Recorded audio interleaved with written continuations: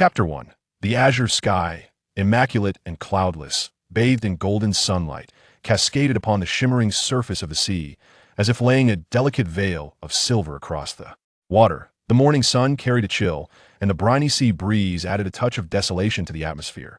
Yet, the bustling throngs along the shore seemed oblivious to the cold, their gazes fervently fixed upon the ocean. The assembly of people was indeed peculiar, comprising children of 4 or 5 years, noses running, alongside teenagers of 16 or 17, brandishing iron swords. Such a combination would typically incite chaos and disputes. However, at this moment, an eerie silence enveloped them, with only their trembling forms and ragged breaths betraying the tumult within their hearts. Suddenly, the sea was stained crimson, waves surged violently, as if monstrous denizens from the abyss were emerging. Yet this band of scouts reacted not with fear, but with exuberance, their jubilant cheers ringing out along the coastline. In the next instant, a lithe youth emerged from the depths, bare-chested, brandishing a colossal sea creature spanning dozens of meters. With each step he took, the ground trembled and the waters roared. Wow! Unarmed, he has conquered the sea creature. Brother Longinus is truly formidable. Fool, this is hardly the first time. What's so surprising? The real focus should be that Brother Longinus has once again shattered his own record, capturing a sea creature in merely 3 minutes. I wonder when I shall become as powerful as Brother Longinus. Only when you dedicate yourself to diving into the deep sea daily for rigorous training will you have the right to dream such dreams. Even the younger children, not just the teenagers, held deep admiration for the 12-year-old Longinus, all referring to him as brother without a hint of embarrassment. Longinus wore a gentle smile, exuding an aura of trustworthiness. Bocce, please transport this sea creature's meat and distribute it among everyone. Longinus leapt high into the air, descending like a shooting star, and with a powerful punch, he cleaved the creature's body into 2 equal halves in an instant. Called upon, Bocce sprang forth with the exuberance of a spirited youth, walking tall as if tasked by Longinus was the greatest honor. The surrounding scouts gazed at him with envy and admiration. Brother Longinus, I promise to complete the task. Bocce approached the severed sea creature, deftly extracting iron hooks to secure the flesh, then joined the other scouts in grasping the ropes, preparing to pull it back. By the way, Brother Longinus, here is today's newspaper. I almost forgot to give it to you. Bocce sheepishly scratched the back of his head and produced a carefully preserved newspaper, handing it to Longinus. Thank you for your trouble, Longinus said with a smile of gratitude.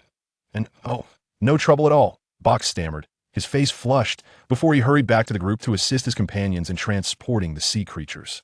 The seaside was enveloped in curling smoke, its alluring fragrance stirring the appetite. Yet, Longinus remained unmoved, enduring until the final session of physical training concluded before dragging his leaden body to a rocky outcrop. With one hand grasping a mountain-sized portion of roasted meat for breakfast and the other rifling through the day's newspaper for information, he sat in contemplation. At this moment, Longinus wore an expression of indifference. Had Bocce and the others witnessed him, they would have been utterly astonished to discover that the ever-gentle Longinus harbored such an unknown facet of his character. Gently folding the newspaper, a hint of a smile finally illuminated Longinus' otherwise stoic visage. After 3 years in this world, I have come to understand the nature of the era in which I find myself. Following Longinus' gaze, one could see the front page of the newspaper dominated by 2 colossal headlines. Pirate King Roger executed. The era of pirates comes to a definitive end. World conscription. The proclamation of the end of the pirate era is merely the Navy and government's final fig leaf. They are more aware than anyone else that a tumultuous new age of pirates is on the horizon. Otherwise, they would not initiate world conscription under such favorable circumstances. Calmly continuing to devour the roasted meat, Longinus pondered internally. I suspect that the island on which I currently reside is situated in the initial segment of the Grand Line's first half. Although I am uncertain which of the 7 routes it belongs to, I can sense that this place is soon to become the eye of the storm, as the new wave of pirates emerging will not be the minor ones with bounties in the tens of millions that have occasionally drifted by these past 2 years. Staying here any longer poses the risk of encountering formidable pirates, and with the dwindling sea creatures in the vicinity, it seems the time has come to depart. Whether to drift along and become a pirate or to rectify the chaos and join the Navy is not a particularly challenging decision for me. With the innate talents of this body and the formidable spirit it harbors, what remains lacking is merely systematic guidance and instruction. After all, not everyone has had the fortune of having Garp lay the groundwork in their youth, followed by Rayleigh's mentorship in hockey after setting sail. For me, joining the Navy would allow my natural gifts to be maximally harnessed. That is one, if I am to carve out a place for myself upon these seas, I cannot afford to relinquish the advantages that come with it. Since I cannot escape the violence, it is preferable to choose the Navy, which allows for the open pursuit of pirates while providing a reliable framework, that is to unravel the knots of my previous existence. Leveraging the intelligence apparatus of the Navy and government is also indispensable, that is 3. Moreover, the so-called factions are merely pursuits of interest to me that, if necessary, transforming into darkness and adopting a pseudonym would not be a poor choice. Longinus' gaze wandered. After all, in the tumult of the world, one cannot avoid the blade to thrive. One must possess an array of disguises. Brother Longinus. Brother Longinus. This is terrible. A blue-haired youth rushed in, breathless with urgency. The cold lines of Longinus' face softened rapidly as he instantly transformed his demeanor. Fitz, what has happened? Calm yourself and speak clearly.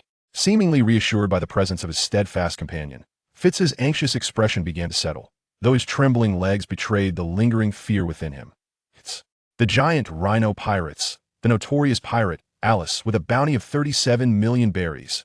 Longinus' pupils constricted sharply. Although a bounty does not wholly equate to strength, it often serves as the best measure of one's power in most instances. In this burgeoning era of piracy, particularly within the initial waters of the Grand Line, a bounty of 37 million berries is indeed a staggering figure. Though he had previously dispatched several marauding pirates, the highest bounty among them had barely reached 23 million berries, rendering the two figures entirely incomparable. Moreover, Alice, the giant rhino, was infamous in these waters, having evaded the Navy's pursuit multiple times and even resorting to slaughtering towns in retaliation, indicating that they had merely become collateral damage this time. What should we do now, Brother Longinus? Fitz asked, his voice trembling as he sensed Longinus' momentary distraction. Of course, we shall kill them. Ah? Fitz's eyes widened in disbelief. Though Brother Longinus was indeed powerful and had vanquished numerous raiders, the adversaries they faced now were on an entirely different level. Still dazed, Fitz watched as Longinus moved away with the swiftness of a hawk, his figure disappearing entirely. Wait for me, Brother Longinus. It seems I must reveal some of my capabilities to vanquish our foes. However, this is fortuitous. I have absorbed enough vitality from sea kings, and it is time to savor the essence of a formidable soul. A flicker of brutal intent flashed in Longinus' calm eyes, his rushing form trembling slightly, heralding the boiling blood surging within him. The massacre continued. Blood stained the earth, and remnants lay scattered around, as if hell itself had opened its gates here. Lord Alice, we shall surrender all our wealth to you. Please, have mercy and grant us a way out. An elder prostrated on the ground, fervently bowing in supplication. Mayor, let's fight back. A voice of defiance erupted from the crowd behind the elder. Silence. The old town mayor first barked at the back, then continued to plead, Lord Alixis, take all the wealth of the town. I swear by my ancestors' name that I shall never disclose your whereabouts to the Navy, that I implore you. Show us mercy and spare our lives. Ha ha ha. Spare you? Who will proclaim the ferocity and might of Alixis across these waters? I have already declared to this sea that for every time the Navy seeks me, I shall slaughter a town. Old man, if you seek someone to blame, direct your ire towards those foolish naval officers. The corpulent, one-eyed pirate sneered wickedly. Now, you all shall. Alixis raised his spiked mace high, seemingly poised to obliterate the old man in the most brutal fashion. Boom! As the townsfolk braced themselves for a desperate struggle, a shadow fell from the sky. Alixis' rotund form was suddenly sent flying several dozen meters away, struck by a lethal blow delivered by Longinus, who had leapt onto the rooftop and launched himself into the air. Did Longinus truly just send the colossal Alixis flying? One townsman murmured, unable to believe the scene before him. Wonderful. With Brother Longinus here, the giant rhino pirates cannot possibly remain arrogant for long. The group of Boy Scouts held an unwavering faith in Longinus. Are you joking? A mere boy of 11 or 12 has defeated the captain, a pirate exclaimed instinctively. Nearby pirates recoiled in horror from the indiscreet utterance, retreating as if from a venomous snake. The pirate who had spoken earlier suddenly realized his blunder, cold sweat trickling down his back, trembling as he gazed at the lingering dust, stammering, "See, Captain, I didn't mean it that way." Boom! The spiked mace whirled out from the dust with astonishing speed, crashing down upon the pirate's head, reducing it to a gruesome pulp as a headless corpse collapsed to the ground. Alexis emerged, his eyes glinting with malice, blood streaming from his forehead, staining his body as though he were a demon risen from a sea of blood. All present trembled, lowering their eyes and scarcely daring to breathe, as if an immense weight pressed upon their hearts. "You scoundrel! How dare you strike me? Do you realize that no one has ever dared to strike my head?" Alexis advanced step by step, his visage ghastly, exuding an invisible yet formidable pressure. "Now there is," Longinus replied with a gentle smile, while his mind pondered the rumors that Alexis was a Zoan-type devil fruit user. It seemed the tales were true otherwise. How could he recover so swiftly from a blow powerful enough to fell a sea king? Longinus' response momentarily stunned Alexis, but fury quickly surged within him, causing him to abandon his prior intentions. With a powerful push against the ground, he propelled himself toward his foe at an incredible speed. Such a speed, the mere distance of several meters was traversed in the blink of an eye. Observing Longinus, who appeared momentarily stunned and seemingly paralyzed by fear, Alex felt a surge of exhilaration, resulting in an even greater force being applied to his fist. As Alex's fist, the size of a sandbag, approached, creating a gust of wind that tousled Longinus' hair. He finally made his move, tilting his head slightly to the left. Longinus allowed the fist to brush past his face with a ferocious wind.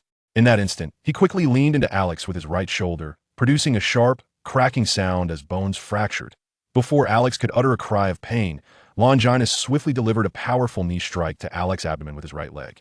Both the townsfolk of Leaf Fall and the members of the giant Rhino pirate crew could clearly see the once mighty pirate Alex, his face contorted in agony, his eyes bulging like those of a dead fish, revealing the unbearable pain he was enduring. But the spectacle did not end there. Longinus, with lightning speed, seized Alex by the shoulder and executed a devastating shoulder throw that slammed him into the ground. In terms of their sizes, it appeared comical, akin to an ant hurling an elephant. Yet the onlookers could not find humor in the scene. The explosive intensity had rendered them speechless. Except for the Boy Scouts who followed Longinus daily, who could have imagined that the formidable giant Rhino Alex would be utterly powerless against an 11 or 12-year-old boy. It can only be said that reality often surpasses the most fantastical of imaginations. A heavy panting echoed as Longinus maintained his composure, yet he swiftly retreated. Emerging from the dust was a colossal rhinoceros, towering at 5 meters, charging forth with reckless abandon. The horn at its tip gleamed with a chilling brilliance, seemingly sharper than any renowned blade. Had Longinus not foreseen the danger and evaded in advance, the impact of that horn could have torn him apart. What a monster! The townsfolk, who had previously displayed joy, were now stricken with horror, clearly intimidated by Alex's monstrous transformation. "Fool! This is the true power of the captain. This is the foundation upon which the giant Rhino pirate crew dominates the seas." The pirates, who had nearly faltered in their resolve, began to roar once more. "This creature is far inferior to the Sea Kings. It stands no chance against Brother Longinus." Only the Boy Scouts retained their unwavering faith in Longinus, undeterred by the spectacle. "Damn it! It seems I underestimated you. But soon, you shall witness the true power of a demon." Alex huffed, his front hooves scraping the ground as he spoke. "Do not speak recklessly. Such words only reveal your weakness." Even in the face of such a fearsome adversary, Longinus wore a gentle smile, for he always exhibited more mercy towards the deceased. "You little brat, you've become rather overconfident." The massive rhinoceros, its eyes glowing a fiery red, suddenly erupted forth with a terrifying velocity, charging towards Longinus and demolishing the ground in its wake. Facing Alex's savage onslaught, Longinus remained unperturbed, leaping into the air and landing precisely on the back of the rhinoceros. Alexis found himself momentarily stunned, only to be swiftly engulfed by an overwhelming sense of humiliation. In a frantic attempt, he endeavored to dislodge Longinus from his back, yet Longinus remained steadfast, as if his legs were anchored like bedrock, rendering Alexis' struggles utterly futile. Seizing upon a fleeting moment of Alexis' chaotic frenzy, Longinus delivered a decisive blow aimed at Alexis' vulnerable eyes. "Moo!" The rhinoceros cried out in pain, unable to maintain its beastly form, and in an instant transformed into a grotesque hybrid of a man and a bull, with horns protruding from its nose. Longinus, capitalizing on this opportunity, descended to the ground. Before Alexis could acclimate to the disorienting shift in size, Longinus' long legs swept through the air, striking Alexis midsection and propelling him hundreds of meters away, crashing through countless trees along the way until he finally came to a halt. Gulp. The invading pirate struggled to swallow, a chill creeping into his heart. Could it be that even the transformed captain was no match for that young boy? Ah. Alex's eyes blazed crimson, nostrils flaring as he exhaled clouds of white mist, a clear indication of his overwhelming fury. Observing Alex charge once more, Longinus furrowed his brow. The animal-type devil fruit provided an immense advantage in the early stages, and this Alex had fully harnessed the formidable traits of the rhinoceros, making his repeated escapes from the Navy's clutches comprehensible. Even in his half-beast form, Alex's stature exceeded 3 meters, his body a mass of sinewy muscle, as if he were a granite colossus trampling the earth. Yet before Longinus, this raging minotaur appeared as feeble as a mere origami toy. First, Longinus shattered Alex's knee with a kick, and then a tremendous force struck his waist, forcing him to kneel on one leg, roaring in fury. While the devil fruit endowed Alex with physical prowess, it evidently did little to enhance his agility, rendering him a mere plaything in Longinus's hands. Nevertheless, Alex fought fiercely, aware that his advantage lay in his ability to withstand blows. Even if it took 100 injuries to seize one opportunity, it would be worthwhile. Moreover, in terms of stamina and endurance, he firmly believed that the diminutive opponent before him could not surpass his capabilities as an animal-type user. Crossing his arms tightly to shield his face, his eyes glinted with ferocity from the shadows. Seizing a moment as Longinus kicked his chest, he forcefully swallowed the metallic tang of blood rising in his throat and extended his massive hand to grasp Longinus. "I have you now, little one," Alex declared, seemingly half-kneeling as he struggled against Longinus's fists. "No, it is I who have you." Longinus gradually began to break free from the grip, akin to overpowering an adversary in an arm wrestling match. "How can your strength?" Alex's mouth fell open, as if employing exaggerated theatrics to conceal his inner turmoil. Whoosh! A silver bullet grazed Longinus's cheek, a testament to the sniper's skill. "Impressive. Do you possess any other tricks?" It was as if he had eyes in the back of his head, just as the sniper's bullet, trailing a slender plume of flame, approached his skull. Longinus suddenly tilted his head, evading the lethal strike. "This is impossible, absolutely impossible. How did you manage that?" Alex's eyes bulged, struggling to mask his astonishment. If his earlier surprise had been a ruse to lower Longinus's guard, creating an opening for the sniper, now he genuinely could not believe his own eyes. How could anyone foresee danger approaching from behind? That bullet had originated from an absolute blind spot. Meanwhile, Quincy, who was ostensibly a swordsman but in actuality a sniper, could scarcely believe it. How could anyone maintain awareness of a sneak attack amidst a battle with the captain? Furthermore, his sniper rifle was high-grade equipment acquired from the North Sea, and the bullets were supposed to be entirely silent.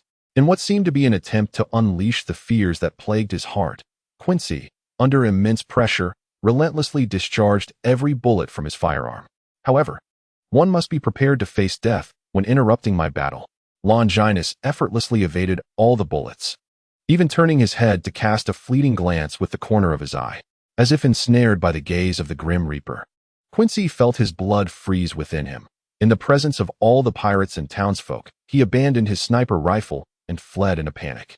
Aless couldn't help but feel an overwhelming rage, nearly bursting with frustration. His own first mate exhibited such a lack of faith in him, as if the boy had taken to the skies. "First mate, be cautious. Lord Quincy, watch out for the hidden weapon."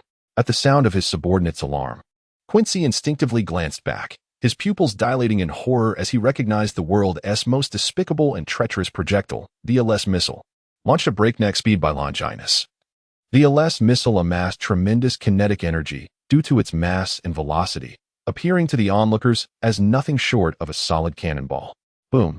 The Aless missile struck its target with perfection, mercilessly flattening Quincy into a grotesque mass of flesh, leaving the spectators aghast as they swallowed hard. As Aless rose from the ground and beheld Quincy's horrific demise, fear compelled him to contemplate retreat. "You've proven your mettle, little one. I shall spare you this time," Aless declared, turning to retreat towards the shore. "After killing so many, do you think you can simply leave with a threatening remark?" A gentle voice resonated from behind, freezing Aless in place. "Little one, don't overestimate your worth. While your strength is commendable, you still lack the ability to kill me. I can easily endure a day and night. We shall see who perishes first." Aless's anger surged, suppressing his fear, eradicating evil completely. "This is a truth I understood long ago." Once more, Longinus charged forward. Although he continued to suppress Alexius as before, his repeated falls and subsequent rises only served to bolster Alexius's confidence. "Fool," Alexius sneered menacingly, I have long declared that you cannot vanquish me. Just wait. Once your strength is depleted, I shall slay those hapless creatures before your very eyes, and then I will bring an end to your life." The figure of Longinus abruptly halted, speaking in a haunting tone. "Have you not yet noticed the changes around you?" For reasons unknown, upon hearing Longinus's deathly voice, a chill surged within Alex. It was as if the previously gentle and amiable spirit had transformed, resembling a demon risen from the depths of hell. Regaining his composure, Alex glanced around, only to realize that their battlefield had, unbeknownst to him, shifted to the seaside. "So, this is your confidence? While the ocean indeed poses a threat to those with abilities, I am not foolish enough to be driven into its depths by you." Under the false impression that he had discerned his adversary's intentions, Alex felt a sense of ease wash over him. As Longinus charged silently, Alex adeptly shielded his eyes, clearly prepared to maximize his defensive strategy. Suddenly, an excruciating pain struck him, compelling Alex to look down, horrified to find a long sword piercing through his chest. "Fool, what I meant is that here, no one will uncover my secret." Longinus's voice echoed ominously in Alex's ears. Why could Alex not comprehend how that spirit had conjured a sword out of thin air, or why the impenetrable hide of a colossal rhinoceros would yield as easily as parchment? Yet, these questions remained unvoiced as his body collapsed, blood seeping into the intricate patterns, his very soul being consumed, the sword glimmering with a crimson radiance. "Hold your fire, everyone. This will be an entirely new tale. Any resemblance is merely illusory. This is an inconspicuous island along the Grand Line, known as Asko Island. The islanders are simple and kind-hearted, toiling diligently, and should ideally enjoy a relatively prosperous and tranquil existence. However, the reality is far from such, for an unverified rumor has led to an incessant influx of pirates, bringing profound calamity upon the island's inhabitants. The houses on the island are interconnected, a precaution against the ever-looming threat of pirate attacks. Yet, from an aerial perspective, one can discern a solitary treehouse nestled within the forest, starkly contrasting with the overall ambience of the island. At that moment, a few frail figures emerged beneath the great tree, shoving and jostling as they approached, seemingly reluctant to draw near. Ultimately, it was a slightly older child who mustered the courage to call out to the treehouse, "Aaron, the high priest is calling for you." The stillness of the forest was broken by the sound of footsteps, as a handsome young boy peeked out from the treehouse. In an instant, the raucous children scattered like birds, leaving only their panicked voices to linger in the woods. "Run! The monster has emerged. He saw me. I'm doomed. He must know I snuck a taste of the beast meat. You scoundrel! How dare you indulge in such a thing without inviting me?" Alan's delicate face bore an air of tranquility, as if he had long since grown accustomed to the fear and rejection of others. He merely called out to the treehouse, "Brother is stepping out for a while. You must be good and stay at home." A small girl with a porcelain-like visage peeked out from within, sweetly proclaiming, "Brother, Dammy will not run off. Dammy is the most well-behaved." Reassured, Alan secured the doors and windows before leaping down from the nearly 10-meter-high treehouse. Before long, he arrived at the village temple, where the venerable high priest, leaning on his staff, made his timely appearance, appearing frail and aged. "Alan, I have summoned you regarding a matter of grave importance concerning our clan's very survival," the high priest said, his expression tinged with shame. "High priest, please do not speak so. Simply instruct me on what needs to be done," Alan replied, his young face reflecting a serious demeanor. A flicker of hesitation crossed the high priest's eyes, but it quickly transformed into resolve as he recalled something. "This tale stretches back thousands of years, Alan. Are you familiar with the legend of the cursed holy sword?" "I am aware. It is said that pirates have been drawn to this island because of that elusive legend." Alan replied earnestly, though uncertain as to why the high priest had brought it up. "Elusive? It is not merely a rumor, but a reality. How can this be?" Alan's small face was a canvas of shock. "According to legend, thousands of years ago, a blood-red full moon descended upon our island of Aska. Our ancestors believed that this ominous moon, representing bloodshed and malevolence, would herald disaster and misfortune, thus earning it the title of the accursed moon. In response, the gods of Aska bestowed upon the king 3 precious gems as shields and a 7-star sword as a spear to protect the people from calamity and change. Regrettably, over the long passage of time, the 7-star sword became tainted with darkness and ill omen, transforming into a cursed holy sword. It has become our clan's sacred duty to guard and suppress it, preventing the malevolent from exploiting the sword and shielding the world from its dark influence. Alan, perplexed, awaited the high priest's further explanation. Every 100 years, when the red moon graces the sky, the sealing power weakens, necessitating the bloodline of the priestess and the 3 gems to re-establish the seal. However, the next generation of priestess has yet to mature, and I am too frail to fulfill this task. There is no one left in our clan capable of completing the sealing. Should the 7-star sword emerge, darkness will envelop these seas. So, you mean? Alan's tone fell, as if he had already surmised the high priest's implications. Only by offering the most perfect sacrifice to the gods can we appease their wrath and reinforce the seal of the 7-star sword. And your talent is akin to that of a child blessed by the divine. Alan, possessing a heart of gold, was selfless enough to consider sacrificing his own life for the sake of the villagers who shunned and feared him. Yet, he could not perish, for if he did, who would care for his young sister? Due to the incessant incursions of pirates, life on the island has been fraught with hardship. No one is willing to bear the burden of an additional mouth to feed. It is precisely for this reason that the precocious Alan reveals his worth, striving to secure provisions for his sister from the village. Sensing Alan's hesitation, the elderly voice of the high priest resonated. You need not worry about Daisy. As compensation, I have contacted a noble couple without heirs who are eager to adopt her. After you depart, she shall live better than anyone else. This statement undoubtedly struck a chord in Alan's heart. While he was indifferent to the judgment of others, he could not bear the thought of Daisy sharing a similar fate. He longed for her to experience a life filled with warmth and abundance. I promise you, High Priest, good child, it is you who must endure hardship.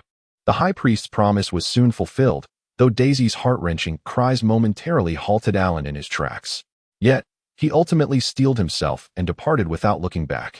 Daisy was still young. Perhaps in a few years, she would forget her unworthy brother and lead the life everyone dreams of. The crimson moon was about to envelop the earth as Alan followed the high priest into the temple, where everything exuded an ancient aura, as if drawn from the depths of time itself. At the temple's base lay a simple stone coffin, the ground marked by a blood-etched hexagram. Standing in the center of the hexagram, Alan remained unfazed by the priest's warning to refrain from wandering. Instead, he surveyed his surroundings with curiosity. Suddenly, a faint sound echoed in the eerie silence of the dim chamber, reminiscent of cicadas joyously singing in the woods. A tendril of black mist seeped into his body through his skin, and an alluring voice echoed in Alan's mind. Open the coffin, seize the divine sword, and you shall possess unparalleled power. When Alan remained unmoved, the dark mist intensified its allure. Power, wealth, fame, take up that sword, and all shall follow. However, Alan merely murmured to himself, is this the test of the divine? It doesn't seem too difficult. The quivering blade of the 7-star sword stilled. It lacked a complete consciousness, possessing only a faint awareness akin to that of many cursed blades. Of course, its awareness was not comparable to that of the legendary Sandai Kitch. In that moment, if the 7-star sword possessed wisdom, it would surely wonder how it was possible for someone to have such a pure heart, devoid of darkness. Yet, the black mist did not relent. It fused with Alan's innate power, amplifying his perception to encompass the entire island. In the next instant, the conversations of the villagers reached Alan's ears. What shall we do? The ominous moon has descended. Will we all perish? Do not worry, the high priest said she would use that demon to appease the gods and quell their wrath. That creature that preys upon the hearts of men? Death may be preferable. Such a creature, capable of penetrating the depths of human hearts, ought not to exist in this world. However, Alan has been instrumental in assisting us with his abilities. It is easy to speak so highly of him. Yet would you dare to coexist with such a monster? Ahem, by the way, does the ritual truly hold any power? Why have I never heard of it before? Who knows? Yet, surely the high priest would not deceive us. Alan remained impassive. Although he had never confronted them directly, he was acutely aware of the villagers' opinions about him. His perception extended further, and in the next moment, the discourse from the upper temple materialized before him. What a pity! With his innate talent, I had intended to mold him into the mightiest warrior of our clan. Chief, we both understand that our clan's strength is insufficient to withstand the increasingly rampant pirates. We will never reach the day of his maturation, even if he possesses what the outside world refers to as the observation hockey. What significance does it hold if it cannot be wielded for our benefit? What a shame indeed, such a gift I have never encountered in my years of traversing the seas. More remarkably, despite being ostracized and suspected for his ability to see through others' hearts, He has never wavered in his intention to aid those around him. Humph. This is merely the cruelty of fate. Why has our clan, guardians of the world for millennia, been doomed to face annihilation? Rather than allowing the seven-star sword to fall into the hands of those pirates, we should consider offering Alan as a sacrifice to the seven-star sword. Perhaps it will allow us to seize its power entirely, enabling us to rise upon the seas. High Priest, I pondered over this, and perhaps we should reconsider? The seven-star sword, such a cursed artifact, is not a power suited for humanity. Coveting darkness may invite calamity and misfortune. Chief, do you believe we can turn back now, setting aside everything else? If Alan were to discover that we sold his sister to a slave ship, even his kindness would turn to hatred, and he would surely wish to kill us. A slave ship? In that moment, Alan's spirit flickered like a candle in a tempest, its flames surging and waning, uncertain and erratic. Meanwhile, the conversation within the temple continued. I too was blinded by greed at that time, committing such an act. Perhaps if we simply apologize, that good child Alan might still forgive us? Chief, you truly are hypocritical. However, I will not stand before that monster again. If I had not forced myself to succumb to hypnosis the other day, the matter of the slave ship might have already been exposed. I cannot bear to endure that heart-stopping terror a second time. A slave ship, how utterly absurd. I loathe my own foolishness. I detest my own impotence. Blood tears welled in Alan's eyes as he collapsed to the ground, his fingers leaving marks upon the unforgiving stone. Go and retrieve the sword from the coffin. It shall bestow upon you the power of vengeance. The ethereal sound once again echoed through the air. Alan, like a soulless husk, approached the stone sarcophagus and drew the seven-star sword. The horrific storm of souls instantaneously obliterated Alan's consciousness. Yet, the unwavering belief within him rendered the seven-star sword incapable of advancing even a single step beyond the threshold of the thunderous pool. At that moment, a soul from another realm transcended time and space, merging with Alan's fragmented essence, vying for dominion over his body. The seeds of hatred and the instinct to survive are among the most potent forces capable of unleashing boundless potential. The two souls entwined and clashed, locked in an impasse, ultimately culminating in the emergence of an entirely new soul. Boom! The temple doors were violently shattered, and the clan leader and the high priestess stared in bewilderment at Alan, who emerged from the depths wielding a long sword. The insatiable desire for bloodshed and destruction filled his eyes, nearly freezing their very souls. That is the seven-star sword. Alan, you have drawn it. Splendid. Quickly hand it to me. Greed vanquished the fear within the clan leader, whose eyes glimmered with a sinister light as he took cautious steps toward Alan. Gulp. The high priestess averted her gaze, unable to meet his eyes, cold sweat trickling down her back, bringing her a moment of clarity. The unfolding events were far from what she had imagined. I heard it, the slave-capturing ship. Alan's steps were slow and deliberate, the sword's tip gliding across the ground, effortlessly rending the earth apart without a sound or spark. The clan leader's eyes widened in realization of the high priestess's warning, sweat streaming down his face. It's all a misunderstanding. Alan, you must believe me. I intended to cultivate you into the most formidable warrior of our clan. An arm fell away, and the clan leader's remaining left hand clutched his head, howling in anguish. A piercing wail that seemed to convey unspeakable torment. The high priestess felt a chill in her heart, perplexed. Had the clan leader lost his sanity? Why cover his head after losing an arm? Soon, the high priestess comprehended the depth of the clan leader's suffering. It was a torment that pierced the very soul. As if countless serpents, insects, and vermin crawled over him, gnawing at his flesh, rendering the pain of his severed limb trivial in comparison. Most terrifyingly, it appeared that Alan had no intention of granting them a swift death, but rather aimed to prolong their agony to the utmost. Is that the voice of the high priestess and clan leader? What transpired within the temple? Hurry, let us enter. Alan raised the seven-star sword, a cruel smile playing upon his lips. Soon, blood began to flow from the temple, spreading to the surrounding village, ultimately enveloping the entire island. The slaughter continued. The night was still long. 3 days later, numerous pirate ships anchored along the shore. Boss, is the legend of the cursed holy sword true? Fool. Of course. It's false. Do you really believe such tales meant to deceive children? If such a thing existed, those pirates who had previously visited this island would have already profited from it. Why would it be our turn to reap the rewards? Then what are we doing here? Certainly, One must seize the opportunity. This ancient village, steeped in history, may harbor treasures yet undiscovered. Moreover, the villagers, having long engaged in battles against pirates, possess considerable strength. Perhaps we might recruit some expendable allies. Ah, the captain is indeed astute. What is this peculiar aura? Glug.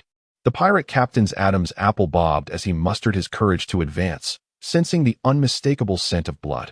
Yet, such a potent essence raises the grim possibility that all life on this island has perished. Captain, perhaps we should reconsider entering? Fool, we are ruthless pirates. Retreat is not an option.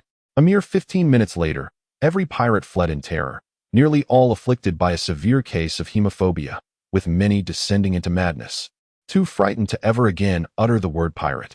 Soon, the tale of the mass extinction on Aska Island spread, causing ripples across the seas and prompting the world government to classify it as a heinous massacre by pirates, igniting widespread aversion towards pirates in various maritime territories. Nightfall enveloped the land in silence. Lying in bed, Longinus calmly opened his eyes, sitting upright as the seven-star sword, radiating an eerie green luminescence, emerged from his palm, its blade vibrating softly. 3 years have passed, and yet you remain unyielding? Each time you wield your power, I am haunted anew by the nightmare of 3 years ago. But you must understand, Alan is a part of me, yet I am not Alan. He is merely a fragment of my soul. I shall reclaim Demi, but only through the power I can command.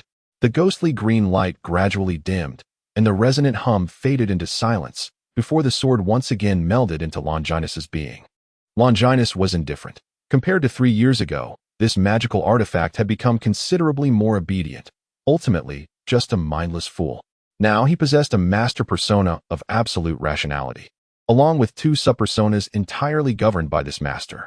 The subpersona formed from fragments of Alan's soul was referred to as the benevolent persona, which bolstered his courage to enter the Navy. When it came to performance, who could rival an authentic self? Furthermore, in the state of the benevolent persona, he could flawlessly harness the innate talents of this body. It was akin to the innate observation hockey of Aisha from Skypea and Princess Odoheim from Fishman Island. When the opponent was unprepared, he could even delve into the depths of their hearts. Although it could not compare to the exaggerated talents of Big MOM, it was nevertheless a formidable start. The otherworldly soul that transcended time and space not only granted him insight into the future trajectory of this world, but also, as the host of the 7-star sword, bestowed upon him a terrifying bloodlust, which he termed the killing persona. This persona was the source of his immense power. For every life claimed by the 7-star sword, both vitality and soul would be devoured, ultimately nourishing Longinus's own body. Within a mere 3 years, he had enhanced his physical prowess to a level that could rival Zoan-type users, primarily because the sea kings around him had been decimated to near extinction. This was also the chief reason why Longinus had no intention of consuming a devil fruit. With such a stable and reliable source of strength, why sacrifice the vast sea for a single fruit? After all, Longinus was well aware that near Fishman Island, deep within the ocean, there existed colossal sea kings measuring thousands of meters in length, which represented his greatest support in ascending to the pinnacle of the world. The efficacy of soul sea kings was vastly inferior to that of humans, particularly regarding the souls of the powerful. Thus, Longinus set his sights on impelled down, eager to seize opportunities for slaughter under the guise of a Navy officer. The master persona, possessing absolute rationality, could switch between soul states at will, ensuring that even the most profound observation hockey could not penetrate his disguise when he assumed a secondary identity. Moreover, under the influence of triple soul pressure, the master persona exhibited effects akin to a leader's halo. Otherwise, those cadets would not regard his words as gospel. Although this leader-like ability only affected those with significantly weaker soul wills, to Longinus, it alleviated his final concern regarding joining the Navy, the Celestial Dragons. Longinus is acutely aware that, unless he betrays the Navy like those treacherous time travelers of yore, the issue of the Celestial Dragons remains an insurmountable dilemma for every member of the Navy. The suppression of his soul at least alleviates his concern of succumbing to impatience and taking the life of a Celestial Dragon. In Longinus's perspective, unless one can overthrow the world government, the act of killing a Celestial Dragon would be utterly futile, only exacerbating the situation. Even if the perpetrator possesses the strength to evade the pursuit of an admiral, those whom he rescues would inevitably suffer even greater hardships due to the wrath directed at them. Longinus does not consider himself a virtuous individual. Yet he holds an even greater disdain for those hypocrites who, under the guise of righteousness, commit nefarious deeds. In summary, he has no intention of slaying the celestial dragons. However, the matter of assassination is of no consequence to him. After all, as Lu Sun once articulated, the alter ego and the original self are, in the eyes of the law, two distinct entities. The following day, the golden sun tore through the clouds, casting its radiant light upon the sea. While the gentle sea breeze caressed the joyful faces of all present, those who have faced death invariably emerge stronger than before, although the shadows of mortality still linger. Surviving the onslaught of the juggernaut pirates, and even executing a remarkable counterattack, they are far more fortunate than those towns ravaged by the same marauders. All of this owes its success to one individual, a former outsider. Longinus, we are immensely grateful for your aid yesterday, the mayor expressed, half in shame and half in gratitude. Or rather, we have been indebted to you these past 3 years. Had it not been for you and the townsfolk rescuing me 3 years ago, I would have perished long ago, exhausted from battling the waves. How could I have awaited this day? Longinus shook his head, refusing to take credit. Indeed, the greatest fortune of our fallen leaf town is that 3 years ago, we brought you back from the brink on the shores. The mayor lamented. The townspeople gathered here, not only to continue the celebrations of yesterday, but also to bid farewell to Longinus. Brother Longinus, you must return to visit us often. A small child, sniffling, said with reluctance. What are you saying? Brother Longinus is destined to become an admiral in the Navy. Such a distinguished figure surely spends every moment pursuing justice and apprehending vile pirates. There is no time for play with a little brat like you. Bocce waved his hand. For in his mind, an admiral was undoubtedly a grand hero dedicating every heartbeat to the cause of righteousness. Longinus merely smiled, choosing not to shatter the beautiful fantasies that resided within his heart. When I grow up, I too shall join the Navy and fight valiantly like my brother Longinus, to protect everyone, exclaimed the little one, wiping his nose and waving his tiny hand with grandiosity. In response to the townsfolk's blessings, Longinus smiled gently. Well then, everyone, I shall take my leave. If all goes well, I should be joining the G2 division of the Navy. Should you need anything, you may find me there. Almost all the townspeople bid him farewell with tears in their eyes. Longinus, strive to become an admiral of the Navy. Though Leaffall Town is not your birthplace, we shall always take pride in you. Longinus waved his hand, not bothering to look back as he strode toward the sea. A few pirates, who had narrowly survived by commandeering a vessel, followed him with trepidation, boarding a ship that once belonged to the Rhinoceros pirate crew, lowering the sails and steering the helm. The vessel bearing Longinus gradually vanished along the coastline. Colonel Adkins sat alone at the table, his expression grave as he scrutinized the naval chart before him. At that moment, Lieutenant Furman hurriedly approached the conference room door to report. Slowly, Adkin lifted his gaze and addressed him. Lieutenant Furman, please be mindful of your demeanor and behavior. As a naval officer, I expect you to consistently present a composed and calm facade in the eyes of the public. Yes, Furman, his face flushed with embarrassment, saluted and replied earnestly, Colonel Adkin, we have discovered traces of the Rhinoceros pirate crew along the shores of the island ahead. Their ships are all anchored at the water's edge. Is there habitation on the island? There is a small town named Falling Leaves situated on that island. Colonel Adkin's expression instantly turned serious as he demanded, are there any signs of fire or the scent of gunpowder wafting on the sea breeze? Startled by the colonel's stern tone, Furman swallowed hard and replied, we have not discovered anything. Rhinoceros Alice is cruel and suspicious. If a massacre has occurred, he would certainly not linger on the island. The absence of cannon fire indicates he likely has either just landed or taken the island's inhabitants hostage in preparation for negotiations with us. Adkins' demeanor softened. Regardless of the outcome, it was far preferable to the prospect of another tragedy. Lieutenant Furman, convey my orders at once, hoist the sails to full, and make haste toward that island. Meanwhile, in the town, many residents were transporting the spoils of the naval battle homeward in waves when suddenly a few snot-nosed children came running with their short legs, loudly exclaiming, oh no, oh no. Many large ships are approaching from the sea. At their words, the crowd erupted into a frenzy. What? Are more pirates attacking? Oh no. Could it be that those pirates have set their sights on our spoils? Damn it. We'll fight back. Now we have a gun each. And we've even dismantled a few cannons from the ships. We will not yield easily, even to pirates. Thanks to their experiences of repelling pirates over the past 3 years, the townspeople did not fear them as typical townsfolk might. As long as it wasn't a notorious large pirate crew like the Rhinoceros Pirates, they did not lack the courage to stand and fight. What did you say? The Rhinoceros pirate crew has been completely annihilated, and even Rhinoceros Alice has fallen at your hands? Colonel Adkin widened his eyes, almost suspecting that the benevolent old man before him was a spy sent by the notorious Allos to deceive them. The naval cadets following closely behind him were equally astonished. The fearsome Rhinoceros pirate crew, which had evaded capture time and again, had met its demise in an ordinary little town. Such a tale sounded more fantastical than any fairy tale. No, you misunderstand. The mayor, encountering a high-ranking naval officer for the first time, appeared somewhat flustered and hurriedly clarified. The credit for defeating the Rhinoceros pirate crew primarily belongs to Longinus. Curse those pirates. I will fight you. Just as the two were conversing, a large group of townsfolk burst forth from the town, brandishing their firearms. They were momentarily taken aback by the scene before them. The uniforms those figures wore seemed to belong to the Navy, did they not? Despicable pirates. Release the mayor. Several bewildered children rushed forward, still not grasping the situation. You little rascals spreading misinformation. Those are not pirates. They are the Navy.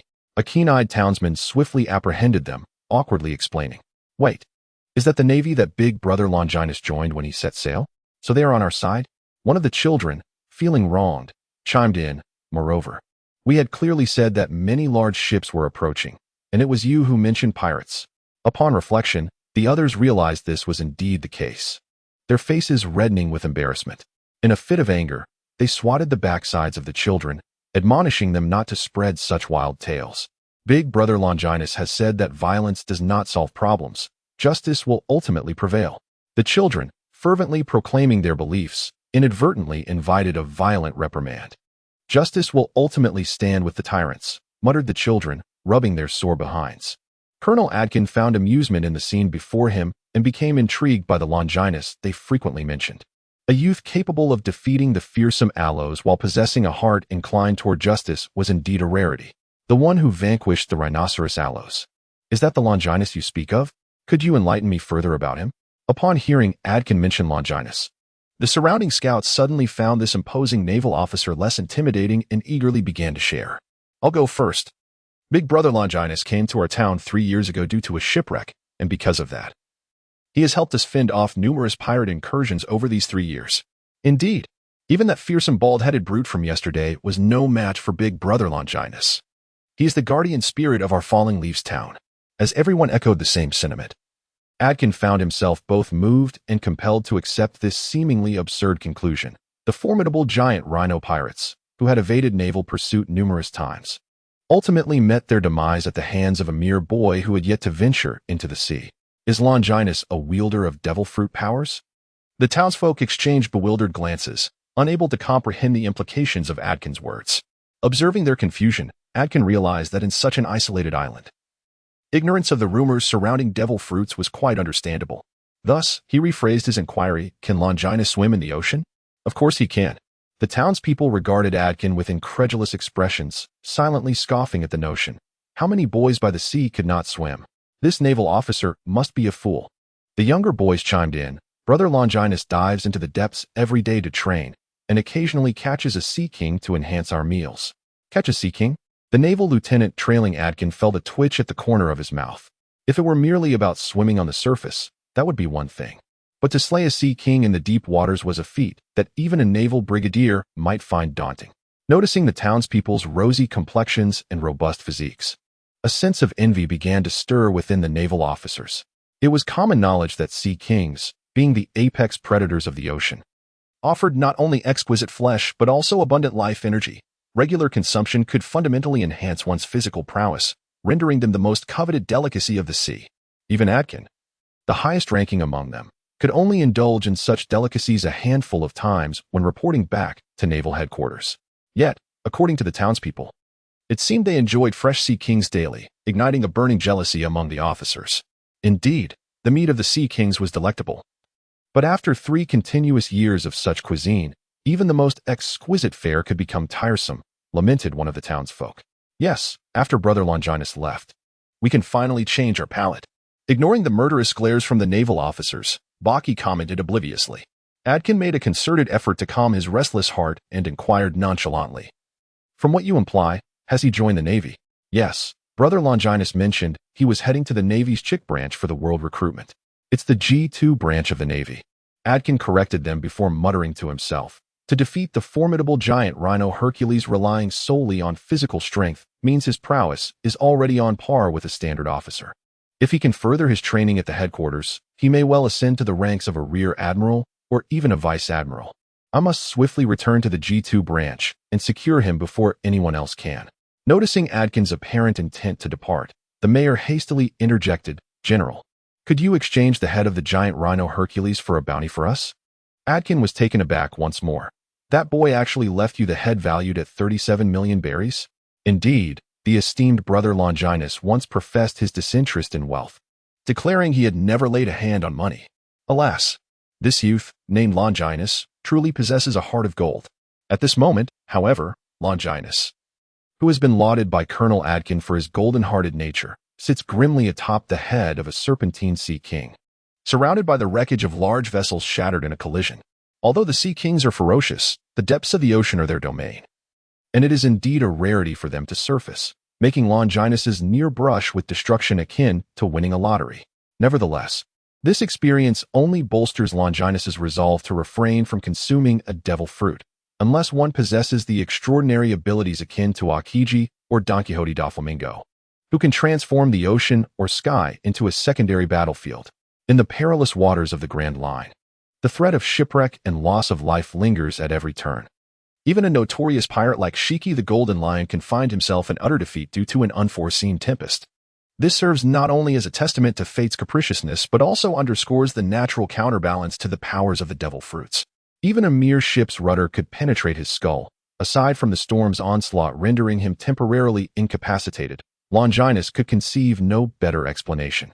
Conversely, the Roger pirates, who have eschewed the consumption of devil fruits, have reaped the benefits of such restraint. For this reason, Longinus places great emphasis on the moonwalk technique within the Marine's 6 styles, as well as the derisively dubbed 7th style, life return. The significance of the moonwalk is self-evident. Whether soaring through the skies or executing a hasty retreat, it remains an indispensable choice. As for life return, it constitutes the cornerstone of Longinus's vision for maritime supremacy. After all, his underwater endurance is limited to a mere 15 minutes, with peak combat efficacy lasting no more than 5. To hunt gargantuan sea kings at depths of 10,000 meters is no small feat, beyond the question of combat prowess. The crushing pressure and the challenge of holding one's breath serve as formidable barriers to most. Thus, if life return could allow for a temporary transformation of his physical structure into that of a deep-sea creature capable of withstanding such extremes, this audacious notion might not be entirely unattainable. The scent of gunfire mingling with the sea breeze gradually draws Longinus's wandering thoughts back to focus as he gazes into the distance from atop the trembling Sea King. The boundless ocean stretches before him, with 2 fleets locked in a tense standoff, the atmosphere thick with impending conflict. Captain Jex, should you be willing to let us depart, I can offer you an entire ship's worth of supplies, said the middle-aged man dressed in noble attire, his tone a blend of softness and firmness. However, if you truly wish to engage in a fight to the bitter end, we shall not cower. As if to validate the nobleman's declaration, a synchronized roar erupted from the fleet, a feat beyond the capabilities of mere merchant vessels. A vessel's supplies are insufficient to satisfy my appetite. If you were to surrender all the provisions you carry, it might barely suffice. The pirate captain, with a hawk-like nose, chuckled sinisterly. Beware of your insatiable hunger. You might just burst. A flicker of anger flashed in the eyes of the middle-aged nobleman. There's no need for General Lewis to fret over that. You. Lewis seethed, his large hand contorting the railing in his fury. Yet, he managed to restrain himself and stated, 1/3, no more than 1/3 of the supplies. Clap, clap, clap. Jax feigned applause, exclaiming, General Lewis, how adept you are at bending and yielding. Such terms even tempt me. Alas, I am an honest pirate. When I vow to annihilate your entire family, I shall do just that. After all, capturing the head of General Lewis, the guardian of the kingdom of Hiska, would surely entice King Asga to offer a far more generous reward. What? The kingdom of Azka would conspire with a depraved pirate like you? Lewis inquired incredulously. Haha. Oh, General Lewis, you are delightfully naive. If one can secure victory through cunning means, who would concern themselves with trivial regulations? Both parties are embroiled in war. King Azka's decision is hardly unimaginable. Very well, then. There is little more to discuss. I have already slain countless pirates like you. General Lewis, it appears I must enlighten you on the distinctions between land and naval warfare. You seafaring novices, no matter how many you bring, will never rival the Jack's pirate crew. Jax arrogantly commanded, listen closely, everyone. When the time comes, be gentle in your strikes. Selling them to slave traders will yield a handsome profit. Ha! The surrounding pirates erupted in raucous laughter, their disdain for the virtually landlocked kingdom's militia palpable. Boom, boom. The cannon fire roared, and waves splashed high. It became evident that naval warfare and land combat were indeed worlds apart. Those invincible militia soldiers from Sainting Island found it challenging to maintain their footing on the unpredictable seas, let alone mount a meaningful counterattack. They descended swiftly into utter defeat at the very onset of battle. Ha! What militia? To me, they are no different from mere bandits, utterly feeble. Jack scoffed, reminiscing about the time he taught a lesson to a few ruffians who fancied themselves bandit kings. Captain, something seems amiss. A sea creature has been floating behind us. Watching intently, a trembling pirate approached Jax with trepidation. Fortunately, Jax, momentarily subdued by excitement, glanced back and declared, a sea creature? Fire the cannons. Wait, Captain. That is the sweat of the pirate before the Sea King Jax. It requires immense courage to launch an attack on a creature of such colossal stature. Bang! The pirate who spoke collapsed, blood gushing from his forehead, obscuring his incredulous gaze. Jax dispersed the smoke from the gun's muzzle and turned to another trembling pirate beside him, inquiring, do you need me to teach you how to proceed? No need. I will inform them to prepare for bombardment, the pirate exclaimed, a potent instinct for survival propelling him to stagger back. Humph. Those sea kings that dare to surface are merely oversized targets. I've heard that every piece of their flesh can fetch an exorbitant price in the black market. A splendid gain indeed. Has Lady Luck finally chosen to favor me this time? The slaver ship's captain, Longinus, gazed vacantly, his murderous intent escalating. For him, there were certain words that were absolute taboos. As several iron balls soared high into the air, Longinus gently stepped on the Sea King beneath him and calmly commanded, submerge and destroy the vessel. In the horrifyingly massive eyes of the Sea King, a flicker of human-like fear emerged, and it seamlessly melded its colossal form into the undulating waves of the ocean. The gunners of Jax's pirate crew rubbed their eyes in disbelief. What was happening? That Sea King had actually submerged before the cannonball struck. Was it merely fortunate, or did it possess human intelligence? If it were the former, that might be manageable. But if it were the latter, the gunners could scarcely imagine the scene that would unfold.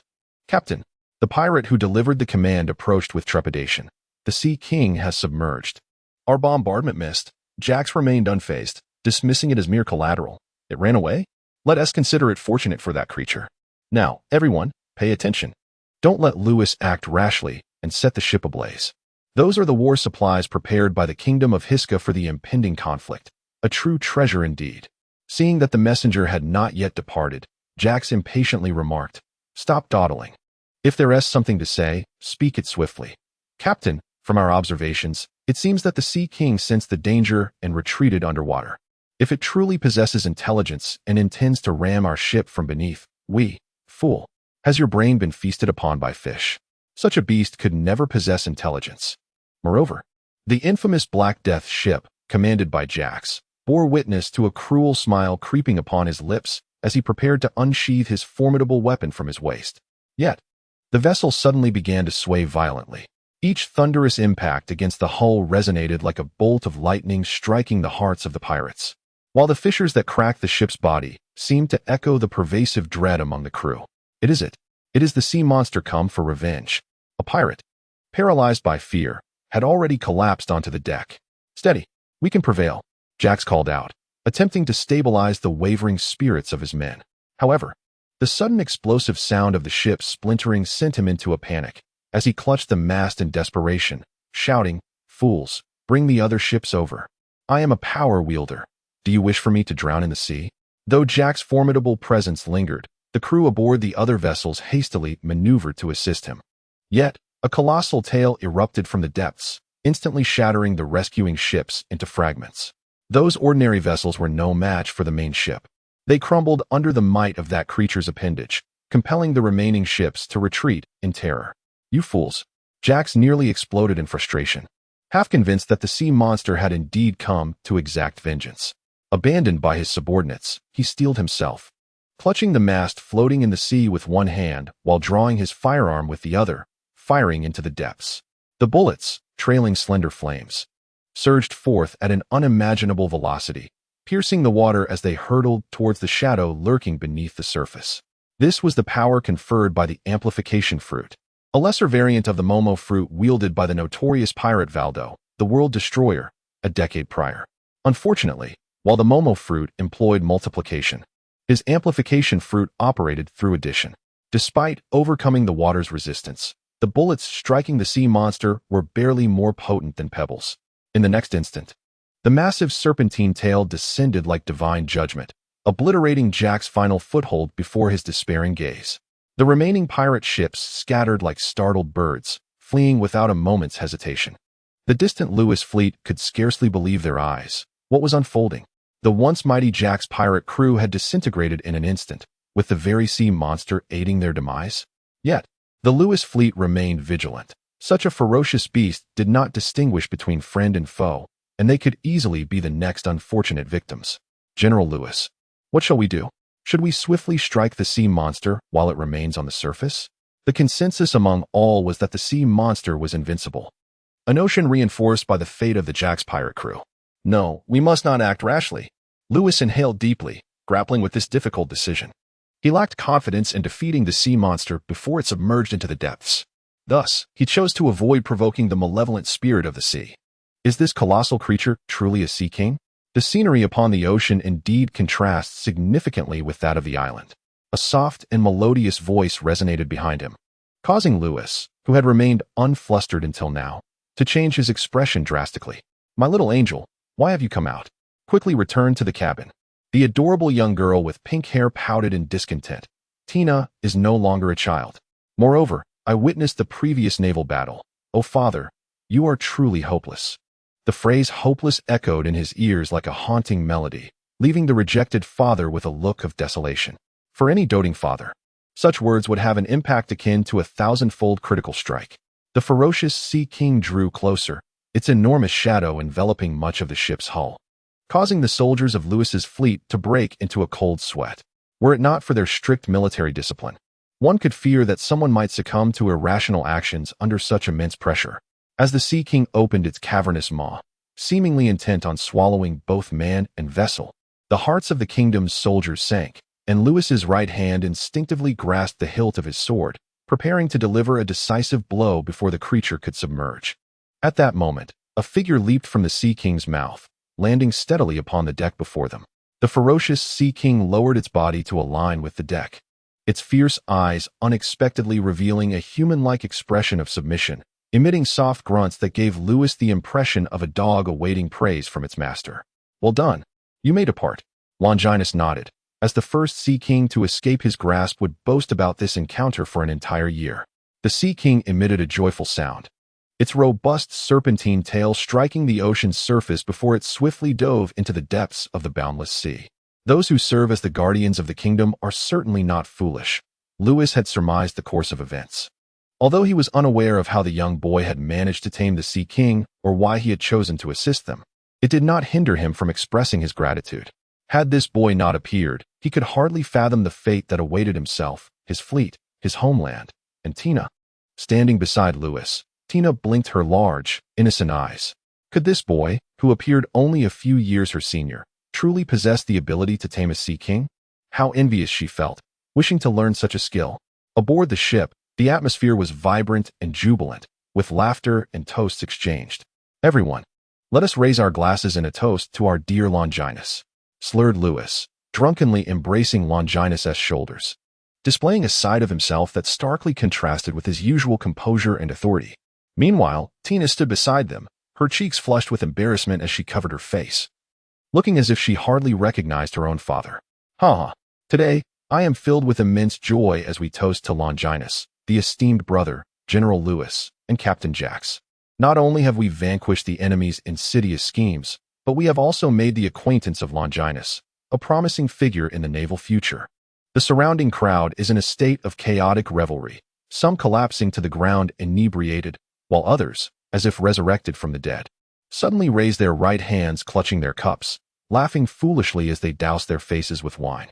Longinus, with a bemused twitch at the corners of his mouth, had always held a disdainful attitude towards alcohol. He detested the sensation of losing control, as it could plunge both himself and those around him into peril. Fortunately, his youthful visage served as an excellent disguise, preventing the inebriated individuals from pressing him too harshly. Moreover, Longinus understood that these drunks merely sought an excuse to indulge in their libations, rather than genuinely desiring his company. "I am not intoxicated. Bring me another bottle," cried Lewis, resembling a zombie, as Longinus unceremoniously deposited him onto the bed. Lewis struggled to break free from the confines of his blanket, but the blanket, endowed with formidable sealing properties, proved exceedingly difficult to escape. Soon, his voice dwindled to a mere whisper as he succumbed to slumber. Tina felt a wave of embarrassment wash over her. "I'm so sorry for troubling you, Longinus," she exclaimed, standing to the side with her cheeks flushed, nervously twisting the hem of her attire. Upon hearing this familiar phrase, Longinus instantly recognized that this little girl, around 10 years of age, would blossom into the dashing naval beauty of the future.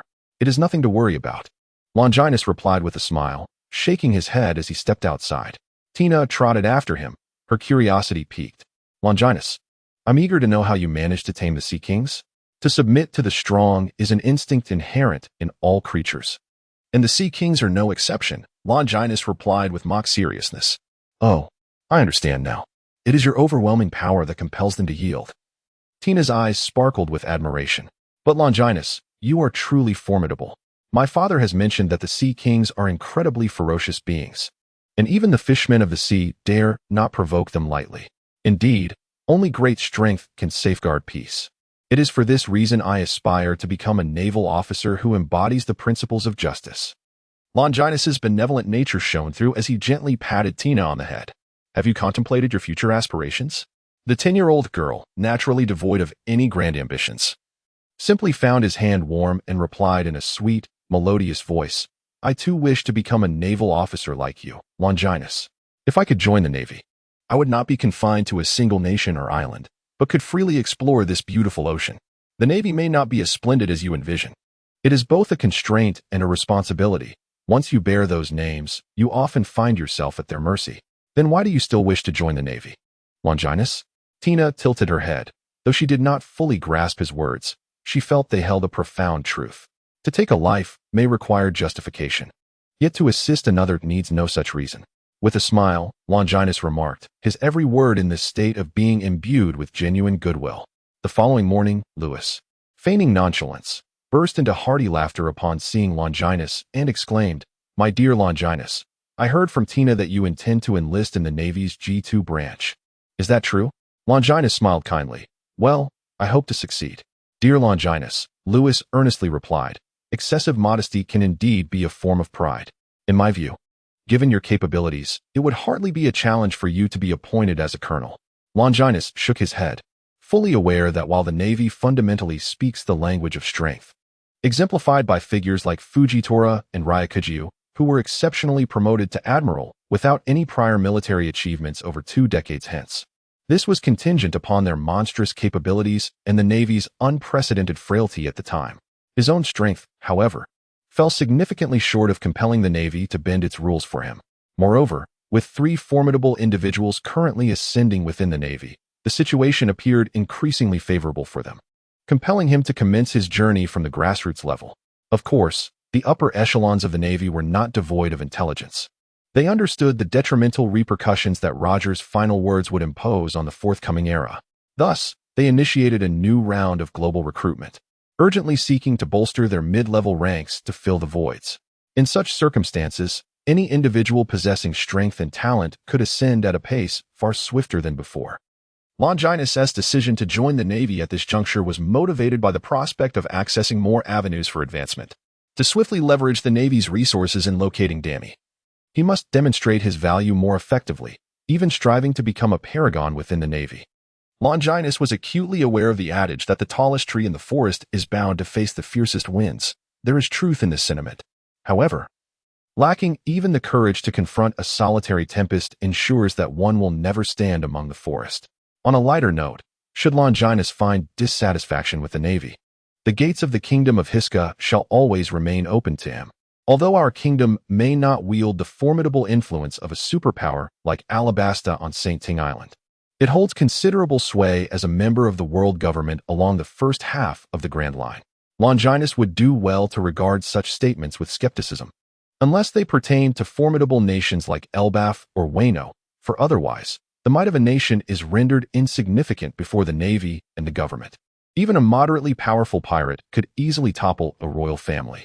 And even the guardian of a superpower like Alabasta would merely possess a bounty in the range of 20 to 30 million.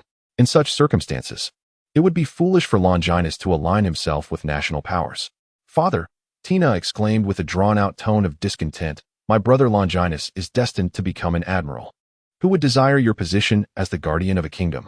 Ahem, Lewis coughed violently, murmuring with a hint of grievance, "My little princess. Show your father some respect in front of outsiders." "Absolutely not. You can't even defeat a pirate with a bounty of 24 million. You're so embarrassing." "A strategic retreat cannot be classified as a loss," Lewis retorted, his face flushed. "Can one truly consider the matters of war as a defeat?" As the defenders of justice, the Navy's G2 branch could never be situated within any nation, as this would compromise their stance of absolute neutrality. Thus, what lay before Longinus was an independent circular island, adorned with the seagull flag symbolizing peace, fluttering in the wind. Surrounding it were warships, with grand cannons standing tall, while the thoroughfare ahead bustled with activity and voices, transforming what should be a solemn Navy base into a lively scene due to the month-long global conscription. It is noteworthy that there are only 9 Navy bases along the Grand Line, distinct from the 4 Seas branches, which hold ranks 3 levels lower than the naval headquarters and boast a maximum rank of only colonel, equivalent to a lieutenant at the headquarters. The Navy bases of the Grand Line are directly under the main headquarters, with a rank system equivalent to that of the headquarters. In terms of scale, the G2 branch of the Navy is certainly not comparable to the smaller branches of the 4 Seas. According to the information gathered by Longinus, this single branch alone commands the strength of 1 vice admiral, 5 rear admirals, and 20 brigadiers, exerting control over vast maritime regions, including but not limited to dozens of surrounding nations. Consequently, when Lewis's fleet grandly escorted Longinus to the G2 branch, it miraculously did not attract much attention from onlookers. Even the diligent naval soldiers turned a blind eye, regarding Longinus merely as a gilded offspring of the Navy's elite. Those devoid of genuine talent would likely soon retreat, wailing for their parents, a scenario they had grown all too accustomed to, rendering it hardly worthy of concern. Moreover, the so-called noble lineage and royal connections held little significance here. What national power could rival the might of the Navy that had subdued the Grand Line? The only aspect warranting attention was the remarkably youthful boy descending from the flagship. Could it be that this fleet's nation had succumbed to turmoil, sending the scions of prominent figures here for political asylum? After watching Longinus disappear into the throng, Lewis let out a long sigh. The strength of the Navy was not without reason. Their ideals of justice attracted countless rising stars like young Longinus. Yet, would the world government permit the Navy to continue its ascent? How long could the peace and stability of these seas endure? Shortly after, Lewis shook his head and mused. "What business do I, a mere nobody, have pondering such matters? I should return to the kingdom and address the threat of Asga. I have yet to hold them accountable for their breach of protocol in contacting pirates." Standing beside him, Tina did not appear overly disheartened. Instead, she gazed hopefully into the depths of the crowd, resolutely deciding the pursuit of formidable strength and a commitment to justice. Tina, too, would undoubtedly follow in the footsteps of her brother Longinus and join the Navy. Longinus gazed around in wonder, having come to this world for 3 years. Yet this was the first time he beheld such a vibrant throng in a bustling town. It felt as though he had been catapulted from the tribal era into a feudal dynasty. Before long, Longinus found an inn to settle in. "Excuse me. Could you enlighten me about the process of conscription in this world?" Longinus inquired, producing 2 banknotes of 1,000 denomination each and extending them forward. The bellboy, initially somewhat impatient as he tidied up Longinus's room, could not help but break into a smile upon hearing Longinus's courteous request. "Why, dear guest? How could I possibly refuse your inquiry? It would be quite unthinkable." Despite his earlier irritation, a grin now adorned his face as he accepted the tip and tucked it into his pocket. Regarding world conscription, it lasts for a month, with a new round of enlistment commencing every 3 days. This is primarily to accommodate those from more remote areas. As of now, only 10 days have passed, so there is ample time.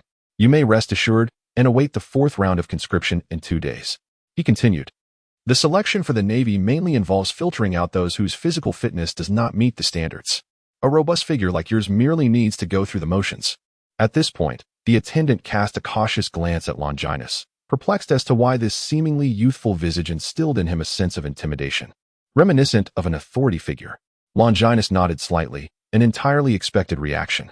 The Navy, neither a CP organization nor a band of pirates, relies primarily on its elite soldiers scattered across the seas, aside from the unparalleled might of its admirals, to maintain order in the Grand Line. It is thus impractical to impose excessively high standards akin to elite selection processes. Moreover, the Navy's recruitment cycles consume substantial time, engaging in physical tests of strength, speed, endurance, or even individual combat versus group tactics would likely require an entire year to complete. Consequently, this Grand World Recruitment Initiative has a remarkably straightforward selection process. As long as one is free from physical disabilities or severe deficiencies, they can swiftly pass the evaluation. Suddenly, a cacophony of commotion and unrest erupted from the streets outside, prompting Longinus to furrow his brow and glance out the window, where he observed the already congested thoroughfare teeming with people. Evidently, the penchant for revelry is a universal trait across all realms. Is there truly someone daring enough to cause a ruckus at the Navy base? Longinus inquired. This sea harbors no shortage of fools, particularly in recent times, as many self-important imbeciles have infiltrated, leading to an increase in such rare disturbances. Dear guest, the attendant disdainfully remarked, simply regard this as a jest. It won't be long before the patrolling guards expel the troublemakers. At that moment, you may even find amusement in witnessing the aristocrats, typically so high and mighty, reduced to a state of sheer terror. Is that so? Longinus mused, his gaze drifting yet piercing through the crowd to discern the unfolding scene. A pale-faced, unsteady noble stood haughtily erect, yet the absurdity of his posture, undermined by a body ravaged by indulgence, was strikingly comical. In front of him stood a towering, robust man, who, despite being pelted with punches and kicks by sycophants, shielded the fragile form in his embrace with his broad back, remaining silent, as if the blows were merely raindrops falling harmlessly. How dare you, a lowly commoner, resist my authority? Saint Tomarus has decreed that you wretched, inferior beings need only to obey. Rex bellowed in a fit of rage. Ever since an incidental encounter allowed him to witness the power of the celestial dragons, Rex had been consumed by envy, believing such treatment was the privilege of the elite. He constantly viewed himself as a lesser celestial dragon. Unfortunately, while he possessed the arrogance of a celestial dragon, he lacked their status. His noble identity barely sufficed within his limited domain, and outside of that territory, he faced incessant setbacks. Now, at long last, he unleashed the pent-up fury that had been simmering within him. The observations of Longinus's Kenbunshiko Haki effortlessly captured the discussions of those around him. The origin of the matter is rather absurd. It all began when a petite girl, pinned down by a burly man, merely wished to sell a few flowers. She mistakenly approached the wrong buyer, who, resembling a noble, deemed her presence a blight upon his vision. He promptly ordered his retinue to teach the girl a lesson through violence. However, the burly man surged from the crowd to shield her, and for reasons unknown, he dared not resist, silently enduring the blows from the noble's entourage. In this brutal yet realistic world of pirates, lies are as insignificant as blades of grass. Those who wish to avoid being swept away like dust must seize the power to dictate their fate. Upon hearing the arrogant words of the young noble, the surrounding crowd exhibited expressions of disdain. Yet, aware that the naval patrol would soon arrive, they suppressed their impulses, waiting for the moment of this noble's misfortune. Naturally, the whispers of contempt and derision were inescapable, for few would admire the behavior of such a young noble. Lord Rex, it seems we have encountered a formidable opponent. This fellow's physique is terrifying. Our strikes would hardly inflict any meaningful damage, whispered a butler-like attendant, his voice tinged with a hint of fear. Should this brute turn violent, They would be unscathed, but if he were to harm Lord Rex, their culpability would be grave. Moreover, from the conversations of the onlookers, they gleaned the likely consequences of causing a disturbance here, which further dissuaded them from escalating the conflict. "What did you say?" Rex seized the butler by the collar, indignantly demanding, "What are you worthless fools afraid of? That man wouldn't dare retaliate. Go and strike him fiercely. I want him dead." The laughter of the surrounding crowd was palpable, as they found it amusing that these thugs were so intimidated they hesitated to act.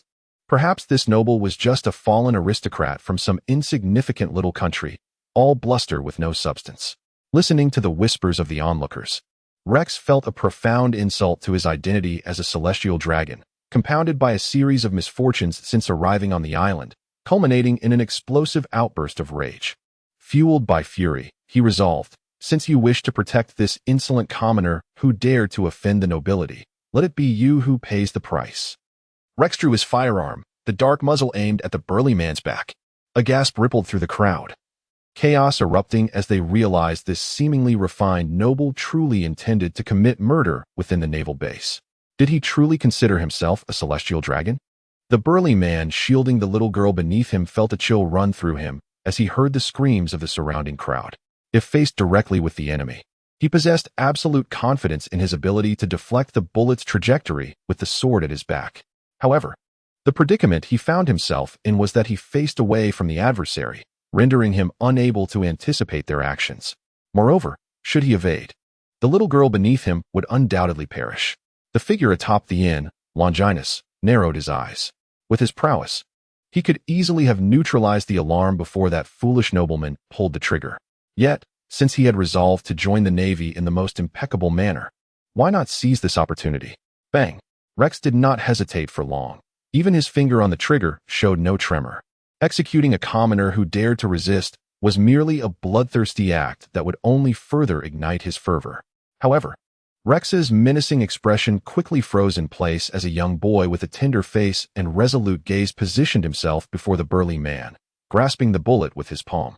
Blood seeped through his fingers, dripping steadily onto the ground. Rex stared in disbelief, his eyes wide. Although it appeared that the boy's hand had been pierced, he had indeed blocked the shot.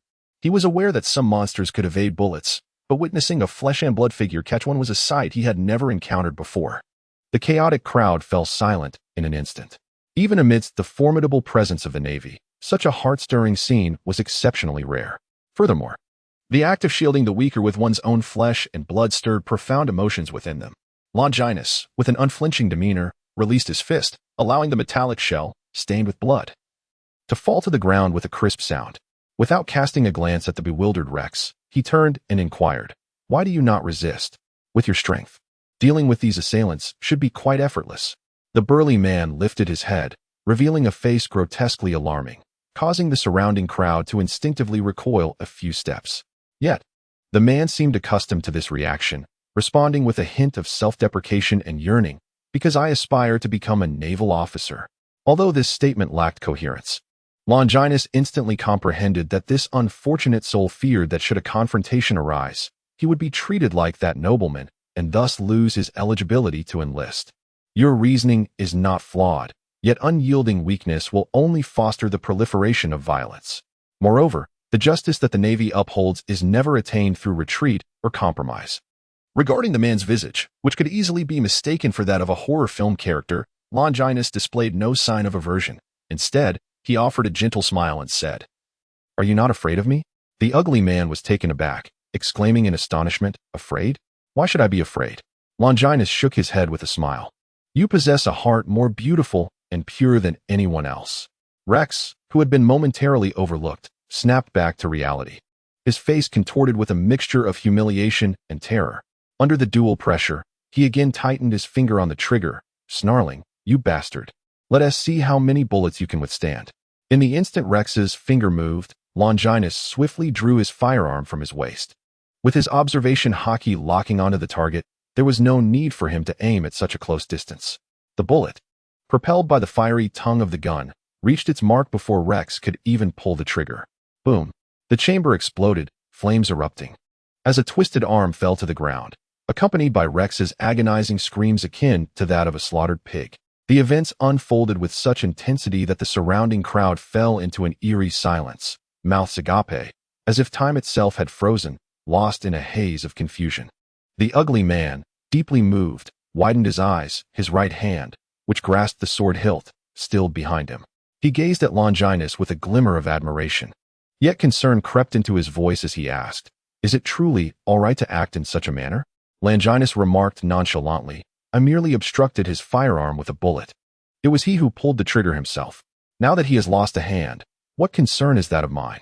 The burly man, perplexed, nodded in agreement, finding a certain logic in Longinus' words while simultaneously sensing an inexplicable unease.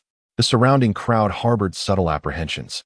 Although they derived a certain satisfaction from witnessing the noble youth writhing on the ground in anguish, they pondered whether the audacious fool harbored some form of support for his bravado.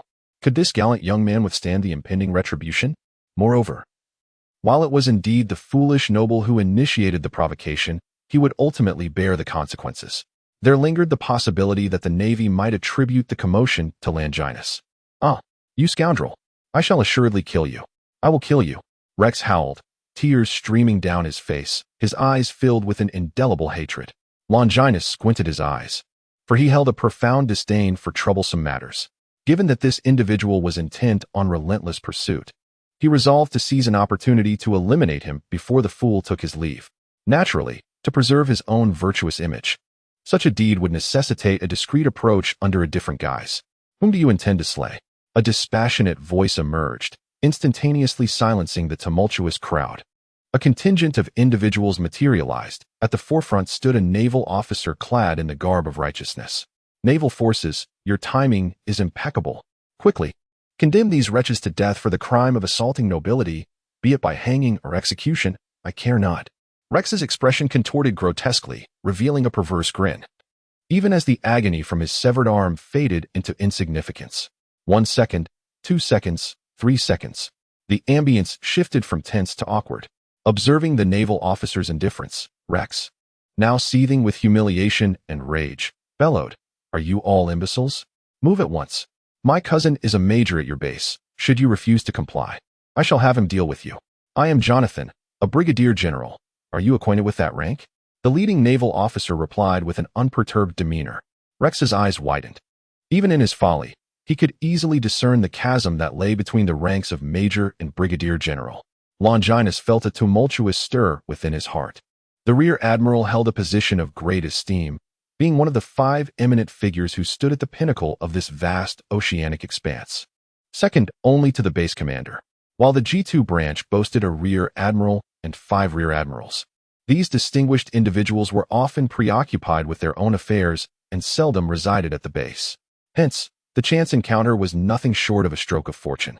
You, Rex threatened with a facade of bravado, asserting that the rear admiral was inconsequential compared to his status as the heir to the Count of the Gono Kingdom, proclaiming that the Navy could not supersede royal authority.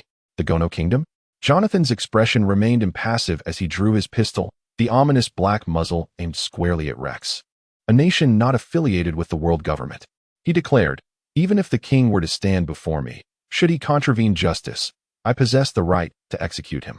Longinus remained silent, exuding an air of superiority akin to that of the celestial dragons, yet he was not even a noble from a world government-allied nation. What could possibly instill such confidence in him? Upon hearing this, Rex was finally gripped by fear, his weakened body sliding back on the ground, leaving a faint yellow trail behind, his lips quivering as if preparing to plead for mercy. However, with a resounding bang, a silver bullet swiftly penetrated his skull, blood spreading across the ground as Rex's eyes widened in disbelief, unable to fathom that he would meet his end here. Rex's lackeys, jolted from their stupor, barely managed to flee a few steps before being apprehended by a squad of Marines and taken to prison. At last, General Jonathan turned his gaze towards Longinus, the grotesque yet robust man, alongside the little girl nestled at his side, revealing a hint of a smile amid the anxious anticipation of those present. "What are your names?" General Jonathan inquired with a gentle smile. "Longinus, T. Penn, you both have done exceptionally well. To be a Marine is to uphold the belief in justice and to possess the determination to act upon it. However, Longinus is absolutely correct. The justice that the Marines protect is never achieved through weakness and compromise. Only through formidable strength can we eradicate evil, allowing justice and peace to truly descend upon this world. Jonathan earnestly conveyed to Penn. Indeed. Thank you for your guidance. Penn nodded emphatically, feeling no jealousy towards Longinus. On the contrary, he felt a subtle joy for him, simply because Longinus did not shun him due to his appearance. Subsequently, Jonathan scrutinized Longinus with a discerning gaze, while Longinus faced it with unwavering composure, a trait that made Penn feel somewhat ashamed, as he had barely dared to hold eye contact with General Jonathan for too long. I never anticipated that the youthful hero Adkin mentioned would be encountered so swiftly. Jonathan's words astonished everyone, leaving the Marines following him utterly speechless, as the previously stern and composed general expressed such high regard for a mere boy. Adkin's youthful hero Longinus furrowed his brow, as he realized he had no recollection of any interaction with this individual. No need for surprise. Colonel Adkin arrived only after you departed from Leaf Town. It is somewhat embarrassing to admit that the cunning and brutal rhinoceros pirates evaded the Navy's pursuit multiple times, and it was only through your intervention that they were ultimately defeated. Fortunately, you chose to join the Navy, sparing us from complete disgrace. The admiration in Jonathan's eyes grew ever more profound. Moreover, thanks to the rhinoceros pirates taking refuge on your island, we became aware that a youthful hero like you had helped us eliminate numerous pirate crews over the past 3 years, alleviating the heavy burden we bore. I merely did what I was meant to do. The benevolent character of Longinus once again revealed his true nature. Upon hearing Longinus's admission, the surrounding crowd erupted in astonishment. Did I hear correctly? This youth, seemingly no older than 12 or 13, has indeed obliterated the notorious giant rhinoceros pirate crew. This was a matter spoken of by none other than a vice admiral. How could it be false? This is a pirate with a bounty of 37 million berries. In my homeland of the West Sea, one would be hard-pressed to find a pirate crew of such formidable strength.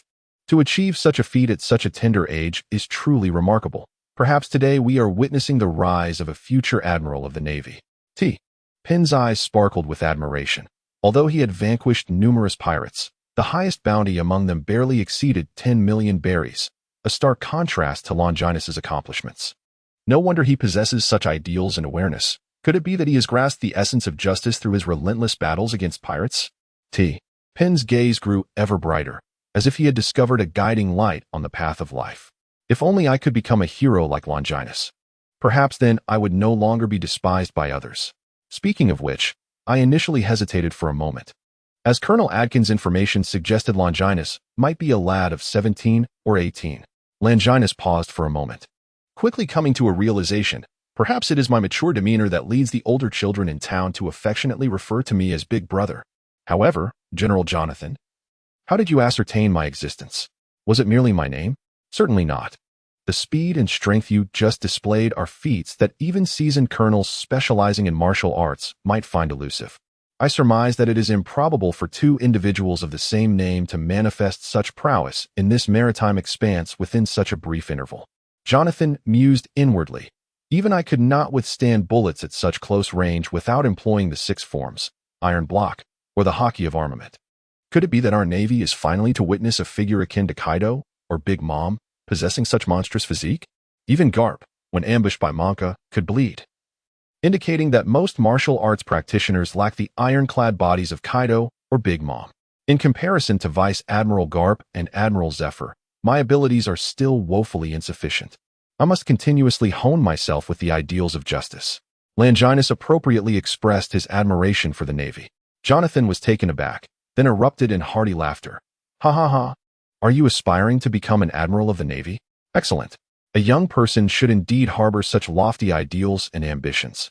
I hope that when we meet again, you will still be steadfast in your convictions, tirelessly striving to uphold justice.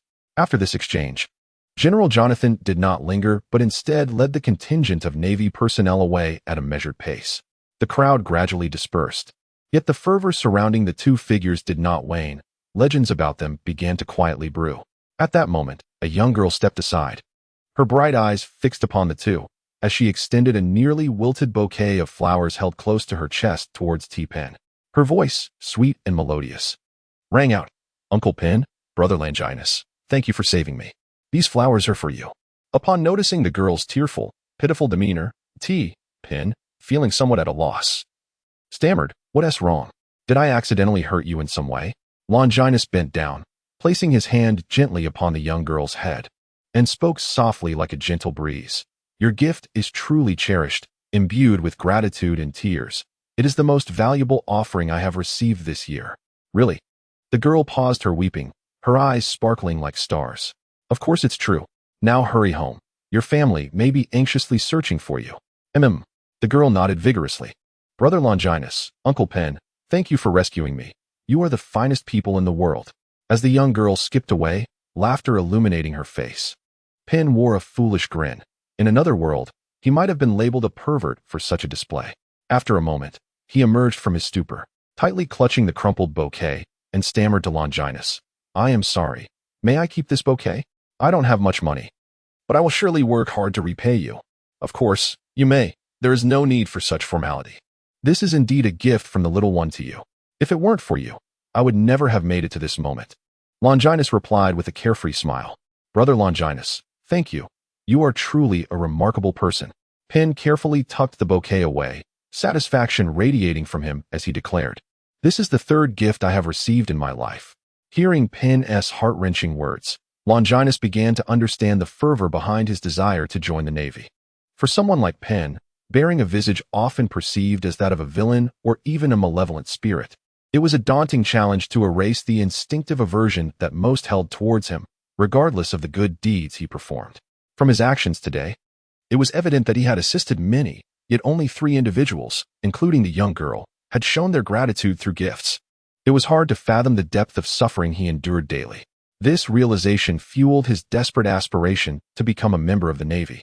Enduring assaults from despicable characters without resistance, in the hope that donning the mantle of justice would allow him to be accepted and embraced by a greater number of people, Longinus understood early on that this world has never been fair. The existence of individuals like Pen, who exert tenfold effort yet attain merely a fraction of what others possess, serves as the most compelling evidence. Allow me to introduce myself. I am Longinus, 12 years of age, hailing from Leaf Town along the Grand Line.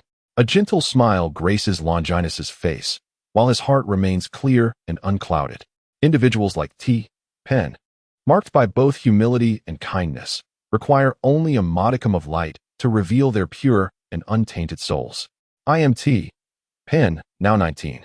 From the city of foliage in the South Sea, Pen appears somewhat apprehensive, feeling that someone as powerful and self-assured as Longinus, radiating brilliance, is destined to be the center of attention, while he, being less favored, seems to belong to an entirely different realm.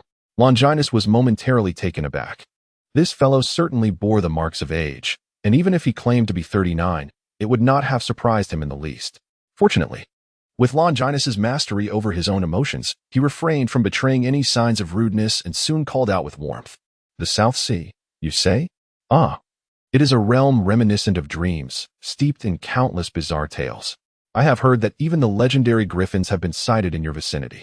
Upon hearing Longinus speak of his homeland, Pen felt an immediate closeness, as the lofty barrier of detachment was shattered, and he responded with equal fervor. You are familiar with the legend of the griffin? One of them once appeared near my hometown, and I had the privilege of witnessing it with my own eyes. Alas, it was later captured by a formidable band of pirates, rumored to have become part of their private collection. But let us not dwell on such disheartening matters. Longinus shook his head and inquired, Pen, are you planning to register in 2 days? Indeed, though my aspirations are not as grand as yours, Longinus. I simply wish to join the Navy, to safeguard the smiles on everyone's faces, to be embraced and respected by all. Pen replied, both bashful and resolute. In that case, let us go together in 2 days. This place is unfamiliar to us, and it is better to have a companion. Really? Truly? Of course, having fought side by side. We shall be friends.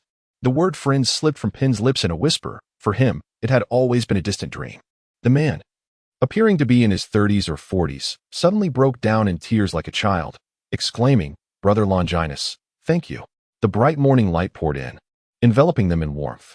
Longinus savored his noodles leisurely, while the bowl in front of Pong had long been emptied. The stool seemed to be bristling with thorns, causing him to fidget anxiously, his gaze occasionally drifting towards the distant military camp. Longinus humorously remarked, There's no need to rush. We have plenty of time. Pen, feeling flustered, scratched the back of his head, and replied with an awkward smile. No, no, it's just that I'm a bit nervous. Longinus shook his head. Based on his observations over the past few days, he believed that among the new recruits in the G2 division, Pin's prowess undoubtedly ranked within the top 10. Although this round of global conscription did not entail any formal ranking, it would indeed be a grave error on the part of the Navy to dismiss such a valuable soldier as Pin. Well then, I have finished my meal. It is time for me to depart, Longinus remarked with poised elegance as he savored the last bite. Ha ha. Pin chuckled foolishly, his grotesque visage becoming increasingly menacing, causing several patrons in the establishment to tremble in fear. As Longinus and Pin approached, the proprietor, who was diligently preparing noodles, was nearly paralyzed with terror. Although many customers had fled due to the presence of the exceedingly ugly giant, he felt no resentment. Fear had completely consumed his thoughts. Big brother. Here is the revenue for this morning. If you need more, I can only return home to fetch it. The proprietor, a man who appeared to be in his 40s, nearly prostrated himself before the ferocious fiend Pin, hurriedly extracting all the cash from his drawer. Longinus wore an expression of utter disbelief, as Pin's formidable presence undeniably exuded an aura of intimidation. Boss, please do not misunderstand, he began, but then paused. Wait, aren't you the hero who saved the little girl? Shifting his gaze to Longinus, the boss suddenly seemed to awaken from a reverie, exclaiming, I remember now. So, this gentleman is another hero from that day? Although it was Pin who had initially stepped forward, he now relied on Longinus's recognition to be acknowledged. On one hand, Longinus's impassioned rhetoric had left a more profound impression. On the other hand, Pin's silent defiance did not align with the conventional expectations of heroism. Furthermore, Pin's terrifying visage evoked the image of a malevolent villain, while Longinus's clean, radiant, and sunny countenance conformed more closely to society's archetype of a hero. Yet, Pin harbored no resentment. Instead, he felt a surge of gratitude towards Longinus. Thanks to him, Pin could finally be recognized after the event. Overwhelmed with excitement, he proclaimed, Yes, it is I. I am not a villain. How could a hero praised by a major be deemed a wrongdoer? The boss waved his hand dismissively. There is no need for modesty. However, I cannot accept your money. If I were to accept payment from heroes like you, my conscience would never allow it. After a lengthy exchange, the two finally tossed some coins aside and fled. On their way to the military camp, Pin was so lost in a foolish grin that he frightened passers-by into scattering in alarm. Upon arrival, they discovered that the warm sunlight had barely cast its rays before 5 long lines had formed within the camp, with numbers visibly increasing. They quickly seized the opportunity to join the queue. Almost instantly, the number of those waiting diminished by more than half. Even those hoping to benefit from the reduced crowd kept their distance from Pin, as if a significant gap had formed before him. This immediate effect led Longinus to ponder whether Pin had consumed a fruit that rendered him grotesque or odorous. The conscription process was straightforward, merely requiring the assessment of physical integrity and the ability to meet certain fitness standards. After all, naval soldiers primarily engaged in combat with firearms, necessitating a fundamental capacity for long-distance, weight-bearing pursuits. Yet, even this simple evaluation saw many fall short. In this chaotic and twisted world of piracy, countless impoverished citizens struggled to secure basic sustenance, rendering them perpetually malnourished and incapable of meeting the normal standards expected of adults. Due to the uncomplicated nature of the process, it did not take long before Longinus found himself at the forefront. The recorder mechanically inquired without lifting his gaze, name, age, origin, before directing him to the rear square for a fitness test. Longinus, age 12, from Leaf Town on the Grand Line. Longinus remained unperturbed. Such monotonous and tedious tasks inherently made it challenging to sustain any enthusiasm. He took the registration form, and as the clerk's left hand hovered awkwardly in midair, he suddenly raised his head and inquired, Are you Longinus? The one who vanquished the colossal rhino, Alex? Indeed, that is I. It's truly you. How splendid. Colonel Adkin instructed us to await your arrival, so come with me at once. The clerk, beaming with delight, seized Longinus and led him towards the rear, leaving the other new recruits momentarily stunned. The disparity in treatment was rather conspicuous. Some bewildered newcomers began to murmur. Did it mean that the Navy, which symbolized absolute justice, was also compelled to bow to the influential and the powerful? Silence. Enough. A naval lieutenant, draped in a coat of justice, stepped forward to quell the commotion with a commanding voice.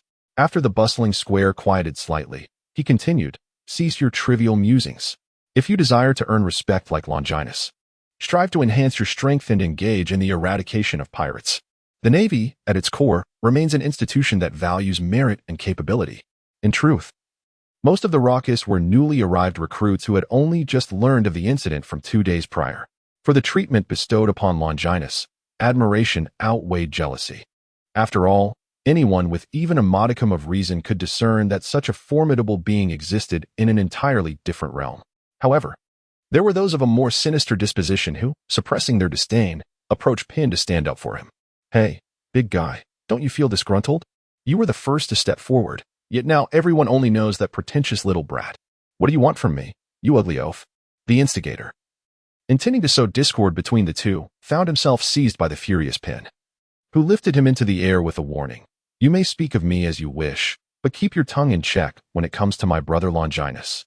Though Pin appeared simple-minded, he had always harbored a sense of justice within, and he held no fondness for those who feigned concern while harboring contempt in their eyes.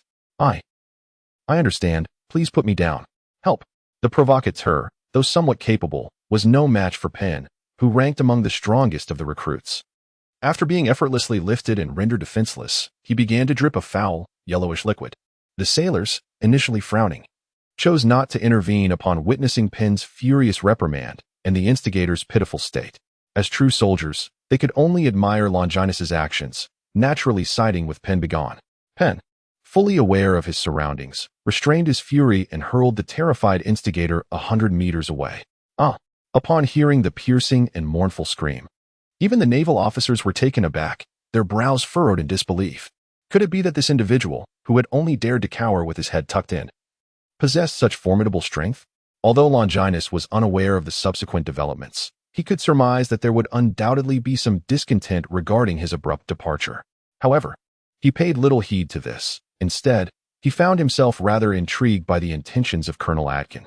Before long, Longinus found himself in a modest yet solemn conference room, where he encountered Colonel Atkin, who was diligently reviewing official documents. "Report. Enter." "Affirmative." A soldier led Longinus into the room, announcing, "Colonel, the new recruit Longinus has arrived and awaits your instructions." Longinus exhibited a perplexed expression, as if he were on the verge of being apprehended. Colonel Atkin suddenly lifted his gaze, and a flicker of emotion crossed his sharply defined features. Indeed, he appeared as youthful as General Jonathan had described. "Very well. You may take your leave now," Colonel Atkin signaled to the soldier guiding him. "Yes, sir." Once the room was left with only the two of them, Colonel Atkin managed a faint smile and said, "Please, have a seat. I suspect you are filled with a measure of confusion at this moment. You might be wondering if your actions truly warranted such elaborate efforts from a naval officer. Indeed, General Jonathan has already made his stance clear." "This should be my greatest reward," Longinus replied. "In truth, I summoned you for both public and personal reasons," Colonel Atkin candidly confessed. "My inadequacy has allowed the formidable beast, Alex, to repeatedly elude the Navy, resulting in catastrophic devastation for several villages. Every moment, my conscience has been tormented, to the extent that I contemplated shedding this military uniform to pursue him as an adventurer and assassinate him." Colonel Atkin clenched his fists and declared, "Thus, upon learning that you had slain Alex, my heart, once so desolate, found solace. I yearned to meet with you privately to express my heartfelt gratitude." Longinus shook his head, passionately proclaiming that a brute like the violent Aulus would not escape the scrutiny of any person of conscience and capability. "I anticipated you would say that, truly. You are deserving of the accolades bestowed upon you by the esteemed Major General as a beacon of the Navy," Colonel Atkin remarked appreciatively. "What I am about to share with you pertains to your future." At the mention of his future, Longinus felt a stirring within, his visage momentarily betraying a look of confusion. The term Naval Recruit Training Camp should not mislead you with its seemingly mundane title. It is regarded as the very cradle of officers in the eyes of all sailors. In recent years, many prominent figures who have ascended to the rank of Major General or Lieutenant General have emerged from its ranks. Colonel Atkin inhaled deeply, his expression one of reverence as he continued. "This is because the chief instructor of the Naval Recruit Camp is none other than the former Admiral, Zephyr, known as the Black Arm, who has apprehended countless notorious pirates and is celebrated alongside the legendary Marine General, Garp. Admiral Blackarm Zephyr, Longinus murmured to himself, recalling from the memories of a foreign soul that he was a figure steeped in tragedy. It had been 8 years since Admiral Zephyr had retreated from active duty, a fact not surprising to you younger generations. Just understand this. If you can successfully graduate from that training camp, you will at least commence your career as a major. With your innate talent, achieving the ranks of lieutenant commander or commander is not beyond the realm of possibility. In just 3 years, you could traverse the majority of a naval career. Longinus nodded, his expression revealing a hint of perplexity. Colonel Adkin, your intention in bringing this up, whether for personal or public reasons, is to recommend me to the new recruit training camp. Now that I have found you, I wish to know your thoughts. A stronger force is essential for better safeguarding justice. Naturally, I aspire to refine my commitment to upholding justice. However, such a prestigious training camp must not be easily accessible. Correct? Longinus remarked with a sense of yearning. Of course, I am merely a naval colonel, a voice of little consequence. How could I facilitate your immediate entry into the headquarters? Colonel Adkin responded. In reality, we have 100 recommendation slots each year, and after 2 years of evaluation, only 9 candidates are ultimately selected for advanced training at the headquarters recruit camp. This period allows us to eliminate any potential threats. You might find it amusing, but there have been instances where pirate factions infiltrated the upper echelons of the Navy, causing significant setbacks to certain operations.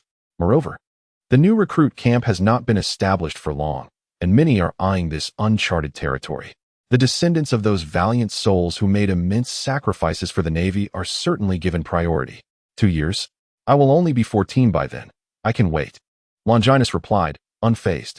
He found it unsurprising that the first cohort of the training camp included figures like Akainu and Kizuru, who were already 23 and 26 at that time. Even Akiji, from the third cohort, was 19. His youth was indeed an anomaly. Furthermore, after 2 years, his identity would be recognized, allowing him to become a genuine member of the Navy, distinct from those who joined midway. In essence, it delineates the difference between a full-time employee and a contract worker. Seeing no sign of resistance or hesitation from Longinus, Colonel Adkin felt relieved. He had worried that Longinus's youth might lead him to perceive the evaluation process as a lack of trust. Adkin genuinely believed in Longinus's potential, envisioning a future where he might hold a significant position as a vice admiral within the Navy. Thus, he had chosen to lay everything bare from the start. However, there was also the government's involvement. Colonel Adkin's expression stiffened as he waved his hand, saying, Ahem, you must have other matters to attend to. So I will have someone else guide you to familiarize yourself with the military camp. As Longinus exited the conference room, he mused to himself. Could it be that the government is feeling restless due to the emergence of 3 immensely powerful monsters from the Navy? Perhaps. After some high-stakes maneuvering among the upper echelons, the Navy's leadership has decided to grant the government a 2-year period, subtly allowing the various bases a time frame for evaluation. However, the higher-ups in the government may have underestimated the capabilities of their lower-tier personnel, failing to anticipate the caliber of individuals they would inadvertently introduce into the training camps. As a result, there has been a significant disconnect between the initial and subsequent cohorts in the new recruit training camps. In other words, the cohort 2 years hence might witness a resurgence from the Navy after years of dormancy. One can only hope to encounter a few individuals of genuine interest. Suddenly, the serene atmosphere of the small town was shattered by a series of piercing screams. Trouble was afoot. The Axe Gang pirates had arrived. They must be here for revenge. No need to panic. The island is still garrisoned by the Navy, and these pirates cannot maintain their arrogance for long. The largest square in the town was overrun by a band of fearsome pirates, who had encircled the residents unable to flee, leaving them huddled together in a state of terror. Where are the Navy? Release our captain, or do not blame us for slaughtering these hostages. A scar-faced pirate threatened menacingly. Feel free to try if you wish to die. Who dares to speak? The scar-faced pirate spun around, fury etched across his face, only to be met with the sight of a Navy officer clad in a coat of justice, leading a contingent of soldiers from the distance. A mere Navy brat. Was that you who just spoke? The scar-faced pirate sneered, his grotesque scars seeming even more menacing. At that moment, a quivering pirate behind him stepped forward, stammering, Captain, it is he. He is the one who captured our captain. What? This little brat? The scar-faced pirate questioned incredulously. Then a realization dawned upon him, his brutality transforming into horror. Wait, Could he be the celebrated new star of the Navy? The one whom no pirate has managed to escape from in 2 years? Known as the Light of the Navy, Longinus? Indeed, it is him. Are you here to rescue the great axe-wielder Locke? I can hand him over to you, provided the safety of these civilians is assured. Longinus approached deliberately, speaking with measured calmness. Stop. Stay back. As Longinus advanced, the scar-faced pirate screeched, akin to a cornered creature. Don't come any closer. Keep your distance. Both Longinus and the Navy soldiers behind him, along with the onlooking crowd, found themselves in a state of bemusement. Was this truly the same ruthless and savage pirate from before? Longinus was undeniably formidable. His mere presence was enough to instill fear in even the most brutal of pirates. The townsfolk, witnessing this scene, were stirred with fervor. Indeed, Major Longinus is a hero of the Navy. Whether it be his solitary rescue of a hijacked passenger ship, the eradication of malevolent pirates from the surrounding seas, or his involvement in quelling national insurrections, these are but a few of his commendable achievements within a mere 2 years. Although Longinus does not reside on this island, the locals speak of him with a sense of pride and honor. Hearing the crowd's veneration for Longinus and their disdain for himself, the scar-faced pirate finally emerged from his stupor of fear and, in a fit of rage, declared, Longinus, it would be wise for you to comply and release the captain at once. Otherwise, do not blame me for unleashing a massacre. Let us not forget, I hold hostages in my grasp. A self-proclaimed champion of justice like you would surely not stand idly by while these innocents perish at my hands. I have already dispatched someone to bring the fearsome Captain Rock from his prison, but heed my warning, if any harm befalls those behind you. I will pursue you to the ends of the Grand Line and cast you into the deepest depths of Impel Down, where you shall learn that death is but a luxury. At the mention of Longinus, the living nightmare of all pirates, the scar-faced man could not suppress a tremor. Shaking as he stammered, Why you hurry up, don't employ any tricks. As time dragged on, he found himself swallowing hard, knowing he was in a position of power, yet unable to quell the trembling of his limbs. Cursing inwardly, he thought, those damned fools. If only they had informed me that it was the holy light Longinus who apprehended that fellow. I must have been kicked in the head by a donkey to attempt a rescue. Major Longinus, we have brought the mighty Captain Rock. A battalion of Navy soldiers escorted the towering figure of the nearly 5-meter-tall monster closer. Yet, the giant captain exhibited no rebellious tendencies, approaching docilely like a chastised spouse. Trembling at the mere sight of Longinus, as if haunted by recollections of past misdeeds. Fear not, your crew has come to your aid, Longinus stated indifferently. Captain Rock's expression turned to one of dread as he instinctively recoiled. It's not my doing. I didn't summon them for help, I swear. Major, you must believe me. Witnessing the brutish pirate captain utter such pitiful, spineless words, even the crew of the Axe pirates, not to mention the ordinary citizens, felt a profound disillusionment. Captain, do not fear. I hold hostages. Even against the holy light Longinus, they would not dare lay a finger on you. The scar-faced man cursed inwardly, yet his face feigned unwavering loyalty. You foolish Bart, I've known of your treachery all along. I cannot believe you still harbor hope at this juncture. Step aside and do not obstruct my path to impel down for my labor reform. Furious, the colossal axe-wielder, Rock, berated his subordinates, inciting confusion among those unfamiliar with the perilous impel down, which they might mistakenly perceive as a treasure trove. Scarface felt a creeping dread. He was acutely aware that their captain was no paragon of virtue. At this critical juncture, he would rather face the dreaded impel down than flee, illustrating the profound fear Rock harbored towards the legendary naval figure, Longinus. The crew of the giant axe pirates was in turmoil. How could their captain, whom they had risked so much to rescue, refuse to escape? What a twist of fate this was. Silence. Scarface roared furiously at those behind him before turning to Rock with a begrudging tone. Since you fool, dare not flee, so be it. I shall assume the mantle of captain. However, before we depart, divulge the location of that treasure map, or I shall not relent. The naval officers and townspeople trailing Longinus exchanged knowing glances. This was more like it.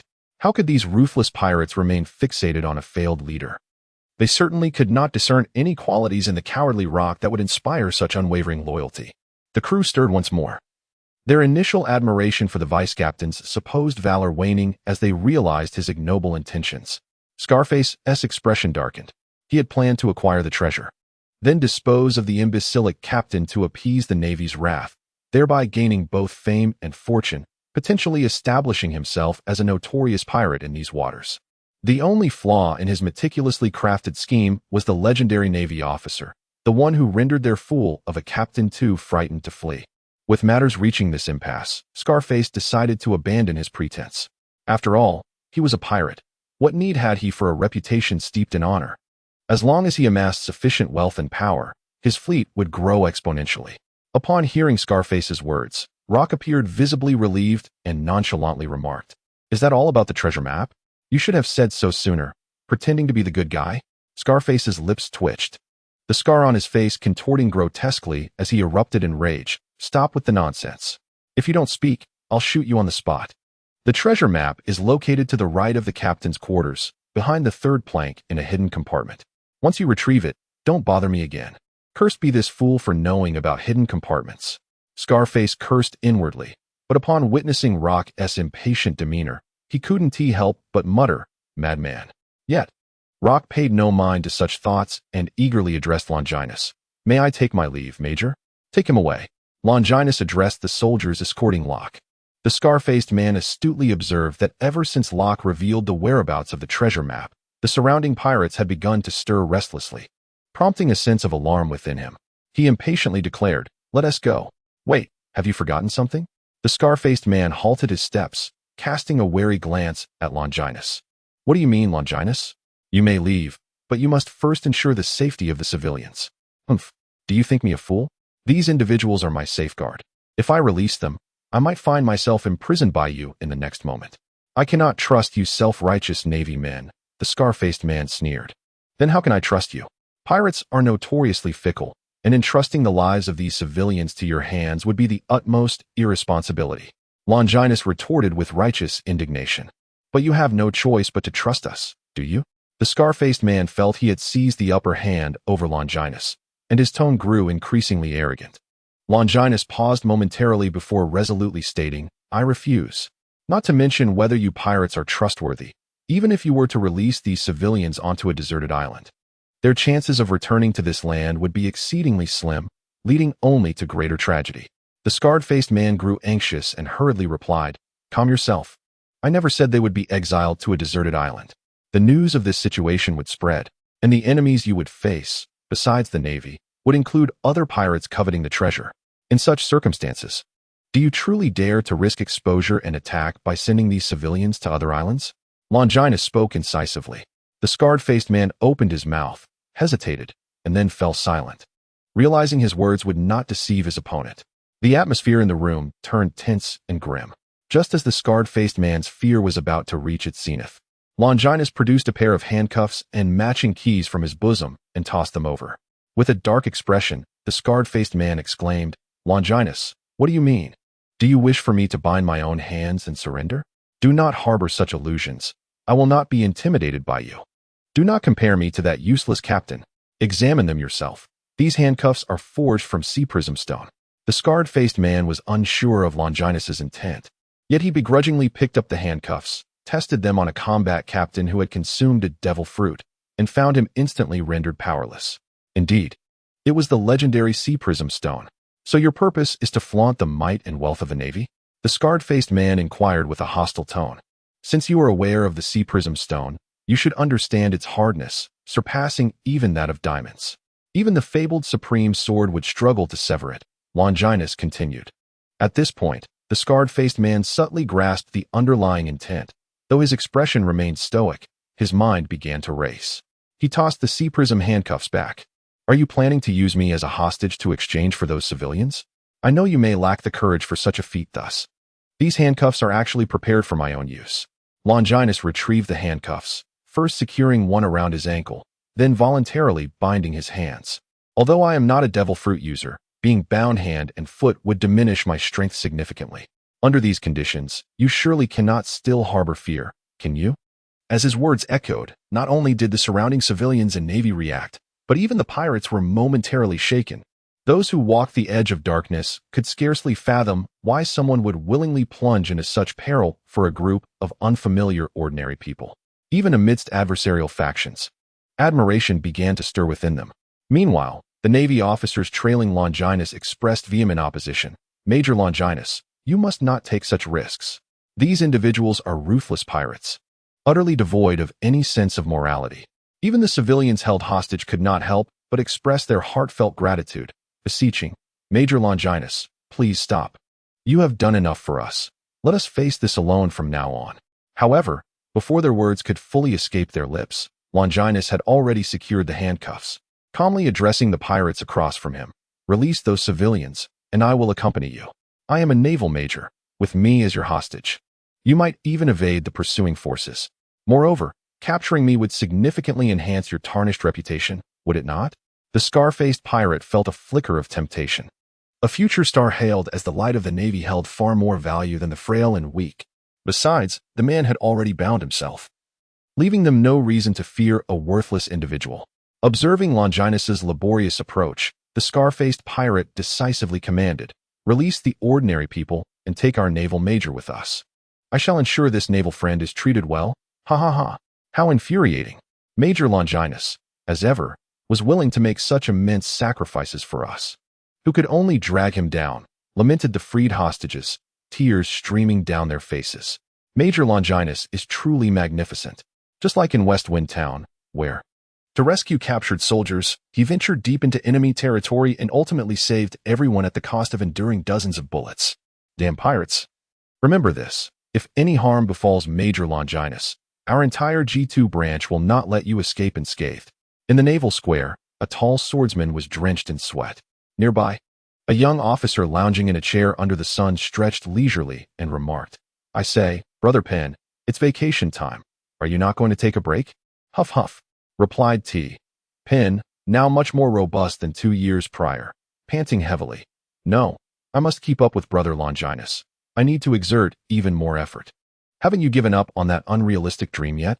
Brother Longinus is a true monster. A mere ordinary person like us could never catch up. We should simply follow behind him, waving our flags and cheering.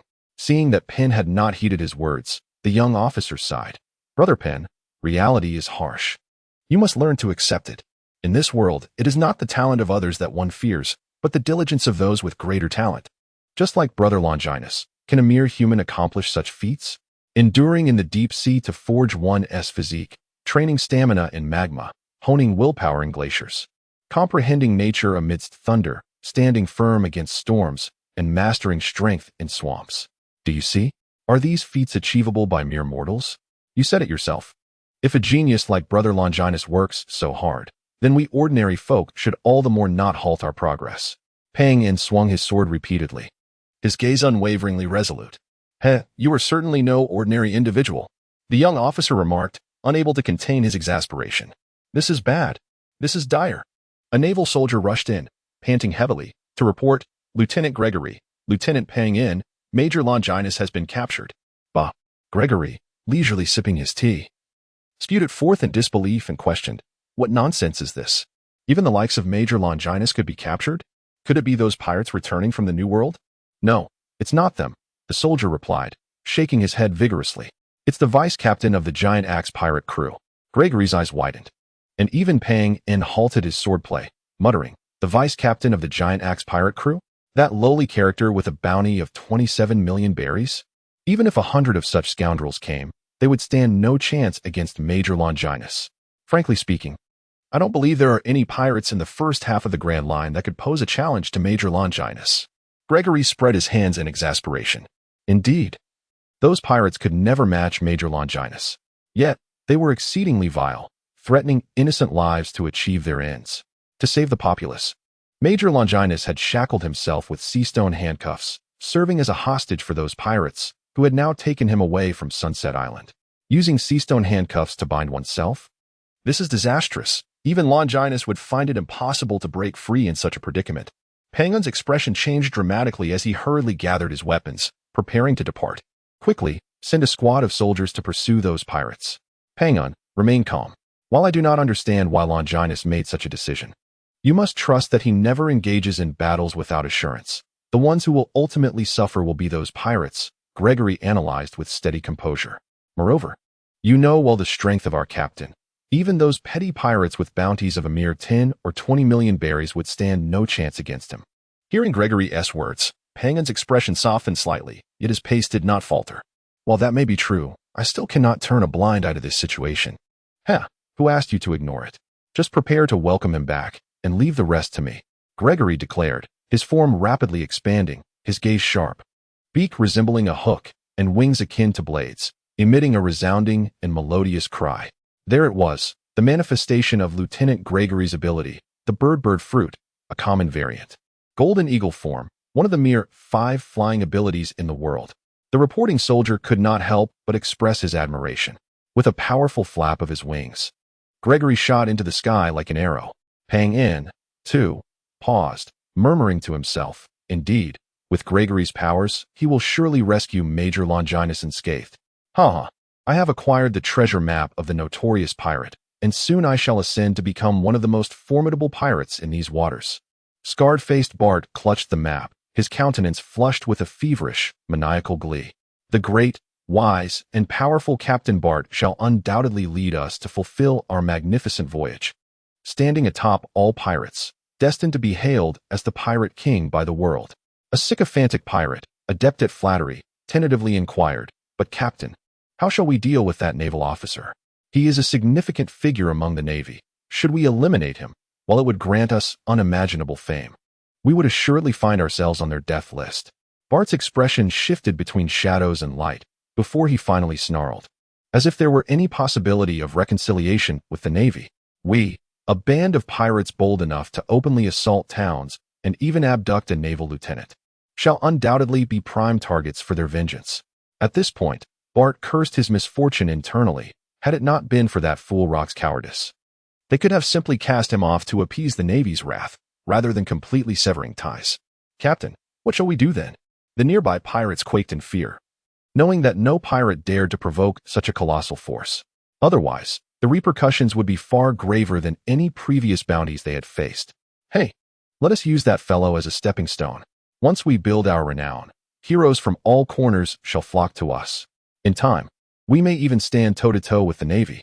Bart cackled as he led his crew toward the prison on the island, intending to solidify his absolute authority within the crew with the blood of that legendary lieutenant.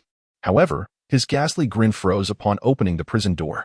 Before him lay 2 familiar sea prism stone handcuffs on the ground, while Longinus stood, stretching, and the pirate tasked with guarding him lay lifeless in a pool of blood.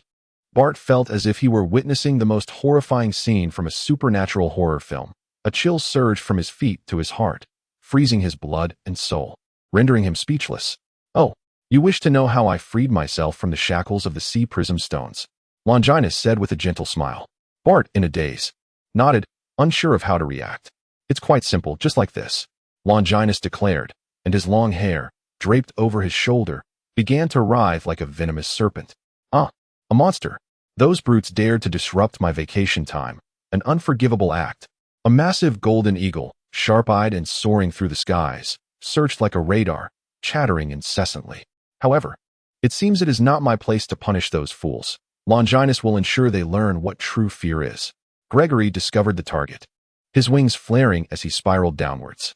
Transforming into human form upon reaching the ground, he surveyed the desolate scene on the isolated island and remarked, "Indeed, our leader, Longinus, shows no mercy when confronting adversaries." What was that phrase he uttered? One should treat the populace with the warmth of spring, while dealing with foes with the cruelty of a harsh winter. Perhaps it is this unwavering conviction that has forged his legendary status. Without pausing, Gregory continued deeper into the island. The path was strewn with lifeless bodies, devoid of bloodstains, revealing the assailants' extraordinary combat prowess. As each enemy had fallen before they even had a chance to react, all the pirates lay in peaceful repose, their faces adorned with the smiles of revelry before death. Yet, such a sight amidst the eerie stillness of the island evoked a sense of unsettling horror. Fortunately, I have witnessed enough of such scenes, otherwise, I would surely succumb to a heart attack someday. Gregory exhaled a breath of frustration. "I truly apologize, when dealing with foes of this caliber. I am not accustomed to leaving a bloody mess." Clad in the garb of justice, Longinus emerged from the woods, illuminated by the silvery moonlight, untouched by a speck of dust. "I didn't mean to let you overhear that, my leader," Gregory responded without a hint of embarrassment, turning his head to survey the area. "Have the pirates of the giant axe crew been thoroughly dealt with?" Yes, just some minor players. It didn't take much time. Longinus replied, strolling toward the forest's edge, with Gregory closely following. Indeed, how audacious of them to target you, my leader. They clearly do not understand the meaning of death. Upon reaching a clearing outside the woods, Gregory adeptly transformed into a colossal golden eagle, and Longinus leapt onto its back. In the next instant, the dark, silent island receded into the distance like a mere speck in their sight. By the way, my leader, how did you manage to break free from the seastone handcuffs? I recall that such devices typically come with a single key, do they not? Gregory inquired, his voice resonating oddly in his beastly form as he brushed aside the nocturnal mist. By tapping into the potential of one's body and instilling the will of the mind, one can coordinate every part of oneself as if it were an extension of one's own will. This enables one to accomplish feats that would otherwise seem impossible to the average person. For instance, transforming your hair into a key to unlock the seastone handcuffs. Longinus replied nonchalantly, as though recounting a mundane occurrence. Gregory fell silent for a moment before softly responding. Very well, it seems I am indeed the ordinary person you speak of. My leader, I wish to be alone for a moment. Do not inquire about who alone is. Longinus chuckled softly, choosing not to elaborate further. His method of unlocking the sea prism stone handcuffs was known as the seventh technique of the Marine Six Styles, embodying the fundamental principle of life restoration. Though he had a general understanding of the training methods associated with the Marine Six Styles, the absence of a comprehensive theoretical framework meant that Longinus could only master the most rudimentary techniques of shave and, for him, the most accessible practice of life restoration over the past 2 years. After all, life restoration essentially involves the utmost control of one's body. And for someone like him, who naturally possessed the observation haki and whose soul strength vastly exceeded that of ordinary individuals, gaining mastery over life restoration was not insurmountably difficult, provided he knew the direction to pursue. Under Gregory's remarkable speed, the waters between several islands were swiftly traversed, and it was not long before they arrived at the temporary base where he had previously stationed. As soon as the two landed, a throng of enthusiastic Navy soldiers surged forward. Wonderful. Major Longinus, I knew you would be just fine, they exclaimed. How could those petty pirates ever hope to challenge Major Longinus? Gregory, now in human form, pushed through the crowd and declared, the bounty on the giant axe pirates can be rescinded. Those fools have all been dealt with by Captain Longinus. Wow. Major Longinus is truly incredible. In the prison, Giant Axe Rock, who had been transferred to a regular cell due to his good behavior, heard the jubilant cheers resonating from outside and curiously inquired of the Navy Guard. What has transpired out there? Given Rock's prior commendable conduct, which had somewhat mitigated the rampant piracy, the guards harbored little animosity toward him. Moreover, since this matter was somewhat connected to him, one guard responded, your giant axe pirates have been vanquished. Those idiots thought that Major Longinus would be at a disadvantage with the sea prism stone handcuffs binding him. Unfortunately, by the time they realized the extent of the Major's power, it was far too late. How dare you unjustly tarnish my reputation? I am no longer affiliated with the giant axe pirates. Rock protested, his face flushed with indignation. Then, a wave of anxiety washed over him as he patted his chest. I knew that Bart, that fool, was walking a path to destruction. Someone like him dares to oppose Major Longinus.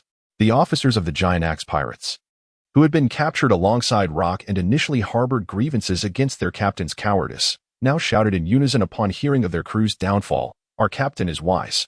Our captain is mighty. Fools, there is no captain here.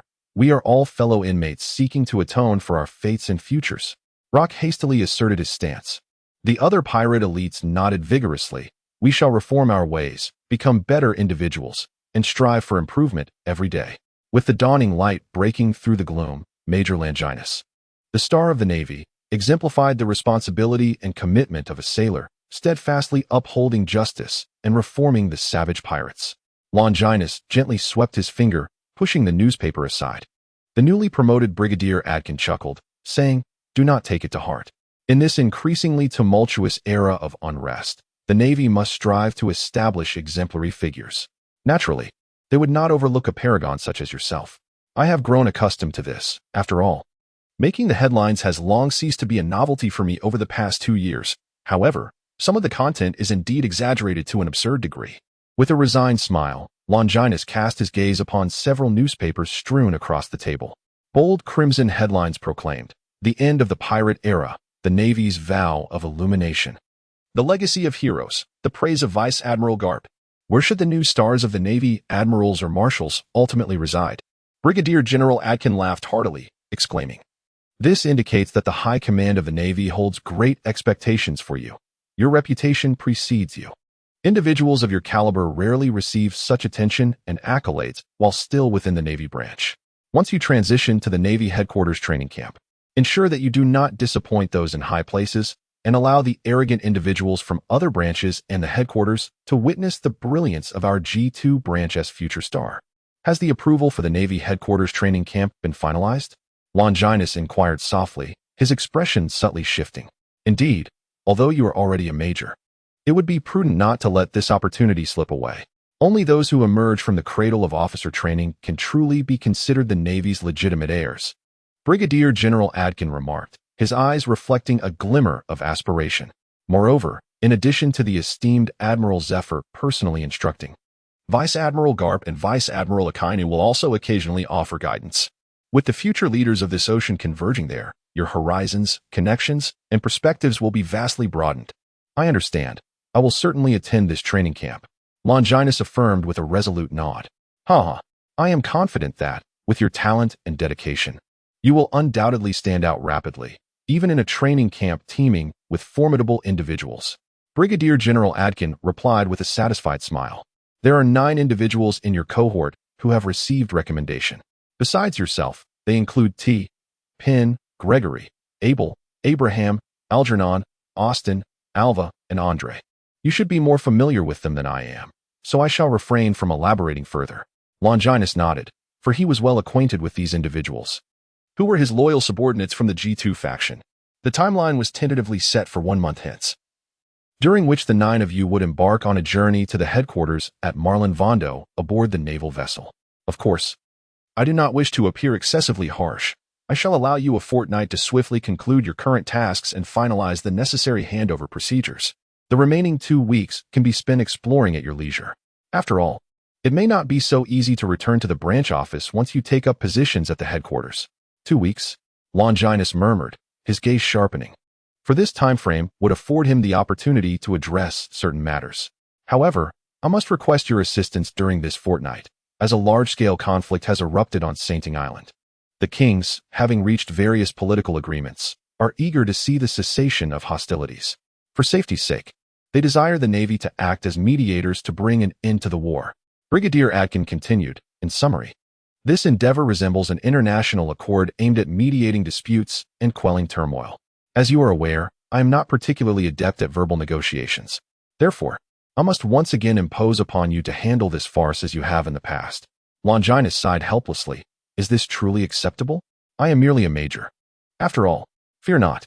Those kings are all shrewd individuals. No one will deem you unqualified. Furthermore, I shall lend you my support, and you will be in full command. Consider me your good luck charm." Brigadier Adkin displayed no hint of embarrassment, evidently having become quite adept at this over the past 2 years. "Well, since you have insisted, I shall brace myself and proceed." He chuckled heartily. To whom much is given, much is expected. Brigadier Adkin casually patted Longinus on the shoulder and was about to step out of the room when he paused and added, "By the way, I recall you have a young lady friend in the Kingdom of Hiska. The venue for the Alliance is there. You might as well visit her. No need to thank me. For heaven's sake, Tina is only 12. Longinus replied, feeling quite exasperated as he listened to Brigadier Adkin's increasingly lewd laughter.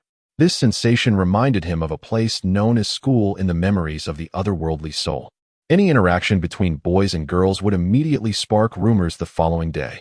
It seems that gossip holds a significant allure in any realm.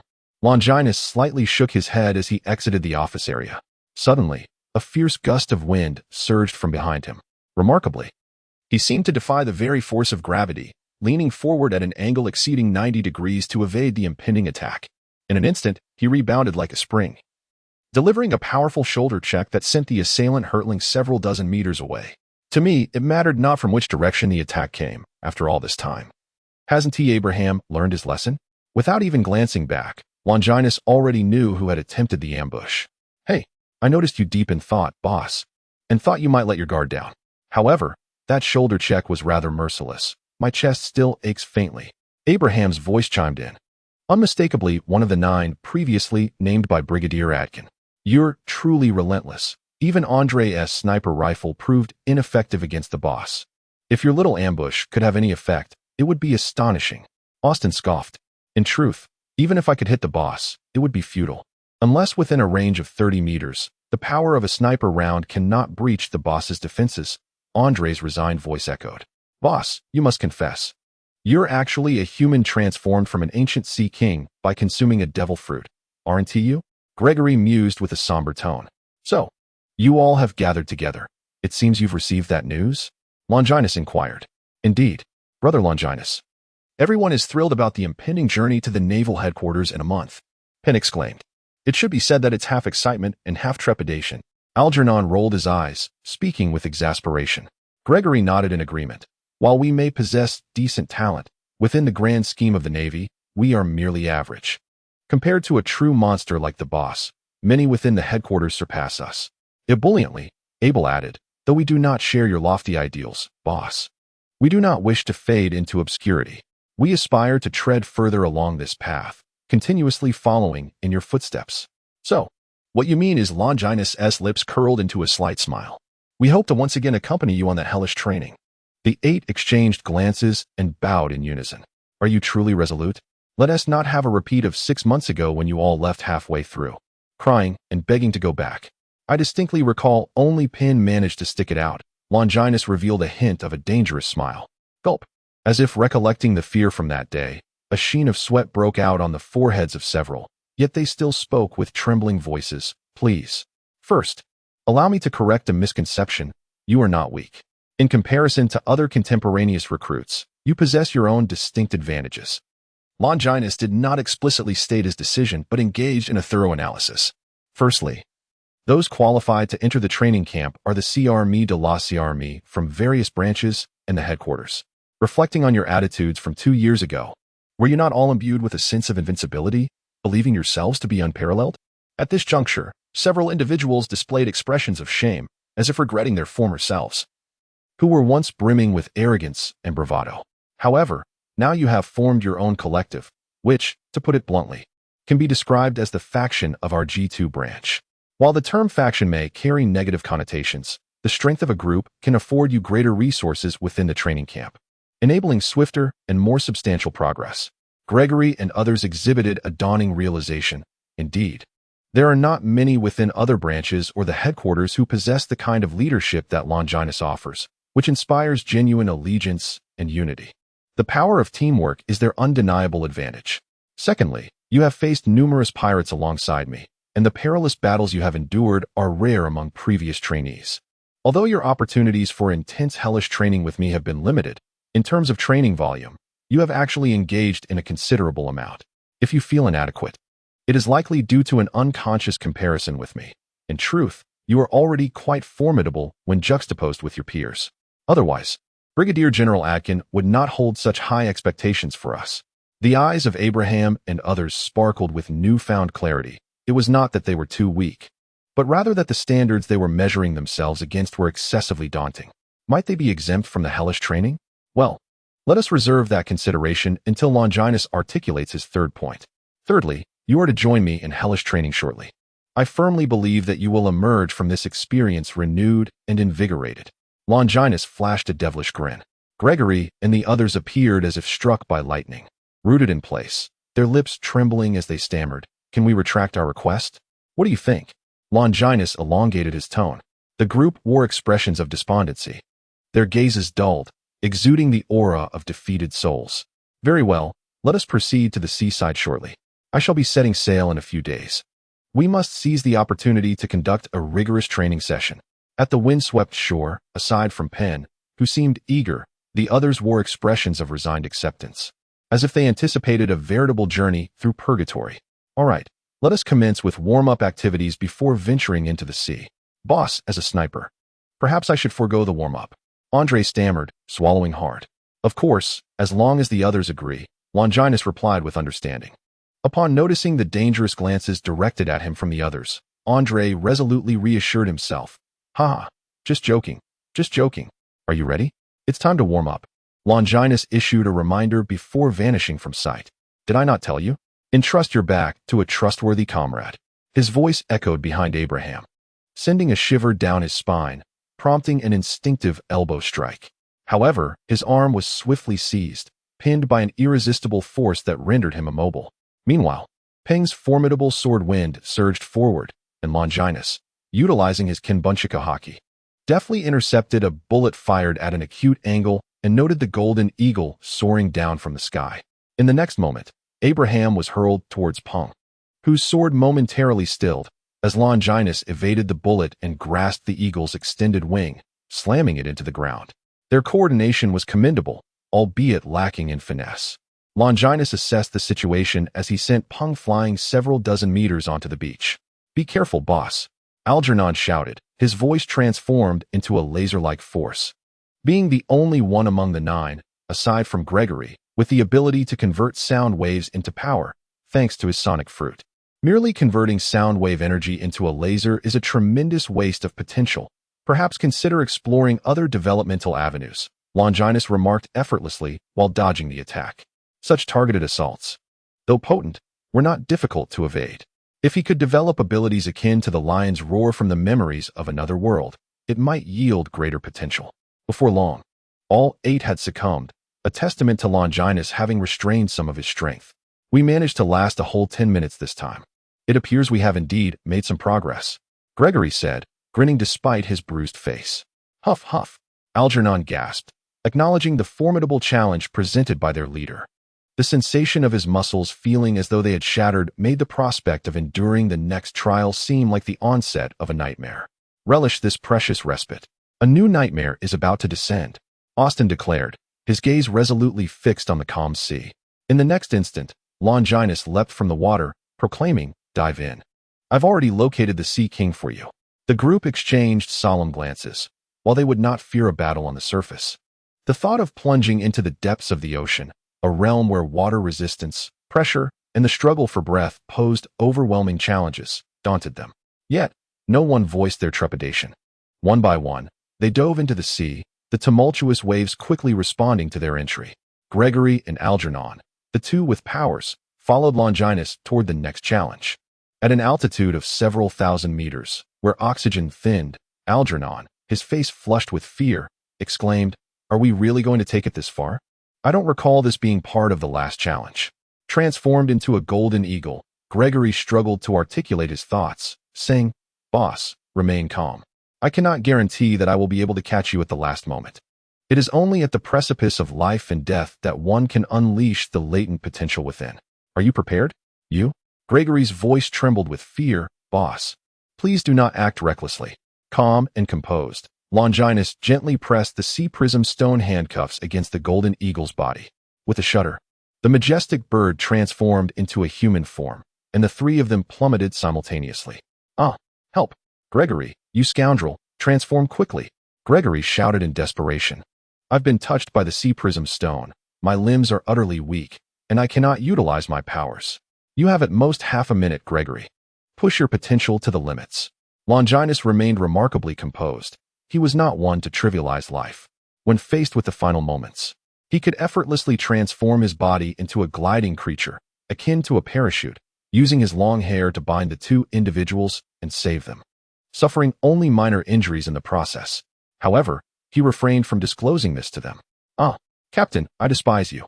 Across the vast ocean, a fleet of warships stood resolute, their formidable armaments easily vanquishing a band of pirates obstructing their course, while the distant pirate ships scattered in flight.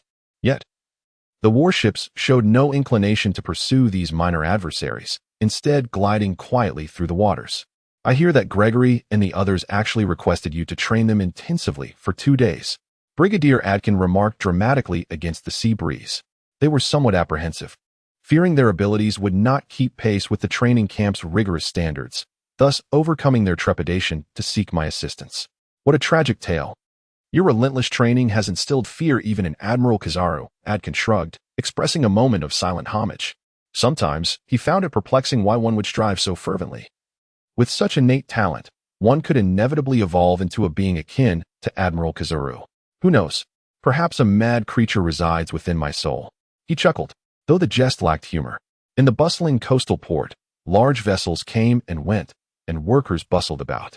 Yet, the most spacious area was cordoned off, with a substantial presence of the kingdom's royal guards, causing many merchant ships to pause and speculate about the significant figure prompting such a display of power from the kingdom's officials.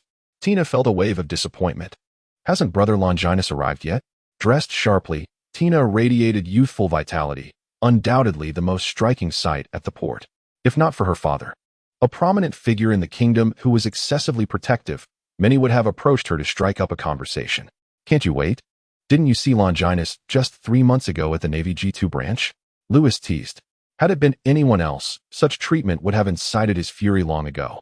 However, he harbored immense gratitude towards Longinus, who had saved his crew 2 years prior, and had been following Longinus's progress over the past 2 years, holding a favorable opinion of his character.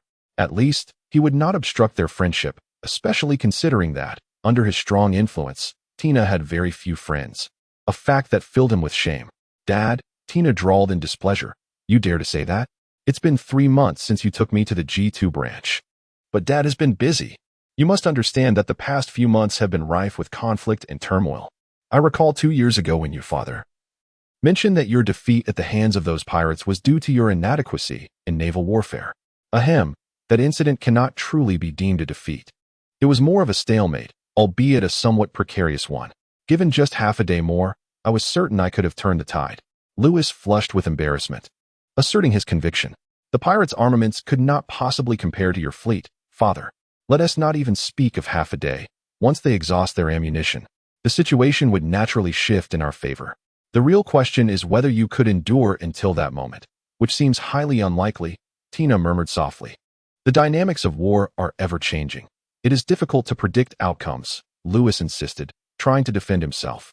Very well, let us set aside naval matters for now, Tina sighed, adopting an air of maturity, as if lamenting his shortcomings. Yet, it took Longinus merely a month to quell the unrest in the Hughes kingdom, while you have struggled for over 3 months, ultimately relying on the Navy to mediate and resolve the situation. Thus, the issue of time is entirely your own doing. Ahem. Lewis felt overwhelmed, as if the harsh reality had stripped him of all dignity. Suddenly catching sight of a glimmering fleet on the horizon, he quickly changed the subject. Look, it's the Navy. It must be Longinus and his ships. Tina, relieved to abandon the topic of her father's dignity, stood on tiptoe to gaze into the distance. I see it. I see him. It's Longinus standing at the bow of the deck. To think we must rely on Longinus once more to save the day. A wave of inexplicable sorrow washed over Lewis, who immediately regained his composure and bellowed with the authority befitting a general. Everyone, pull yourselves together. We cannot allow our esteemed naval guests to witness our disarray. The warships advanced steadily, their imposing steel forms glinting coldly, startling many dockworkers who dropped their cargo in astonishment. For ordinary individuals who have never ventured beyond the sea, this sight was nothing short of a spiritual awakening. Even Lewis couldn't help but reflect how different things might have been had he possessed such a vessel 2 years ago. Even if his troops were not adept in naval combat, their sheer strength would likely have sufficed. The flagship, adorned with the mantle of justice, was led by Brigadier General Adkin, with Longinus following closely behind, a gentle smile gracing his features. As Lewis approached with purposeful strides, he was struck by the realization that he had underestimated Longinus' standing within the Navy. Those of higher rank among the naval officers willingly took a step back, highlighting Longinus' leadership in this operation, their expressions devoid of any resentment. Clearly, Longinus had won over a significant portion of the naval base over the past 2 years. Brigadier General Adkin, please follow me. His Majesty has prepared a banquet in the palace. You must be General Lewis, the guardian deity of the Hisker Kingdom. I truly appreciate your assistance. Haha. In front of Brigadier General Adkin, I dare not claim such a title as guardian deity. That is far too flattering. Following closely behind the two figures, the Brigadier General Longinus felt a sense of bemusement. One was a brigadier general, the other a general, and one might mistakenly assume that General Lewis was the one wielding authority. However, the brigadier general, affiliated with the naval headquarters, held a rank of considerably higher esteem than a mere general from a kingdom along the Grand Line. Even the kings of those nations would not dare to show disrespect towards a naval brigadier general, although, as a member state of the world government, Those kings held a higher status in terms of hierarchy. It was crucial to recognize that the peace of these waters was ensured by the Navy. Should one offend this naval brigadier general, they might find themselves subject to peculiar treatment in the future. To say nothing of the situation. If word spread that the Navy was lax in its oversight of these waters, the predatory pirates of the sea would eagerly descend upon them, eager to seize their share. Such matters, even if reported to the world government, would yield little resolution. The bureaucratic wrangling would only result in a fruitless outcome. There were nations that once disregarded the Navy entirely, and those member states soon transformed into havens for pirates. Due to the actions of these pirates, their domestic economies dwindled, and they were ultimately expelled from the ranks of member states for failing to pay the heavenly tribute, leading to their eventual demise. This reality was why Lewis did not deter Tina from her aspiration to join the Navy. In any world, the age-old truth remains: those who stand beneath a great tree find solace in its shade. As the two groups gradually converged, leading the way were Brigadier General Adkin and General Lewis, who was introducing the local customs and the site of the alliance. Following closely behind them was Longinus, meticulously observing and memorizing everything around him. Suddenly, a stealthy figure slipped through the crowd and approached. "Brother Longinus, I've missed you so much," Tina exclaimed, skillfully linking her arm with Longinus's left and gazing up at him. Aware of the numerous intense gazes converging behind him, Longinus felt quite helpless. His observation hockey allowed him to discern that the inquisitive looks emanated from his colleagues, while the angry, envious stares belonged to the nobles of the kingdom of Hisca. Longinus, filled with a sense of resignation, was not deterred by the prospect of inconvenience. In truth, he harbored little fear that a few minor nobles could pose any real trouble for him. Rather, he mourned for the future of this kingdom. Had the influence of those with a penchant for youthful charm truly permeated the upper echelons of society? Noticing the commotion behind him, Brigadier General Adkins turned around, his eyes sparkling with curiosity as he inquired, "You must be Tina, am I correct? I've heard tales of a young girl who frequently visits our naval base, bringing gifts for the soldiers. Many of them privately refer to you as their little angel." Tina was undaunted, presenting a crisp military salute as she replied, "General, it is merely my duty." At that moment, Lewis also turned his gaze sharply towards Longinus. "Unleash your wrath. Do it swiftly." The nobles of his kingdom chuckled inwardly, anticipating the misfortune that awaited the naval officer. However, to their utter disbelief, the stoic, devoted father figure stepped forward and embraced Longinus with laughter, exclaiming, "Ah, Longinus, my dear brother, it is splendid to see you again. I always knew you would carve out your own place within the Navy. Indeed, Uncle Lewis, it has been quite some time. You appear even more vigorous than last we met," Longinus replied with a smile. The nobles, harboring their dark thoughts, felt their worldview shatter. What was this? Such evident favoritism? Though they simmered with indignation, they dared not voice their discontent. After all, one was a naval brigadier general, and the other a general of the kingdom. They were not figures to provoke. The group quickly fell into an easy camaraderie. Upon entering the royal city, Tina leaned closer to Longinus and whispered, "Brother Longinus, your timing is impeccable. Our kingdom's culinary festival is renowned throughout Sainting Island. It commenced just yesterday and showcases the specialties of surrounding realms. Allow me to take you to sample the delights." "I see. It appears you are the one eager to indulge," Longinus teased, affectionately ruffling her hair. It can be both. But will Uncle Lewis permit it? He hardly has time to keep an eye on you now. Rest assured, if it is you, Brother Longinus, Father will certainly agree." With that, Tina dashed ahead to grasp the arm of General Lewis, gently shaking it as she pleaded, "Father, I wish to attend the culinary festival. I have been looking forward to it for quite some time." Lewis furrowed his brow, hesitating as he replied, "That place is too distant from the royal city, and I am currently unable to leave. What if danger were to arise?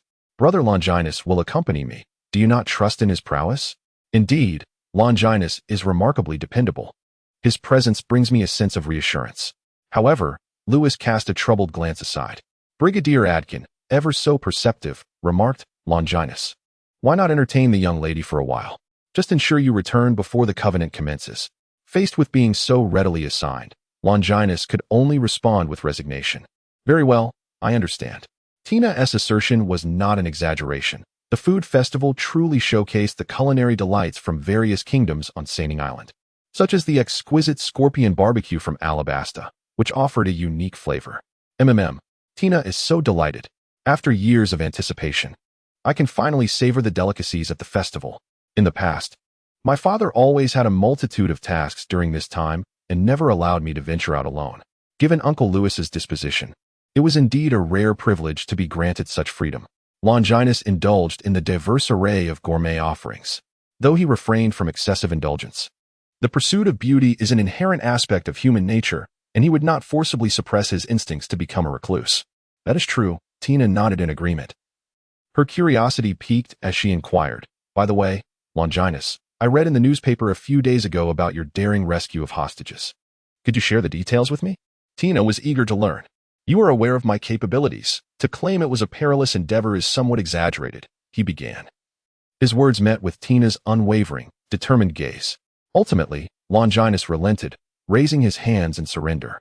Very well, the general course of events unfolded as follows. After a vividly engaging recounting, Tina's eyes sparkled with excitement, her skewer of roasted meat forgotten and now cold. She envied him immensely. How she wished to join the ranks of the noble navy, like her esteemed Longinus, though her father had stipulated that she must be at least 16 to enlist. Oh dear! As she dreamt of the future, a filthy young boy collided with her, nearly causing her to stumble. Fortunately, her foundational agility allowed her to regain her balance swiftly.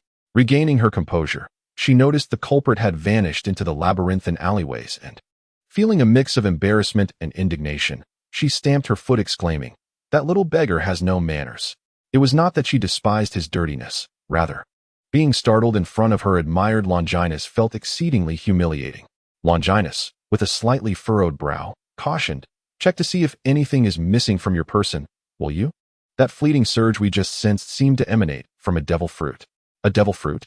How could that be?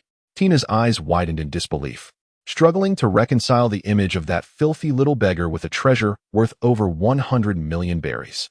Nevertheless, due to her unwavering trust in Longinus, she promptly conducted a quick inspection.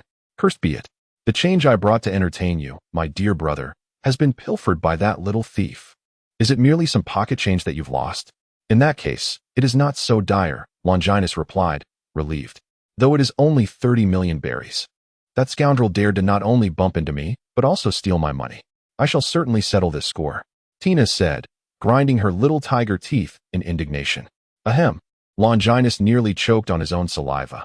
As if seeing Tina for the first time, he inquired, "How many berries did you say?" 30 million berries. Tina exclaimed, "But fret not, dear Longinus. It is merely my allowance for this month. It is primarily the indignation I cannot swallow." In truth, Longinus was not particularly concerned about such sums. After all, the bounties he had accumulated over the past 2 years from capturing pirates exceeded 300 million berries. Although the Navy would never hand over bounties like bait to a bounty hunter, the accumulated bonuses still amounted to nearly 100 million berries. However, he could never casually pull out 30 million berries as Tina had done. After all this time, it seemed he was perceived by those nobles merely as a freeloader. "I'm so hungry." The energy consumed by activating the devil fruit was indeed substantial, but at least this time it had been a success. The sister was adorned in the finest children's garments, and surely she possessed a considerable sum of money. Perhaps she could amass enough to cover the fare to escape this country. After retreating to a corner, the grimy clothing revealed a delicate, youthful visage. Once she ensured no one was around, she produced a stack of banknotes from her bosom. 1 million berries, 2 million berries, 3 million. Her right hand, counting the bills, soon froze midair, and she murmured, "Wait a moment, this denomination seems a bit off."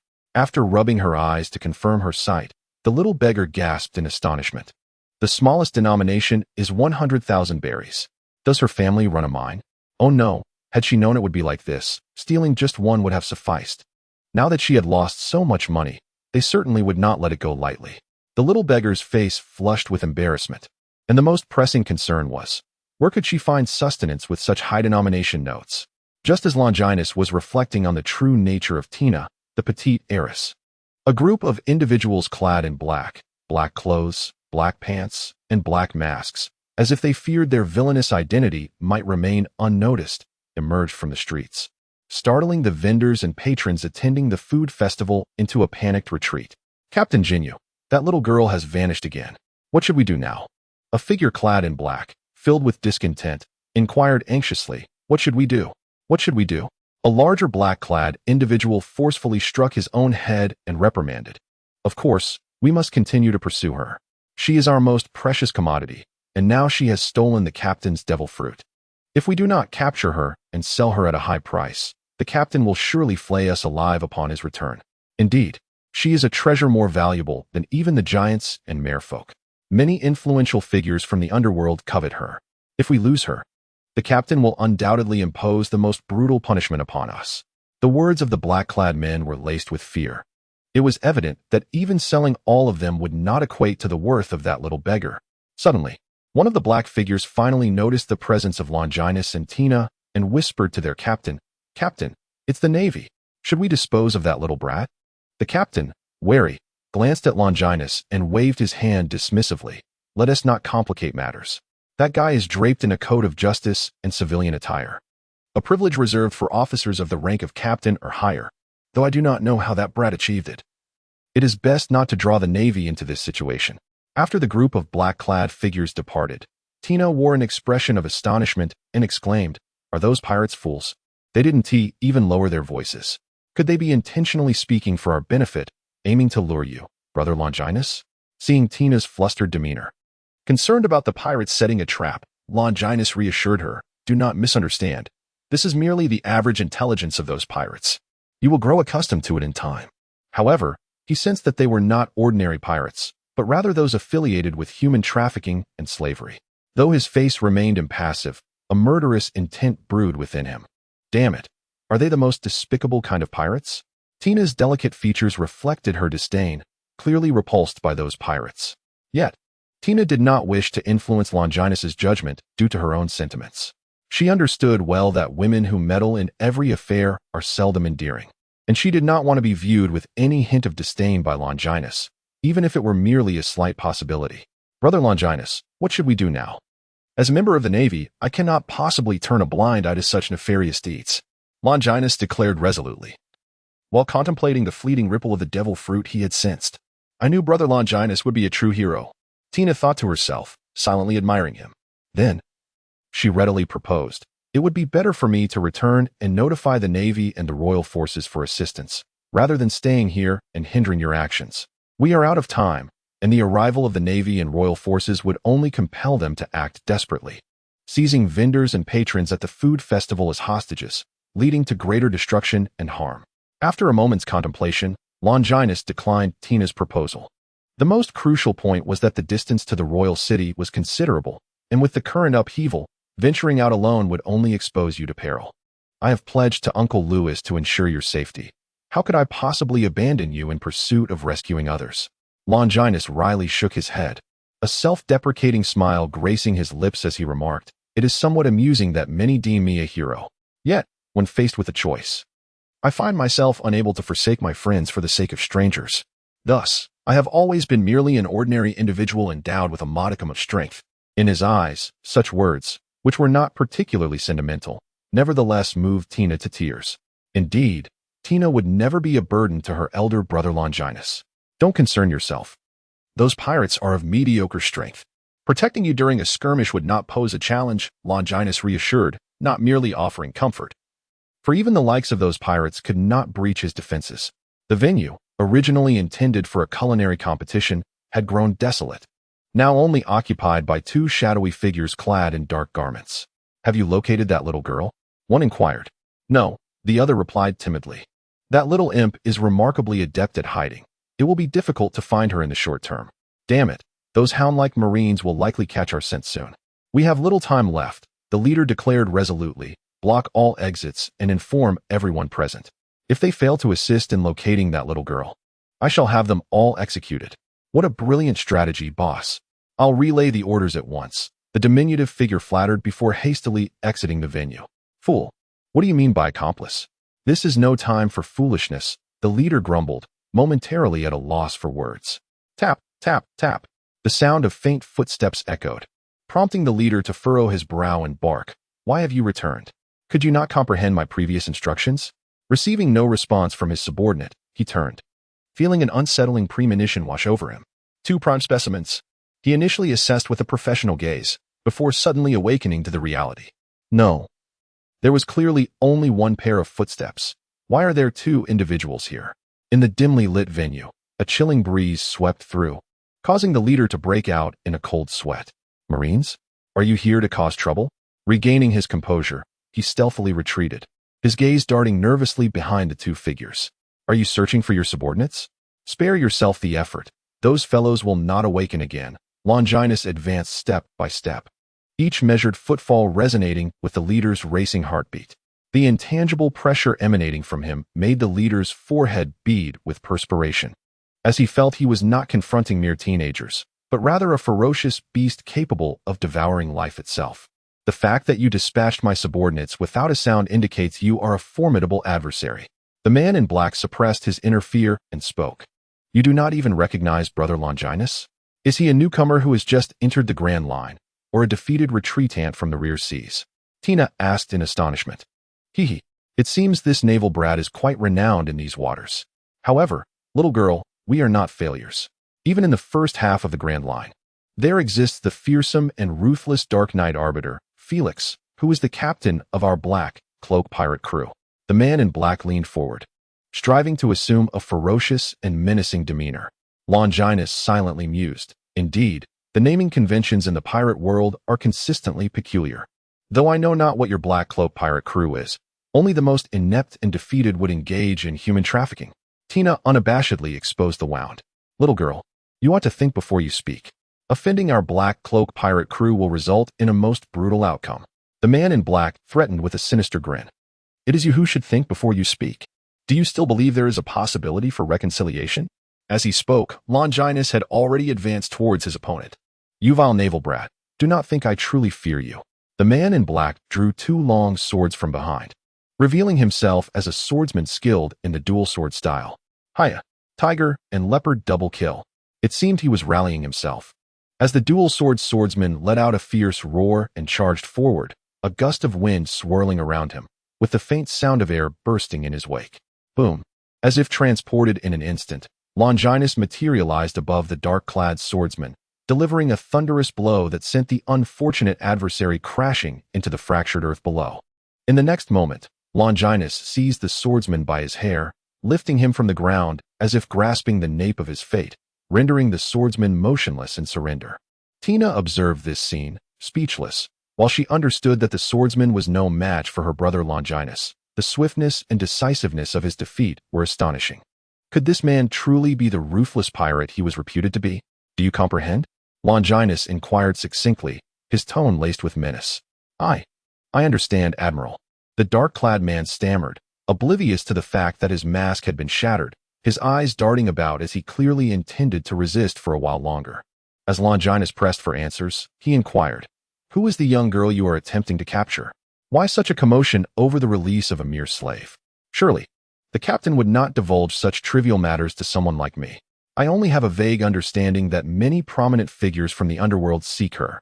How many operatives can you mobilize? Aside from the vicinity of the venue, where else are you positioned? We have deployed approximately 600 personnel, with around 50 remaining at the heart of the venue. The majority are stationed around the three entrances, vigilant against the possibility of that little imp slipping away. And what of your captain? What are his abilities and hidden cards? Our captain is a notorious pirate with a bounty of 80 million berries. It is said that his powers are linked to the night and shadows. Beyond that, I cannot say, for those who have witnessed his abilities are no longer alive. Noticing Longinus' sudden silence, the man in black tentatively suggested, Esteemed Navy officer, seeing how well I have performed, might you consider letting me go? Previously, I had no choice. But now, I aspire to be a good person.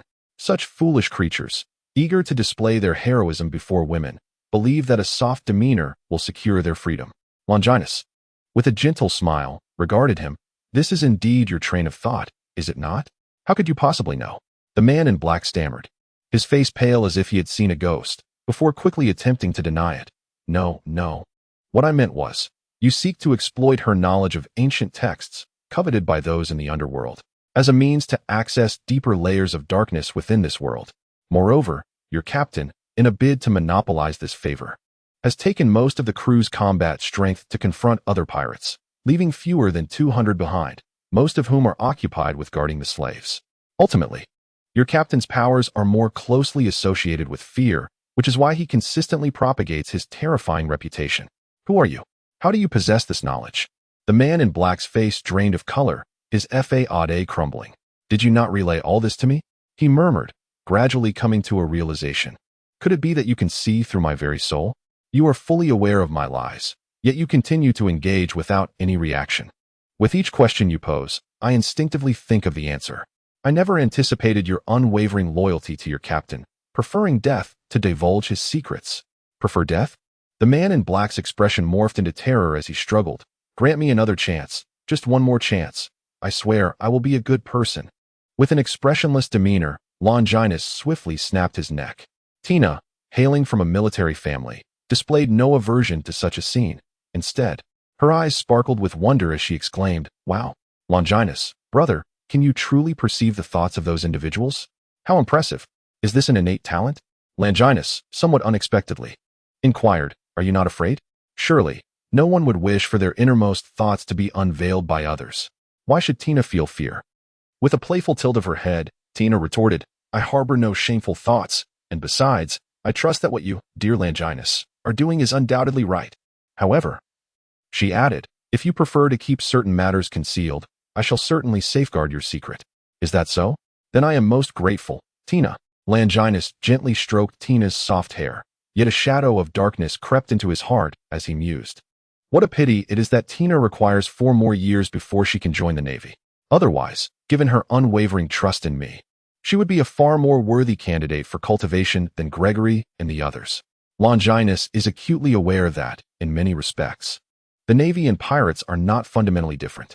Among pirates, strength is always paramount. Otherwise, no amount of power or wealth is more than mere carrion in the eyes of wolves. As for the Navy, the original trajectory of the world illustrates this clearly. Fujitora and Green Bull, lacking any notable achievements, were nonetheless promoted to Admiral, surpassing candidates like Peach Rabbit and T-Pig. This serves as a definitive testament that might eclipses all. Beyond sheer strength, the influence of one's faction is an equally crucial element. All pirates understand that one cannot ascend to the title of Pirate King solely on their own merit. Hence, even the formidable 4 emperors are continually recruiting in the New World, much like the future 7 warlord system. Although Mihawk may be the mightiest among the warlords, he is simultaneously the least intimidating. For even if one were to offend him, a mere retreat into the ocean would render the unanchored Mihawk incapable of tracking them down. The Navy mirrors this dynamic. During the competition for the position of Fleet Admiral, many chose to overlook a particular individual. While it is true that Yellow had little interest in the role, it is equally pertinent that he lacked any factional support within the Navy. Thus, with his clandestine ambitions, Longinus has been diligently cultivating his own G2 faction for the past 2 years. He has never abandoned the idea of attending the headquarters' new recruit training camp, not only to receive systematic instruction, but also to subtly foster influence within that milieu.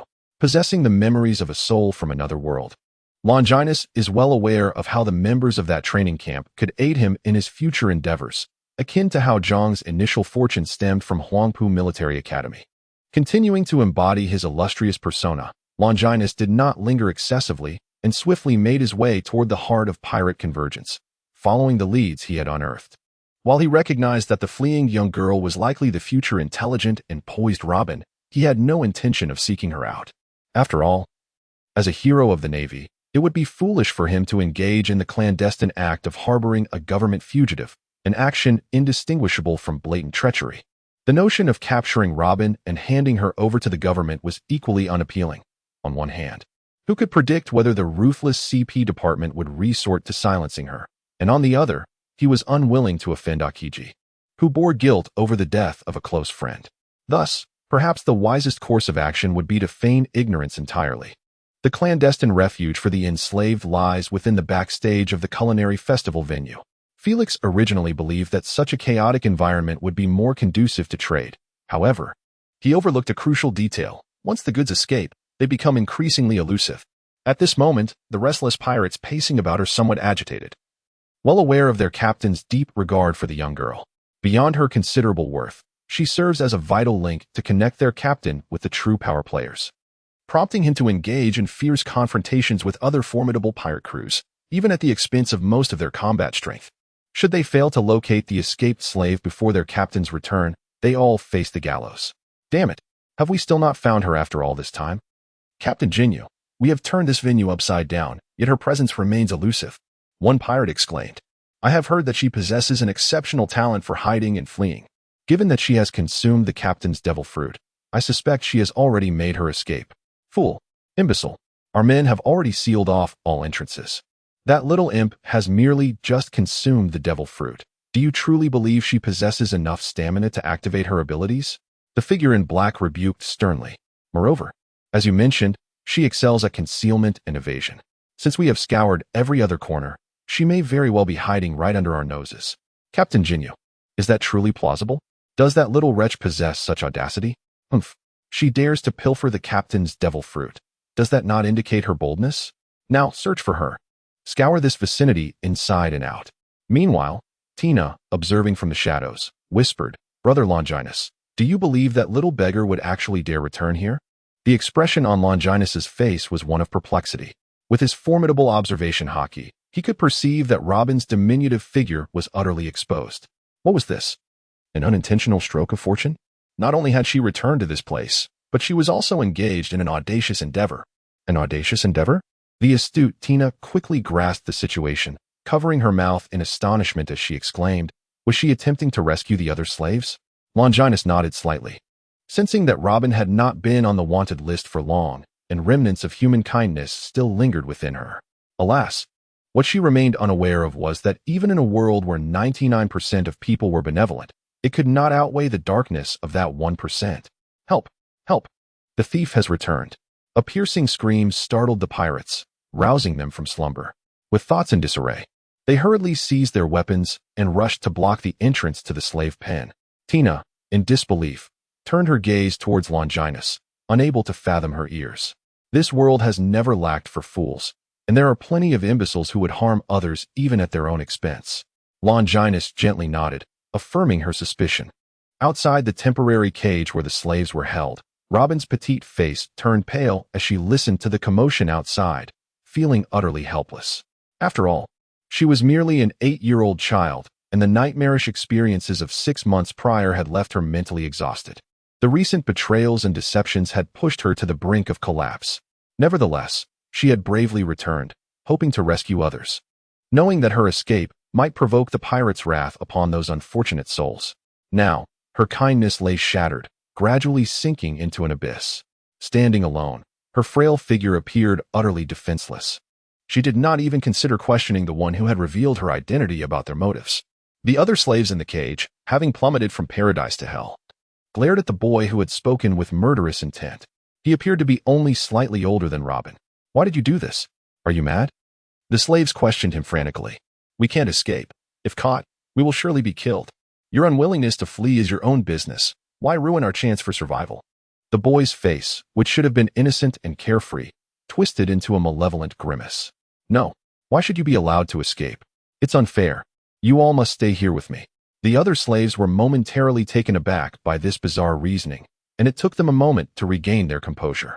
You little brat, it's clearly your own refusal to flee. I don't care. Since I'm too scared to escape, you all shouldn't think of escaping either. As the outside world grew increasingly agitated, the boy seemed to find his courage, responding defiantly, You'd better all shut up. If you dare to insult me again, beware. I'll report you to those pirate adults, and you'll be seen as accomplices to that thief. How dare you call her a thief? Robin is trying to save us. She is nothing but a selfish thief. It's because of her that we live in fear. Moreover, if she truly wished to save us, why hasn't she shared her miraculous powers with us? The boy cast a jealous, resentful glance at Robin, lamenting. If I had her powers, I wouldn't be too afraid to escape. All of this is her fault. Robin stood there, pitifully fragile and helpless, with no intention of defending herself. She had never stolen anything from anyone, and the thought of sharing her fruit abilities was utterly inconceivable. Once captured, she realized that if her powers were exposed and restrained by Seastone, escape would become an impossibility. Thus, she had meticulously concealed her abilities, waiting for the pirates to let their guard down before seizing the opportunity to flee.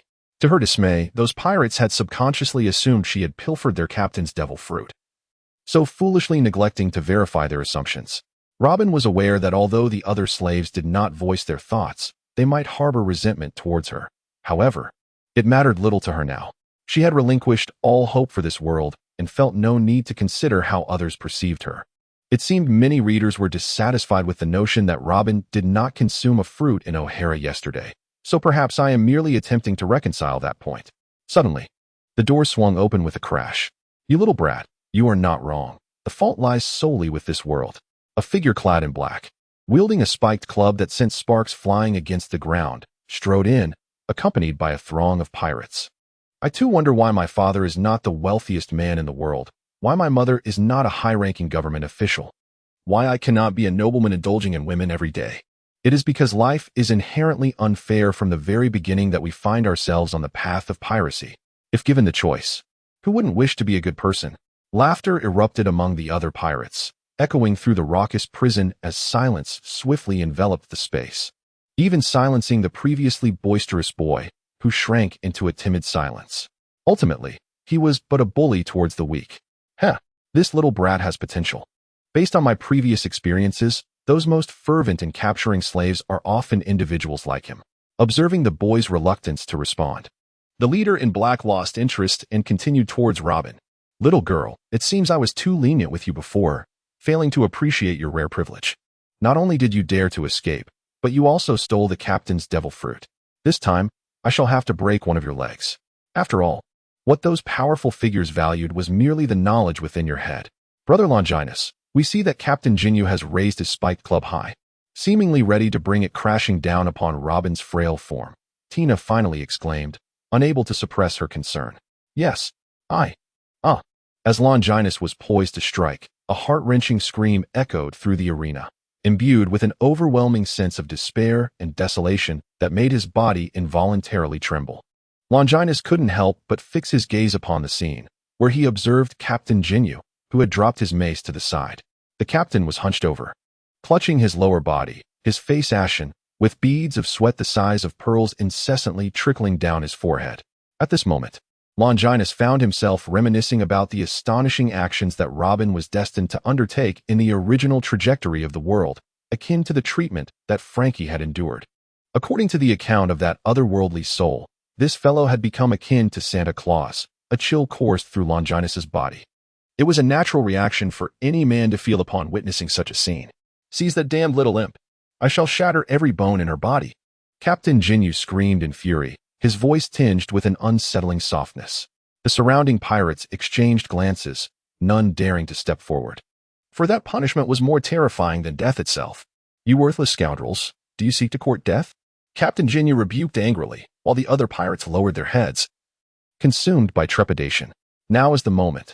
In a fleeting moment of opportunity, Longinus emerged from the shadows, employing the most precise and efficient means to shatter Captain Jinyu's heart. He then materialized in the densest throng of pirates, delivering a sweeping kick with such formidable power that it could fracture steel, instantly obliterating the limbs of those rogues. Blood splattered, and dismembered bodies flew through the air, creating a scene of unprecedented brutality that elicited horrific screams from the captured slaves. This exemplifies the helplessness of martial artists. Lacking the mastery of the Marine's 6 styles, they are devoid of a decisive area attack, leaving Longinus with no option but to hold nothing back. The other pirates, roused by the scent of blood, inexplicably charged at Longinus in a frenzy of irrationality, though a small faction of them, recognizing the dire situation, silently retreated. The more the carnage escalated, the calmer Longinus became. Amidst the gruesome slaughter, he identified the most significant threats among the gunslingers, not due to any risk to his own life, but because they jeopardized the perfection of his rescue mission. In a flash, 7 pistol-wielding pirates fell before he could even savor the thrill of firing a shot. With the threat of firearms neutralized, what should have been a confining cage transformed into the finest sanctuary for the enslaved, granting Longinus the liberty to unleash his full potential. In a mere 3 seconds, he eradicated all the pirates who had failed to escape. "The Navy has come to save us. How wonderful! We shall no longer be slaves. Oh, how I miss you, Mom and Dad." Despite the gruesome spectacle, the overwhelming sentiment among the slaves, save for a few idealists, was one of disdain for the pirates, wishing for their demise, thus rendering any discomfort non-existent. Amidst the jubilant cheers for the Navy, Only Robin's pale countenance betrayed fear as she retreated further, seeking solace in the cold confines of the cage behind her. "Brother Longinus, here are the keys," Tina exclaimed, joyfully producing a set of keys she had pilfered from the dead eunuch. "The task of liberating them now rests with you, little Tina. I promise to fulfill this mission." As Longinus stepped outside, he aimed to address the lurking dangers he had just left behind. Bang, bang, bang. "Damn it, that fool Jinyu has locked the door tight." The fleeing pirates pounded on the door, venting their pent-up fury, having long since cast aside the strict hierarchy aboard their ship in the face of terror. Why has the sound of battle vanished? One of the pirates trembled, asking if they had already been slain. "Do not frighten yourself, it has only been a brief moment." Yet Captain Jinyu was taken down in an instant. That naval brat is truly a monster. "Quickly, find a way to break down this iron door." Crash.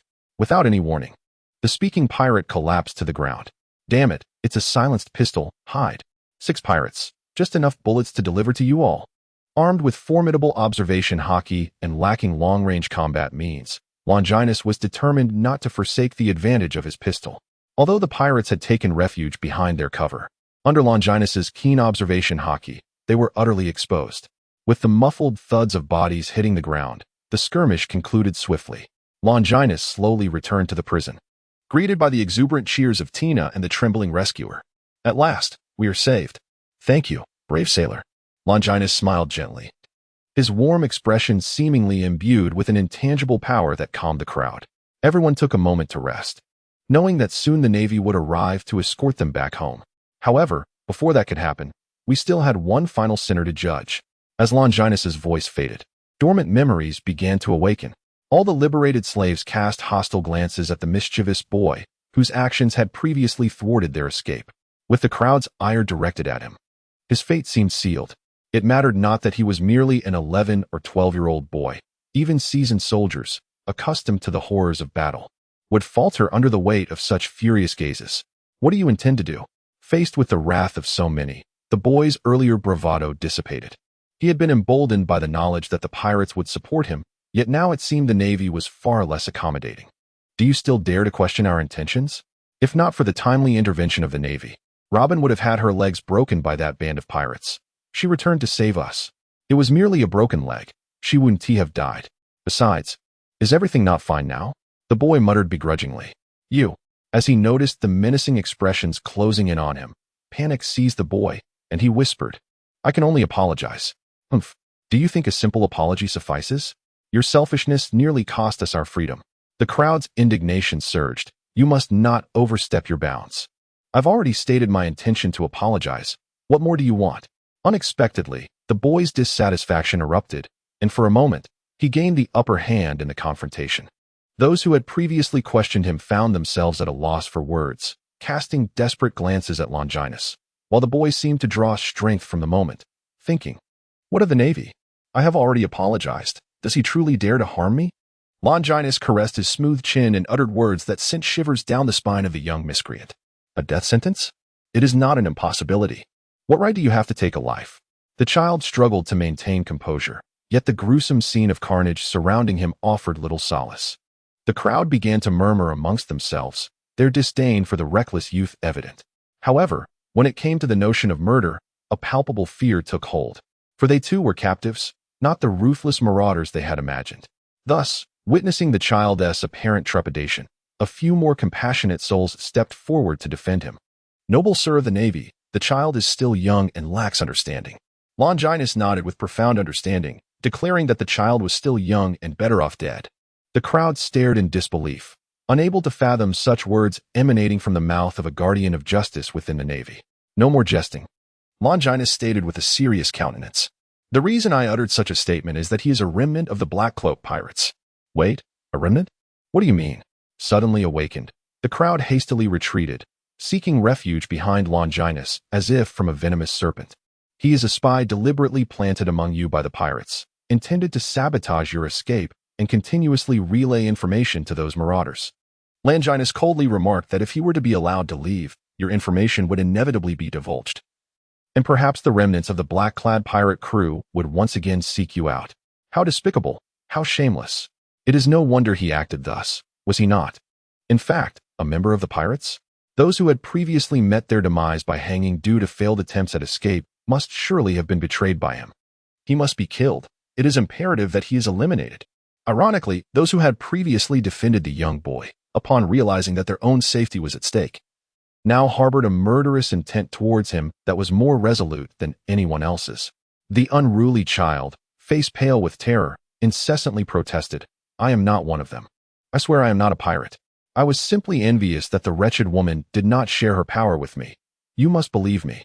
Yet, the choice between a pirate with a notorious past and a Navy officer committed to justice was clear to all, who cast disdainful glances at the boy, with no one stepping forward to defend him. The eradication of evil is a concept easily understood by all. Longinus expertly loaded the magazine, aiming the ominous black muzzle at the unruly child. The atmosphere was thick with tension as Robin's face turned ashen, recalling something that made Longinus appear almost demonic. "I'm sorry, I'm truly sorry. I was wrong. Please don't kill me." The boy collapsed to the ground, desperately retreating. Bang! The evil pirates have been vanquished. You may all depart with peace of mind. I will ensure the Navy registers you, and in a few days, a warship will take you home. Thank you, Brother Longinus and Sister Tina. The rescued crowd expressed their heartfelt gratitude as they eagerly stepped out, yearning to bask in the long-awaited sunlight. "Ah, is this the taste of being a hero? How intoxicating!" Tina exclaimed joyfully. "I am so happy that the wicked pirates have been dealt with, allowing the good people to return home. What a fairy tale ending." However, the grim reality is that most of them may never return to their homes, Longinus stated solemnly. "What?" Tina gasped, accepting Longinus's words without question, her disbelief palpable. "But why? Haven't the pirates been dealt with?" "Because most of them might not even know the name of the island they come from," Longinus explained. He understood well that in this era, where transportation is woefully underdeveloped and even water trains have yet to be invented, once these ordinary individuals are forcibly removed from their homeland, they may never return for the rest of their lives. So what will their ultimate fate be? A small fraction may be saved, while the vast majority will remain stranded on this island, gradually losing hope as time passes, ultimately establishing new families while burying their scars deep within. Why must it be this way? Beneath the gentle facade of this world lies an unvarnished reality, stark and bloody in its essence. Longinus approached the solitary Robin with measured steps. "Little one, do you still remember your home?" he inquired gently. "No, don't come any closer," Robin cried out in despair, brandishing a small dagger she had inexplicably procured. At that moment, Tina, emerging from her sorrowful reverie, instinctively spread her arms like a protective hen, shielding Longinus and entirely oblivious to the fact that Robin was the weakest among them. With an indignant tone, she scolded, "Wretched thief!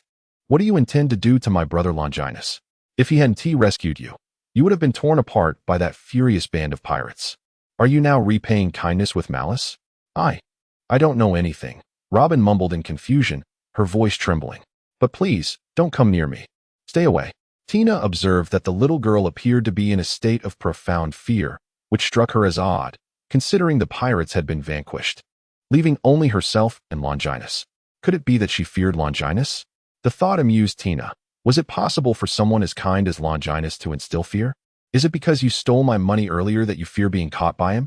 she offered with a generous spirit. "Forget it. It wasn't he much anyway. Consider it a gift." Robin's fear began to wane, and she felt as though she had finally escaped from a nightmare, yet she still clutched the dagger tightly. "Thank you. I know you are good people, but I can no longer trust anyone," she declared, utilizing her fruit ability to toss a finely crafted wallet at Tina's feet before fleeing in a panic. "Ah, my wallet," Tina exclaimed, picking it up and gazing after Robin with a mixture of concern and confusion. Why did she run off alone? Should we go after her? Longinus shook his head slightly, stating that it was unnecessary unless he shed the cloak of justice draped upon his shoulders. Otherwise, she would never cease her retreat. Tina, with a glimmer of understanding, remarked, "So, she does not fear you, dear Longinus, but rather the naval uniform you wear? Yet, the Navy symbolizes justice. Why should she be afraid? Who knows? Justice, in its essence, only manifests when it is called upon." Longinus turned to face the outside world. It was evident to him that the young boy bore no connection to the pirates, yet what significance did that hold? Justice is but a tool wielded by those in power to adorn themselves. It exists only when needed, and at other times, it is merely a pair of pale, powerless letters. Out of the 732 individuals, only 61 could ultimately return home. After receiving the grim news, Tina murmured despondently, "You have done remarkably well. At least 61 families have found redemption, and the remaining souls need not become enslaved," Admiral Lewis comforted. "Dear Tina, this is indeed a splendid victory. Unlike other pirates, those under the slave masters wield hostages as shields, often compelling us to refrain from excessive pressure for their safety, allowing for the release of some slaves before further action can be taken." Brigadier General Atkins sighed, yet offered words of appreciation, acknowledging that such tactics, while effective, could inadvertently foster the slave trade. Balancing safety and victory is undeniably challenging. Your recent endeavor has undoubtedly struck a significant blow to the arrogance of those pirates. When you join the Navy in the future, I shall duly record this achievement for you. I did nothing. All the credit belongs to you, dear Longinus. Tina hastily waved her hands in refusal. Rest assured, I shall not forget Longinus's contribution. He is likely being interviewed by reporters at this very moment. Brigadier General Adkin expressed a tinge of envy, as his own appearances in the newspapers were few and far between, often only mentioned due to Longinus's influence. What could he do? His rugged appearance and average abilities yielded little worthy of exploration. Yet Longinus was a different story. Even a mere capture of his visage could significantly boost newspaper sales, captivating even those less interested in appearances. His impeccable record left no room for criticism, rendering him the envy of many parents in the region, often referred to as the exemplary child. A remarkably splendid report card, Major Longinus. I look forward to our next collaboration, exclaimed a gentleman resembling a large bird as he tipped his hat. Vice President Morgans, your inquiries are sharp and strategically insightful. I believe we may have opportunities for future collaboration. Though the individual before him was a humanoid bird, Longinus displayed no sign of unease. I share this premonition. With Colonel Longinus's potential, our collaboration shall not conclude with this encounter. I aspire for my report to accompany Colonel Longinus's renown across the vast Grand Line. Morgans, with his comically ample belly, nonchalantly exited the room, indifferent to the distant laughter. The future president of the World Economic News Agency, perhaps? Longinus gazed contemplatively at Morgans's retreating figure, then lowered his eyes to his slightly clasped palms. Only by mastering the power of public opinion can justice be disseminated to the farthest reaches. As night fell, the kings of several nations arrived in succession. This was a primary reason for their request for naval arbitration. Without the presence of the Navy, a symbol of absolute justice, those kings would not have ventured so confidently into neighboring territories. The most troublesome aspect of the Four-Nation Conference was Alabasta, for it possesses the greatest strength and had reaped the most benefits from previous conflicts. Should they choose to withdraw at this juncture, though they would still emerge as the most significant victors of this war, they risk substantial losses in future gains. During the lavish banquet, Brigadier General Adkin navigated the greetings of various dignitaries while relaying the key points of the conference to Longinus. Moreover, the cunning and treacherous old man from Alabasta has always advocated for seizing the most substantial piece of flesh from the enemy. Throughout his tenure, he has instigated numerous wars, expanding Alabasta to its current stature. In truth, I was quite astonished that he agreed to participate in this four-nation dialogue at all. As for the other three nations, pay particular attention to King Ask, for he is both foolish and avaricious. Despite his current defeat in war, he may still harbor delusions of leveraging his superior negotiation skills for personal gain. We must ensure that his folly does not jeopardize this conference. Longinus, unable to articulate his thoughts, twitched the corners of his mouth. Are we here to arbitrate, or merely to play the role of caretakers? The capable must shoulder more responsibilities. Brigadier Adkins surveyed the surroundings and spoke in a hushed tone. In truth, Sainton Island is nothing but a shambles. Despite my jurisdiction being the largest among the brigadiers, it is precisely because of my limited experience that I was assigned to this post.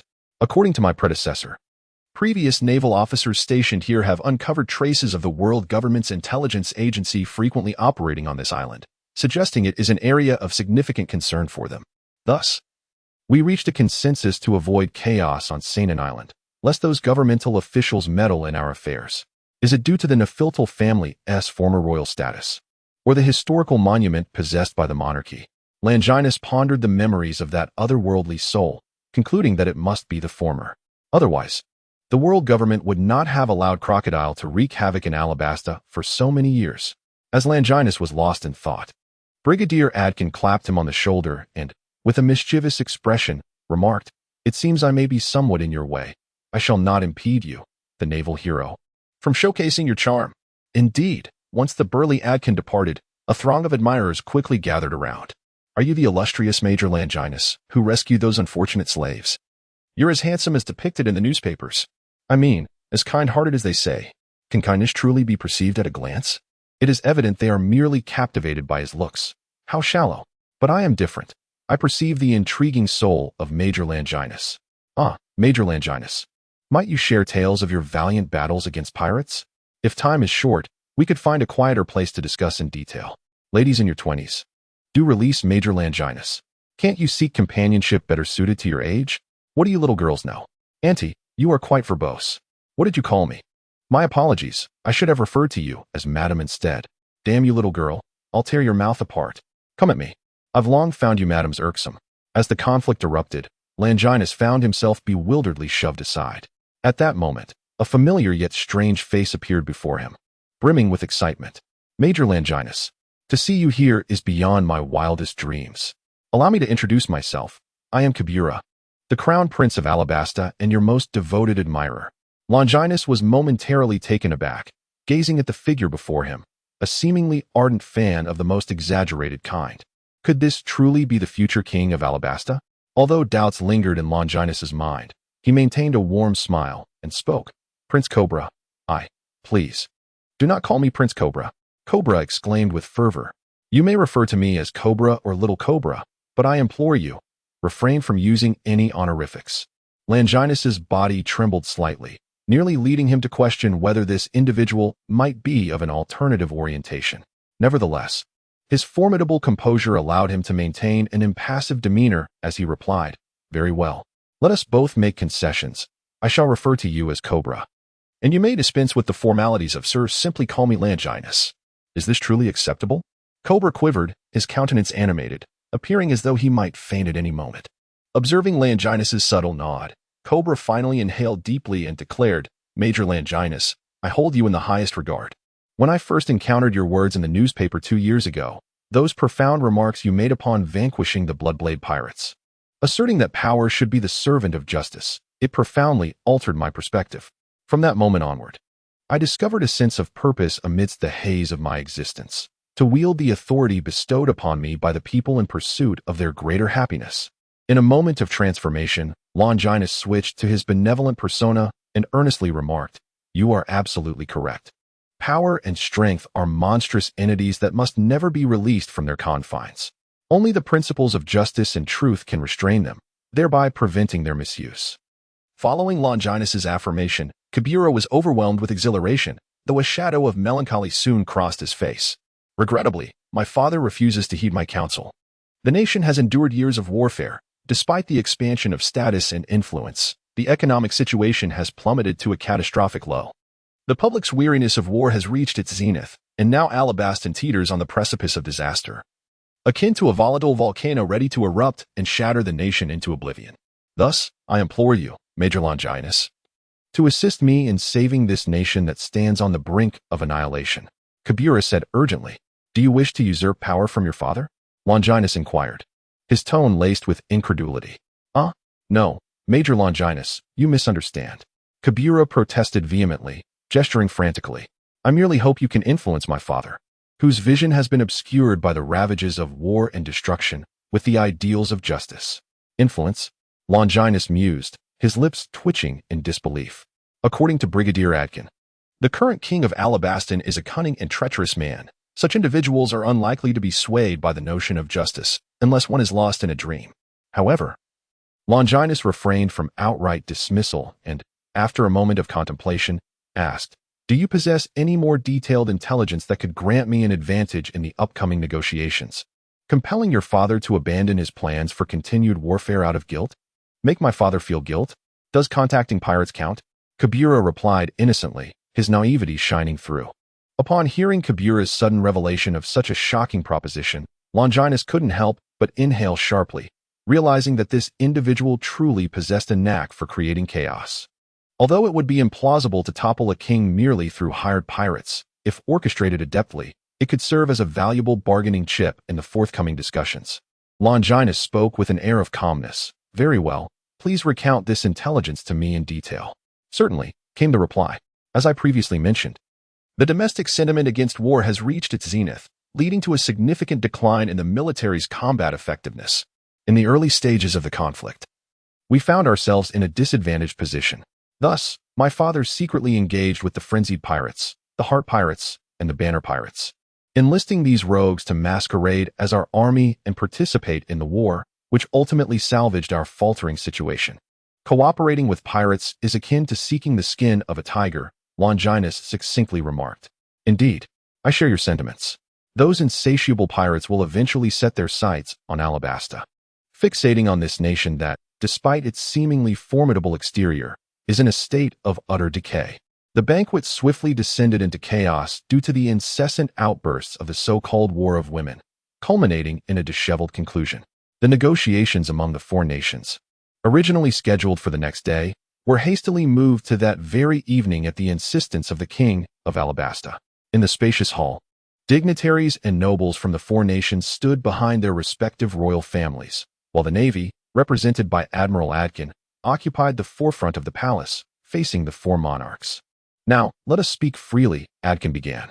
Though the navy maintains a neutral stance, in the spirit of peace, I hope each of you kings can reach a reconciliation.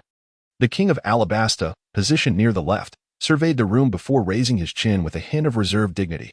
Since the atmosphere is so silent, allow me to break the ice. Our kingdom has invested considerable manpower and resources in this war. To conclude this conflict, it is only just that we recover our losses. Therefore, our demand is simple. You three nations must compensate us with 100 billion berries. How this sum is divided among you is your concern. Absurd. 100 billion berries for war expenses? It is evident you possess no sincere intent for negotiation, the king of Crete thundered, slamming his hand upon the table in outrage. Do not be so hasty. I have not finished, the king of Alabasta continued. Given our absolute advantage in the current war, ceasing hostilities now would result in significant losses of our acquired benefits. Thus, I am entitled to demand that, while maintaining control over the territories we have seized, you each cede one province as spoils of war. After all, to terminate the conflict under such favorable circumstances would place considerable pressure on me as your king. However, in the spirit of generosity, I shall allow you to select freely which province you prefer. Now, you may extol my magnanimity. Dear king of Alabasta, I find it impossible to discern any sincerity for peace in your words, King Hiska retorted, furrowing his brow and asserting firmly. If you truly come with a desire for peace, we would offer you the finest wines to welcome a friend. But if you seek to provoke us with a new round of war, the valiant citizens of Hiska will not hesitate to raise their rifles to chase away the wolves. In the face of the choice between survival and dignity, I believe you shall make the right decision. As the peace talks commenced, they quickly descended into a fierce stalemate, seemingly on the brink of erupting into war. Brigadier Adkin urgently whispered for assistance. Longinus, hasten to my aid. I can no longer control the situation. Longinus took a deep breath. When did you gain control over the situation? Why am I left in the dark? He addressed the assembly of kings. Allow me to speak. The essence of negotiation lies in seeking common ground while reserving differences. Since we have all gathered here in pursuit of peace, I implore you to exercise a modicum of patience as I elucidate the current circumstances. The subtle aura of authority emanating from Longinus commanded attention, compelling those present to listen intently, restoring tranquility to the previously agitated atmosphere. As silence enveloped the room, Brigadier Adkin found himself descending into a spiral of self-doubt. Was it truly so effortless to quell the turmoil? Perhaps my true calling lies solely in the realm of conflict. Are you the naval officer, Major Longinus? Inquired the king of Alabastan, his tone still tinged with condescension. I have heard much about you from Cobra, who speaks of you with great admiration. Now, I am eager to hear the insights of this naval hero. Although the king of Alabastan maintained an air of superiority, his words were sufficient to draw the attention of all in the grand hall. After all, even the kings of Crete and Hiska had been reprimanded by him. It was evident that Major Longinus held a status in the eyes of the Alabastan king that surpassed that of the other monarchs. The other two kings, having evidently done their homework, recognized Longinus as an emblematic figure of the G2 branch, with the potential to ascend to significant heights within the navy. Consequently, they courteously inquired. Major Longinus, what are your thoughts on this matter? This question stirred intrigue among the noble women, who had been initially captivated by Longinus's striking appearance. The southern expanse of Sainting Island was ample enough to accommodate 4 kingdoms, and the king's motives for war were primarily rooted in aspirations for better development. For instance, although the Hiska kingdom was affluent, its territory was limited, and it faced resource scarcity, often finding itself at a disadvantage in free trade, hence its desire for more land. The kingdom of Crete, characterized by its hills and intricate waterways, lacked vast plains suitable for extensive grain cultivation, making its demand for food the highest among the 4 nations. The kingdom of Alabastan, while sprawling and boasting a formidable army, was plagued by internal strife and a lack of water resources, rendering prolonged warfare unsustainable. Upon hearing Longinus highlight the shortcomings of their own nations, the kings of Hiska and Crete initially furrowed their brows. However, upon realizing that Alabastan's situation appeared no better than their own, they cast disdainful glances towards the king of Alabastan, internally acknowledging the wisdom behind his attendance at the negotiations, while simultaneously marveling at Longinus's grasp of the larger picture. The king of Alabastan furrowed his brow, lips parting as if to speak. Yet he quickly relaxed his expression and gestured for Longinus to continue. The kingdom of Asca held the largest granary among the 4, yet lacked suitable trade channels, making it covetous of the trade ports belonging to the Hiska kingdom. King Askak emitted a disdainful huff, choosing to remain silent thereafter. In my perspective, the 4 monarchs could indeed achieve a complementary relationship in terms of their needs, engaging in mutual trade and development. Should today's negotiations evolve into a pact of cooperation, it would signify substantial advancement for any kingdom involved. With a long-term vision, one can observe that Sainting Island is home to numerous nations. While the wolves of threat lurk beyond its shores, the menace of piracy is ever present. Furthermore, each year, the kings must offer considerable treasures as tribute, a considerable burden indeed. Thus, the true peril originates from external forces. If the 4 rulers could set aside their historical grievances and collaborate sincerely, perhaps in a few decades, this sea would witness the emergence of 4 formidable powers. Under the analysis of Longinus and the allure of the soul, the atmosphere in the hall grew increasingly tense. Noticing Longinus stirring the winds of change in such a situation, the gaze of noble women burned with intensity, as if they wished to consume him whole, their bodies betraying a simmering heat that compelled them to shyly clench their thighs. Kings Hiska and Crete were the first to express their willingness to cooperate. Should the other 2 monarchs also demonstrate genuine intent to relinquish past enmities and biases? Cooperate? Mused King Alabastan, lightly tapping the armrest, appearing somewhat indecisive. In contrast, King Askak chuckled derisively, dismissing all else, yet asserting a critical point, before embarking on this so-called alliance. He demanded King Alabastan pay him a war indemnity of 10 billion berries. A collective gasp echoed through the great hall. Had King Askak lost his sanity? Although they were now aware that the kingdom of Alabastan was not as formidable as it appeared, the current war situation still favored Alabastan overwhelmingly. Was he attempting to force King Alabastan into a desperate confrontation? Cobra's father, previously hesitant, felt liberated from his mental shackles upon hearing King Askak's audacious words. Narrowing his eyes, he retorted, King Askak, did I hear you correctly? Do you believe your life is so comfortable that you wish to experience the taste of downfall? Humph. Before uttering such words, you ought to reflect on your own position. Do not assume I am unaware of your underhanded maneuvers during this conflict. If you wish to avoid total disgrace and expulsion from the ranks of the allied nations, it would be wise to acquiesce to my demands. King Askak raised his chin with pride, feeling in control of the situation. The assembly began to murmur among themselves. It appeared that King Askak had some form of leverage after all. Longinus furrowed his brow, realizing that the clandestine dealings of Alabasta with pirates were not solely known to Cobra. However, did he genuinely believe that such a scandal could topple the king of Alabasta? After all, the covert recruitment of pirates could be deemed a tacit understanding among nations, with even the official pirate forces like the 8 Treasures Navy existing without consequence. When King Aska's dealings with pirates to ambush enemy fleets were brought to light 2 years ago, it merely diminished the royal dignity and national credibility of Aska by a notch, with little substantive damage inflicted. In summary, in the eyes of the world government, as long as one does not conspire for rebellion or engage in historically significant events that could threaten their rule, That decaying regime hardly concerns itself with trivial matters. Thus, the king of Alabasta calmly stated, "Oh, are you referring to my employment of pirates in the war?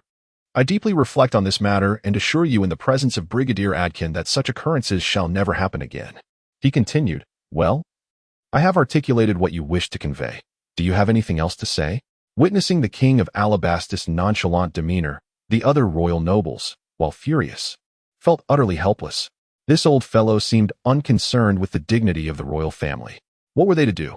Meanwhile, the nobles of Asco were left in a state of anxiety for their king, who likely did not anticipate such a straightforward response from that old man. To their surprise, King Asca maintained his composure, scoffing, "King of Alabasta, you are quite adept at evading the crux of the matter. Unfortunately, you may not realize that my intelligence is far more comprehensive than you imagine. You deliberately advanced the meeting to tonight, not due to domestic affairs preventing you from leaving the country for long, but for a singular purpose, to facilitate the covert actions of a certain notorious pirate, intending to eliminate us all within this palace." King Asca's words struck like thunder, causing the remaining royal nobles to stand in panic and disbelief. While employing pirates was not an extraordinary matter, conspiring with them to assassinate other royal members, including the navy, constituted an act of treason. No matter how reckless the king of Alabasta might be, he would not dare to openly provoke such a colossal entity as the world government. The nobles accompanying the king of Alabasta, as well as Cobra, exchanged incredulous glances, hoping to hear a denial from him. Yet, the king of Alabasta merely sighed and shook his head. "Since you are aware of this, why expose me?" I was genuinely moved by Major Longinus's words. "However, now I must regretfully kill you all. Should you find yourselves in hell, do remember to repent for your foolishness." The recognition of the king of Alabastan has left the remaining royalty and nobility in disbelief. "What? King of Alabastan, how could you possibly engage in such a reckless act? Are you not afraid of the world's government's sanctions? Father, what are you saying? You are leading Alabastan toward the abyss. Cobra is also fervently advising against it." "Humph. What do you know?" Upon hearing Cobra's words, the king of Alabastan finally displayed a flicker of emotion, responding, "You always tell me that Alabastan is on the brink of a precipice, but do you think I am unaware of this situation? I am more acutely aware of Alabastan's predicament than anyone else." "Then why, father, do you? Alabastan is like a runaway carriage, with an ever-collapsing cliff behind us. Continuing forward might still hold hope, but if we halt our expansion, we shall plummet off the cliff, shattered beyond recognition. The sole method to rescue Alabastan is through plunder. Relentless plunder. Even if I know the kingdom's army is no longer capable of fighting, we must find alternative means to sustain the war. As for the world's government's sanctions? Humph. Once everyone here is dead, who will know it was us?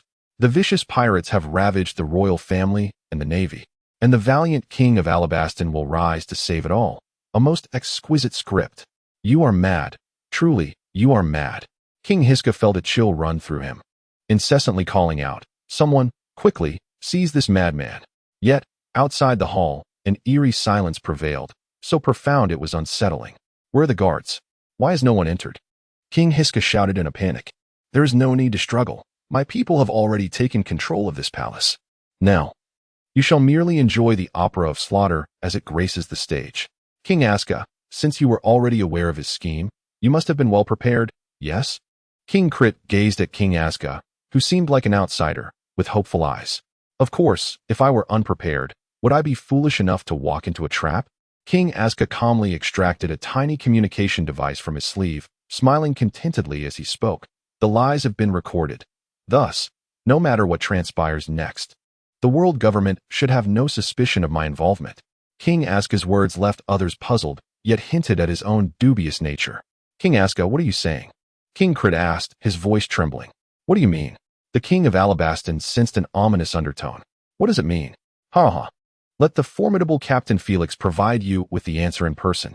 Amidst the maniacal laughter of King Asca, a figure shrouded in darkness, his features obscured yet exuding a scent of blood, strode through the grand entrance. Behind him followed a host of pirates, their visages twisted in malice as they appraised those gathered in the hall. "Felix, you have betrayed me?" King Alabasta inquired, disbelief etched across his face. "Ah, dear King Alabasta, let us not speak so harshly. Our relationship was merely one of collaboration.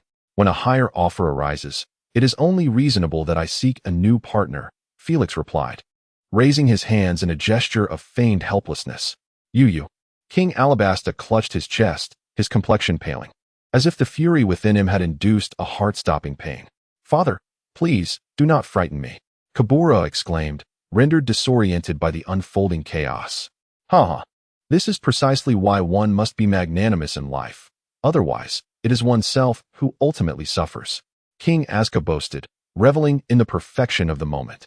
The demise of King Alabasta, driven to madness by his own emotions, would serve as irrefutable evidence of all that transpired, as recorded by the transponder snail. At this moment, King Alabasta found his resolve, directing a furious yet begrudging gaze towards Felix. Did you not desire such a thing? I can offer you more. It is too late. Felix declared, descending the steps with his pirates, embodying the essence of a ruler in command. Had you acquiesced to my demands sooner, we would not have arrived at this juncture. What I seek now is no longer trivial. It is your very essence. With that in hand, I would possess a foundation in the new world, and if necessary, I could offer it to those truly powerful figures for further advancement. The mere fact that such a treasure remains with you is a tragic waste. Indeed, I should have heeded Kabura's counsel sooner. Greedy pirates such as you will never be satiated. Had today's events not unfolded, you would have betrayed me in due course. King Azka, mark my words, it will not be long before you share my fate. I shall await you in hell. I say, do you lot truly underestimate the Navy? An 80 million bounty pirate, while formidable, is far from invincible. Brigadier Atkins spoke with a tone laced with hostility. Indeed, the vice admirals of the New World possess the formidable strength to capture pirates worth over 100 million. Yet you, a vice admiral from paradise, are still lacking in prowess. Felix scoffed. Of course, I am well aware that vice admirals are not to be dismissed lightly. Thus, I have made exhaustive preparations to contend with you, for which I must thank King Alabasta for his generous gifts. It is over, utterly over. My kingdom, my power. All has perished. As the gaze of the crowd fell upon him, the king of Alabasta, his countenance marked by despair, uttered, "It is the powder of sea prism stone. The esteemed general possesses abilities. My original plan was to utilize this powder to render all ability users incapable of resistance." Sea prism stone? How can that be? Atkin replied without a moment's hesitation, only to suddenly pale. My abilities are rendered inactive. Yet why do I still retain my strength? Upon hearing this, the Navy and several other ability users from the royal family voiced their dismay. Oh no, my abilities are also inactive. This is the peculiar effect of the sea prism stone powder. It does not cause ability users to lose their strength in the same manner as the complete stone does. Felix's voice came forth, filled with satisfaction from beneath his mask, designed to prevent inhalation of the sea prism dust. However, for those abilities reliant on their powers, what use is the retained strength once their abilities are stripped away?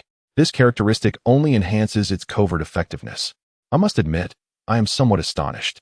The sea prism stone is a substance harder than diamond, yet the Alabasta kingdom possesses the means to grind it into powder?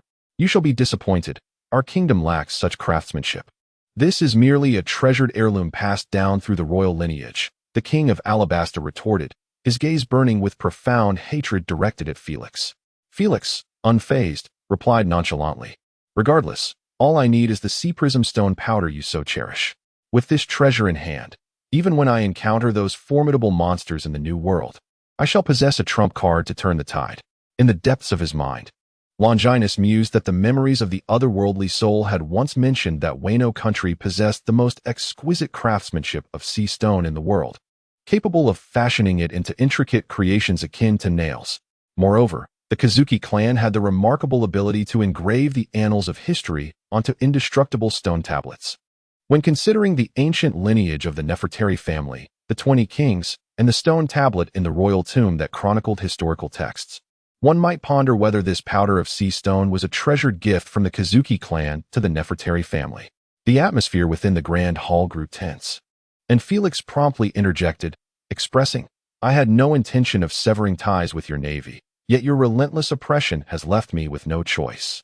Not only have you disrupted my slave trade, but you have also mercilessly slaughtered all of my subordinates, rendering the knight arbiter Felix a laughingstock in these waters. Pray tell, how should I deal with these arrogant naval officers? Hang them, hang them." The pirates trailing Felix clamored in a raucous uproar. "Actually, I have a notion," Felix continued. Since they have dismantled my slave trade, let them experience the bitter taste of servitude themselves. Let these lofty royals and naval officers be reduced to lowly slaves. Is there anything more exhilarating than that? The navy and the royal families of the three nations exchanged glances, their expressions shifting for them. The prospect of becoming slaves was a fate more brutal than death itself. King Azkaban then cried out, "Captain Felix, they must not be permitted to leave alive. If they expose tonight's events, I am finished. Are you instructing me on how to conduct my affairs?" Felix retorted with a harsh tone, "And no, that's not my intent." He stammered, laughter echoing. "Did you not foresee that retribution would arrive so swiftly? I previously warned you about these vile pirates." The king of Alabasta cackled, only for Felix to cast a glance his way, causing the king's body to erupt like a bomb, bursting apart in a gruesome display of blood and gore. Someone has died. Though the situation in the hall had been tense, no one had perished until now. The horrifying demise of the king of Alabasta shattered the facade of false peace, unleashing a torrent of fear among the assembly. As the metallic scent of blood began to permeate the air, "Father, Father," Kabura whispered in a daze, his gaze filled with fury as he glared at Felix. "You wretched pirate, I will ensure your demise." Nobles from Alabasta hastily restrained Kabura, urging, "Your Highness, do not act rashly. The enemy is an insurmountable pirate. If you charge forth blindly, who will save Alabasta?" Felix cast a disdainful glance at Kabura, dismissively stating, "The barking of a defeated dog. Is this your only prowess?" "Fear?" Longinus rose to inquire. "Is this your capacity, Felix?" Felix's expression faltered momentarily before he squinted, retorting, "You are the one who disrupted my slave trade, are you not? How bold of you to stand before me, displaying such audacity. Are you attempting to divert the conversation?" Longinus inquired with a gentle smile gracing his lips. Felix's gaze sharpened, and he replied, "I am unaware of what you speak. As the arbiter of the night, I possess the ability to amplify my powers infinitely under the cloak of darkness. Every utterance and glance of mine can serve as a decree of judgment. Do you wish to taste the flavor of death at this very moment? I harbor no fear within my heart. Are you truly prepared to proceed? Should you shatter the invincible image instilled in the minds of your subordinates, it would merely be a trivial matter. However, if you destroy the seeds of terror that you have carefully sown in the hearts of all, then your subsequent actions upon entering will be rendered utterly futile." Felix inhaled deeply, choosing silence thereafter. Longinus then remarked, "From the very outset, you have meticulously crafted a formidable and enigmatic persona, or rather, you have persistently done so since your departure at sea, even going so far as to shroud yourself in darkness day and night.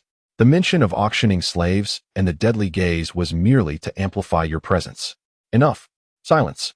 As Felix bellowed, he unleashed his abilities to their utmost limits. However, Longinus exhibited no reaction, appearing as tranquil as a gentle breeze caressing the mountain slopes. How is this possible? Every human harbors fear. Fear of power, fear of failure, fear of death. Why do you not exhibit even a trace of fear? Felix shouted in disbelief, recalling how the king of Alabasta perished merely from the dread of losing his power, his heart bursting under the weight of his own terror. Yet, he sensed not a hint of fear emanating from this naval officer. Could this man truly be human? As his words echoed, a stir of astonishment rippled through the hall. It was indeed a power related to fear. Major Longinus was truly a hero of the Navy, maintaining unparalleled composure even in such a dire situation. What a jest! If fear leads to death, this ability is utterly unfathomable. I cannot be as unflinching as Major Longinus. Will I perish shortly? Fool! Such a grotesque power must undoubtedly carry horrific limitations or costs. That Felix has no time to deal with someone as insignificant as you. To harbor no fear. Could this truly be the essence of a naval officer? Is there a fruit power reminiscent of Big Mom's? Longinus pondered inwardly.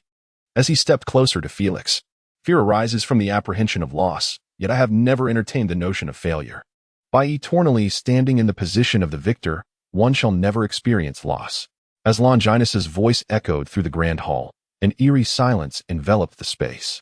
The royal nobles from the four nations were struck with profound astonishment, unwavering in their belief that defeat was an impossibility. Such is the strength of their conviction.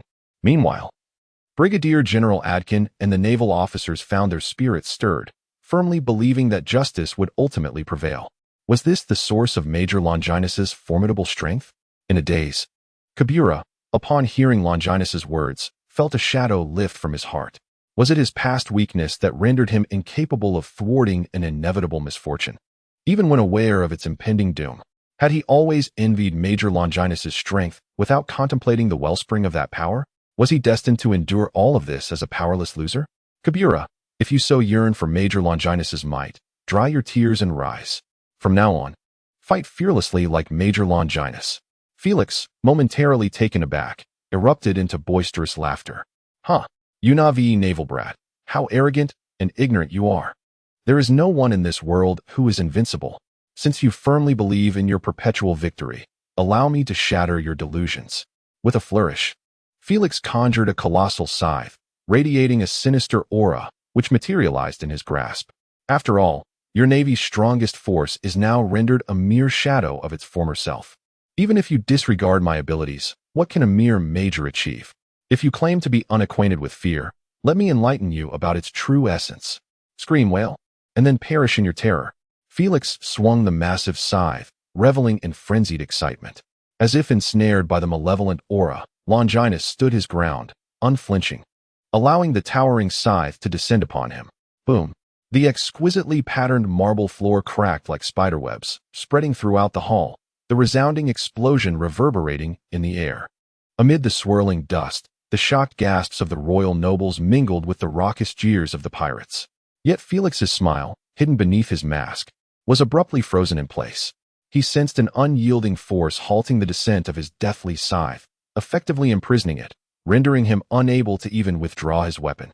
As the dust settled, the cacophony of screams and laughter suddenly ceased. The scene before them diverged starkly from their expectations. Longinus, one hand raised above his head, grasped the sharp, enormous scythe as if it were a mere toy, a comical spectacle akin to an ant contesting with an elephant. Yet the pirates found no humor in this. They clearly witnessed their captain, flushed and straining to wield the weapon. Remarkably, the scythe, which had beheaded countless formidable pirates, remained utterly immobile. Just as you previously remarked to Brigadier General Atkin, when a power wielder's abilities are countered, how much of their strength can they truly unleash? The towering figure of Longinus stood erect like a beacon, his expression stoic as he spoke. How could this be? The Grim Reaper's scythe embodies the dread of those it reaps.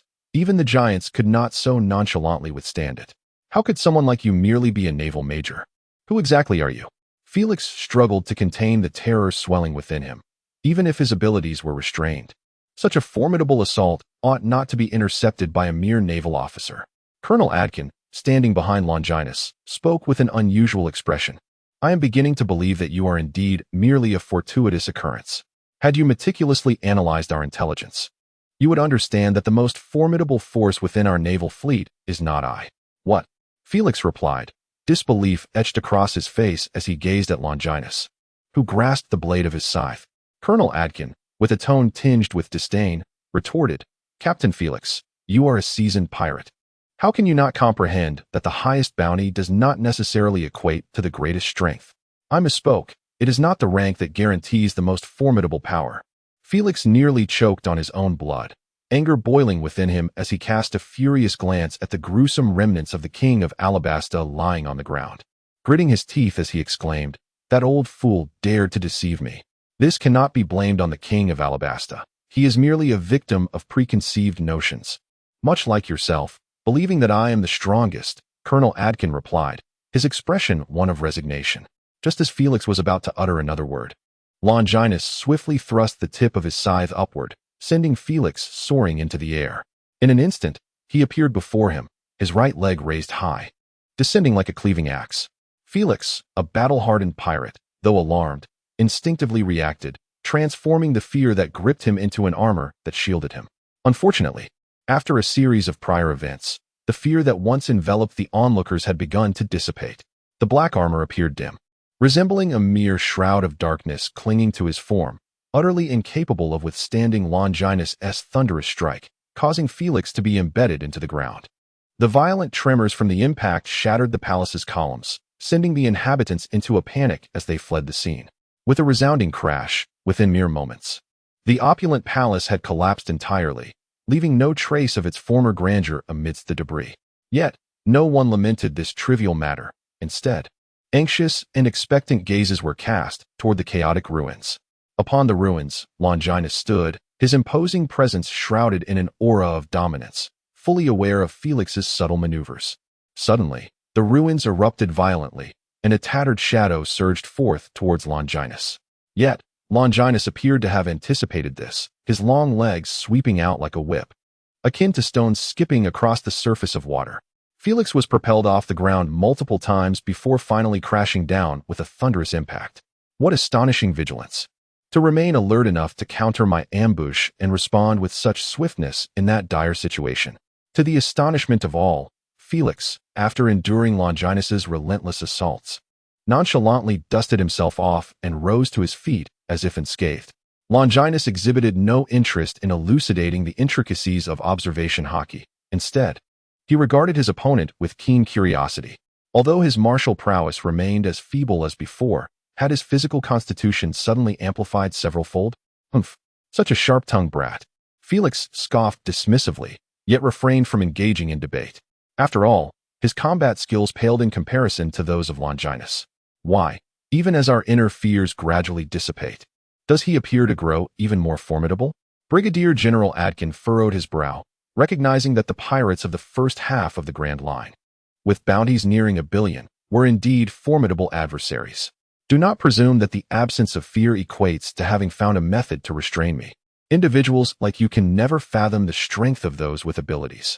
Felix removed his shattered mask, revealing a pallid visage that had long evaded sunlight. His face a mixture of dread and madness as he proclaimed, "The greater the fear, the greater the strength. This statement applies to me as well. Since you no longer fear me, let me instill fear in you." Upon hearing Felix's words, the royal nobles could not help but inhale sharply, realizing that these returning sea pirates were indeed monstrous beings. In the face of the weak, one could evoke their fears to achieve an overwhelming lethality against the strong. One could magnify their inner fears to enhance their own power. Such a bug-like ability was entirely unlike the abilities they had previously encountered. However, many were more astonished by Longinus's might, compelling even a pirate of Felix's stature to adopt a position of weakness. No wonder Brigadier General Adkin candidly admitted he was no match for Lieutenant Longinus. Longinus, you may be regarded as one of the most formidable foes I have encountered in the first half of the Grand Line. To express my respect, I shall unleash my utmost power to vanquish you. Felix felt a surge of fervor within, as though recalling the adventurous self that had once set sail for the thrill of the unknown. My sincerest apologies. Your fate can only be to atone for your past life within the confines of Impelled Down. Longinus's supreme control over his body allowed him to effortlessly execute a flurry of rapid footfalls in mere moments, perfecting the application of Soru from the 6 styles to the point of near instantaneous movement before Felix. Here we go again. A sinister smile crept across Felix's pale face as he enveloped himself in swirling black mist, the ethereal fog coalescing into tangible spikes. Seemingly prepared to engage Longinus in a tit-for-tat exchange of blows. In a manic laugh, he exclaimed, "Come, let me experience your might. Let me tremble beneath your strength." Felix understood all too well that while he could not match his opponent in speed, he could certainly endure punishment in a contest of resilience. Every time he sustained an injury, he could deepen his fear and subsequently transform that fear into an inexhaustible source of power. In essence, it involved drawing his opponent to the same level and then defeating him with a wealth of experience in enduring blows. However, Felix's perverse smile quickly froze on his face, for Longinus had already fastened sea-stone handcuffs around his wrists. His speed and reflexes were already inferior to his opponent's, and preoccupied with thoughts of being passively beaten, he failed to react and became a prisoner in the blink of an eye. Without the comprehension of observation hockey, an ability user is at a distinct disadvantage when faced with a nimble adversary. The enemy does not require particularly powerful attacks, as Longinus demonstrated. Seizing the opportunity to connect Seastone with the ability user can swiftly and decisively conclude the battle. Naturally, most individuals would not carry Seastone handcuffs with them as Longinus did. Felix fell silent for a moment, and a look of indignation and sorrow emerged on his face, akin to a young woman deceived by a scoundrel or betrayed by her closest friend. The promised pinnacle of confrontation. How could he cheat like this? Foolishness. Who agreed to such terms? It was entirely his own misguided notion. Longinus's lips twitched, He had long since lost hope in the average intelligence of the pirate world. Meanwhile, the surrounding aristocracy, as well as the pirates and navy, were left dumbfounded, unable to react. They had expected a monumental battle that might be inscribed in history. Alas, while they correctly anticipated the beginning, they failed to foresee the conclusion. This was indeed a teaching case worthy of being recorded in the annals of history. Felix, serving as a cautionary example, could teach other pirates the importance of maintaining clarity of mind during combat and avoiding the trap of excessive self-indulgence. Was the captain truly an imbecile? As an ability user, he had failed to exercise caution against the enemy's seastone attacks. The pirates who had followed Felix could not contain their disdain and silently retreated, hoping the navy would take longer to react. However, the navy, armed with 2 years of experience in opportunistic strikes behind Longinus, would certainly not miss the chance to capitalize on this fire to rob. Upon noticing the pirates' furtive actions, they swiftly encircled them. Is this how it ends? Is this the great pirate upon whom my father placed all his hopes? Cobra found it profoundly ironic and, paradoxically, felt relieved by Felix's betrayal. Otherwise, they would have faced an even graver disaster, while the misfortune that should have befallen them was wholly taken on by an unsuspecting scapegoat. Surely this is a jest? How could a pirate with a bounty of 80 million berries be so easily subdued by a Navy lieutenant? I must be under too much pressure, hallucinating. Indeed, that must be the case. King Azkak attempted to hypnotize himself, yet the malevolent gazes surrounding him made him feel like he was sitting on needles, unable to suppress the fear gnawing at his heart. King Azkak, based on the heinous actions you have committed during this pirate attack, I possess the authority to arrest you immediately. Of course, given your royal status, I shall refrain from casting you into the infamous impel-down prison just yet. Now, prepare your words carefully for the government officials who are soon to arrive. Major Longinus fastened the handcuffs around King Azkak's wrists, firmly establishing his stance of non-interference. Government officials?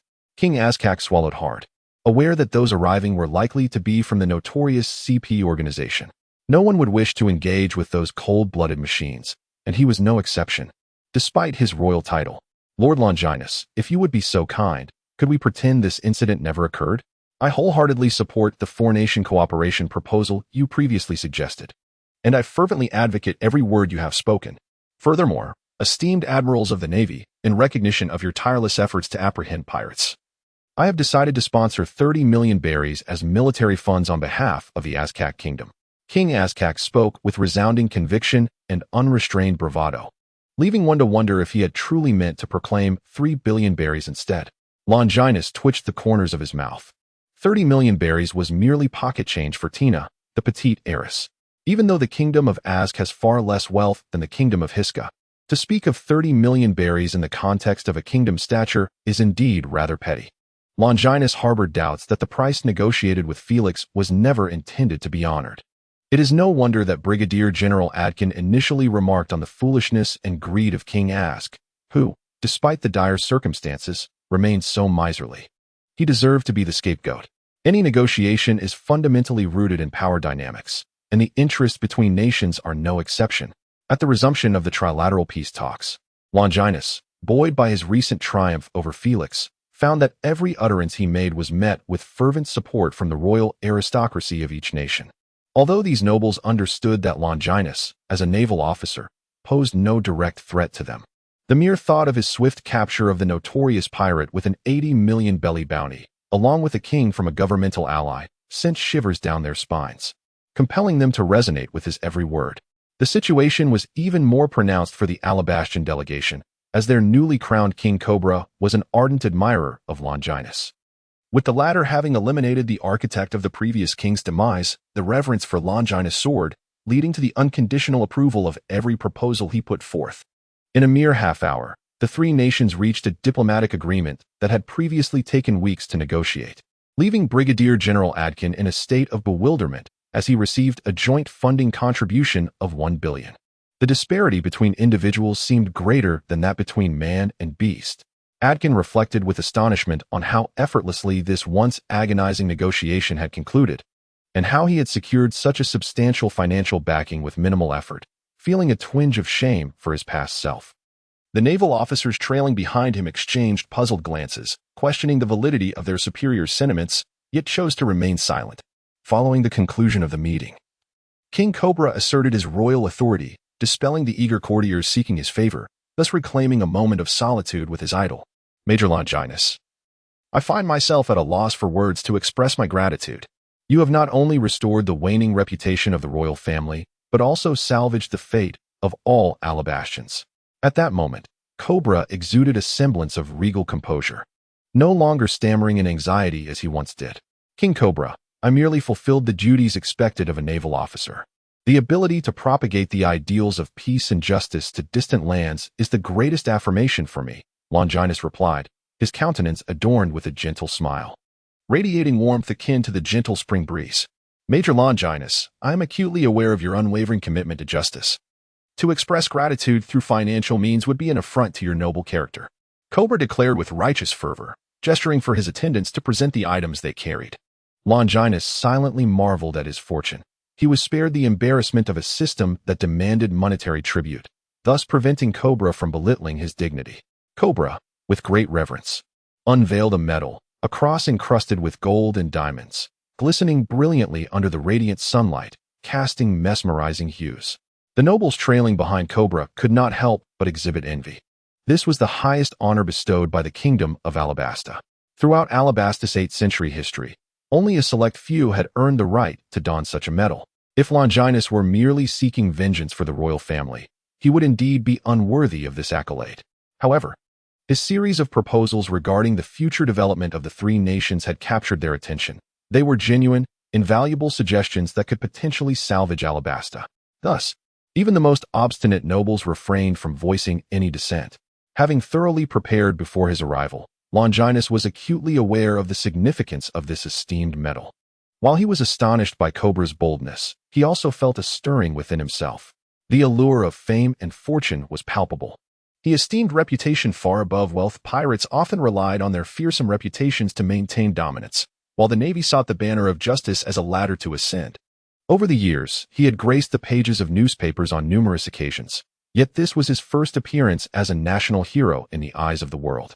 Naturally, Longinus would not display undue eagerness, for that would contradict his established image of integrity. Thus, with an unruffled demeanor, he remarked, I have merely performed my duty. If I were to receive honors exceeding the appropriate recognition, it would be unjust to my fellow naval comrades. If possible, I wish to share this honor with the entire Navy. The surrounding naval officers were profoundly moved, their spirits shaken. Major Longinus, they thought, he has selflessly declined such a lofty honor for our sake.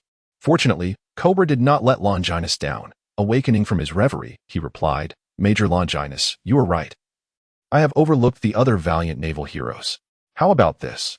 Do not hastily reject my goodwill, and if everyone is not in a rush to return, I will personally conduct a ceremony to award honors to the other naval officers. Although the medals bestowed by Cobra could not compare to one of Longinus's caliber, they would be the finest gift for the often overlooked lower ranks of the Navy, who would not desire to stand upon that resplendent stage, basking in the adulation of the masses. While most naval officers were lured into service by the ideals of justice, it was precisely this that fueled their yearning for recognition from others. Even if this was not a ceremony sanctioned by the naval headquarters, for these lower-ranking officers, an award ceremony recognized by the world government would be enough to incite overwhelming excitement. Do we too have the right to be awarded a medal? Long live King Cobra. Long live Major Longinus. Listening to the fervent cheers of the surrounding Navy, Longinus subtly curled the corners of his mouth. Longinus was acutely aware that, regardless of his external reputation, the most crucial foundation lay within the internal prestige of the Navy. Thus, he endeavored to include his fellow naval officers in any advantageous endeavor. Over time, his stature among the G2 branch's naval personnel ascended, surpassing that of many rear admirals and vice admirals. It was precisely for this reason that Tina, at such a tender age, had already mastered the art of winning hearts alongside her esteemed older brother. When Lewis last greeted them, the commanders and colonels instinctively stepped back to accentuate Longinus's elevated position, observing that their king, with mere accolades devoid of substantial benefits, had restored the Alabasta royal family's former grandeur. Even the nobles who previously lamented Cobra's indiscretion in making promises without consultation were now elated, as if their sovereign had inadvertently stumbled upon a more suitable path for Alabasta. Through a remarkably simple pledge, the royal family's reputation within the Navy was rejuvenated. igniting envy in Kings Hiska and Crit, who resolved to closely follow the footsteps of Major Longinus. They promptly engaged, transforming what would have been an overlooked ceremony into a grand trinational award presentation, prompting even the G2 branch to dispatch inquiries for further details. In the Heroes' Square of Hiska Kingdom, the throngs of spectators eager to witness this spectacle had created an impenetrable crowd, while journalists from various newspapers converged like sharks sensing blood. The scandal involving the former kings of Alabasta and Azka had prompted the announcement of a conspiracy by the Black Cloak pirates to disrupt peace talks, resulting in the tragic demise of two monarchs. Fortunately, it was the naval hero, Major Longinus, who discerned and thwarted the pirates' nefarious plot, averting catastrophe. Such narratives involving war and peace, pirates and the navy, conspiracy and justice have always captivated the public, especially with the loss of two kings, which incited frenzy among the masses and reporters alike. In light of this situation, King Hiska could not contain his delight. With the two largest port cities on Saining Island, Hiska's wealth was unimaginable to most nations. However, in terms of international influence, their capital was overshadowed by these port cities. Consequently, he yearned for global recognition, and the trinational awards ceremony hosted in Hiska Kingdom presented an unparalleled opportunity to enhance their renown. Thus, he spared no effort in orchestrating the event, striving for perfection. How much longer must we wait? I specifically requested my father to dock the merchant ship here just to see Major Longinus, exclaimed a resplendently adorned young lady amidst the crowd, her impatience evident. Indeed, while the Navy is undeniably admirable, I still choose Major Longinus. Beside them, a delicate and charming girl with a ponytail nodded in agreement and remarked, "Oh, did you all come because of Major Longinus as well?" A sweet voice resonated behind them, belonging to a petite girl clutching a stack of booklets that towered over her head. Indeed, ever since the moment Major Longinus rescued me from the clutches of pirates at my most desperate hour a year ago, I vowed to follow in his footsteps until the ends of the earth. You were saved by Major Longinus from the pirates? How fortunate. Why am I not so lucky? How wonderful it would be to have such a romantic experience. The ponytailed girl exclaimed with envy and jealousy. Humph, this was a fateful encounter. If it weren't for Major Longinus being a benefactor to my family, my father would never have consented to such a request that would inevitably lead to a significant financial loss. A year ago, you say? Wait a moment. The seemingly fragile petite girl gasped, unexpectedly pushing the booklet she held into the hands of a nearby young man who was merely observing, then swiftly flipped to the topmost booklet. Here it is. In the third month of the year 1499 of the ocean calendar, Lieutenant Longinus defeated the Royce pirate group, rescuing 5 merchant vessels from their grasp, leaving behind that famous saying. Taking a deep breath, the petite girl recited with rhythm and emphasis. The issues of this era cannot be resolved through speeches or resolutions. These matters can only be addressed through iron and blood. Yes, yes, the girl exclaimed with fervor. At that time, Major Longinus used these very words to rebuke the kingdom's dignitaries who urged him not to take drastic actions. His resolute words are something I shall never forget. The ponytailed girl couldn't help but gasp in awe, her gaze towards the booklet burning with intensity. Could this be the legendary compilation of Major Longinus' words and deeds, available only within certain mysterious circles? Indeed, this is the first-hand information meticulously compiled by Miss Tina, the president of our Longinus fan club. The petite girl said mysteriously. Ah, the two girls exclaimed in unison, their hearts racing. How much? I'll buy it. As the words left their lips, their eyes locked in a fierce stare, as if the very air crackled with electricity. Do not quarrel. These are being freely distributed to enable everyone to better support Lord Longinus. The petite girl skillfully handed a booklet to each of them. Thank you, thank you. The two girls cradled the booklets in their hands as if they were treasures, eagerly absorbing the knowledge within. Wow. It seems there are indeed many potential fans of Lord Longinus. Perhaps the quotes I brought today might not be sufficient. The petite maiden spoke with delight, only to suddenly stiffen and apologize profusely to the individual she had inadvertently used as a makeshift bookshelf. I'm so sorry, I didn't mean to place it there. The unfortunate gentleman, considerably taller than the girl, found the stack of pamphlets merely brushing the top of his head without obscuring his somewhat weathered straw hat. Haha. No need to worry, he chuckled heartily, seemingly unperturbed by the incident. Nevertheless, the girl, still blushing with embarrassment, retrieved the pamphlets, and was taken aback to discover a wild mane of red hair peeking out from beneath the hat. "By the way, could you spare me a copy of what you have there?" she inquired. Has the charm of Major Longinus transcended the boundaries of gender?" The girl mused silently, yet quickly regained her composure, producing a pamphlet and extending it towards him. "Do you, like us, support Major Longinus?" My apologies, but I am actually a newcomer who just entered the Grand Line from the East Sea. I'm not very familiar with the Major you speak of. I merely felt curious seeing your admiration for him." "Oh, then you truly should take the time to learn about Major Longinus," she asserted earnestly, nodding her head. "If you can grasp the power encapsulated in Major Longinus's words, perhaps you too could someday become a naval hero like him." As she awkwardly departed with her pamphlet in hand, the straw-hatted man scratched his head, pondering, a naval hero? Though I did often find myself running from naval heroes alongside the captain in the past. However, being the object of such fervent admiration, that individual named Longinus must be quite formidable indeed. With this thought in mind, Shanks curiously opened the pamphlet. In the year 1498 of the Sea Circle calendar, Lieutenant Longinus apprehended the decaying navy, liberating 5 towns from their dark rule, proclaiming to the corrupt navy, "I believe this statement is an immortal truth. What is gained by the sword shall also be lost by the sword." In May of 1499, Lieutenant Longinus assisted the kingdom of Noah in quelling turmoil, exclaiming amidst the bloody and brutal battlefield, "War is a feast for the grim reaper. It will open the gates to hell." By July of 1499, Lieutenant Longinus. The pamphlet contained only a few brief pages, neither cumbersome nor elaborately detailing each event. It remained unclear whether the author believed this slender volume would soon be filled with more content, or if they felt the succinct words were already impactful enough. Regardless, after finishing, Shanks noticed the carefree smile on his face gradually fade, replaced by a somber and serious expression. "Captain, I must say, this man is indeed a figure of great allure. With his legendary deeds and quotes, along with his dreamlike strength and appearance, I can understand why those young girls would be utterly captivated by him." A gunman, dressed like a petty thug, had quietly approached Shanks, observing him with a smirk as he quoted. This remark elicited laughter from Shanks, who mused that if that naval major were aware of your fervent infatuation, he would likely not be very pleased. "Shanks, Jesus Burgess, what are you two chuckling about? The supplies have already been procured. Let's set sail while the coast is clear." A cold, stoic man, armed with a long rifle and sporting a fringe that fell over his left temple, interjected softly amidst the crowd.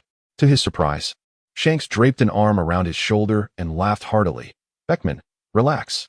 We haven't officially set sail yet, and the Navy has no bounty on us. What's there to fear?" "I may be unconcerned, but it is a different matter for you, Captain." Being a former Pirate King's crew member, Beckman replied, deftly extricating himself from Shanks' grasp. Speaking in a calm tone. Shoo, shoo. Shanks whispered dramatically into Beckman's ear. "Keep it down. I'd prefer not to attract the Navy's attention so soon." Beckman, with a look of disdain, pushed him away and remarked indifferently, "Well, you are the captain, so do as you please." Rest assured, I'll leave with you after witnessing that Major Longinus's award ceremony. I am not merely here for amusement as your captain. It is only natural to take risks in gathering intelligence on our enemies," Shanks boasted, disregarding the disdain evident in their expressions. As squads of Navy personnel passed by the square, the atmosphere reached a crescendo when Longinus made his entrance. Lord Longinus has appeared. Major Longinus, I shall always support you." Shanks was astonished to see many young women swoon in excitement, incredulously observing Longinus being honored by 3 kings, and muttered, "This fellow seems rather unremarkable. Is it truly warranted?" Jesus Burgess, slinging an arm around Shanks' shoulders, chuckled, "Boss, envy is a devil." Beckman, maintaining his indifferent demeanor, commented, "He is indeed far more handsome than you." Noticing Shanks' crestfallen expression, the rogue Jesus Burgess imparted wisdom. "Boss, you fail to grasp this. Once these young girls move past their superficial obsession with appearances, they will recognize that a mature man's essence is of utmost importance." It was my melancholic fa that captured Banchina's attention. He paused momentarily before teasingly adding, "Those 3 scars above your left eye clearly tell a tale of hardship. Surely, you will be more cherished than that naval officer. Is that so?" Shanks soon burst into carefree laughter, attracting disapproving glances from bystanders. "Now that the award ceremony has concluded, can we leave?" he exclaimed with a hearty laugh. It is a rare occasion. Why not let us meet? Beckman has cast a cold glance, and Shanks, as if surrendering, raises his hands. All right, I understand. Seizing the lingering warmth, the three quietly slip away from the crowd. On the sparsely populated street, Beckman slips his hands into his pockets. Captain, have you decided on our next destination? Indeed. I intend to follow Captain Rogers' course, to witness all that he once experienced, and to complete the unfinished journey. Shanks adjusts his hat, his gaze resolute. He and Buggy had disembarked midway due to their insufficient strength, leaving the grand voyage unfulfilled, a lingering regret in his heart. The Pirate King's route, is it? Quite commendable. Beckman nods in approval. It seems someone is shouting for help. Shanks suddenly perks up, looking into the distance. Hey, Captain, we are pirates. You wouldn't be thinking of becoming a justice-guarding naval hero after reading those naval quotes, would you? Jesus Berg mocks with a grin. After all, she's someone I know. I can't let her suffer in front of me. Shanks declares before swiftly running ahead. Someone you know? Is it that girl from before? Could it be that the captain has found spring in his heart? Jesus Berg chuckles lecherously, quickly following suit. In a corner of the alley, a petite girl is cornered by three unruly thugs. Everyone else has gone to the square to watch the Navy, and we were planning to take this opportunity to steal something, but now it seems we have a better choice. Stop talking nonsense. If you keep blabbering, I'll be the first to act. Not so fast. We agreed that I would take the lead in such matters. The girl trembles as she threatens. Don't come any closer. Otherwise, Major Longinus will surely punish you ruffians. The three thugs exchange glances and burst into wild laughter. At a time like this, no one would come to her aid, even if she screamed her lungs out. Yet, who knows, perhaps when you call for help again, it will mean something entirely different. The leading thug arrogantly begins to unbuckle his belt when suddenly, a gunshot rings out. The thug stares blankly at his body, then emits a heart-wrenching scream. Oh dear. I truly apologize. I intended to shoot your hand, but I accidentally missed a bit. Hearing the voice from behind, the two thugs who had yet to react turn around to see a similarly dressed individual twirling a revolver, the flippant words unmistakably his. What do you want? The two thugs swallow hard. They are merely street bullies who thrive on bravado against the weak, and compared to someone who draws a gun at the slightest provocation, they feel like law-abiding citizens. What do you think we want? Jesus cast a fierce gaze upon the two individuals and spoke. Oh, I see. The two delinquent youths exchanged glances at their similarly attired counterpart, nodding profusely. Boss, you can go first. We can take the second, or rather, we can settle for being the fourth or fifth. So this is the kind of person you are? The young girl exclaimed, tears welling in her eyes, clearly having recognized someone posing behind Jesus. Shanks appeared bewildered, questioning whether he had been unwittingly caught in the crossfire. Jesus awkwardly scratched his head, wondering if he truly resembled a villain. While it could be argued that pirates are indeed rogues in a certain sense, being perceived as being on the same level as these delinquents was somewhat disheartening. Shanks advanced with an air of indifference, his piercing gaze compelling others to avert their eyes. I suggest you scoundrels promptly remove yourselves from my sight, or you shall remain here forever. Will leave right now. Although Shanks had yet to display the fearsome aura of a conqueror, the unassailable authority in his words was enough to unnerve the delinquents, who found themselves cowering on the ground, stammering as they prepared to flee. Take that fellow with you. Upon hearing Shanks' commanding tone, the two delinquents instinctively turned back, each grabbing a leg in a desperate bid to escape. Shanks paid no further attention to the fools, instead directing a gentle smile toward the girl in the corner. Please, don't come any closer. The petite girl, evidently shaken by the delinquent's words and Shanks' appearance, remained wary of him and his companions. No, Shanks began, awkwardly attempting to clarify, when he was abruptly interrupted by a scream filled with terror and despair. The three of them instinctively turned toward the source of the cry, witnessing the three delinquents lying in a pool of blood. At the end of the street stood a naval officer cloaked in the garb of justice. Oh no, it's Major Longinus. The petite girl uttered a long, drawn-out scream. If lung capacity could be equated to combat power, her strength would surely exceed 10,000. It's that Navy officer, Jesus lamented, feeling somewhat disheartened that as the ship's sharpshooter, he had recognized the newcomer slower than the girl. Could it be that infatuation was a form of talent? Ben Beckman, who had been observing silently, finally wore a grave expression. This Navy officer was undoubtedly the most significant figure on the island. Eradicate all evil. Among 100 scoundrels, perhaps one may find redemption.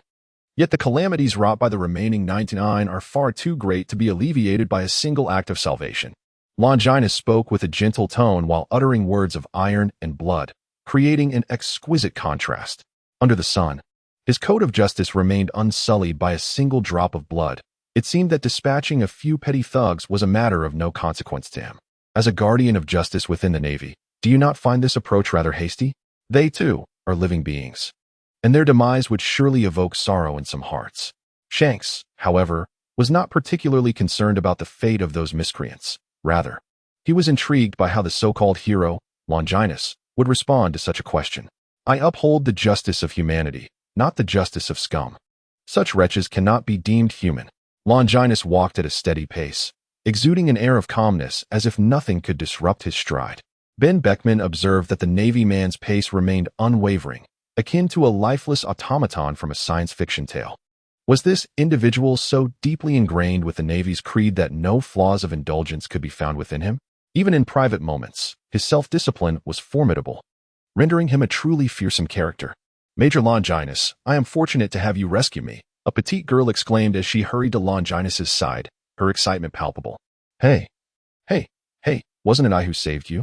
Is this really how you distinguish between us? Shanks mused inwardly. Yet what troubled him further was that the girl regarded them with suspicion, whispering, Major Longinus, do be cautious of these fellows, they do not appear to be good people. Indeed, with one having red hair, another a ruffian demeanor, and the last a mute. This trio could hardly be associated with the virtuous in the eyes of an ordinary person. Nonetheless, the trio of Shanks was no weaklings, even in a hushed tone. The girl's words reached their ears with clarity. Ben Beckman remained relatively unfazed, while Jesus Burgess and Shanks felt a pang of frustration. The feeling of being doubted after performing a good deed was quite unpleasant.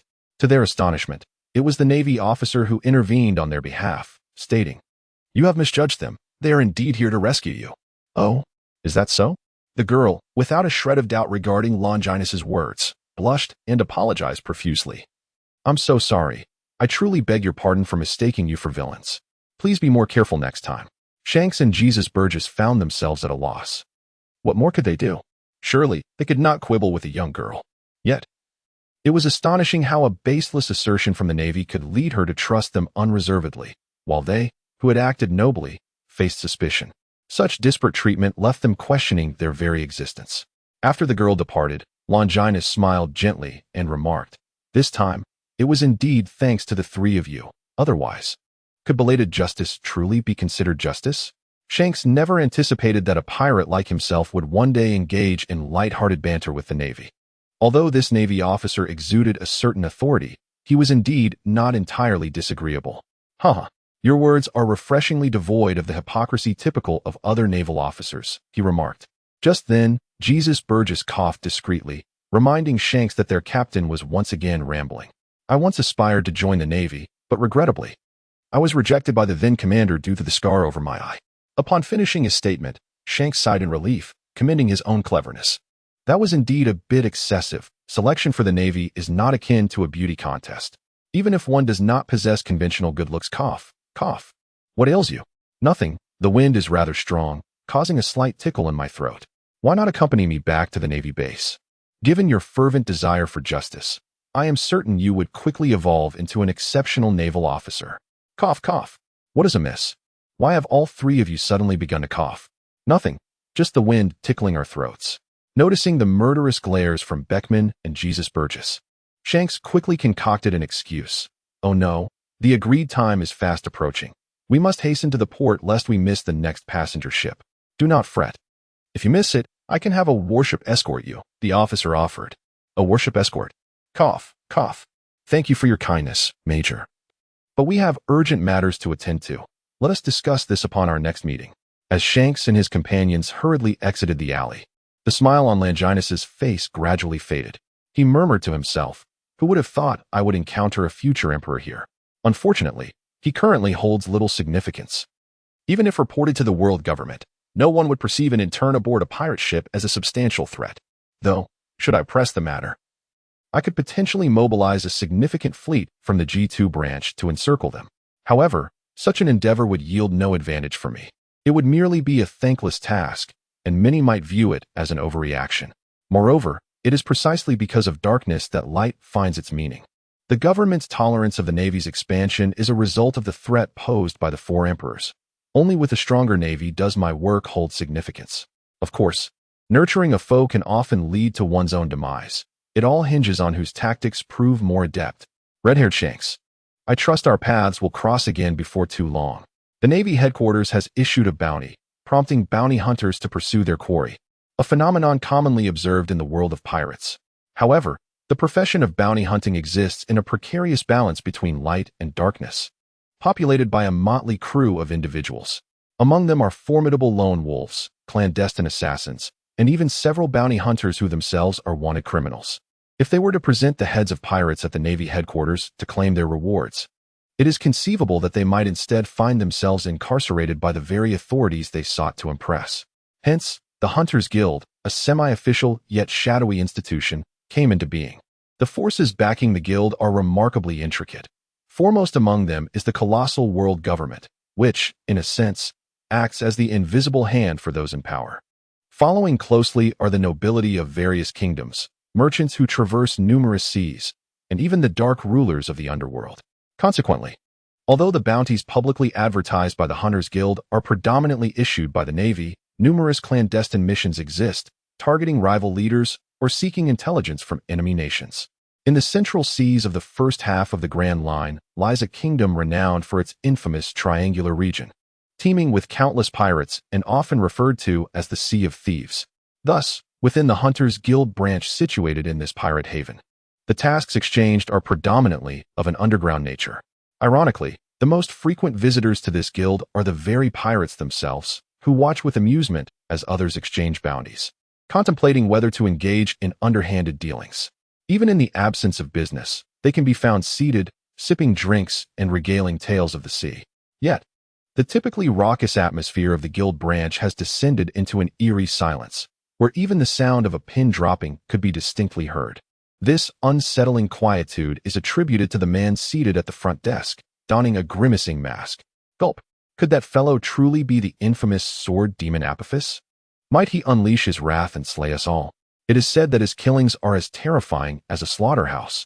Even the pirate captain, notorious in the nearby seas for instilling fear akin to silencing children, now trembles with whispered trepidation, not daring to raise his head for fear that locking eyes with the man could lead to his demise. It is best to avoid encountering such a monster.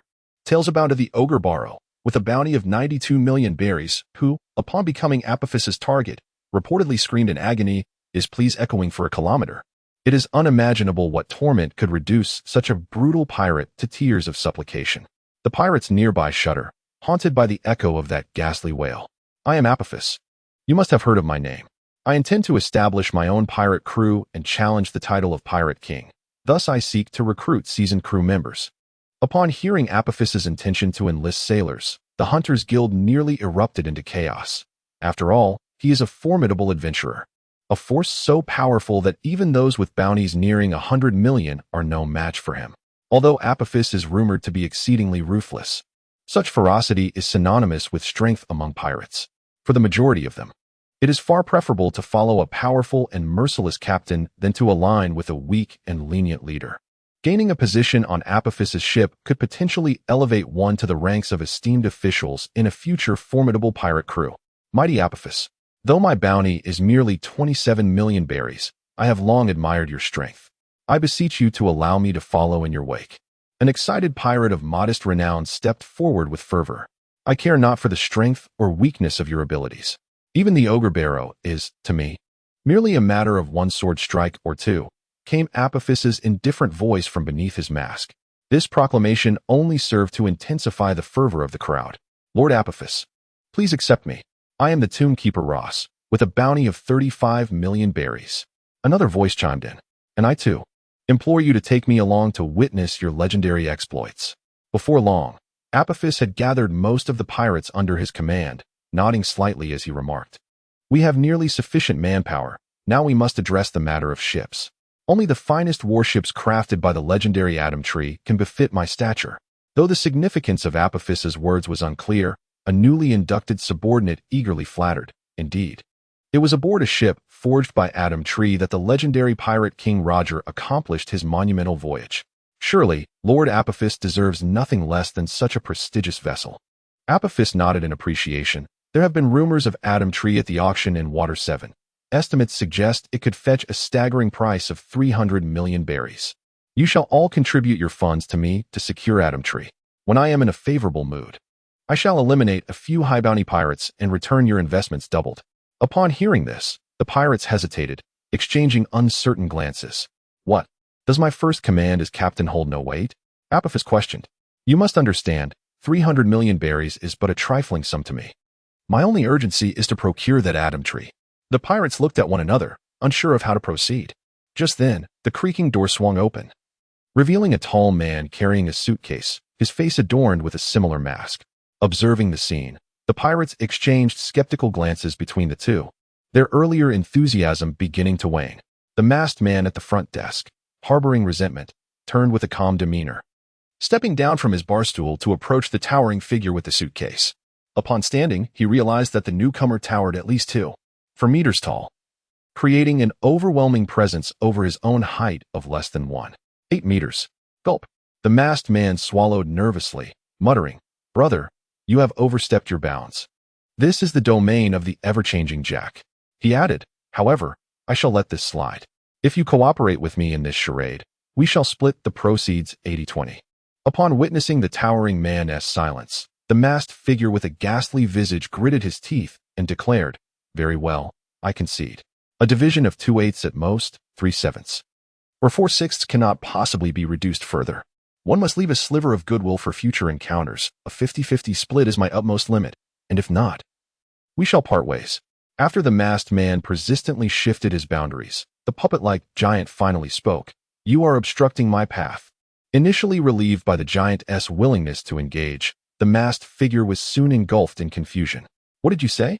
He inquired. At last, the giant lowered his gaze, and as their eyes met, the masked man felt his very soul freeze, a sense of dread overwhelming him.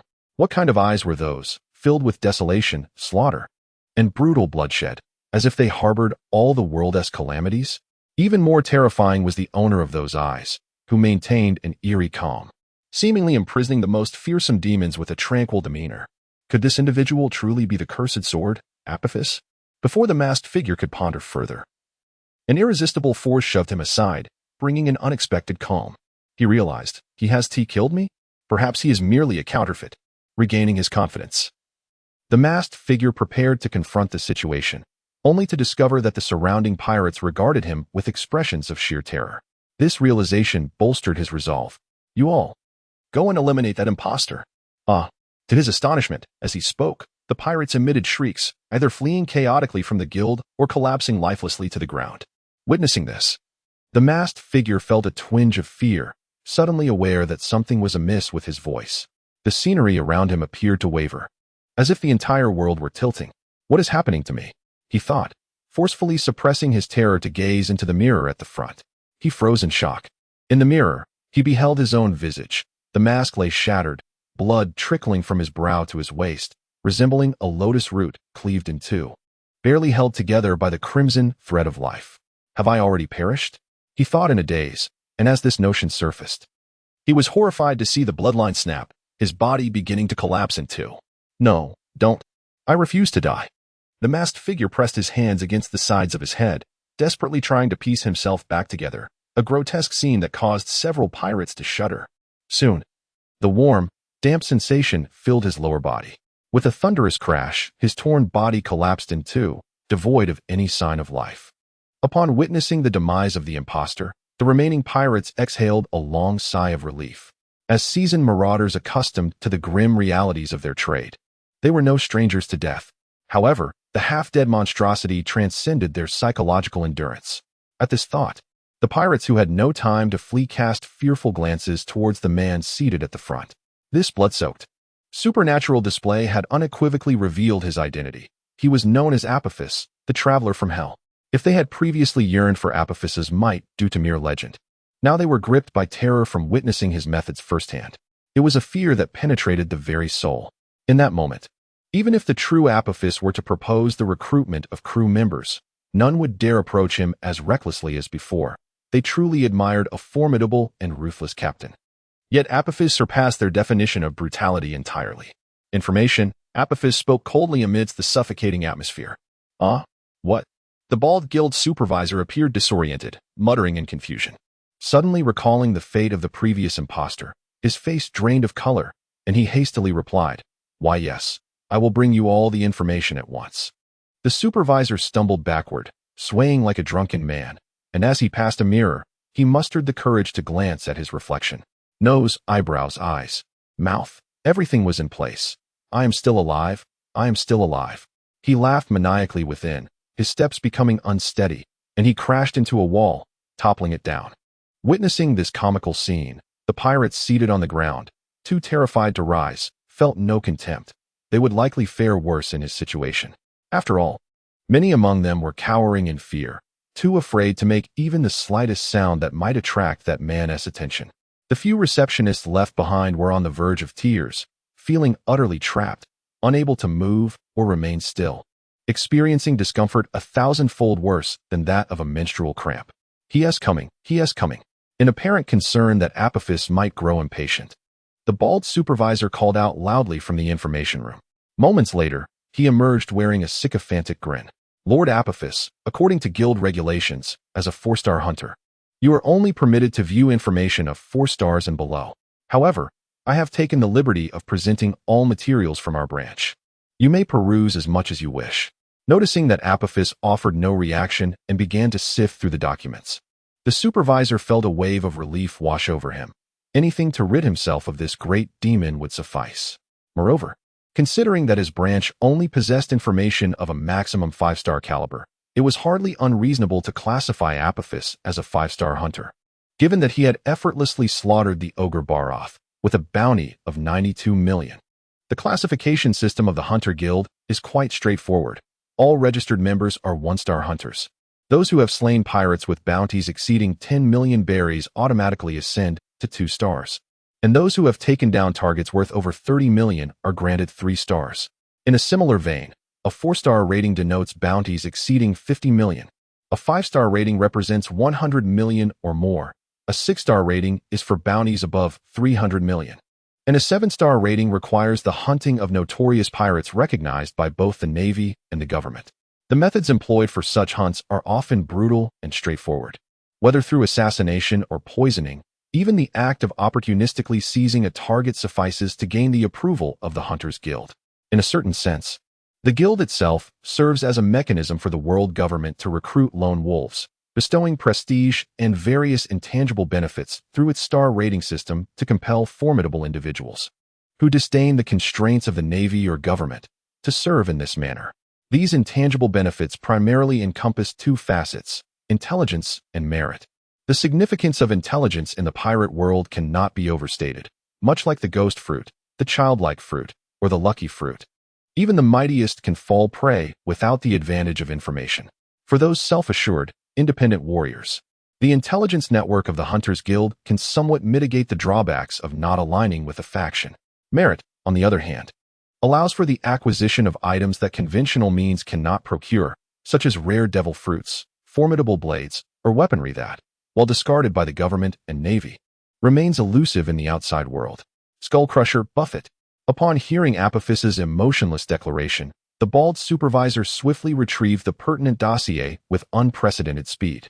Skullcrusher Buffett, once a notorious pirate on the Grand Line with a bounty of 12 million, had withdrawn from the sea 10 years prior to establish a sprawling mafia across several nations in the West Sea, engaging in illicit trades including narcotics, gambling, brothels, human trafficking, and arms dealing, radiating influence from the West Sea to the 4 Seas, and even the Grand Line, relishing in manipulating events from the shadows. This man was a pure master of physical combat, possessing a terrifying strength capable of obliterating small mountains with a single blow, wielding a 3-headed flail, and making his lair in the kingdom of Aetfi in the West Sea. As Apophis accepted the dossier and opened the suitcase, a gruesome severed head was revealed within.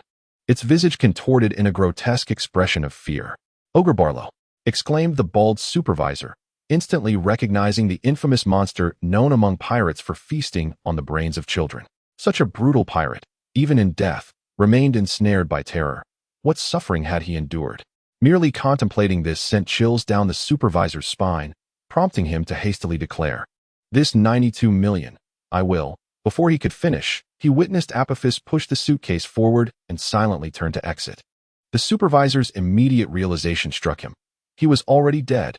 He swiftly glanced into the mirror, relieved to find all his body parts intact. Raising his voice deliberately, he called out, "Harry, promptly record the bounty under Lord Apophis's account, and remember to round it off to 100 million berries." The gentle sea breeze caressed the air. The azure waters rippled gracefully, seagulls soared majestically overhead, and fish frolicked joyfully in the sea. The naval hero, Major Longinus, had vanquished the Black Cloak pirate crew, capturing Captain Felix, who now awaited the righteous judgment and trial. A tall man standing on the deck recited with rhythmic eloquence, surrounded by cheers and applause. Major Longinus truly deserved the title of a naval hero. It had barely been a week since he had heroically rescued hostages. In stark contrast to Major Longinus's efficiency, the navy stationed in our kingdom appeared utterly inept, leading one to wonder if their time and energy were squandered on frivolous pursuits. Who could disagree? I sincerely hope Major Longinus visits our West Sea. Was it Major Longinus who saved me back then? A small figure amidst the crowd listened intently, her little face taut with seriousness. "Little Aaron, do you know about that, Major?" Someone nearby remarked, amused by her earnest demeanor. "Yes, Uncle Isaac. I aspire to be as formidable as Major Longinus." The girl's sweet voice melted the hearts of those around her who cherished children. "Haha, may our West Sea one day boast a female hero." Laughter erupted among the crowd, who did not truly believe that this little girl could grow to be as powerful as Major Longinus. Shyly, the girl darted to the other side of the deck, exhaling a sigh of relief when she noticed no one was watching. She dared not remain the center of attention for long. Even a pirate as formidable as Felix had been defeated. That naval officer was indeed impressive. No wonder he had given me the same chilling impression as that icy monster back then. The girl gazed wistfully at the vast ocean, murmuring to herself. For she was none other than Robin, who had recently escaped from St. Ting Island, changing her identity to return to the West Sea. They say the most dangerous places are also the safest, and considering my previous presence in the Grand Line, those individuals likely would not anticipate my return to the West Sea anytime soon. Suddenly, as Robin pondered her next escape route, the sea erupted in tumultuous waves, and the ship began to rock violently, the frantic shouts of sailors piercing the air. "Enemy attack! Enemy attack!" Robin grasped the railing and peered into the distance. Where the skull flag fluttered ominously, 3 pirate ships lined up, launching a fierce barrage against their passenger vessel. Alarm surged within her. Pirates. Though they were merely a small band of pirates, they paled in comparison to the formidable crews of the Grand Line. However, the passenger ship she was aboard appeared quite ordinary, and it remained uncertain whether it could withstand an enemy assault. The bombardment soon ceased. Yet the cloud of dread in Robin's heart did not dissipate. She understood all too well that this did not signify the enemy's abandonment of their attack. Rather, those pirates regarded the wealth aboard this vessel as their rightful spoils. The previous cannon fire had merely served as a warning. Perhaps the cannonade had indeed had its effect, for the corpulent captain seemed hesitant to flee, opting instead to patiently await the approach of the pirate ship. "You must be the most inept captain I have ever encountered, lacking even the courage to resist. Yet, I must concede that your cowardice has spared you all, for I, Captain Jack, am destined to become the next pirate king." "Ahaha." The red-haired youth aboard the pirate ship laughed heartily, evidently pleased with his ability to conquer without a fight. The pirates on the 3 ships joined in raucous laughter, relishing the prospect of acquiring spoils without shedding blood. Listening to that piercing laughter, the passengers aboard trembled in fear. Their earlier envy of the exploits mentioned in newspapers stemmed from the rampant piracy in the West Sea. Groups like the 8 Treasures Navy could brazenly appear as official forces, illustrating the extent of the chaos here. Were it not for the demon-slaying order issued 6 months prior, which had severely intimidated the West Sea pirates, the current situation would likely be tenfold worse. The red-haired captain, evidently a newcomer to the seas, displayed the audacity typical of novices, showing no restraint due to the demon-slaying order. thus leading his crew into a confrontation with the pirates unprepared. To everyone's surprise, the seemingly easy-to-bully captain retorted with a mocking smile. "Fools, I only worry that you might damage my ship. After all, this is my old companion. It must not suffer at your hands." What? The short, rotund captain's audacity incited the red-haired pirate captain's fury as he felt his lungs nearly explode with rage. "Damn you, old fool. Just wait. I shall take your skull and use it to drink." "Ha ha. Captain, it seems we have been away from the Grand Line for far too long. For even such novice pirates dare to insult you to your face." The first mate, with one arm severed, laughed so hard he could scarcely breathe. "Just over a decade ago, even the Navy wouldn't dare speak to us in such a tone," he added, arms crossed, his voice low and grave. At that moment, even the slowest of observers sensed something amiss. It appeared that the elders aboard this ship were emboldened, showing no concern for the pirates before them. Captain Jones was, in fact, a legendary pirate who had traversed the Grand Line. The passengers aboard felt a mixture of exhilaration and trepidation at this realization. It was said that 9 out of 10 ships in the West Sea had once been pirates, and it seemed this was indeed true. Robin tilted her face upwards, beginning to anticipate the ensuing developments. The Grand Line? Captain Red-Haired of the pirate ship was momentarily taken aback, then burst into loud laughter. "So, you are merely a defeated wretch returned from the Grand Line? Hand over your nautical logs from your voyage upon the Grand Line. Or do not blame me for slaughtering you all. It appears I must impart the lesson of respecting one's elders to you inexperienced newcomers." Captain Jones drew his pistol from his waist, awkwardly twirling it with a low, ominous tone. The battle ignited swiftly, only to conclude just as rapidly. "Oh dear, oh dear. Pirate Lord, spare me, have mercy." Captain Jones pleaded while prostrating himself on the ground, a stark contrast to his earlier bravado as a mighty pirate. Not only the passengers aboard the ship, but even the pirates themselves stood in stunned disbelief at the unfolding scene. Is this the caliber of pirates returning from the Grand Line?" Captain Red-Haired sneered as he stood upon Jones's head. No, no, no. We never even ventured to the Grand Line, let alone claim to be pirates," Captain Jones hastily clarified. "We merely sought to intimidate your esteemed pirate lords with psychological tactics. We had previously succeeded in this approach, but we never anticipated that your noble spirit was far beyond that of those previous pirates." Captain Jones subtly flattered, his words dripping with insincerity. The surrounding passengers were taken aback. Is this how wild the ways of the world can be? Robin shamefully covered her face, realizing that she had been deceived by his remarkably crafted performance, feeling both embarrassed and reflective. Indeed, the West Sea is a realm of hidden talents. Haha, to dare to play tricks on me, old man. I must admit you possess quite a boldness." Captain Red-Haired whistled, bending down to aim the dark muzzle of his gun at Captain Jones's forehead. "Do not kill me, do not kill me." Captain Jones let out a chilling, distant scream, the shrill sound causing Captain Red-Haired to frown as he increased the pressure of his foot upon Jones. "Silence, you old rascal. Yes, yes, I shall be quiet. I shall be quiet. Since you have frightened away quite a few pirates using this method in the past, it implies that this ship remains in uncharted territory. Over the years, you must have amassed quite a treasure, no?" Captain Red-Haired leaned closer to whisper in Captain Jones's ear. "This? Of course, of course. That wealth is only worthy of the powerful Captain Jack." Captain Jones cautiously inquired. "Yet, if we surrender our riches, will the formidable and wise Captain Jack spare us?" "Old man, are you threatening me?" Captain Red-Haired grinned wickedly, pulling the trigger, a bullet swiftly embedding itself in Jones's thigh.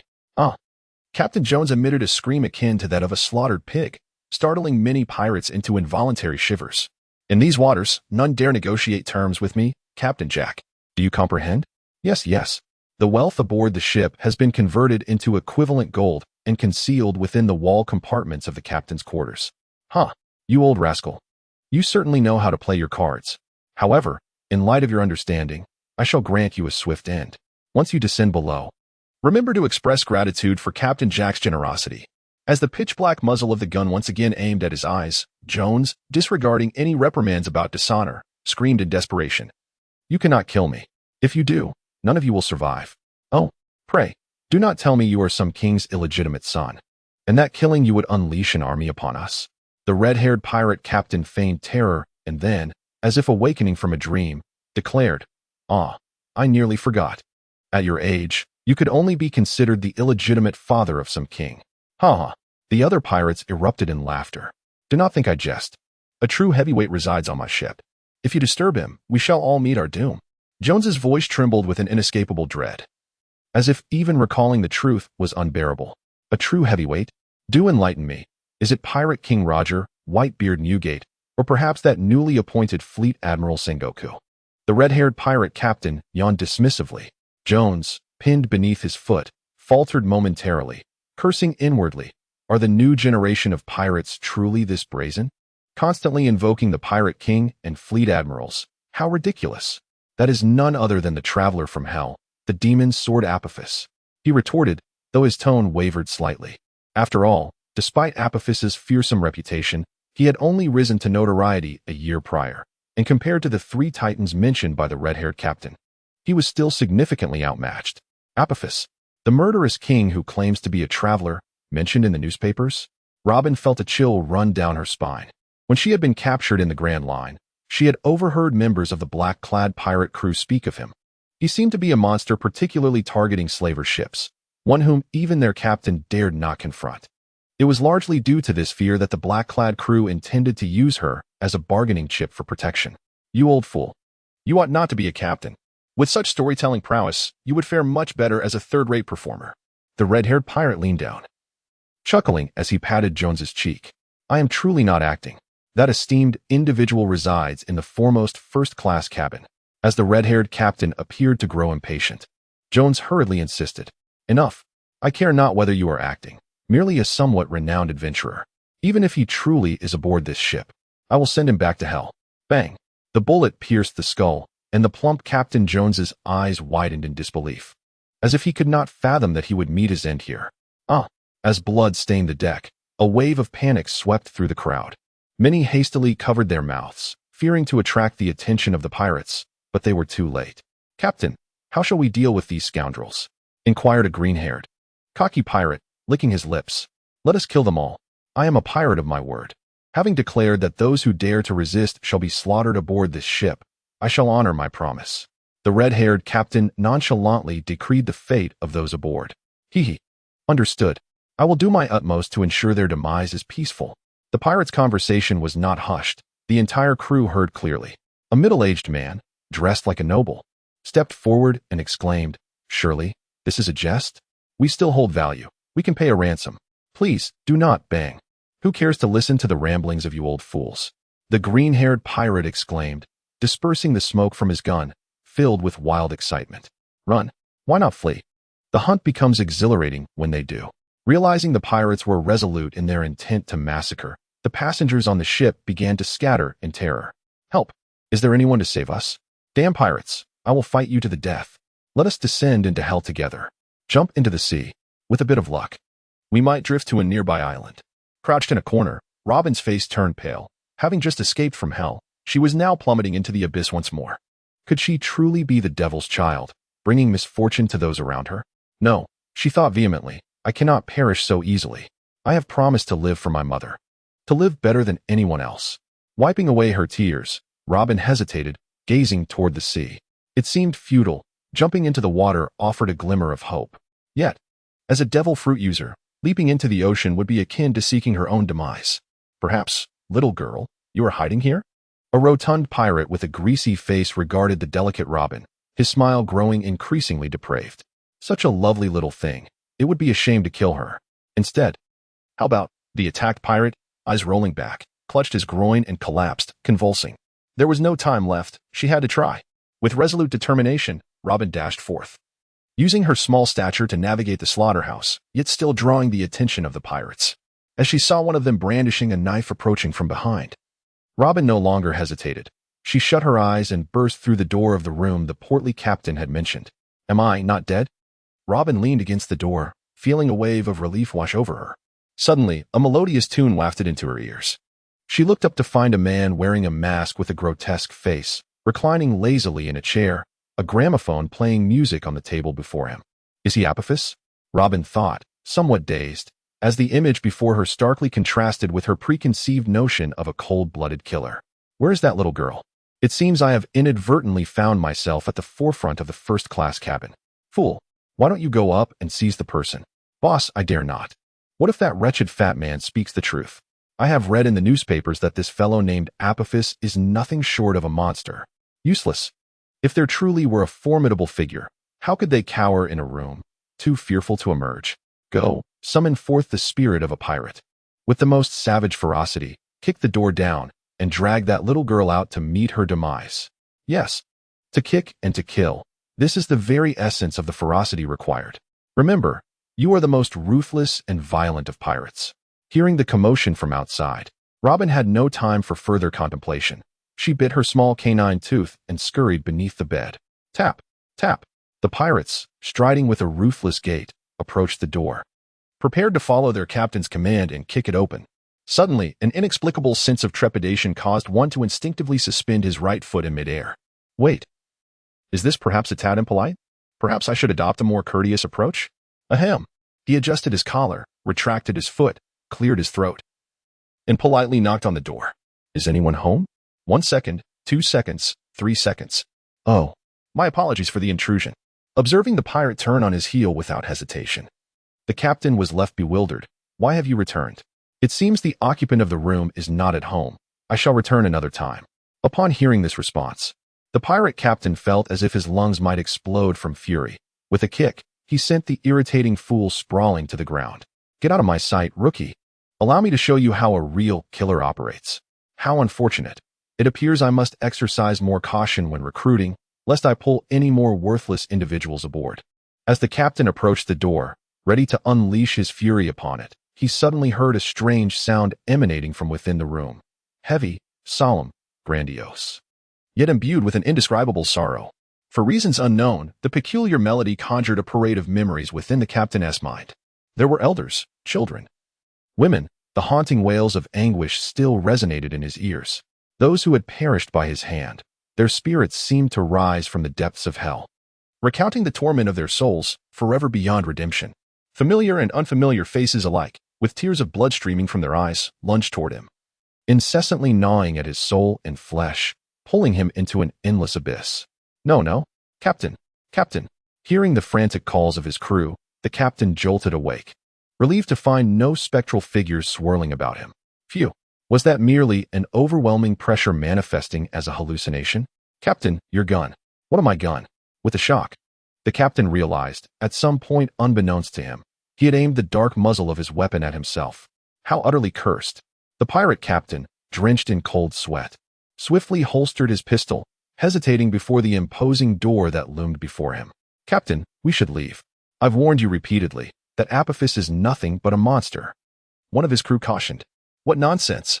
Do you think I lack the courage to open this door? In defiance of his subordinate's advice, the captain steeled himself. Bang! What the hell have I done? As the once serene music returned to his ears, the pirate captain suddenly awakened to the gravity of the situation. Yet, given the circumstances, he had no choice but to press onward. Hidden beneath the bed, Robin felt a tightening in her chest as the door was rudely thrust open, wondering why it had taken so long for someone to enter. Upon entering the room, the pirate captain beheld a man adorned with a grotesque mask, seemingly slumbering in a chair, and his heart surged with newfound vigor. Is this fellow the cursed sword Apophis? He hardly appears formidable, and I see no weapons in sight. Am I merely scaring myself? Noting that the masked Apophis remained unresponsive, the captain felt increasingly at ease. Regardless of his identity, if he could take a shot now, even the mightiest would be sent back to hell. I now fervently hope you are Apophis. If I could slay such a figure, I would surely become the most formidable pirate of the West Sea. Just as he reveled in this delight, the eyes behind the mask suddenly flared open. What a sight to behold! His crimson pupils reflected an infinite expanse of blood, cold and lifeless. One could easily believe this man was a reaper from the underworld. Shoo! Would you kindly remain silent? The fourth movement is about to commence. The pirate captain numbly nodded, his finger poised on the trigger, yet paralyzed by fear. The room was eerily silent. Robin, like a timid rabbit peeking from beneath the bed, was likewise struck by the bizarre scene. The pirate, frozen in place, wore a pallid face and vacant gaze, resembling a corpse risen from the grave. She clamped her small hand over her mouth and quietly retreated back under the bed, her heart racing with an inescapable dread. Would she perish? Would she become a vengeful spirit, as the newspapers had foretold? As time progressed, the melody transformed into an ethereal beauty, akin to the last rays of sunlight from heaven. Under the soothing embrace of the music, Robin momentarily forgot her pain and hatred, as if returned to her mother's warm embrace. The bloodied pirate captain, in this moment, radiated an unexpected sanctity. The final movement, somber, weighty, and mournful. Night descended upon the earth, shadows enveloping the soul, and in this void of existence, only death and silence remained as the eternal refuge. Bang! The pirate captain ultimately pulled the trigger, but the muzzle was aimed at himself. A serene smile adorned his face, as if he sought to atone for his nefarious past. Awakened by the gunshot, Robin realized that she had been unconsciously clutching her own throat. Had she not been startled at the last moment, she might have already become a lifeless corpse. This is a requiem dedicated to you. I hope you will cherish it. The sudden sound nearly froze Robin's very soul, leaving her limbs rigidly curled beneath the bed. Tap, tap. Only when the footsteps had completely faded did her taut heart begin to relax. A requiem? Was this a ritual, or perhaps a sacrament before his slaughter? Loneliness is humanity's greatest adversary. In this cramped and confining space, Robin's thoughts spiraled uncontrollably. Why did both she and that pirate contemplate suicide? Were they influenced by his powers? Yet, there had never been any reports claiming he possessed such abilities. Or was it merely his aura? Wait, why is there no sound outside? Could it be that they have all perished? Terrified, Robin dared not venture out, remaining motionless beneath the bed. As time wore on, exhaustion, hunger, and thirst assailed her, and she finally slipped into a fitful sleep. How bizarre. Had they encountered a ghost ship? Surely, they first encountered pirates, only to be punished by the phantoms of the sea. We should leave quickly. It feels as though those corpses are grinning at me, and it sends chills down my spine. Indeed, this vessel must be cursed. Faintly, she heard the voices of a crowd calling out. Rubbing her eyes, she dragged her weary body from beneath the bed. They have returned to life. The dead have risen. It must be ghosts. Flee. Upon noticing Robin's movements, a group of fishermen cried out in despair and fled. Am I left all alone? Yet, without a sound. That man named Apophis truly is terrifyingly formidable. It is hard to say if he is even human. Robin murmured bitterly to herself. Is it because I escaped from suicide that he couldn't be bothered to strike again? Regardless, I must express my gratitude for his intervention. Robin was acutely aware that hiding beneath the bed would not conceal her from such a powerful being. Kazan, Longinus, Apophis, standing amidst a sea of corpses. Robin gazed toward the distant ocean, pondering whether only by becoming a force like theirs could one truly seize control of their fate. Mother Saul, did you mean that never relinquishing hope for the future is the essence of this? Come forth.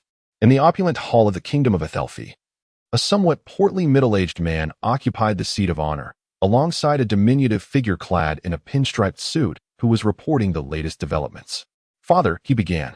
Not long ago in the nearby kingdom of Kaya, a derelict passenger ship was discovered, its occupants having been ruthlessly slaughtered by pirates. Strangely, the pirates themselves met a similar fate aboard the vessel, each wearing a smile upon their demise, leading local fishermen to believe they had encountered a ghost ship. A ghost ship? The middle-aged man scoffed, a derisive laugh escaping his lips. Only a fool would subscribe to such nonsense. My analysis suggests that those pirates were likely slain by Apophis. Whispers abound on the grand line of his ability to command the spirits of the underworld. He can orchestrate death in the midst of despair and anguish, or allow an enemy to pass away in serene tranquility, utterly unaware of their own demise. Has he arrived in the West Sea so soon? That fellow is truly eager to claim my life. He snorted coldly, clearly confident in his subordinate's capabilities. Father, I have executed your orders flawlessly.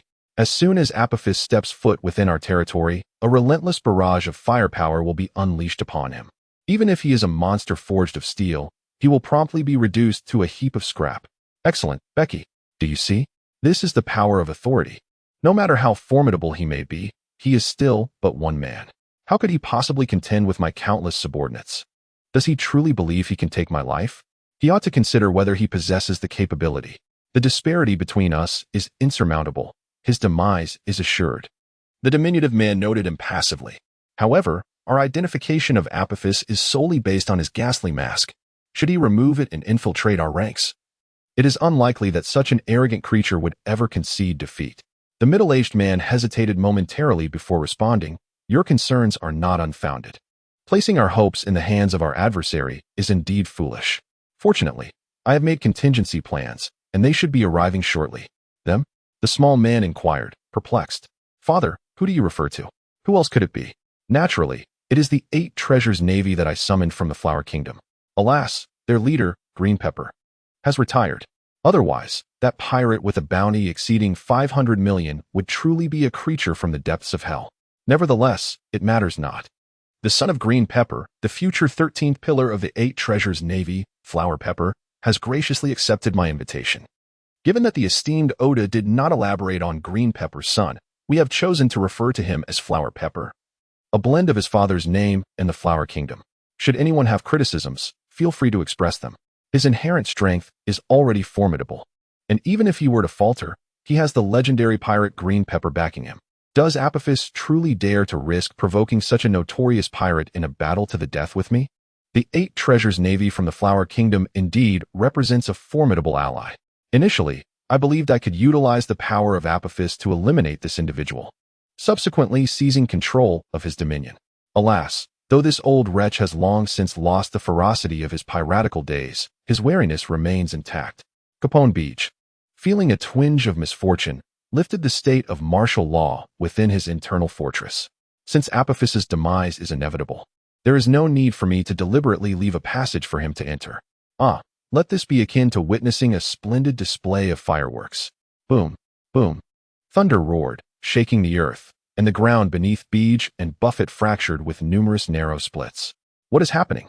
Has Apophis already approached? Buffett, regaining his composure, inquired with a hint of panic. Observing Buffett's terrified demeanor, Beach felt disdain. This fellow had long since lost the audacity befitting a pirate with a bounty exceeding 100 million, having returned from the Grand Line a decade prior. Indeed, the Mafia is merely a child's game, lacking the gravitas of true piracy and the sea, which is the rightful domain of men. Boss, this should be our first line of defense. I have buried several tons of explosives along his inevitable path. Just when he believes that those attacking him constitute the entirety of our firepower, the force of those explosives will obliterate him. Beach's tone was chilling, clearly indicating his intention to annihilate even the Mafia positioned at the first line of defense. However, Buffett was elated, exclaiming, Beach, you have not disappointed me. You buried such a substantial amount of explosives. After we eliminate that scoundrel, I shall finally enjoy a restful night. It was unexpected that it would be this effortless. It seems, as the boss stated, that Apophis is merely an arrogant beast. Buzz, buzz. Capone Beach furrowed his brow as he retrieved his snail phone, which vividly reflected the horrified expression of the caller. Deputy Chief, he is dead. Everyone is dead. Capone Beach smirked, intending to retort with, I am not dead. Yet he reconsidered and dismissed the triviality. Apophis has perished? No, he has not. The voice emanating from the snail phone trembled uncontrollably. What did you say? A blast radius of 1 kilometer, with explosions lasting half a minute. How could he possibly survive? Or perhaps you inept fools failed to wait for him to enter the bombing zone before striking. Capone Beach's tone was ominous. No, we all witnessed him walk in. We sacrificed thousands of brothers to lure him inside. Yet everyone perished, and he survived. This man is a monster. The voice on the other end was desolate, devoid of life. Then suddenly erupted into a frantic scream. We are all doomed. We will all perish confronting that devil from the depths of hell. Whether it is I, you, or the boss, we are all fated to die. Crack. Capon Becky, with a cold and indifferent demeanor, exerted a forceful grip that shattered the phone bug and communication settings, splattering repulsive liquid everywhere. Is this a jest? The firepower of thousands surrounding him, sufficient to obliterate an entire street, yet he emerged unscathed. Could it be that he is not human at all? Buffett, lost in thought, spoke in a daze, evidently shaken by the ghastly curse embedded within the phone bug. Godfather, that man has gone mad. There is no need to heed the words of a lunatic. Though disdain festered within, Capon Becky maintained a faade of respect. You are correct. That individual has indeed lost his sanity. Buffett emphasized, as if bolstering his own resolve, and then cast a hopeful glance at Becky. Since we have a first line of defense, it implies there exists a second, does it not? Of course. This second line is comprised of the gas bombs I procured from the black market. Just a whiff would render even the largest sea creatures devoid of life. Ha ha ha. Becky, you are truly reliable, as expected. Yet, Buffett's laughter abruptly ceased, for from the corner of his eye, he perceived the ominous shadow of death standing at the doorway. What a farce. The defenses I meticulously arranged have failed to buy even 3 minutes. Or perhaps he approached as casually as one would stroll. As Apophis's blood-red gaze fell upon him, Capon Becky's heart raced uncontrollably, beads of sweat forming on his brow.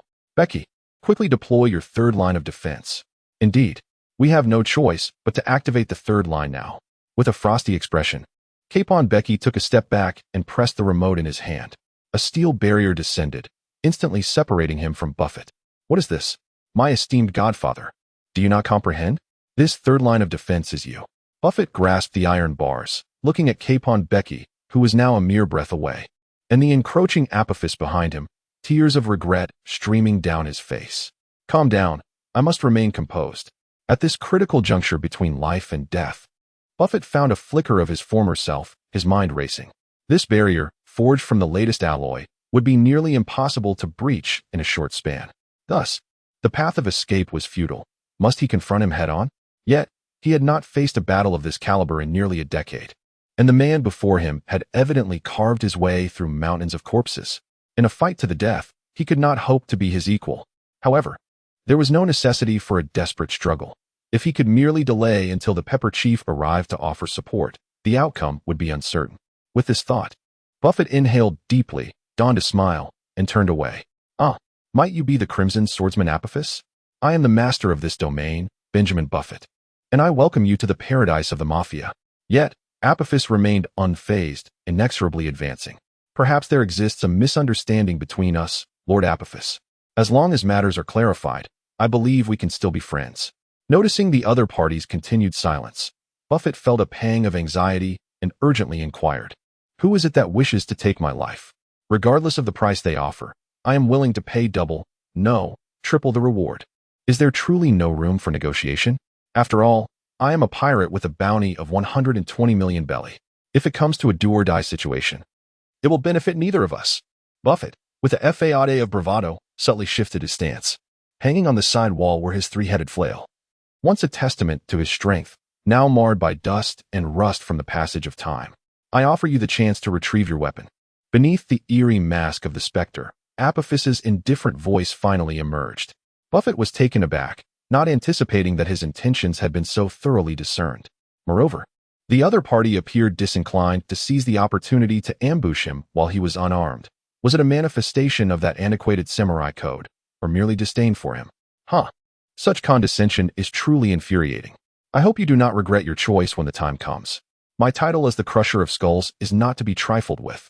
Buffett intended to hurl more taunts, but observed Apophis's halted steps moving forward, which instilled fear and prompted him to swiftly retrieve his weapon. It was a 2-meter-long iron rod, the end of which was affixed with chains holding 3 spiked iron hammers, their sharp barbs gleaming ominously in the sunlight. In essence, it was a unique weapon formed by binding 3 morning stars to a single iron rod. With the weapon in hand, Buffett felt a resurgence of lost confidence as he raised it high above his head, twirling the 3-headed flail, which whirled with a thunderous sonic boom. If it were to strike a person, it could reduce an opponent to mere pulp in an instant. I have crushed countless skulls with this, Apophis. You are neither the first, nor will you be the last. Apophis continued his silent advance, a long, ancient sword slipping into his palm, its eerie green flames casting an ominous aura. It was as if he had transformed from a wandering specter into a vengeful deity. How can your sword emerge from your body? What is this dark, sinister flame? Are you human, a spirit, or some monstrous entity? The oldest and most potent of human emotions is fear, and the most primal fear is that of the unknown. In this situation, clearly beyond his comprehension, Buffett found himself retreating, soon leaning against the cold iron bars. There was nowhere left to run. When fear reaches its zenith, it manifests as pure, unadulterated rage. Buffett swung the 3-headed flail and screamed in a frenzy, "You wretched monster, return to whence you came." In the world of pirates, immense power can obliterate all. It is akin to Edward Weevil, who proclaims himself to be Whitebeard II in the future timeline. Merely possessing the might akin to that of a white-bearded elder in his youth grants one the status of one of the infamous 7 warlords of the sea, subduing the Grand Line. Buffett's strength, however, pales in comparison to such monstrosities. Nonetheless, the intelligence reports concerning him bear little inaccuracy. Indeed, he possesses the terrifying strength capable of collapsing a small mountain with a single blow. Under his command, 3 meteor hammers thunderously descended, causing spiderweb-like fissures to rapidly spread in all directions. With that solitary strike, half of the Grand Hall crumbled. Yet, despite this power comparable to that of the giants, when the meteor hammer was pinned beneath the foot of Apophis, he found himself flushed with frustration, unable to extricate it. What nonsense is this? How could I, who commands such strength, be outdone by a mere swordsman? Fear had thoroughly consumed Buffett's heart. The very might he prided himself on was overshadowed by that of a swordsman. Indeed, the most formidable swordsman must possess both extreme strength and speed. Without strength, there can be no offense. Without speed, one cannot land a blow. Ironically, those swordsmen who pursue the pinnacle of offensive capability are often frail in constitution. Conversely, most swordsmen rely on swiftness to secure victory, delegating the burden of attack to their weapons. Thus, when Buffett realized that his opponent's strength surpassed his own, terror gripped him. Was this adversary devoid of any weaknesses? At that moment, Apophis abruptly raised his toes, and before Buffett could retract his strength, he stumbled and fell, landing in a most undignified manner. The 3 meteor hammers rebounded and struck him, eliciting a cry of pain. Apophis, what do you mean by this? Buffett seethed, his teeth clenched, only to hear the indifferent voice emanate once more from beneath the mask. Let the game end here. I have no interest in continuing to play with someone like you. Play? You dare to call this a game? Stung by indignation, Buffett felt his blood surge, his vision turning crimson. With a roar, his muscles swelled like gnarled roots, releasing an explosive force that surged from within. There must be limits to contempt. Die! The rapidly spinning meteor hammer plummeted with a thunderous sound, accompanied by the resonance of wind and thunder.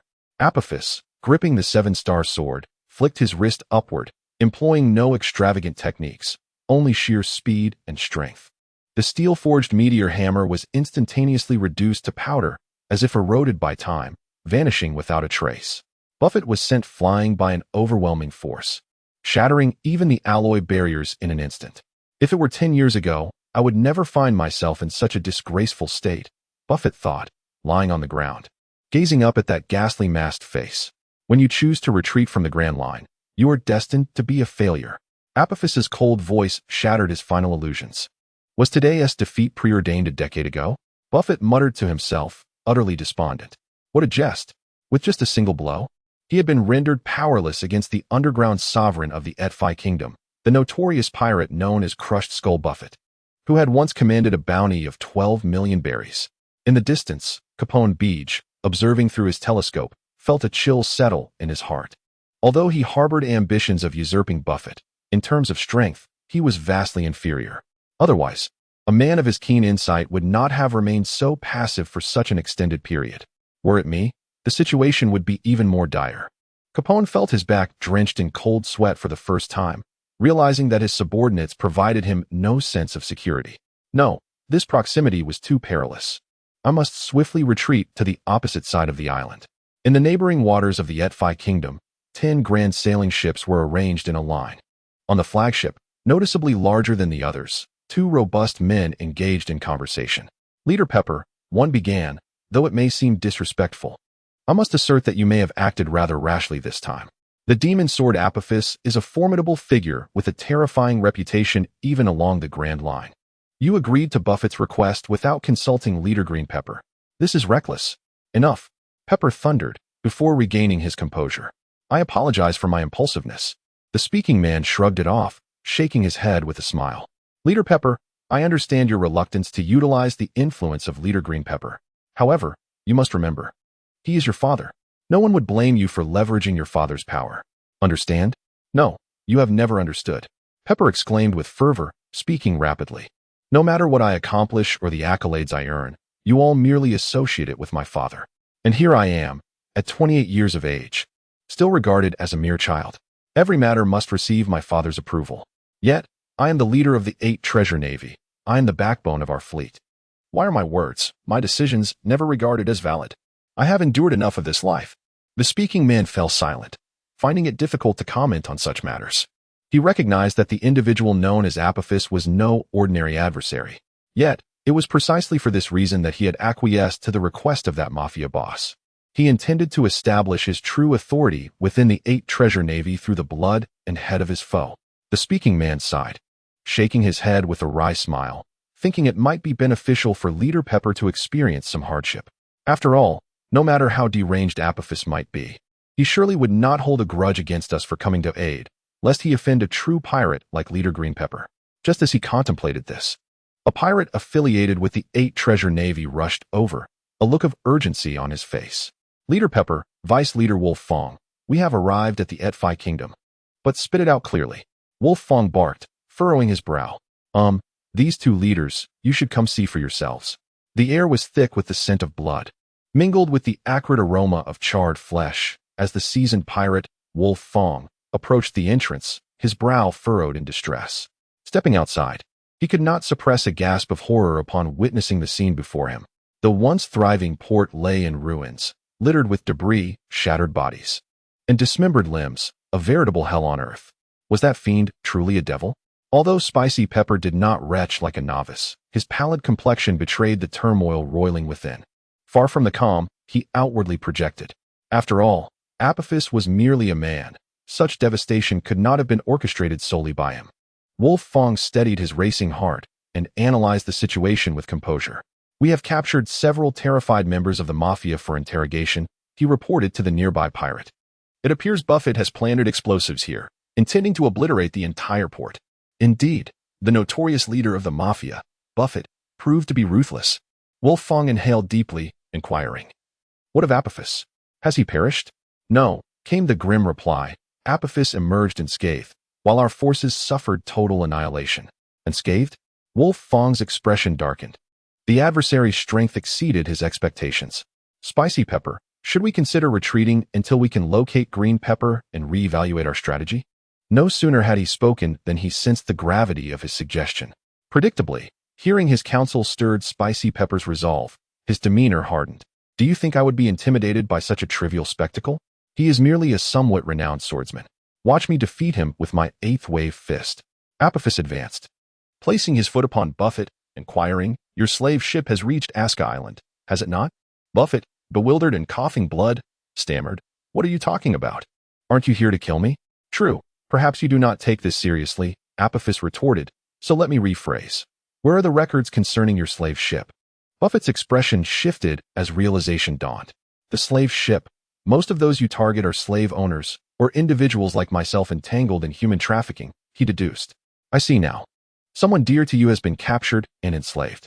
That is why you are so frantically seeking us out, hoping to extract information about that person." "Ha ha," Demon Sword Apophis. "I never imagined you bore such a tale. I genuinely pity you." With a sense of triumph, Buffett's tone became increasingly arrogant. "If you wish to obtain information from me, you must first ensure my safety. Given your hatred for slave owners, once you acquire that information, you would never allow me to leave alive. We both understand this. Therefore, do not expect to extract any information from me, for I am a person who harbors a profound fear of death, in comparison to mortality. Your methods of torment are utterly trivial." Apophis retracted his right foot from the other party and silently walked away. "Excellent, excellent. Mutual respect is indeed the foundation of cooperation." Witnessing the fearsome Apophis softening, a sense of accomplishment welled up within Buffett, who, filled with self-satisfaction, declared, "Had you approached me with sincerity, I might have considered you a friend. However, your current approach puts me in a difficult position. To hand over the items to you without due consideration would be challenging for me as a leader. Yet, withholding them could jeopardize the cordiality between us. Thus, after much contemplation, I have devised a solution that satisfies both parties. If you agree to my 3 conditions, Wait, are you even listening to me? What is that you are holding?" Lying on the ground, Buffett's peripheral vision caught sight of the tome in Apophis's hand, and in an instant, his fiery anger was extinguished, leaving only an indescribable dread. "Transaction record," Apophis stated succinctly. "How could you possibly find it so quickly? I had concealed it in the most secretive of locations. The dead need not know so much." "Dead? Wait, I still have." Apophis swiftly unsheathed his sword, and the head of the wide-eyed man rolled away. After a moment, Apophis tossed the tome aside and sighed. "The last transaction on Aska Island occurred 7 years ago. It seems I have mistaken you yet again, Mr. Buffett. Truly unfortunate for you. Is there still anyone brave enough to come here?" After recently paying respects to Buffett, Apophis glanced outside to discover a large group of pirates rushing towards him. Their attire, Could they be from the Flower Kingdom? Is that the infamous Apophis? What terrifying eyes! Can he truly be human? Leading the charge, Hua Jiao met Apophis's gaze, and the blood-red glare sent shivers down his spine. Nevertheless, he maintained his composure and asserted, "You are Apophis, what the hell?" It felt as if he had stepped upon a spherical object, causing Hua Jiao to stumble, nearly losing his balance. Much to the astonishment of his subordinates who had anticipated a powerful dialogue. Cursed be the tension that made him oblivious to the ground beneath his feet. Hua Jiao inwardly cursed himself. His intention was to establish dominance, but now it seemed he had inadvertently embarrassed himself, and his gaze involuntarily drifted towards the source of his humiliation. Wait, is that a head? Is that the severed head of Buffett? As the head of Buffett, with whom he had recently negotiated a deal, rolled to the ground at his feet, Hua Jiao could not help but gasp in shock, feeling as though Buffett's eyes were upon him, perhaps expressing reproach for his tardiness, or even cursing him, as if awaiting his descent into hell. Meanwhile, Wolf Fong pondered more deeply. Despite a corner of the hall having collapsed, there were few signs of battle, and Apophis bore no traces of dust, indicating that the confrontation had likely concluded in an instant. This realization caused Wolf Fong to waver. Though the strength of the shattered-headed Buffett was not insignificant, he had been overwhelmingly defeated by the opponent. This suggested that Apophis's power might be even more terrifying than the rumors suggested. While Hua Jiao was formidable, his lack of combat experience was a significant disadvantage, and the risks of a life-and-death struggle were too great. It would be prudent to abandon such an unrealistic notion. Most critically, the very Buffett who had invited them to assist was now dead, and persisting in this endeavor would be utterly foolish. After a brief contemplation, Wolf Fong made his decision. "My lord Apophis, we mean no disturbance and shall take our leave shortly. Please regard this as though nothing has transpired." "Wolf Fong, I am the leader. What right do you have to speak on my behalf?" Hua Jiao retorted angrily. Though his fighting spirit had diminished, he was unwilling to simply retreat. Returning now would mean forever being shackled by the shadow of his father. Furthermore, Wolf Fong's decision only fueled Hua Jiao's ire, prompting him to finally resolve his hesitation. "Leader Hua Jiao, please be rational. Buffett is dead. Do you truly wish to provoke a formidable enemy over a corpse?" Wolf Fong admonished sternly. "This is my affair, and none of your concern. If necessary, I shall fight in my own name. If I leave with my tail between my legs without uttering a word, how can I face the mantle of leadership? The 13th generation of the 8 Treasure Navy shall not be cowards. Leaders, I mean no interruption to your discourse. But Apophis is nearly gone. Should we not stop him?" A subordinate pirate interjected, appearing distressed amid the escalating argument. "What?" Hua Jiao followed the direction indicated by his subordinate, only to discover that Apophis was already close to exiting the courtyard, seemingly indifferent to their presence. The humiliation of being disregarded surged within him. Could it be that as a leader, he was merely a figurehead? No longer hesitating, Hua Jiao shouted as he charged forward. Apophis turned his head, his eyes aflame with murderous intent, and the aura of his sword conjured an illusion of a sea of blood around him. Struck by this ferocious energy, Hua Jiao found his mind momentarily paralyzed, his advancing steps involuntarily halting. "This is dire. Leader Hua Jiao has been affected by the enemy's imposing presence." In the heart of Wolf Fong, a sense of dread took root. Had he known the might of the enemy's sword was so formidable, he would have fought tooth and nail to prevent the reckless actions of the Pepper Chief. The Green Pepper Chief had previously mentioned that during his confrontation with the Whitebeard pirates, one of Whitebeard's subordinates was a formidable swordsman capable of manifesting a tangible illusion of his sword's intent, the only distinction being a sea of flowers versus a sea of blood. Indeed, Pepper was a product of the great pirate Green Pepper's tutelage. Even though he lacked practical experience, he swiftly broke free from the mental onslaught after but a single breath. Yet, in the clash of the mighty, a mere moment is often sufficient to determine the outcome of battle. As he regained his senses, the eerie green flames reflected in his pupils swelled, and the gust created by the sword's tip lacerated his visage, as if that cursed blade would cleave him in twain at any moment. Ah! A piercing, anguished scream erupted, startling even the carrion-eating vultures at the port, causing them to take flight in a flurry. An arm fell to the ground, still twitching. It was only then, drenched in cold sweat, that Pepper realized Wolf Fong had pushed him aside at the last possible moment, sacrificing an arm to absorb what would have been a fatal blow. Yet, Wolf Fong's lamentation showed no signs of abating. His entire body was a canvas of bulging veins, sweat soaking him thoroughly, as if he had been pulled from the depths of a river. Wolf Fong, what has transpired? Steady yourself, do not frighten me. Pepper understood all too well that even the loss of an arm should not inflict such agony upon someone like Wolf Fong, a battle-hardened pirate. That sword harbored something sinister. And should he be harmed, the pain would seep into his very marrow, rendering him incapable of fighting. Gritting his teeth, Wolf Fong summoned every ounce of willpower to relay his final words before he continued to writhe and howl in torment on the ground. The surrounding pirates watched in horror, acutely aware of the deputy leader's unwavering resolve. Yet, this iron-willed man now displayed such a pitiful state, suffering to the point where tears and snot mingled. Those whose spirits waver could not bear to meet your gaze. The sight of Wolf Fong's suffering matured Pepper in an instant, lowering his gaze. He resolved to engage his foe by reading their movements. The injuries inflicted upon Wolf Fong would be repaid in kind, he vowed. Apophis raised the seven-star sword before him with a nonchalant demeanor, indifferent to the oath uttered by his opponent, treating it as nothing more than a tedious jest. Devoid of any commentary, Wolf Fong clutched his wounded arm, struggling to rise, but the piercing pain deep within his soul obscured his vision, and he staggered, on the verge of collapsing. Deputy leader! Deputy leader! The nearby pirates rushed to steady him, their voices laced with concern. Do not worry about me. The chief may not be a match for the enemy. You must advance and provide support. Take advantage of their engagement to strike with firearms. Once the decision to fight is made, hold nothing back. Wolf Fong decisively declared. A massive throng of over 1,000 swiftly encircled the courtyard, rendering it impenetrable. A sea of black, reminiscent of an ant swarm in the eyes of the distant Kapinbeji. These individuals were the elite of the 8 Treasure Water Army, far more formidable than the underlings of Buffett's Mafia. I am eager to witness how you managed to breach my defenses in such a brief span of time.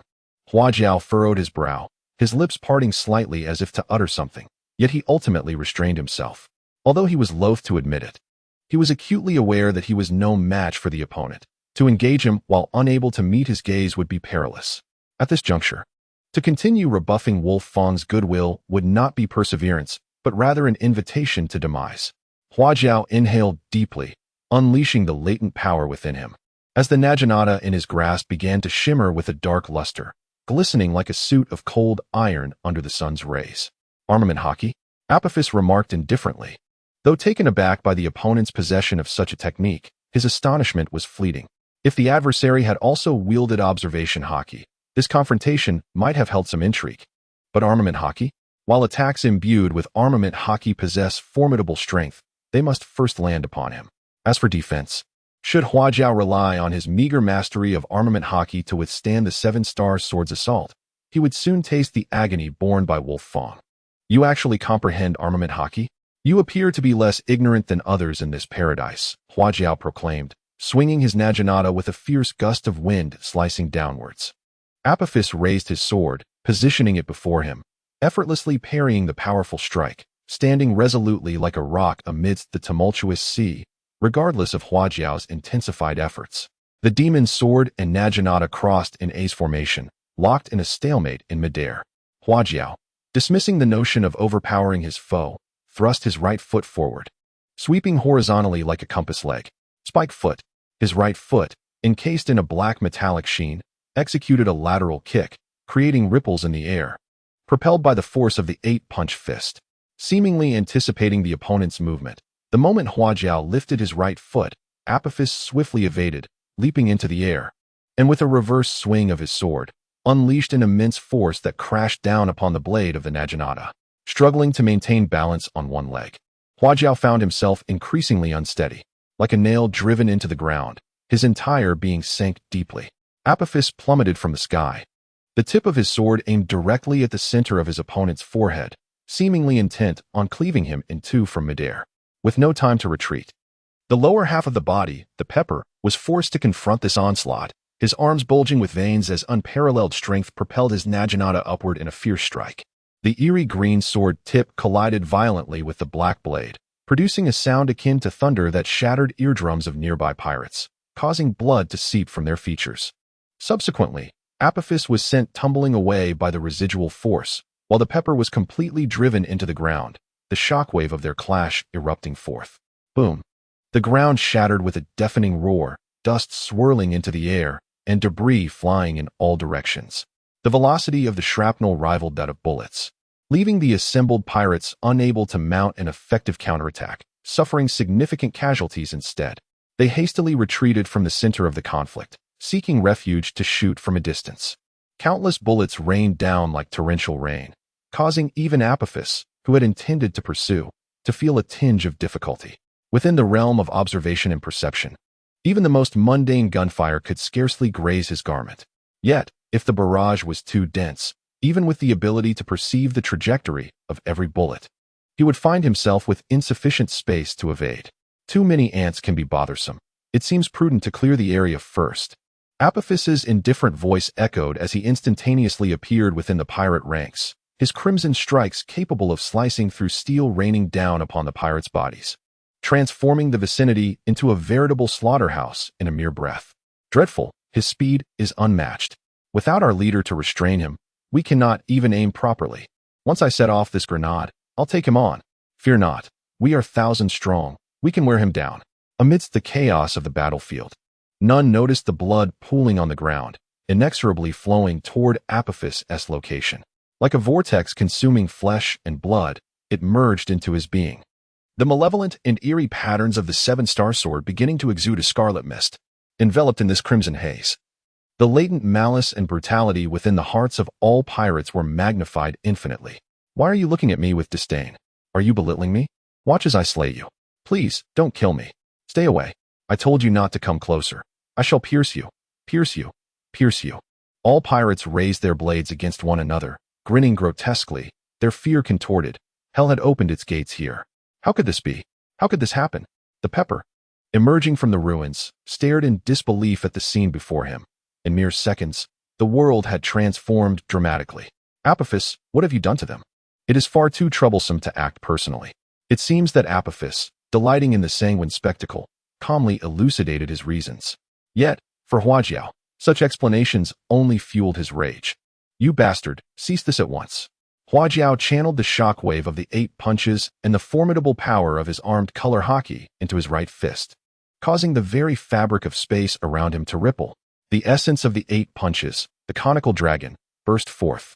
This was becoming rather intriguing, the crimson crescent. Apophis raised the 7-star sword, directing it towards his adversary, as the dissipating blood mist coalesced upon the blade, forming a sinister crimson shroud that was both enchanting and chilling. The right fist, gleaming with a metallic luster, clashed violently with the longsword, reflecting the eerie green flames amidst the scarlet mist.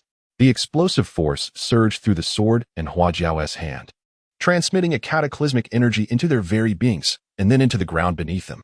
The already fractured earth crumbled entirely, evaporating into thin air, as the ground suddenly sank several meters, solidifying into a substance harder than iron, a result of the terrifying force compressing the soil to its utmost limit. A cacophony of winds swept through, stirring the scattered earth into the air, creating a refreshing shower of mud. Their stalemate was short-lived. Huajiao, depleted of strength, was forcefully repelled, bouncing upon the ground like a ball before ultimately crashing down, raising a cloud of dust. The task of slaying thousands alone is undeniably arduous. Yet when thousands unite in their efforts, it becomes significantly swifter. 4,000, 2,000, 1,000, 500. Each breath signified a leap, a testament to the fleeting essence of life.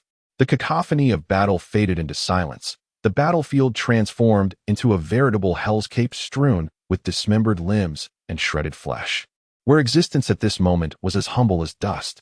Amidst this profound stillness, a faint, sorrowful sobbing could be heard. It is all my fault, all my fault. Had I not insisted on taking action, had it not been for this so-called dignity, they would not have perished. None of them would have died. I led them all into this abyss. I am unworthy to be their leader. Observing the decimated 8 treasure navy, Huajiao collapsed helplessly to the ground. Leader, this cannot be solely attributed to you. I bear responsibility as well. I underestimated the enemy and failed to dissuade you. Wolf Fang, you are alive. You still live? Huajiao suddenly looked up, his heart swelling with joy as he gazed at his companion. Perhaps the torment of my soul has granted me a flicker of clarity. Yet, these matters have become trivial. We must now devise a means to escape this place alive. Wolf Fang inhaled deeply, his resolute gaze fixed upon the slowly advancing Apophis. Wolf Fong, you must go ahead. I will hold the rear. This declaration ought to have been mine. The 8 treasure navy may do without me. But they cannot afford to lose you, the 13th pillar of strength. How could I possibly maintain any semblance of dignity as their leader? You are far more deserving than I. Enough of this tedious display of sorrow. Let it conclude here. Apophis stood before the two, his indifferent gaze imposing and aloof. Apophis, I shall confront you with both old grievances and new. Overwhelmed by fury, I am compelled to rush at you recklessly, Huajiao declared, his eyes blazing with rage. Calm yourself. Is the devastation wrought by your impulsiveness not sufficient? Wolf Fong stepped forward, firmly restraining him, his voice stern and commanding. Huajiao's agitated form suddenly froze. His head bowed in reluctant submission. Wolf Fong, harboring his resentment deep within, then turned his placid gaze towards Apophis. Your Excellency Apophis, this time we have suffered defeat. Yet there exists no genuine animosity between us. Perhaps we might resolve our issues through more temperate means. Noticing Apophis's lack of response, Wolf Fong methodically continued. A seasoned pirate should not be swayed by emotions. Only profit stands as the immutable truth of this world. As for the fallen 8 treasure navy, I shall place the blame squarely upon Buffett. He feigned an invitation for our assistance, yet sought to annihilate us to undermine the influence of the Flower Kingdom.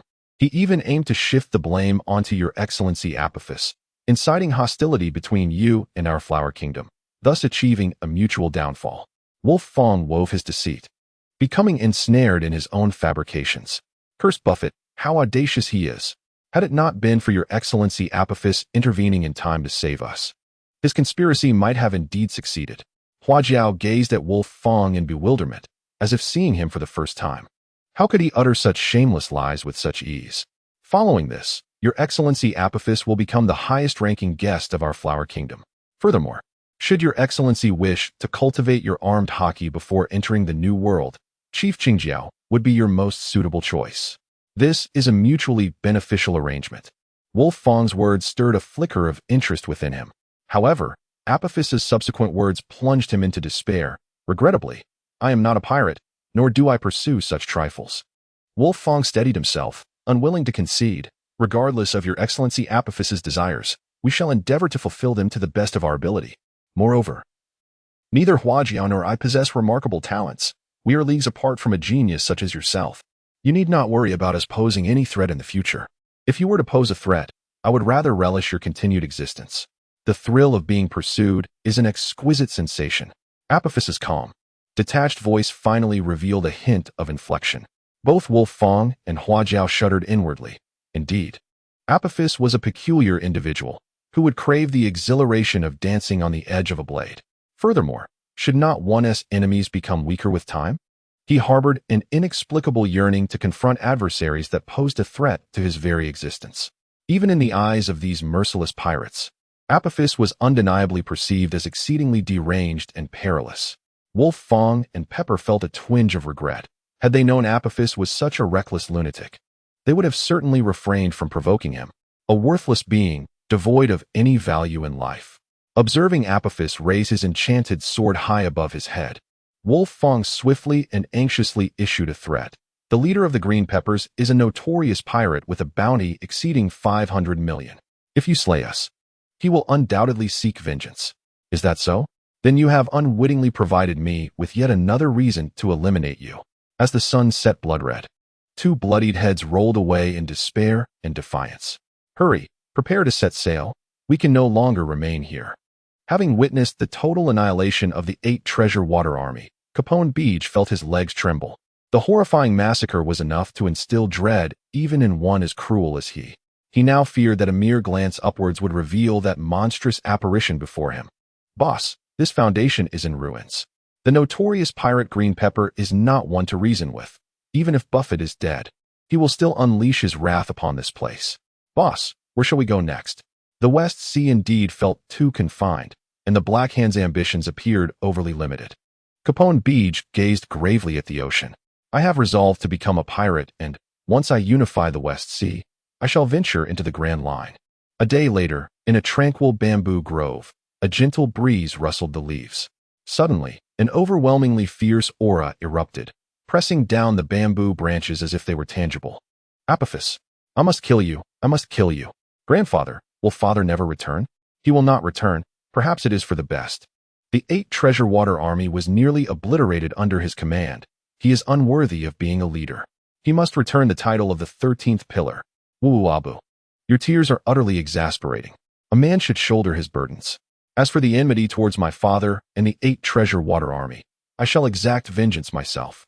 The vast sea allows fish to leap freely, and the high sky permits birds to soar. For reasons unknown, as he gazed upon the magnificent expanse of the ocean, Longinus found himself suddenly recalling the phrase known as poetry from the memories of a foreign soul. If the pirate's journey begins in the New World, then the Navy's commencement lies in Marineford. Only by stepping foot there can one truly engage with this world and commence my authentic expedition. Upon hearing the sounds of laughter and commotion around him, Major General Apophis Kapu furrowed his brow. What are you all conversing about? Longinus stepped forward and inquired.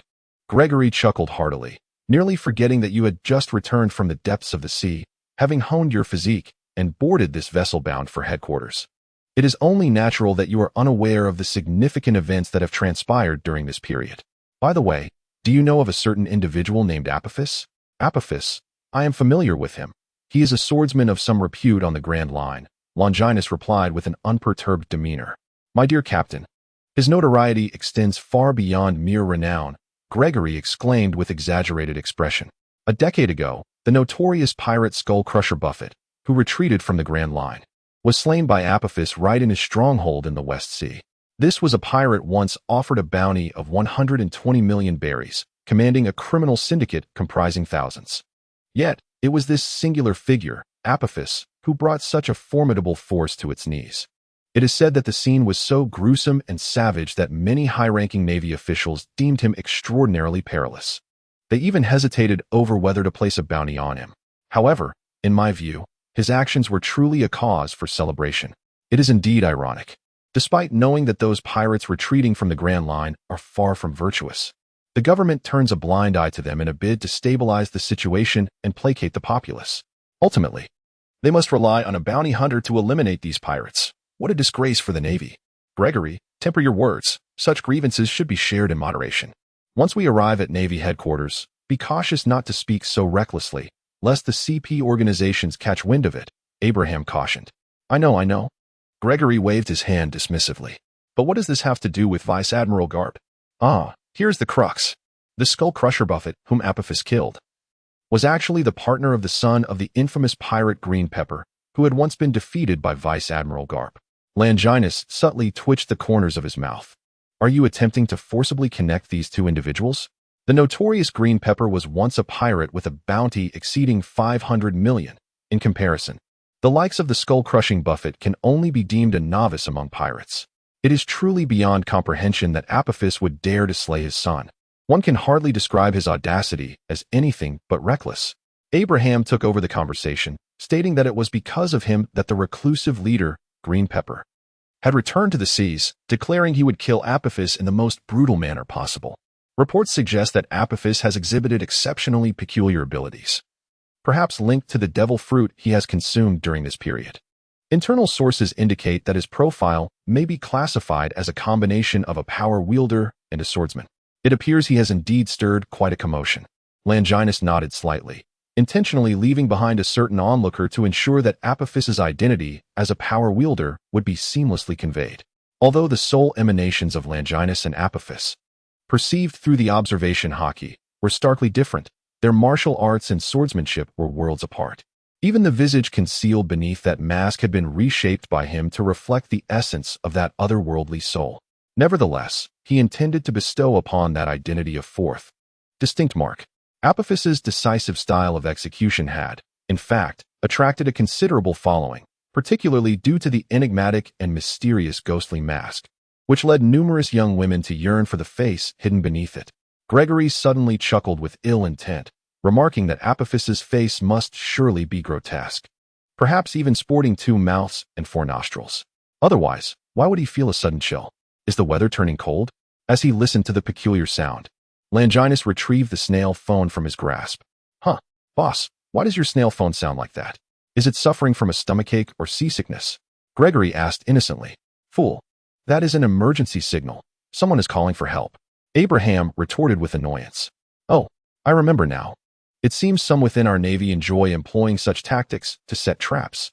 Once connected, if intercepted, the enemy will know we have entered their signal range.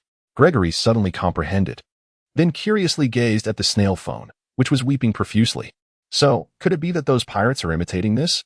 This type of snail phone is specially crafted by the Navy headquarters, and the emergency signals it receives are limited to similar types of snail phones. Longinus quickly explained before picking up the receiver. So, this is indeed an emergency plea from our Navy? Gregory said with a grave tone. The moment the receiver was lifted, urgent words rushed forth from the snail phone. No matter where they are, our Navy comrades, please come quickly to our aid. If we delay any longer, Major Morgan will not be able to hold on. Gregory and his companions exchanged glances, each reflecting the gravity in their eyes. It was quite rare to encounter such a formidable opponent, especially one that even a brigadier could not contend with, in the first half of the Grand Line. With a steady tone, Longinus spoke, Do not rush. Please inform me of your approximate location and the number of adversaries, and we shall arrive shortly. We are situated in the waters of Kost, between Danya Island and Chain Island. The foes we face are the notorious Scorpion, Fullman, with a bounty of 72 million berries, and the razor-sharp Joseph, whose bounty amounts to 81 million berries. Longinus nodded slightly, capable of single-handedly withstanding the two adversaries. It seemed that Brigadier Morgan was indeed considerably more formidable than the ineffectual Brigadier Adkin. The enemy's strength was formidable.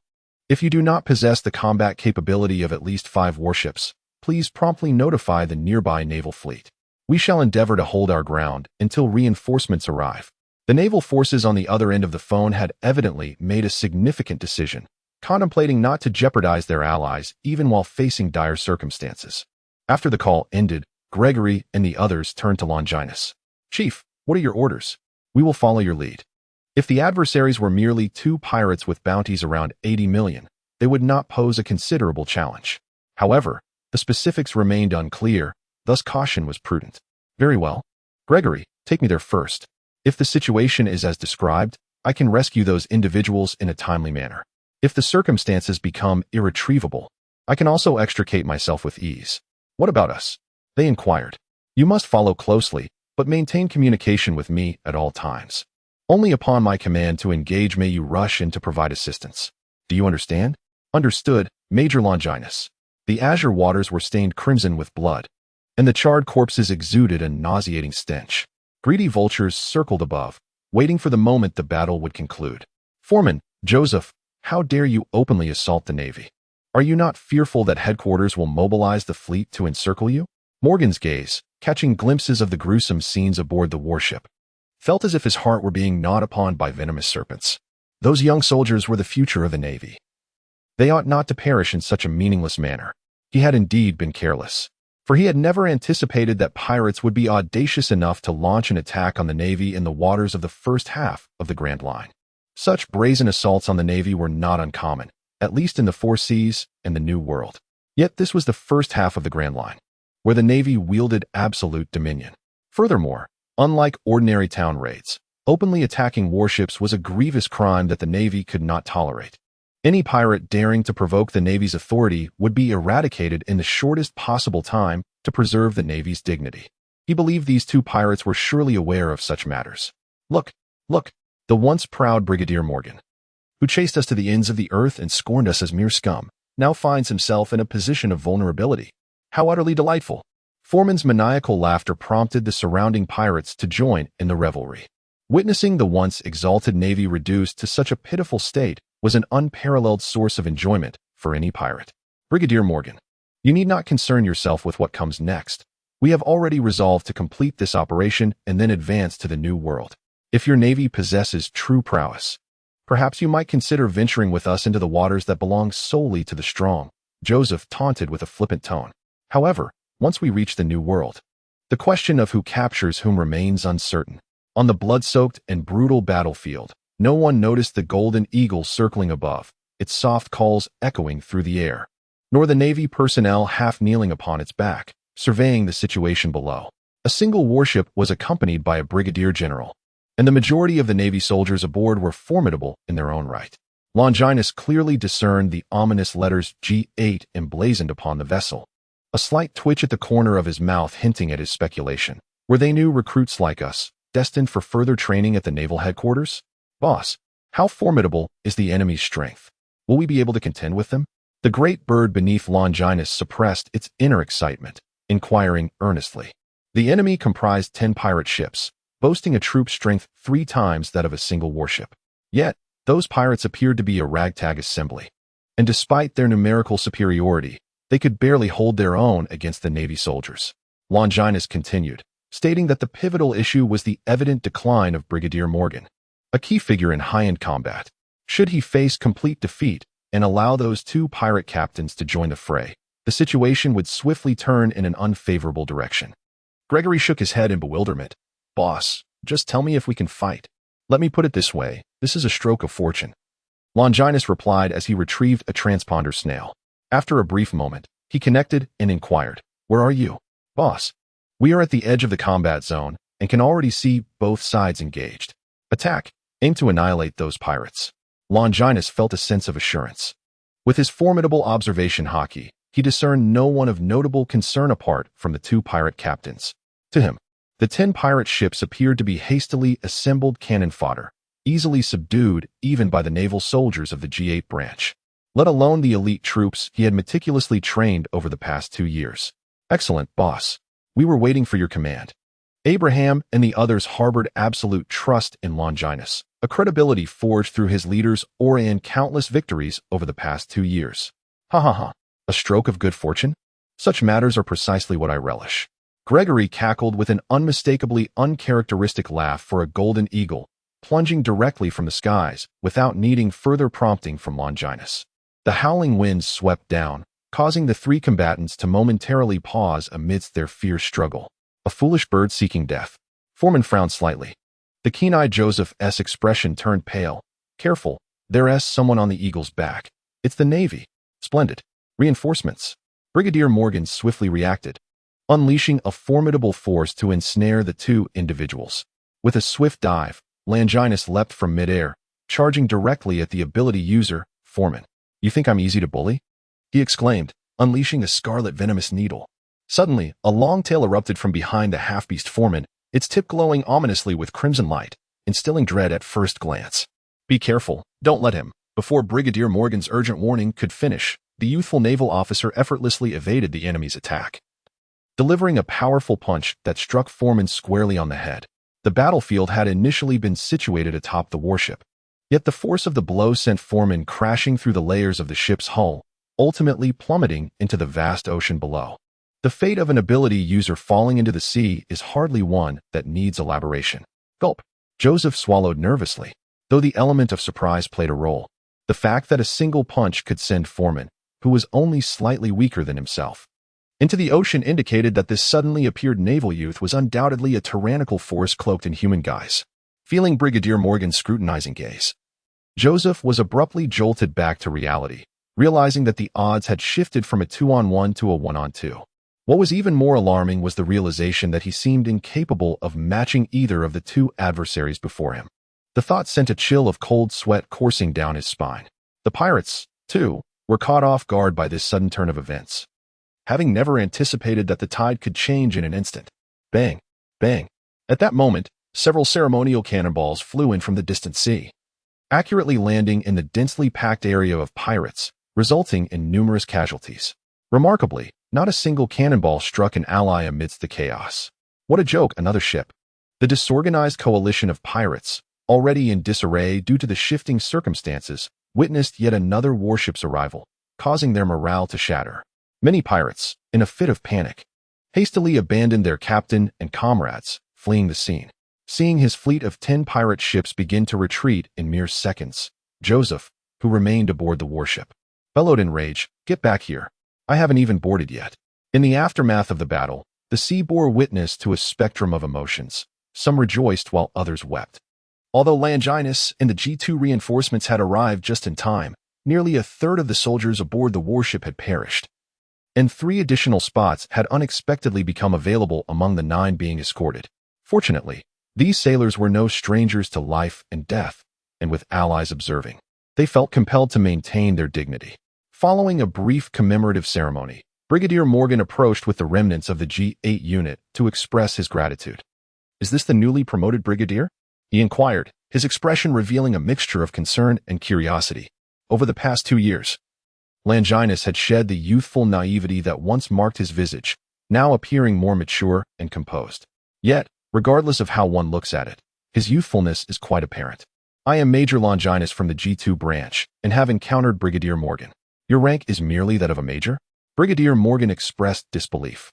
If it weren't for his familiarity with naval officers of higher ranks, he would have been inclined to suspect that Longinus was a brigadier himself, given the formidable prowess he had previously exhibited. "Wait a moment, Longinus. That name seems familiar," Brigadier Morgan remarked, furrowing his brow, and then suddenly recalling. "Ah, I remember now.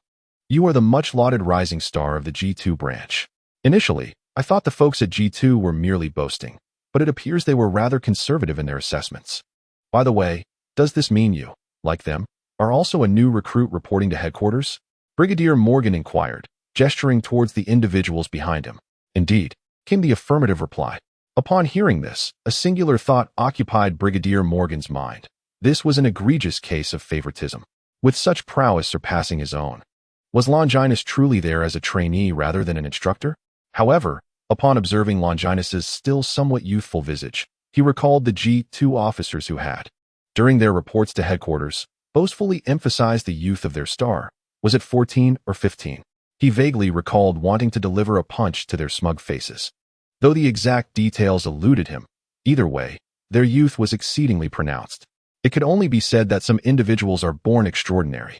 As Brigadier Morgan sighed inwardly, he couldn't help but mourn for the fellow officers he had brought along. Sharing a cohort with such a prodigy, he hoped their mental fortitude would remain intact. The 6 young sailors trailing behind Brigadier Morgan wore expressions of despair and existential doubt, pondering the vast chasm in capability between them and their peer. Was it that Longinus was overwhelmingly strong, or that they were woefully inadequate? Having emerged from a naval base of tens of thousands, they possessed their own pride and had once envisioned establishing an era of their own before arriving at headquarters.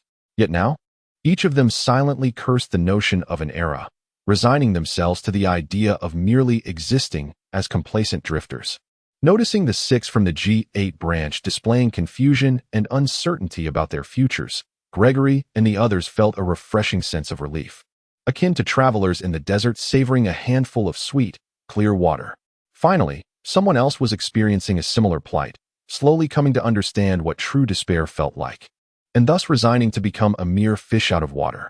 Sensing the awkwardness in the atmosphere, Brigadier Morgan proactively shifted the topic. "Ahem, regardless, I must extend my gratitude to you all. By the way, where is your commanding officer?" Upon reaching headquarters, "I would like to report the situation to Marshal Sengoku alongside him and ensure your achievements are duly recognized." At this juncture, he felt a twinge of discontent. Those G2 individuals were rather arrogant, having yet to make an appearance. Though this occasion may be a favor granted by your G2 personnel, it is rather disrespectful to underestimate others. "Brigadier Morgan, I must apologize, but I am the highest-ranking officer aboard this vessel," declared Longinus with a serious demeanor. "It seems rather hasty of your G2 division to neglect the importance of such a vital escort mission without deploying a brigadier for protection," Brigadier Morgan exclaimed, astonished. Gregory, following closely behind Longinus, remarked helplessly, "Brigadier Morgan, with Longinus at the helm, do you truly believe we require an additional brigadier?" Brigadier Morgan paused, realizing that an ordinary brigadier would indeed be no match for this youth. Moreover, with only 5 major generals in each division, deploying one for escort duty would be a gross overestimation of their needs. With this thought, Brigadier Morgan felt a twinge of envy. Those from the G2 division were indeed fortunate to have a prodigy like Longinus, allowing them to relish the comforts of the base. Coupled with the unforeseen complications he faced, he feared accountability, feeling increasingly discontented. In comparison to the G2 personnel, he epitomized misfortune. "Longinus, Major, once we arrive at headquarters, I would appreciate your company to consult with the General of the Warring States," Brigadier Morgan stated resignedly. "It is our responsibility to express our gratitude for your efforts." Longinus responded with grace. Observing Longinus's lack of arrogance, Brigadier Morgan's esteem for him rose further. "Indeed, it is only fitting. I hope that in the future, Major Longinus will look after these young ones, as we from G2 and G8 are indeed one family.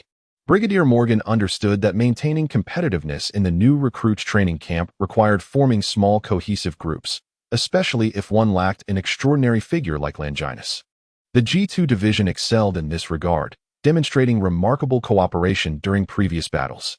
There was no hesitation in following Longinus's directives, showcasing a true sense of unity. Conversely, the G8 division fell short in this aspect, lacking a core figure like Longinus, which hindered their ability to form a genuinely cohesive unit, compounded by recent losses. Without aligning themselves with the stronger faction, they risked lingering at the bottom for an extended period. The 6 individuals trailing Brigadier Morgan were likewise struck by Longinus's presence. Although he appeared significantly younger than they, his demonstrated prowess compelled them to humble their proud heads, while Longinus's leader's aura would not compel immediate reverence. The combination of his life-saving kindness and formidable strength, alongside that aura, planted a seed of respect and admiration within their hearts. The essence of our union lies in mutual exchange and shared growth, Longinus stated, shaking his head in feigned insincerity. Mutual exchange and shared growth, you say? Brigadier Morgan nodded appreciatively, acknowledging that Major Longinus's insight surpassed our own by a considerable margin. It is no wonder that those in G2 refer to you as the naval hero of a new era. I now share the same sentiment. At the naval headquarters in Marine Ford, the crescent-shaped harbor, the towering fortifications, the surrounding warships, and the soldiers standing at attention all proclaim the ideals of peace and order to the world. Although the public execution of the Pirate King 2 years ago rendered the Navy a subject of ridicule in the eyes of many, the majority of ordinary citizens only perceived the fact of the Pirate King's execution. Consequently, as the chaos of the seas worsened, the navies might ascended to unprecedented heights, to the extent that many recognized only the naval headquarters, oblivious to the world government. Of course, this phenomenon does not bode well in Longinus's view, and perhaps the upper echelons of the Navy have never entertained alternative notions. However, this does not imply that the politicians of the world government share the same perspective. Gazing at the seagull flag fluttering in the wind, Longinus did not harbor the same aspirations as others. Instead, he analyzed the chaotic essence of this era through the lens of future trajectories embedded in the memories of an otherworldly soul. Although the world government comprises numerous subordinate agencies, it publicly acknowledges only 3 core institutions: Judicial Island, Impel Down, and the naval headquarters. Yet, Judicial Island, one of these 3 institutions, was obliterated merely due to Spandam's inadvertent activation of the Buster Call, a theoretical equal to the naval headquarters. Similarly, Impel Down, also one of the 3 institutions, has its warden, Magellan, who, despite being theoretically on par with the fleet admiral, willingly sought to atone and resign after a significant incident. These events clearly illustrate that among all subordinate agencies of the world government, the naval headquarters undoubtedly holds the highest status, even subtly elevated above the other institutions. The world government would never permit the Navy to threaten its supremacy. The incident 20 years later, where a Kainu incited division only to be cast aside, serves as a testament to this. Had it not been for the flourishing of the Revolutionary Army diverting much of the government's focus, the tensions between the government and the Navy might have erupted more violently. The relationship among pirates, the Navy, and the government became thoroughly chaotic with the introduction of the Revolutionary Army. It seems that the seeds of revolution were quietly sown by Dragon after witnessing the execution of the Pirate King. Therefore, the tumult of the future era had already begun its prelude 2 years prior. Longinus gazed at the naval headquarters, the embodiment of absolute justice, and quietly clenched his fist. One cannot help but wonder who will compose the history of the future. Truly, it is an anticipation worth holding. The arrival of 2 warships instantaneously stirred up a commotion in the harbor, not least because the vessel emblazoned with G8 bore the scars of brutal conflict. The bloodstains on the ship had yet to be wiped away, and the devastation wrought by the battle between Brigadier Morgan and the 2 pirate captains was far from mended. In truth, had it not been for the spare supplies aboard the G2 vessel, this wretched ship would have long since succumbed to the depths of the sea, struck down by Longinus's devastating blow. Soon, a colonel from the headquarters, responsible for the watch, hurried over. Familiar with senior officers of the Navy, he saluted sharply before inquiring, "Brigadier Morgan, what is the situation here?" Morgan shook his head. "I shall explain to Admiral Sengoku myself." These are new recruits sent from the G2 and G8 branches to the training camp. I would appreciate it if you could escort them to the barracks. The duty colonel paused, a flicker of confusion crossing his face, but military decorum restrained him from probing further. Understood, he replied solemnly, then turned his gentle gaze toward the group behind Morgan. Follow me. You may call me Senior Hughes. Senior? Gregory and the others exchanged glances, somewhat unaccustomed to such a title.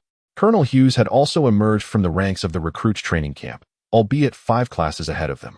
He was an exemplary graduate. And if you have any questions, do not hesitate to ask him. Exemplary? I hardly qualify as such. Please do not jest, Brigadier Morgan. Do not underestimate your achievements. Admiral Zifa is notoriously strict. Graduating smoothly from the training camp is no small feat. You certainly deserve the title of exemplary graduate, Morgan replied earnestly. Consider this a reminder. Do not assume that entering the training camp grants you respite. That is merely the true beginning of your life's challenges. Gregory and the others, having grown accustomed to being at the bottom of the food chain, did not expect the training camp to be a simple endeavor. Nonetheless, they expressed their gratitude, saying, "Thank you for your guidance, Brigadier Morgan. I shall take my leave now, hoping to see you all again in 3 years as competent sailors." Very well, everyone. Please wait a moment. That junior, you are heading in the wrong direction. Just as Colonel Hughes was preparing to introduce the training camp situation, he noticed someone straying toward Brigadier Morgan and, exasperated, called out. Morgan turned around to see Colonel Hughes regarding Longinus with a peculiar expression and quickly clarified, "Colonel Hughes, please take them to the training camp. Major Longinus must accompany me to meet Admiral Sengoku." As Morgan and Longinus moved away, Colonel Hughes still struggled to comprehend the situation, incredulously voicing, "Did I hear correctly? He is a major at such a young age? What rank was I when I first entered the training camp? I believe I was merely a second lieutenant." Colonel Hughes harbored a rather bleak thought. Upon the first day of reporting, he wondered if the general of the Marine was perhaps a secret offspring of the Celestial Dragons. Noticing that Colonel Hughes had joined the ranks of those questioning their existence, Gregory gleefully remarked, "Senior Hughes, humans and monsters are simply incomparable." In truth, had it not been for Captain Longinus being excessively young, coupled with his tendency to share accolades with us, he would have already attained the rank of colonel by now. Colonel? Colonel Hughes wore an expression of incredulity, akin to a bewildered African-American emoji. Among the 8 of us in G2, I, Abraham, and Algernon hold the rank of lieutenant, while the others are already lieutenants as well, Gregory boasted. Colonel Hughes fell silent, lamenting within, "Indeed, I am no exemplary student. Could it be that my graduation was facilitated by someone pulling strings for me?" Fortunately, the 6 members of G8 provided him with a final shred of psychological comfort. Is it truly so easy to earn military merits in your G2 branch? Among us 6, only Arnold holds the rank of second lieutenant. The rest are merely warrant officers. The disparity is rather vast, wouldn't you agree? Gregory retorted with displeasure. What do you mean by saying that our military achievements are easy to come by? Do you have any idea how many pirates we have apprehended alongside Captain Longinus over the past 2 years? The 6 members of G8 responded enthusiastically, "We have no idea." Humph. The pirates we have captured could encircle the headquarters, and the cumulative bounty amounts to over 500 million. We have been repeatedly recognized as the most popular naval force in G2. I almost forgot. That accolade belongs solely to our captain and has little to do with us. Impressive. The eyes of the G8 members sparkled. It turned out that not only was this a robust ally, but also a generous one. Senior Hughes, why are you not leaving? Upon seeing Colonel Hughes retreat to a corner, Gregory inquired with surprise. Colonel Hughes, filled with indignation, exclaimed, "Do not call me senior. I am not your senior." To clarify, during the Corazon incident in the year 1509 of the Sea Circle calendar, Sengoku was still an admiral. The previous day's events have been amended, so please do not mind. Click, click. Kapu, you rascal, could you be a bit quieter? Sengoku, who had been discussing matters with Vice Admiral Tsuru, finally erupted after being repeatedly interrupted by the sound of Kapu munching on some bay. Relax. There's no need to be so tense. Relax? How am I supposed to relax? Ever since that rogue Roger pulled a fast one on me before his demise, the situation on the seas has become increasingly dire, with rampant pirate activity and incessant warfare. The number of pirates emerging in the past 2 years has increased by 30% compared to before Roger's death, and this rate continues to escalate. Sengoku slammed his hand on the table, rising to his feet, and vehemently spewed words at Kapu. I shall refrain from discussing further. Those fellows in the New World are the true menace. Whitebeard has begun frequent interactions with Fishman Island, while Kaido supports puppets in Wano. And even Big Mom has once again set her sights on Elbath. In such a chaotic situation, how can you expect me to relax? Maintain your composure. Maintain your composure. Carp wiped the drool from his face, expressing his dissatisfaction, clearly having paid no heed to Sengoku's outburst. Can't you at least exhibit the demeanor befitting a hero of the Navy? In this respect, you ought to learn from Dragon. He is far more composed and serene than you. What kind of logic is it for a father to learn from his son? Carp dug into his nostrils, disgruntled, and flung a bean-sized biochemical bomb at Sengoku. Besides, his current success is entirely due to my exemplary guidance, proving my educational philosophy to be a resounding triumph. Just wait until he has a son. I shall mold him into the strongest Navy king. Barely evading the biochemical bomb, Sengoku could no longer contain his fury and engaged Carp in a scuffle. Fool, what do you mean by Navy king? I see you have been tainted by that scoundrel Roger's pirate habits. Meanwhile, Vice Admiral Tsuru, unfazed, took a seat, awaiting the conclusion of this strongman showdown. Vice Admiral Carp declined a promotion to Admiral. Admiral Zifa withdrew behind the scenes, and Marshal Kong was gravely injured in his battle with Red Count. Therefore, the current Navy headquarters is essentially upheld by Admiral Sengoku alone. Brigadier General Morgan's cautioned, so when you meet Admiral Sengoku, be sure to show him the utmost respect. Understood? I understand. That's good. As Morgans conversed with Sengoku and Longinus, he inadvertently pushed open the door, only to be jolted into awareness by the rather startling scene of man on man before him. He quickly retreated, attempting to rectify the situation, saying, my apologies. I forgot to knock. The wind had clouded my vision, and I saw nothing. Rumors of the profound friendship between Admiral Sengoku and Vice Admiral Carp turned out to be true. Morgans mused, feeling a twinge of fear. Knowing too much could lead to dire consequences. Sengoku and Carp exchanged bewildered glances, realizing their current posture was indeed somewhat suggestive. They quickly separated and stood upright, feigning nonchalance as they spoke loudly. Ahem. It seems you haven't let your training lapse since becoming an admiral, Sengoku. Ahem.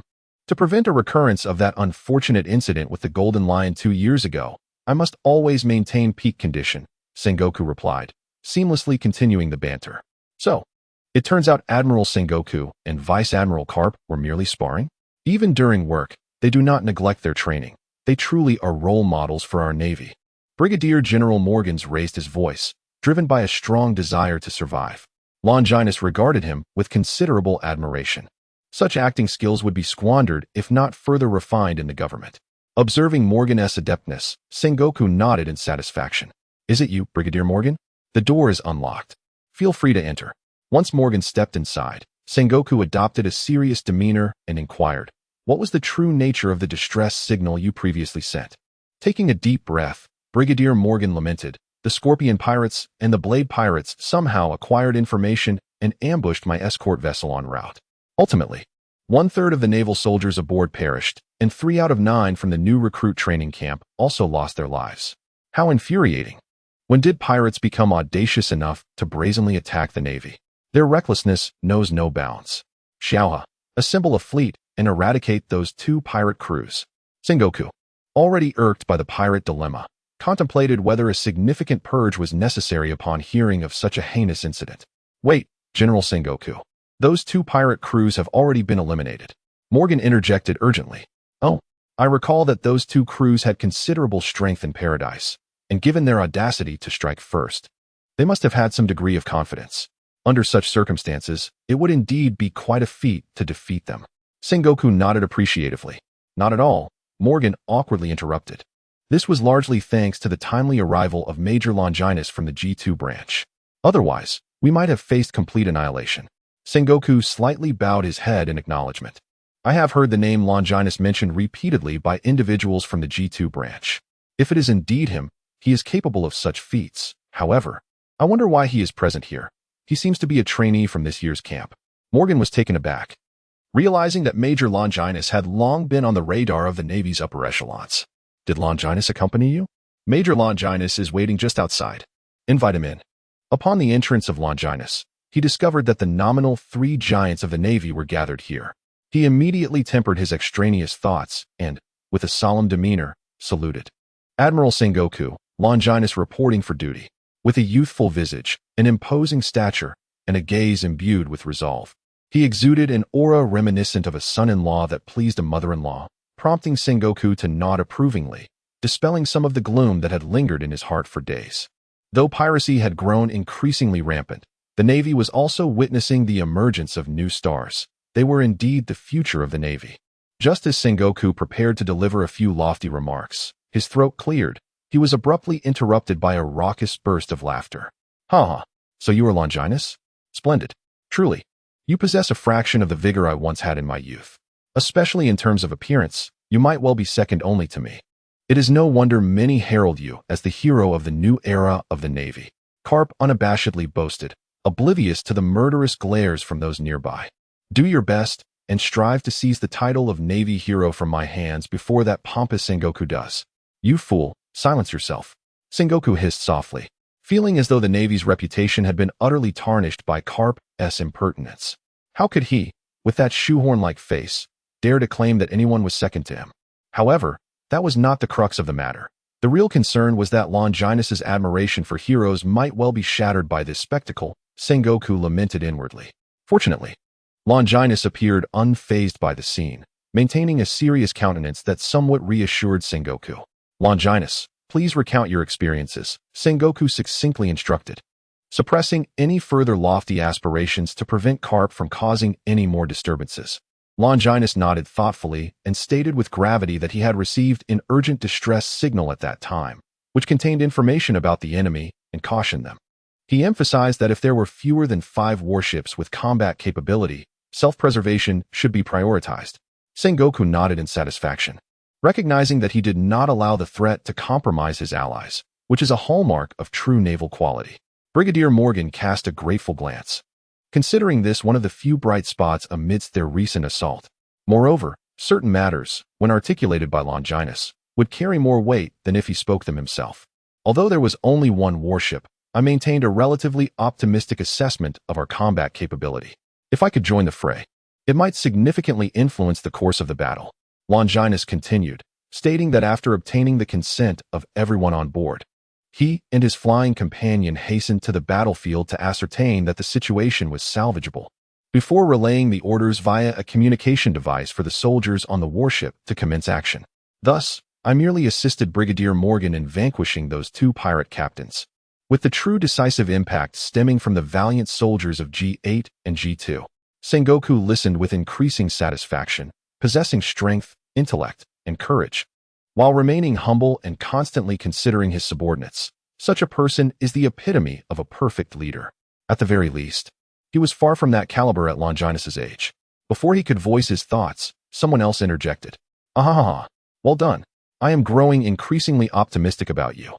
In my opinion, you should refrain from going to Zifa. Come aboard my ship, and I shall personally train you, ensuring you become the strongest naval king.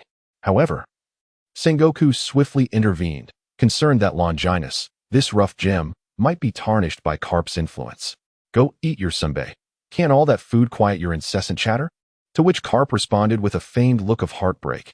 Who would have thought, Sengoku, that you are such a jealous and envious person, fearing that Longinus, under my tutelage, might usurp the admiral position that could belong to you? You really ought to learn from me and adopt a more relaxed mindset. I am quite looking forward to others taking that so-called hero title. Sengoku's eyes widened in disbelief, nearly choking on his indignation. The weather is quite pleasant today. I shall go bask in the sun. Fearing Sengoku's wrath, Carp adeptly made a hasty exit, leaving Brigadier Morgan somewhat dumbfounded, taking a deep breath to calm himself. Sengoku forced a smile and remarked, Longinus, you performed admirably this time, leading the soldiers to rescue your comrades in a time of peril. I have decided to award you the second-class Combat Hero Model Medal on behalf of the Navy. The G2 contingent will receive a collective second-class merit for their fearless combat in the face of danger, and the G8 contingent will likewise be honored with a collective second-class merit for their indomitable struggle and willingness to sacrifice. As for you, Brigadier Morgan, your contributions and shortcomings balance each other out, so no further action will be taken regarding your conduct. Do you have any objections to this arrangement? None at all. I shall dutifully comply with the orders. Brigadier Morgan cheerfully remarked that he was quite content not to face disciplinary actions this time, largely thanks to the Longinus brothers. He considered himself fortunate to have been awarded the Medal of Honor for Combat Heroes. The term hero is not one to be taken lightly. It demands extraordinary prowess, along with commendable achievements and a record of valor. You two may take your leave now. I have some matters to discuss with General Tsuru. Yes. Upon witnessing the esteem in which Longinus was held by the naval hierarchy, Brigadier Morgan's enthusiasm grew, even altering his address to the Longinus brothers. We owe you our gratitude for speaking favorably on behalf of G8. Otherwise, I doubt I would have navigated this situation so smoothly. By the way, this is likely your first visit to the headquarters. Allow me to show you around. Once Longinus and his companion departed, Sengoku turned to inquire, "What is your perspective, Tsuru?" Longinus? According to the reports from the G2 branch, all naval officers commend him highly, and the lower-ranking soldiers regard him as an idol.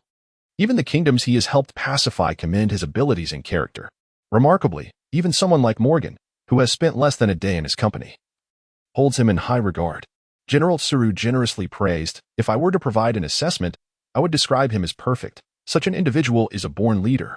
"My views align with yours," Sengoku replied, retrieving a stack of documents from his desk for a thorough examination. It is hard to fathom that at merely 14 years of age, he was capable of single-handedly defeating a pirate with a bounty nearing 100 million. This is an achievement that even Kazan and his peers would find challenging at the same age.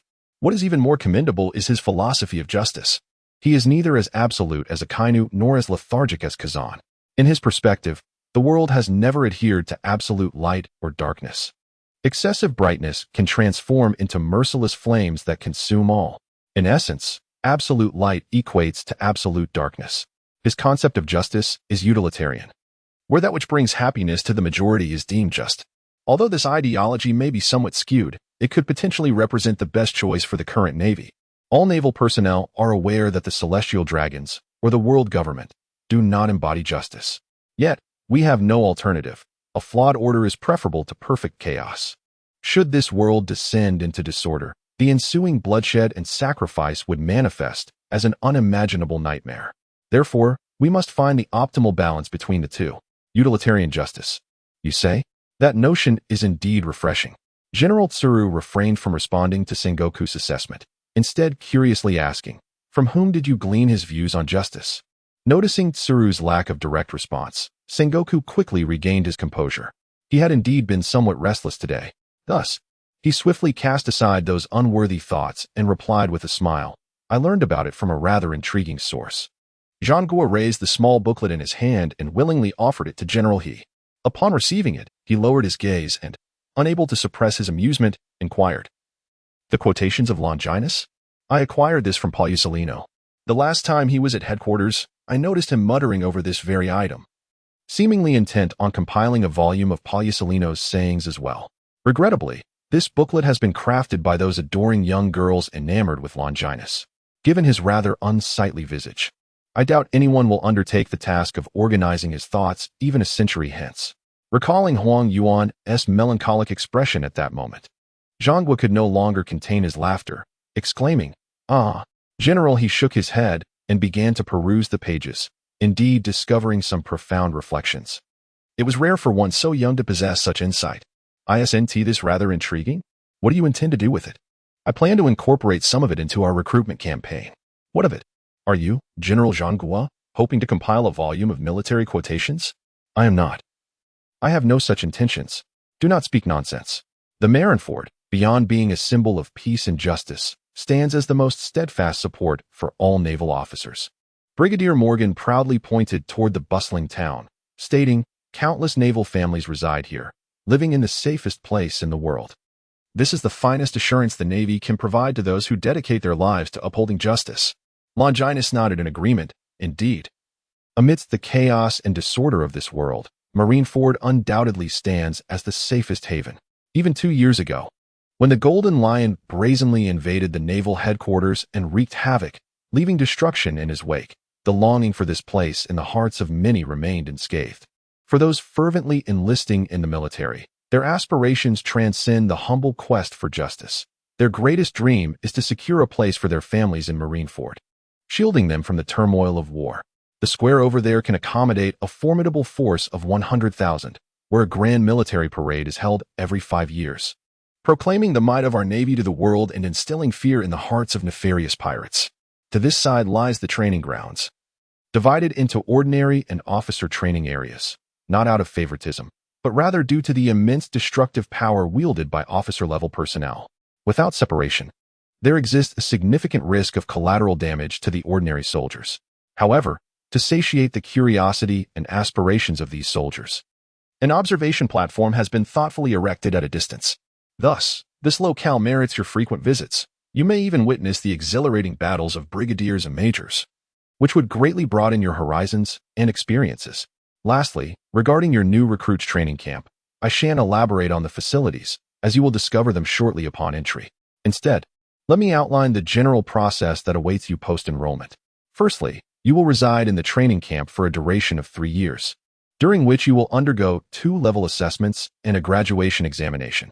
This should be fairly straightforward. Those who fail to pass the level assessment will be held back, and those who do not succeed the following year will be dismissed. Given the connections of your previous government, it is not surprising to witness many repeating a year. The first year primarily focuses on solidifying your foundation. Whether it be hand-to-hand combat, swordsmanship, marksmanship, or the mastery of devil fruit abilities, all necessitate a robust physique. To aspire to ascend like a castle in the air is the height of folly. Moreover, due to the relative leisure of the first year, seasoned instructors from the headquarters will offer supplementary courses, such as navigation, naval warfare, and diplomacy. After all, you will eventually command your own warship, and as leaders, there is much more to comprehend beyond mere combat. Of course, for you, Brother Longinus, these initial courses could be deemed optional. Is there no curriculum on apprehending pirates? Longinus inquired with curiosity. In the memories of that otherworldly soul, should not the initiation involve a taste of blood to instill discipline? Shouldn't he, the Navy, having endured the crucible of blood and tears, embark on a legendary journey of determination? True warfare harbors no sentimentality. Casting you onto the battlefield from the outset would not be training but rather an act of murder. This first year serves as a gradual process of acclimatization for you. Longinus nodded. After all, the Navy is not akin to pirates or CP organizations. It is inconceivable that they would cast individuals into the brutalities of war merely to impart a sense of its harsh realities. While such an act might be justifiable after a period of instruction, to thrust new recruits into genuine warfare without prior training is indeed akin to murder. Moreover, the chief instructor of the training camp is none other than Admiral Zifa, renowned for his principle of non-lethality. If he refrains from taking lives, how could he permit his students to glean wisdom from the specter of death? He may be strict, but he is certainly not cruel. Starting from the second year, you will accompany Admiral Zifa in apprehending pirates. These adversaries are far from the inexperienced foes you encountered at the branch. They are formidable, often carrying bounties exceeding 100 million, with some notorious pirates boasting bounties in the range of 4 to 500 million. Although it is unlikely that you will directly confront these formidable foes, the subordinates of such pirates are not to be underestimated, and encounters with them could indeed prove fatal. Thus, throughout this process, the instructors at the training camp will impart skills tailored to your strengths. For those like you, Longinus, who excel in physical combat, you will be granted the opportunity to study the Navy's 6 styles. In fact, the foundational training of the first year serves as preparation for mastering these techniques, which transcend the limits of human physicality. Without a solid grounding, success in their practice is unattainable. After a brief pause, Brigadier General Morgan continued, as for the third year, you will likely be assigned to a branch in the 4 Seas for practical training, with only those who excel qualifying for the final graduation assessment. Now, you should understand why I previously asserted that Colonel Hughes is exceptional. It is nearly impossible to graduate smoothly from the training camp without a commendable level of skill. The graduation rate among a cohort rarely exceeds 10 to 12%. With that, Brigadier General Morgan lightly patted Longinus on the shoulder, adding, "Of course, for someone like you, these challenges are hardly daunting. After all, even among the seasoned third-year students, none could truly rival your capabilities. No one is flawless. Yet no one is entirely devoid of merit," Longinus replied, shaking his head with a serious demeanor. "I have never underestimated anyone, nor have I overestimated myself. There are undoubtedly many things within this training camp from which I can learn and explore." Brigadier General Morgan paused, feeling a sense of shame as he responded, "Indeed. I misjudged the situation. Perhaps this humble and serene mindset is the true source of your strength, Longinus. By the way, there is something I nearly forgot to mention. Are you aware of the existence of hockey?" "I am certainly aware," Longinus replied earnestly. "It is said that hockey is an innate ability within humans, lying dormant within the body until developed through rigorous training." "Precisely," Morgan affirmed. "In the New World, there is even a saying, 'Not all who understand hockey are strong, but all strong individuals will inevitably wield hockey.' I specifically bring up this point to emphasize the utmost importance of diligently practicing the 6 styles. In a certain sense, the 6 styles were devised to better harness the formidable power of hockey. In previous training camps, the 3rd year included a particularly significant course focused on the cultivation of hockey. Unfortunately, even with the guidance of the 6 styles, few individuals managed to grasp such extraordinary power within merely 2 years of preparation, resulting in a superficial understanding of hockey. However, dear brother Longinus, you are exceptional. With your innate talent, you are entirely capable of comprehending the dual-color hockey within the confines of the training camp. It is worth noting that Admiral Zephyr earned the moniker Black Arm due to his mastery of armament hockey. It would indeed be a tremendous loss to miss out on his invaluable teachings. After Brigadier General Morgan concluded his instructions, he hurriedly departed, as the incident of the attack was far from resolved, leaving him with a multitude of troublesome matters to address. As Longinus pondered deeply, he made his way towards the training camp. Within the camp, a plethora of vibrant faces mingled with a few weary veterans, evoking memories from a parallel realm reminiscent of a university, a stark parallel to the distinction between freshmen and seniors. Nevertheless, there existed subtle differences. In this environment, idling away one's time could lead to either being held back or unceremoniously expelled, devoid of any compassion. Yet, as the esteemed colonel remarked, it was plausible that those in authority had no inclination to advance their ranks. After all, engaging in battle against pirates could prove fatal. Their intent was merely to embellish their resumes, scarcely anticipating the grim realities of life and death. Longinus shook his head, dismissing the chaotic thoughts that had plagued him. However, as he pondered where to begin, he spotted a table beneath the shade of a tree, adorned with a large banner proclaiming new student registration. He couldn't help but chuckle softly. It truly resembled the world of his memories. Beneath the tree sat a girl, idly engaged, her ponytail swaying gently. With a face that bore a hint of baby fat, she could be rated an 8 out of 10 by the standards of that world. As Longinus approached with a gentle smile, the ponytailed girl felt a flutter of infatuation.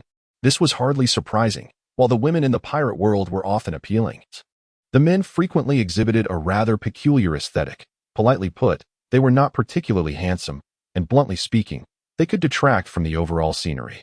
In this training camp, this trend was taken to an extreme, making Penn feel as if he had returned home. Individuals like Longinus were indeed rare gems. Consequently, the ponytailed girl quickly brightened, revealing a sweet smile as she inquired, "Junior, are you here for registration?" The answer was obvious. Longinus mused silently before replying, "I am Longinus from the G2 branch.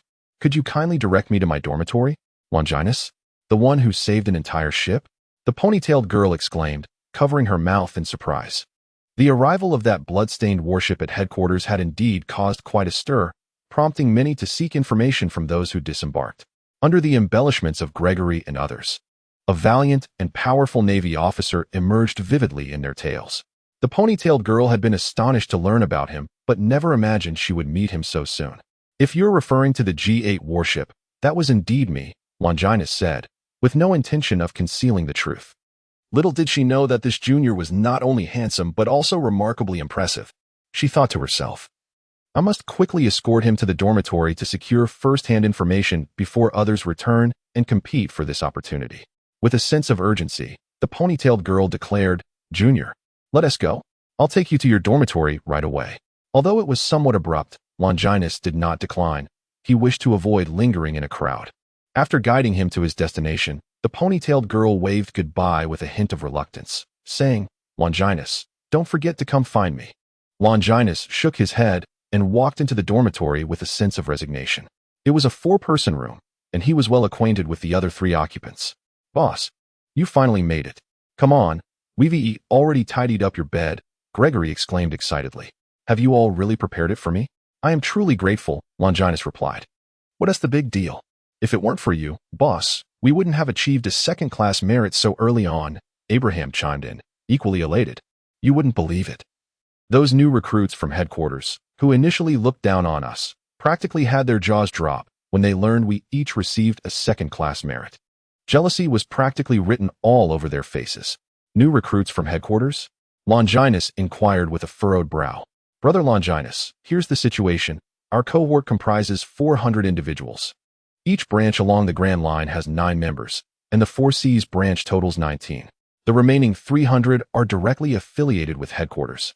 And the 3 slots from the G8 branch will eventually be filled by them, Penn elaborated thoughtfully. If we exclude the more than 200 who failed to advance last year, that is indeed the total. In your view, boss, those from headquarters are at the pinnacle of the disdain hierarchy, while the 4Cs branch occupies the lowest rung, leaving us awkwardly situated in the middle, Gregory complained. In truth, that is not even the most infuriating part. Some well-informed recruits from headquarters claimed there are 3 monstrous talents in our cohort, and they absurdly ranked you third. He continued, they said it was due to your immense reputation that they begrudgingly included you, which infuriated me so much that I ended up in a brawl with them. Yet, those from headquarters are all talk. When it comes to a real fight, none can match me. 5 of them together couldn't hold a candle to my prowess. By the end, Gregory was basking in his own self-satisfaction. Abraham chuckled, but you are only relying on your ability to fly, aren't you? Nonetheless, you are correct about one thing. Those from headquarters are rather unimpressive. They wouldn't even qualify to be selected in our G2 branch. Longinus chuckled nonchalantly, remarking that, by your account, it would be quite an achievement for them to include me. However, I am rather curious about the other 2 individuals. It appears that both of them are the hallmarks of our organization, one of whom possesses swordsmanship that has reached the level of a master swordsman. As Gregory spoke, the serious expression on his face transformed into one of exuberance. I have heard that she is a stunning beauty, captivating the hearts and minds of our colleagues, who are utterly enchanted by her. I am now quite eager to witness the expressions on their faces when, inevitably, she falls under the spell of your charismatic persona. Longinus paid little heed to his ramblings, instead nodding and inquiring, a swordsman of such caliber? It is indeed rare to encounter such mastery even within our ranks. It is no wonder they perceive her power as surpassing my own. Abraham interjected, affirming, precisely so, they have merely ranked the enchanting swordswoman second. Then who holds the first position? Longinus's curiosity intensified. It was rumored that this individual, much like himself, possessed an animal-type ability, albeit of the mythical beast variety. Gregory's face illuminated with envy. After all, that was a far rarer classification than the natural type, presenting a stark contrast to his own ordinary lineage. Longinus, with a demeanor of cautious contemplation, revealed a hint of solemnity drawn from the memories of another realm. Even within the natural realm, certain familial disgraces existed. However, the beastly creatures of the animal lineage were, without exception, formidable, barring, of course, a certain high-quality imitation destined for demise. Given that the first chapter introduced an abundance of elements that some may find overwhelming, the author has graciously decided to add an additional chapter. In a modest yet cozy room, a voice, cool and laced with a playful tone, echoed, Sister Tsuru, I have returned. The kitchen wafted with enticing aromas as a gentle voice called out, Shigeyama, the dishes are already on the table. If you are hungry, feel free to start eating. I'll join you once I finish the last dish.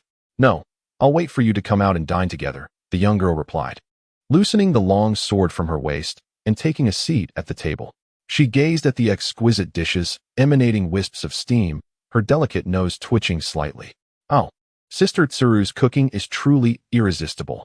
The girl forcibly diverted her attention, scanning the room until her lively gaze settled on a small booklet resting on the desk. What is this? Curiosity piqued, she approached and cradled the booklet in her hands, unperturbed by the notion of it containing vital secrets, knowing well Tsuru's prudence. If it were indeed something of great importance, it would not be carelessly left on the desk. Shigeyama, how did your first day at the training camp feel? I heard you caused quite a stir today. Concerned that the girl might feel lonely, Tsuru's gentle voice floated from the kitchen, tinged with a hint of jest. Sister Tsuru, the girl elongated her voice in displeasure. It was those fellows who were far too tedious. With all that energy, they could be enhancing their skills, capturing pirates. Yet they squander their days idly. It's infuriating to witness. You, indeed, Tsuru chuckled, sensing the girl's frustration. Upon hearing Tsuru's tone of exasperation, the girl stuck out her tongue and redirected her focus to the booklet in her hands. The name seemed somewhat familiar. You need not pressure yourself too much, Tsuru remarked. Emerging from the kitchen in casual home attire, a plate of greens in hand, she noticed the girl was engrossed in perusing the booklet she had brought back and smiled. What do you think of the quotes within? Shigeyama exclaimed, coming back to reality, sheepishly setting the booklet down. She offered a thoughtful critique. The stance against enemies is resolute, while the compassion for the populace resonates with a profound emotional force. However, the tales seem overly legendary, making them difficult to relate to. Sister Tsuru, is this promotional material for the new round of naval enlistment? Also, is this Longinus inspired by a hero from naval history? I can't shake the feeling of familiarity as I read. You, indeed, Tsuru replied with affectionate amusement, seem utterly unconcerned with the matters of the training camp. Have those little ones not dubbed you a monster in private? Longinus is regarded as a stellar newcomer, much like you, perceived as a monster. I suddenly recall that he's the fortunate man who saved an entire ship of trainees and was awarded a medal. Indeed, Shiwan exclaimed. Is it merely luck for others? Consider the deeds chronicled in the books. Can you still regard him as merely fortunate? Is it true that those accounts are genuine? Shiwan found it hard to believe, as she perceived those tales to be almost mythical. Not only are they true, but they also omit many details, she continued with earnestness. In the span of 2 years, he apprehended over 100 pirate crews, saving tens of thousands in the process. I must say, he is a true Navy man. When we next meet, I shall sincerely apologize and seek his forgiveness. Apologize? Rear Admiral Crane inquired with curiosity. Upon hearing your mention of his quotes, I instinctively thought of him as someone overly ambitious. Yet now it seems he disseminates these stories to propagate justice. Shiwan mused to herself. Since I have misunderstood him, it is only right to apologize in person. Rear Admiral Crane chuckled softly. You merely contemplated this in your heart. There is no need to make a special trip for an apology. Yet Shiwan, with a serious demeanor, replied, a mistake is a mistake. I may deceive others, but I cannot deceive myself. To be true to one's heart is my creed as a swordsman. Very well, as you wish. Rear Admiral Crane conceded with a hint of exasperation. Thank you, Sister Crane. Shiwan's previously tense expression melted away like snow, revealing a radiant smile. Noon arrived, and Gregory lay on his bed, exuding an air of defeat. I wonder, have we been left to fend for ourselves? It has been a week, and not a single instructor has appeared. Each day we are left to train on our own. Surely I could do this back at the branch. Abraham chimed in, equally disheartened. I heard that over 200 from the last cohort failed. Could it be their incompetence has led to our peculiar treatment? Stop fretting, Penn interjected, panting after returning from the training ground. You would be better off training alongside the Longinus brothers. Gregory chuckled awkwardly. Perhaps not. Exercising with the captain only makes me feel like a failure. Quickly shifting the subject, he added, however, the captain truly remains composed. Those at headquarters say he is favored due to his reputation, unlike the other two prodigies, who possess extraordinary strength. If you had the captain's prowess, you would maintain your composure as well. As the captain once said, time will reveal everything. We have many days ahead, and those blind fools will eventually realize the magnitude of their errors. Abraham replied, grumbling. By the way, did you hear? Those fellows were thoroughly humiliated this morning. Gregory remarked with a hint of schadenfreude. I have heard that the beastmaster named Kaki has been relentlessly pursuing the beautiful swordswoman you mentioned last time. Unable to bear the disturbance, the esteemed Gion summoned him for a duel and decisively vanquished him, rendering the rankings they painstakingly crafted into a mere farce. Penn's formidable visage revealed a flicker of admiration as he expressed, my utmost reverence lies with the transparent swordsmanship of Gion. I wonder when I will ascend to her level of mastery. Hey, Penn, my friend, you shouldn't look down upon us ability users just because you revere swordsmanship, Gregory interjected. I witnessed that battle, and it was solely due to Kaki's overconfidence that he was defeated before he could even wield his abilities, leaving me still unaware of what his powers entail. There's no need for you two to bicker. Abraham interjected with a smug grin as both their gazes turned towards him. Regardless of swordsmanship or fruit abilities, in the end, they pale in comparison to pure physical prowess. After all, the path our leader treads is undoubtedly the correct one. Just as sparks seemed to fly between the two, Algernon rushed in with a look of panic. Has the boss returned? The boss is still honing himself. Why? Have you been bullied and wish to seek the boss's assistance? Gregory teased with ill intent. Go away, don't hinder me from discussing serious matters. That monstrous Guillaume has come knocking. What? The beautiful swordswoman Guillaume? Abraham's expression turned grave. She just defeated Kaki this morning, and now she seeks us out. Does she intend to establish her absolute authority in the training camp by stepping over our boss? Let us gather everyone and head out. Even if the boss isn't here, we must not lose our momentum.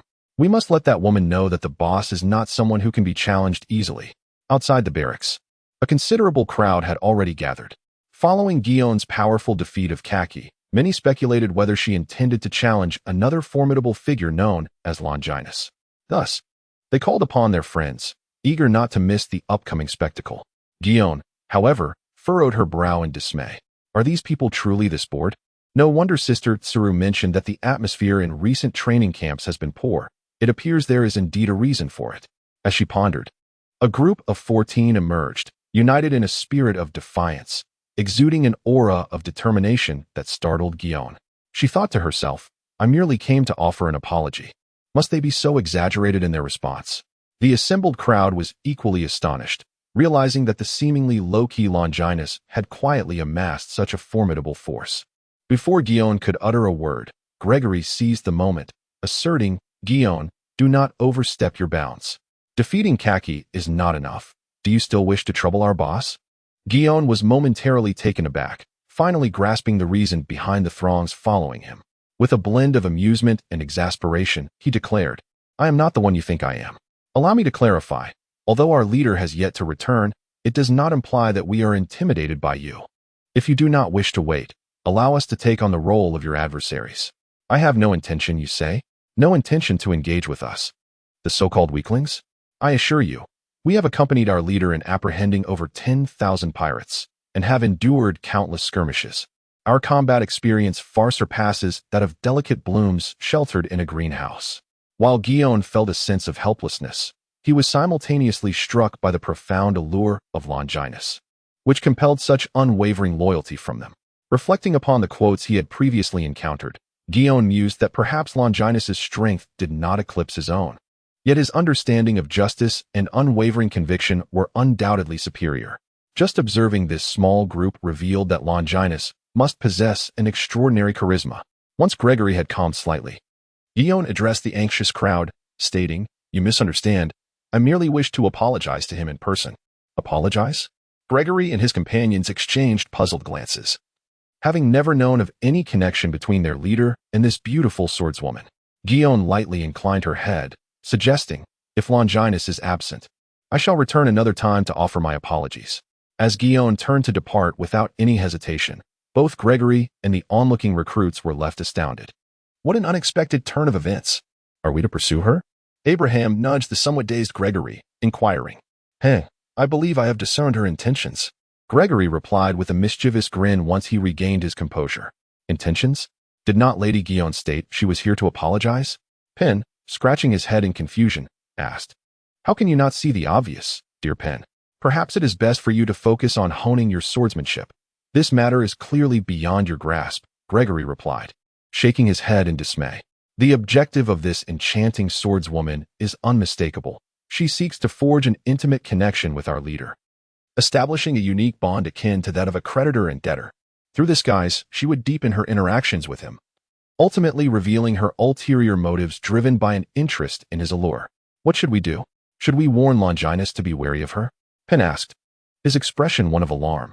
Surrounded by exasperated glances, Gregory placed a comforting hand on his shoulder and sighed deeply.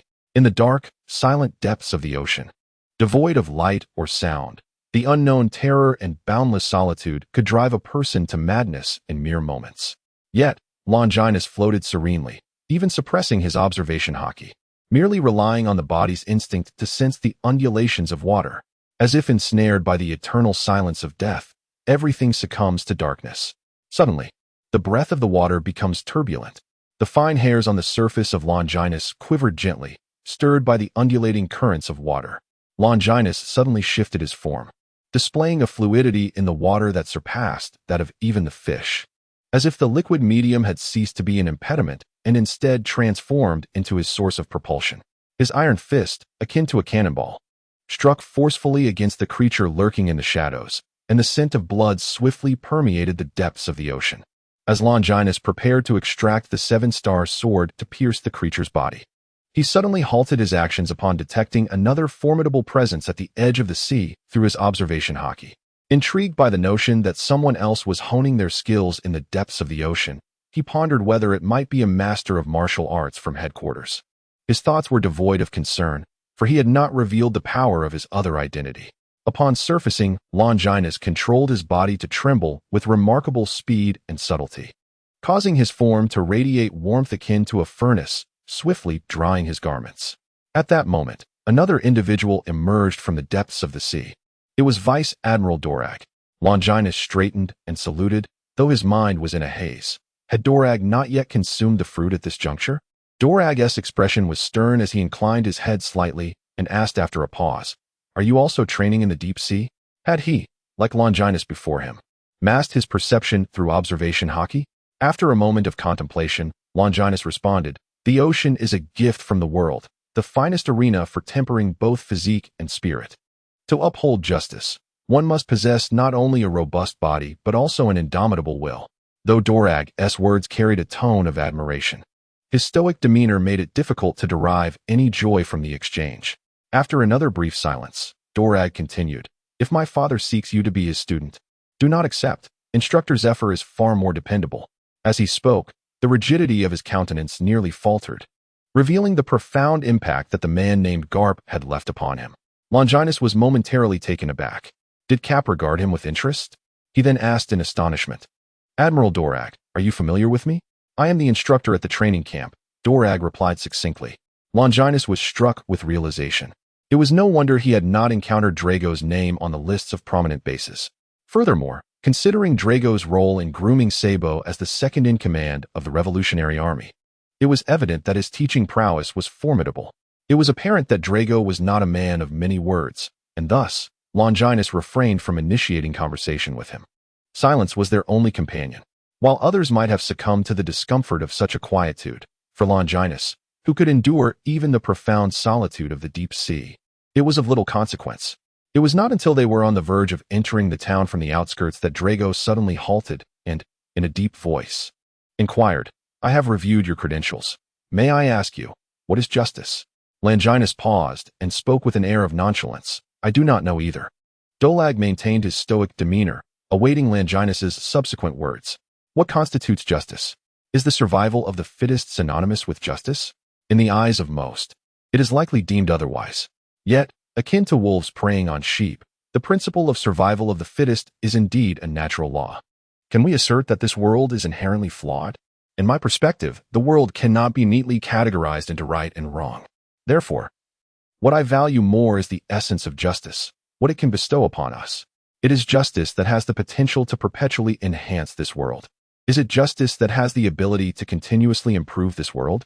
Dorag's stern visage unexpectedly revealed a trace of a grim, sardonic smile. "That is quite an intriguing viewpoint. I believe you shall undoubtedly become a formidable force in the future. You are already an exceptional naval officer." With that, Dorag turned and departed. Longinus strolled back with an air of nonchalance. Was it my interpretation of justice that led him to seek me out? It appears that my reputation, aside from its upward trajectory, holds considerable merit. Moreover, during this period, Drago seems to be engulfed in uncertainty. Given this, I must embrace my identity as a naval hero with greater fervor. Longinus of the Revolutionary Army sighed deeply, for that resplendent future is indeed something to anticipate. On the training camp's playground, a throng of eager faces gathered, whispering amongst themselves, their eyes brimming with uncontrollable excitement. After 2 weeks of being left to their own devices, they nearly despaired of ever seeing their living instructor again. Their joy was overwhelming. At that moment, Admiral Zephyr stood at the forefront, flanked by several illustrious brigadiers and major generals. Even in the New World, this assembly constituted a force potent enough to stir the very seas. Witnessing such formidable authority, not only the cadets from various branches, but even the new recruits from the headquarters felt their spirits soar, standing taller with pride in their naval identity. "Silence!" Admiral Zephyr's voice thundered, resonating like a mighty storm. instantly quieting the restless crowd. I understand that you may harbor grievances, lamenting the perceived waste of your 2 weeks. However, I implore you to grasp that the instructors at the training camp will only guide you for 3 years. The path forward lies solely in your hands. Do you intend to cease striving and thriving once you leave the training camp? Those who deem these 2 weeks a squandered opportunity share a singular trait. They have always been driven by others and never contemplated the pursuit of strength on their own. True strength begins with a formidable spirit. You must learn to conquer yourselves, your desires, inertia, greed, and fears. A person unable to overcome their own limitations, regardless of their prowess, remains merely a slave to power, ultimately propelled towards destruction by that very force. These 2 weeks were intended to provide you with time for self-reflection, as well as for me to assess you. However, I am far from satisfied with the outcome. In the initial days, everyone demonstrated self-discipline, which was commendable. Yet, as days progressed, the number of those who persisted in their training dwindled sharply, and by the second week, only a handful remained on the playground. By yesterday, the tally revealed a mere 10 individuals. You were selected from the naval ranks as the elite, the cream of the crop. Can you enlighten me as to when it became acceptable for those unable to endure even 2 weeks to be called elite? Among the 400, some felt shame, others acceptance, and some indignation. Zephyr remained indifferent to their thoughts, continuing his discourse. This, too, is the first lesson I impart to you, one that will enable you to become true warriors. It is neither our teachings nor any devil fruit, but rather the most easily overlooked aspect of yourselves, your own hearts. Weakness is not terrifying. What is truly daunting is the habituation to weakness. Therefore, in the forthcoming 3 years, I shall unveil your frailties, enabling you to fully comprehend your own limitations. As Zephyr's words settled, several brigadier generals emerged, distributing a list to each individual present. As you can see, this ranking is derived from a statistical analysis of your performances over the past 2 weeks, designed to illuminate the disparities between yourselves and others, while also assisting you in establishing your own aspirations for improvement. This may indeed be a harsh reality for those ranked lower. However, I believe that if you cannot endure this minor setback, it would be prudent to withdraw from the Navy sooner rather than later. For the battles against pirates will be 100 times more merciless. Amidst the crowd receiving the lists, exclamations of surprise rang out, a mixture of joy and indignation. With Longinus noticing that many gazes were frequently directed toward him, Zephyr continued, "Of course, I am aware that you may argue this is merely my analysis and holds little weight. Thus, I do not mind if you challenge one another. For the very purpose of this ranking is to help you find opponents of comparable strength, allowing for mutual growth through continuous sparring and competition." During a pause in Zephyr's speech, Longinus grasped the list, revealing a clear tabulation. First place, Longinus, mindset, S, strength, S, speed, S, physique, S, martial arts, S, swordsmanship, none, marksmanship, S, devil fruit, none, observation hockey, S, armament hockey, none, overall strength, S. Second place, Guion, mindset, S, strength, A, speed, S, physique, B, martial arts, B, swordsmanship, S, marksmanship, none, devil fruit, none, observation hockey, none, armament hockey, none, overall strength, S. Third place, Kaji, mindset, C, strength, S, speed, B, physique, S, martial arts, A, swordsmanship, none, marksmanship, none, devil fruit, S, observation hockey, none, armament hockey, none, overall strength, S. Fourth place, Lonos, mindset, A, strength, B, speed, C, physique, B, martial arts, B, swordsmanship, none, marksmanship, none, devil fruit, B, observation hockey, none, armament hockey, none, overall strength, B. The focus of nearly the entire assembly was centered on Longinus. Yet, given his composed nature, such a minor spectacle did not provoke the slightest emotional upheaval within him. Instead, he calmly inquired, "Is this classification based on graduation standards? Otherwise, my capabilities would not warrant such a high appraisal." The instructors above nodded subtly, regardless of Longinus's prowess. His calm and composed demeanor surpassed that of many of his peers. This ranking of strength is assessed based on the graduating students of the 3rd year, where A grade signifies the level you should aspire to achieve in 3 years, while S grade denotes the pinnacle among graduates. As for B and below, I shall refrain from elaborating, as those are not goals one should set for themselves. General Zifa's words ignited a fervor among the crowd, as they were well aware that this cohort harbored 3 exceptional talents. Yet, lacking direct comparison, they remained uncertain about the extent to which these 3 monsters surpassed them. It has now become clear that the starting point of these 3 prodigies already exceeds their endpoint. Indeed, it can be asserted that the majority of them will not be as formidable as these 3 after 3 years. Of course, the most unfortunate among them was the 4th-ranked Lonos, whose disparity from the top 3 was so vast that he was virtually overlooked. An increasing number of eyes turned towards the unflappable Longinus, and they murmured in awe, particularly regarding this monster, who, aside from his swordsmanship, fruit abilities, and armed hockey, astonishingly held S rank in all other categories.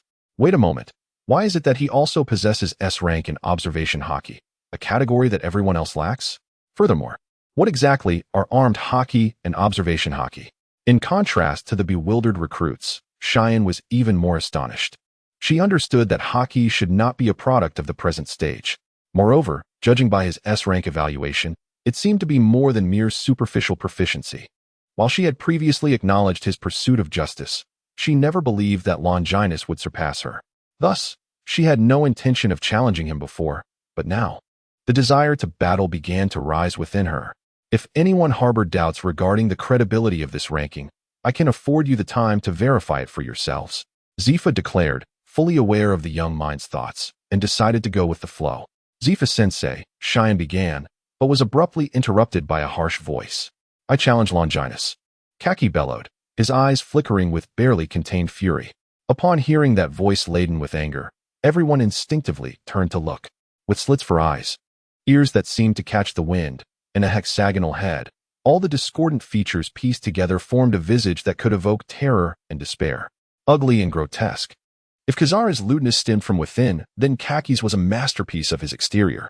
Perhaps this was why he had so few followers, even when rumors of him being the strongest newcomer circulated. Nonetheless, this did not diminish his strength.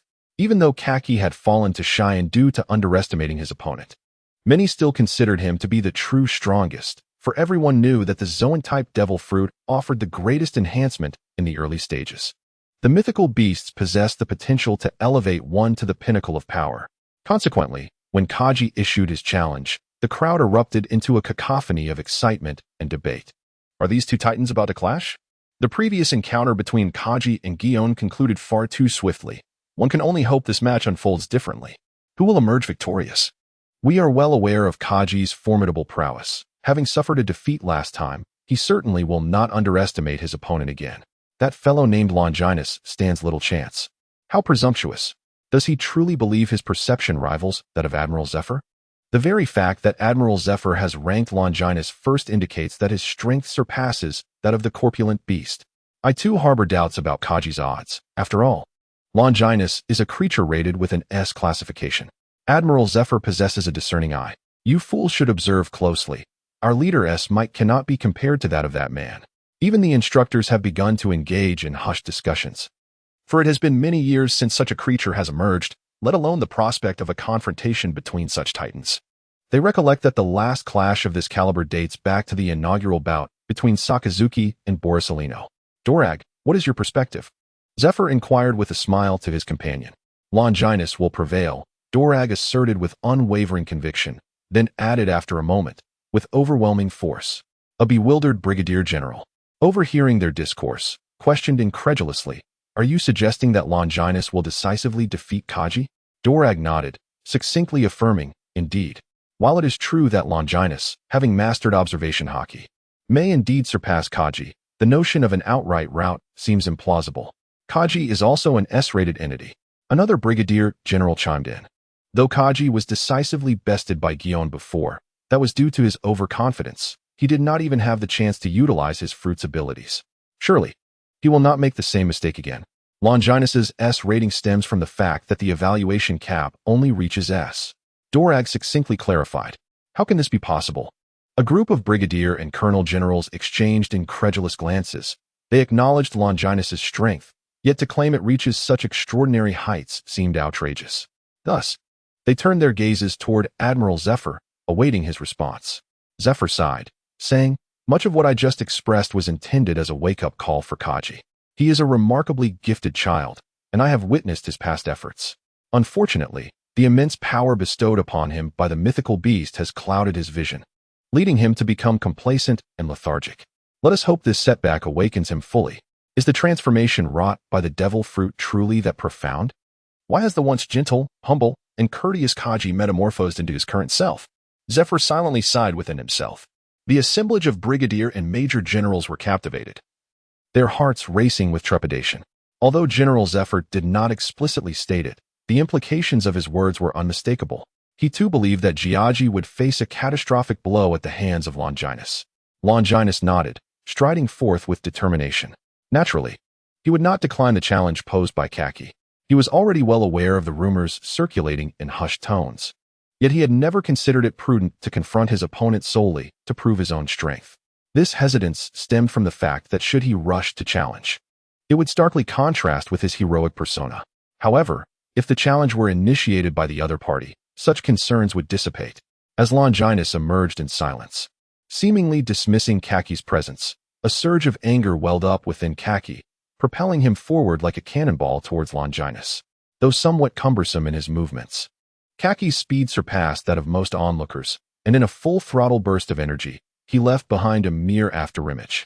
Regrettably, Longinus's swiftness eclipsed his own by a significant margin. In the midst of his charge, Kaki was horrified to realize that he had lost sight of his target. Longinus had inexplicably vanished from his view. Before he could react, a fierce gust of wind rushed past him, causing Kaki to squint and glance sideways. He caught sight of Longinus's right leg, sharp as an axe, rapidly enlarging in his field of vision until it filled his entire gaze. Boom!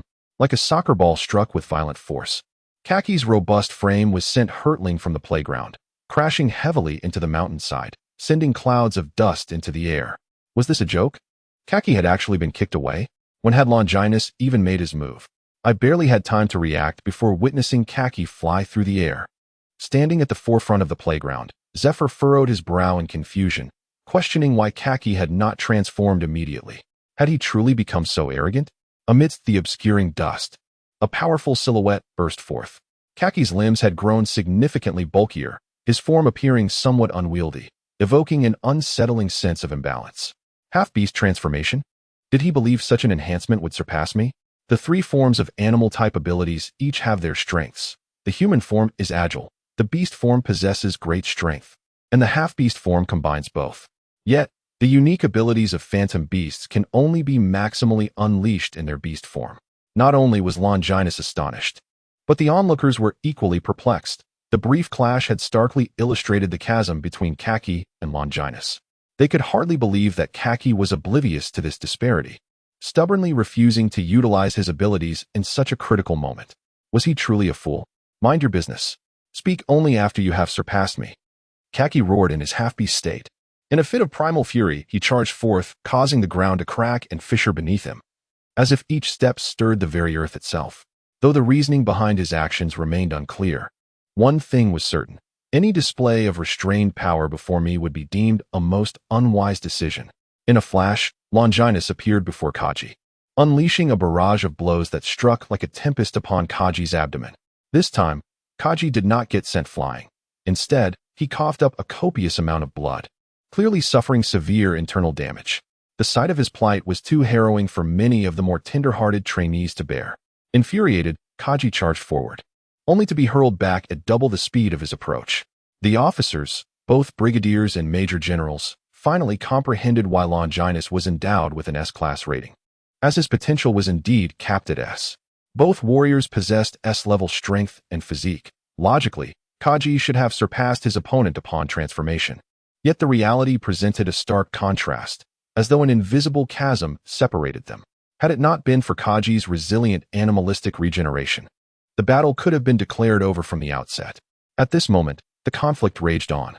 Kaji clung to his animalistic advantages, engaging in relentless combat, while Longinus refrained from employing excessively ruthless tactics, resulting in a stalemate. Eventually, as if wearied by the incessant skirmish, Longinus concluded that if Kaji was unwilling to unleash his full potential, then this tedious encounter held no further significance. Boredom? Meaninglessness? Did he truly believe he could dismiss the gravity of the situation? Kaji roared in fury, only to suddenly realize that his face was ensnared by an endless web of threads, rendering him unable to breathe. As Longinus's long hair danced like a serpent, it ensnared and bound the features of Jiajin tightly. This scene, witnessed by all, was nothing short of terrifying. Thus, one could not help but question, is Longinus truly a wielder of powers? A new recruit asked incredulously. It seems improbable. If he were indeed a wielder, Admiral Zephyr and the others would have surely recognized it. This is the return of life. The Brigadier General at the forefront exclaimed in shock, hesitantly glancing at Zephyr and inquiring whether they should hold accountable those who had taught him the return of life. Indeed, given Longinus's potential and talent, it was only a matter of time before he was granted the privilege to cultivate the Navy's 6 styles and the return of life. However, this does not imply that those in the G2 branch have the authority to bestow such teachings, as it would be a blatant affront to the Navy's regulations. Admiral Zephyr shook his head, asserting that the return of life should not be regarded separately from the 6 styles, precisely because this technique is exceedingly difficult, so much so that it has yet to be widely adopted at the Navy headquarters. Moreover, the initial benefits provided by the return of life are far inferior to those of the other 6 styles, rendering the effort and reward disproportionate, which deters many from pursuing it. The essence of my lengthy explanation is to convey that very few in the headquarters have mastered the return of life, and none at all in the G2 branch. Could it be that the surrounding brigadier and major generals exhibited such astonishment, even hesitating to voice their conjectures? He comprehended the return of life on his own. As Admiral Zephyr spoke, admiration gleamed ever more brightly in his eyes. He does not dismiss the powers of the devil fruit, yet he steadfastly believes that the strength of the body is the true essence of one's power. Therefore, he harbors considerable discontent towards Kazuru's complete disregard for martial arts. Even Akainu and Akiji have consistently focused on harnessing the powers of their respective fruits. Thus, the man known as Black Arm Zephyr, despite his exceptional disciples, has none renowned for their mastery of martial arts or hockey. While Dracul Mihawk is indeed commendable, he was ultimately shaped by Garp's influence, and their connection is rather tenuous. Yet now, he seems to have discovered someone capable of inheriting his beliefs. Could it be that he grasped the return of life on his own? Even with Zephyr's explicit acknowledgement, the brigadier and major generals still found it hard to believe. The Navy's 6 styles have been meticulously developed by countless formidable warriors through relentless trials, representing the pinnacle of martial arts for transcending from mere mortal to superhuman. The fact that Longinus developed it single-handedly transcends the definition of genius. This is bad. Seeing Kaki flail his arms wildly, seemingly losing his sanity under the pressure, the instructors hurriedly turned to Zephyr, asking if he intended to intervene in the battle. If this continued, Kaki would surely meet his demise. Zephyr waved his hand dismissively, asserting that if Longinus harbored any murderous intent, Kaki would have perished countless times over by now. He was merely forcing Kaki to unleash his potential at the brink of death. I too am curious as to why Kaki, despite reaching this critical point, remains unwilling to fully embrace his beastly transformation. Although the outcome may not change significantly, it would be profoundly disappointing if he lacks even the courage to struggle. Upon hearing Zephyr's words, the others fell silent, awaiting the further developments of the battle. Why isn't he transformed? Could it be that his previous defeat to me was not due to underestimating my strength, but rather a reluctance to fully utilize his abilities? The refined chin of Guion gently nodded as he murmured to himself. The chilling sound akin to a pig's slaughter echoed through the air as an ominous, dark wave of spiritual energy suddenly erupted. Calm and composed, Longinus regarded the soul's tumult as merely a gentle breeze caressing the mountain tops. In stark contrast, the new recruits around him were in disarray, each one collapsing to the ground, hands clutching their heads, emitting terrified, quivering screams. General Zephyr and the cadre of instructors were minimally affected, yet their faces had paled slightly, a subtle indication that an educational mishap might be imminent. Fear not. It is merely a fleeting fright. Although it is a more potent nightmare, I trust they are not so fragile as to succumb to such fear, Zephyr remarked. His brow furrowed. However, he couldn't shake the feeling that his own soul's impact was not significantly stronger than when he had first consumed the fruit. Had he truly made no progress in these past days? A fine sheen of sweat beaded on Jiyuan's forehead, his complexion turning slightly ashen. An ability pertaining to the soul was indeed a rarity. Had he employed such power during their previous confrontation, the outcome would have been far less certain. Contemplating this, Jiuyin found himself admiring Longinus even more. To withstand the soul's explosion from Keiki without flinching was a testament to his resolute character, as steadfast as a rock. At this moment, Longinus appeared momentarily stunned, for before him stood a peculiar sight, a pig, or more accurately, a long-nosed pig, which continually overlapped with an image in his mind, prompting him to exclaim, "Peppa Pig." In a fit of rage, Keiki, now manifesting as a pig, momentarily lost the ability to articulate, instinctively emitting a couple of oinks before furiously retorting, "I am not a pig. I am a tapir. My dream beast form enables me to manipulate nightmares." Was it his aversion to such an appearance that made him reluctant to wield the fruit's powers? Longinus calmly mused, finding this notion rather childish and absurd. It seemed that Zephyr's assessment of Keiki's character was overly generous. "Idiot, what do you know? You understand nothing." "I need not know," Longinus replied, shaking his head. "All I comprehend is that you are a weakling, utterly and completely. A person who cannot even face their true self is not worth my time to battle." Witnessing Longinus genuinely turn to rejoin the crowd, Keiki, now forced to reveal his true form, was consumed by rage. "You bastard! You've pushed me to this point, and still wish to feign indifference as you leave? May you be eternally ensnared in nightmares." Nightmare syndrome. As the little pig, Jiage, opened its mouth wide, it unleashed a torrent of nightmarish projections, exuding an aura of terror and dread. In an instant, these dreams surged into Longinus's being. The surrounding crowd erupted in horrified gasps, and even Guion was no exception. Having barely withstood the impact of a single nightmare, the collective eruption of so many would surely shatter the psyche of any ordinary individual. "This is the culmination of countless nightmares I have absorbed. Now, I shall experience their collective fear before instructing me," Jiage mused, a blissful smile gracing its comical pig face, only to be abruptly struck by disbelief. For Longinus, who should have been engulfed in nightmares, approached him with a calm and steady demeanor, his gaze serene and detached, as if untouched by any influence. How could this be? Was it possible that my mastery over this power was still insufficient? Jiage cried out in terror. Despite his resistance to this force, he could not deny the formidable strength of nightmares, capable of unearthing the deepest fears one would rather not confront, fears more harrowing than death itself. "Whatever cannot destroy me will only make me stronger," Longinus stated with indifference. "What?" Jiage could only utter in a daze, his capacity for thought utterly diminished. "I was tormented by a nightmare for 3 long years. Upon vanquishing it, nightmares ceased to be my weakness." The crowd widened their eyes in astonishment, grappling with the magnitude of suffering endured for 3 years, beginning to comprehend why Longinus was so immensely stronger than they. No one harbored doubts regarding the veracity of Longinus's words, for they served as the most fitting explanation for his nonchalant acceptance of Jiage's formidable assault. Perhaps Master Zephyr's words referred to individuals like Longinus when speaking of true strength. They gazed at the upright figure with complex emotions, murmuring to themselves, "Whatever cannot destroy me will only make me stronger." Guion pondered this statement, the light in her eyes intensifying. "Since I have emerged alive, I shall undoubtedly return in the most resplendent manner." This innate talent, this fortitude. Zephyr exhaled a breath of frustration, then cast a wary glance at Dolag. "Do not disclose what transpired today to your father." Dolag's stern lips twitched slightly. Such news could not be concealed from him. Zephyr, with a serious gaze, surveyed the group before ultimately relinquishing an impractical notion, commanding gravely, "From now on, prohibit Captain Carp from entering the training camp, lest he wreak havoc upon the grounds as he once did." Longinus has garnered such favor from General Zephyr. Does he possess the potential to ascend as the world's highest combatant?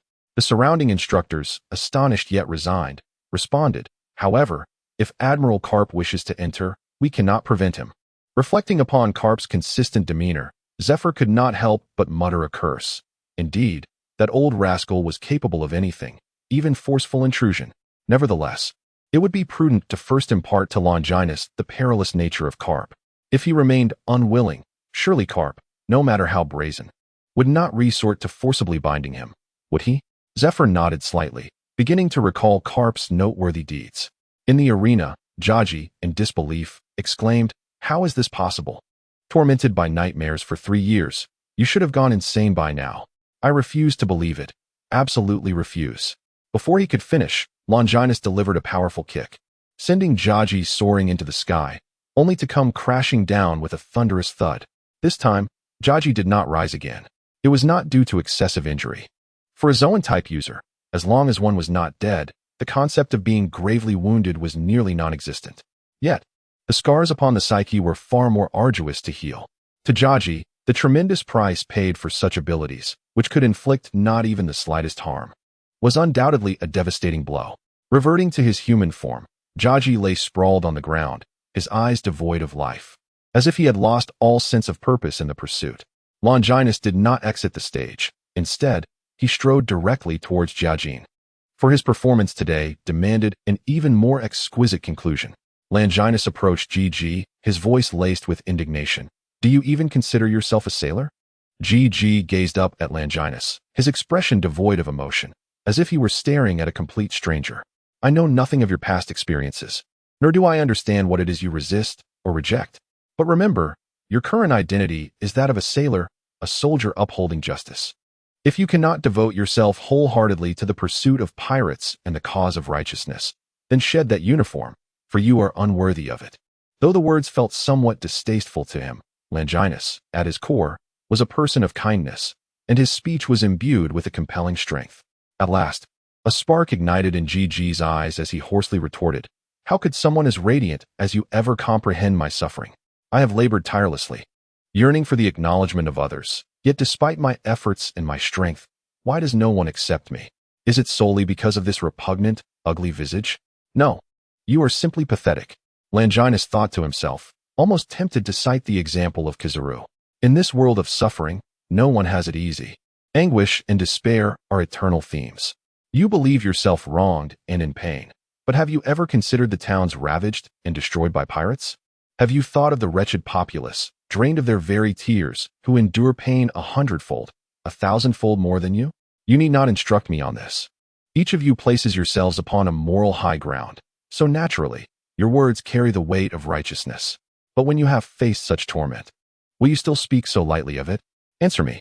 Ji suddenly erupted, his voice booming. Then let me enlighten you. Longinus lowered his gaze, speaking with a heavy slowness. At the age of 9, my village was slaughtered by pirates, leaving me the sole survivor. For the next 3 years, I relived that torment in nightmares each night. Fortunately, that suffering did not break me, it fortified me instead. A profound silence enveloped the space. No one could have imagined that the formidable Longinus, in their eyes, harbored such a hidden past. They reflected inwardly, questioning if they could conquer their own nightmares as he had. Were they to find themselves in his position? If they had once admired Longinus's strength, they now felt an awe that stemmed from a deep respect for his unwavering resolve. It was astonishing to discover that their leader bore such a tragic history. Yet he had never spoken of it, always standing as their steadfast support. To have such a leader, I am truly moved. Gregory exclaimed, tears streaming down his face. The others, far from expressing disdain, revealed glimmers of envy. Perhaps it is those who are deeply loyal and righteous who are fated to encounter such a remarkable leader. Do you share a similar fate as mine? Guillaume murmured to herself, then shook her head with a sigh. No, I am far more fortunate. At least I still possess hope, and Sister Crane. Upon hearing this, Kaki felt as though struck by a thunderbolt. His lips trembled, unsure of what to articulate, as the darkness that had clouded his heart suddenly cleared. Ultimately, it was merely the long-suppressed fear that erupted after consuming the fruit, causing his sensitive and insecure heart to swing to the opposite extreme in a brief span. Had he truly been as vile as he had previously exhibited, he would not have garnered the attention of General Zifa.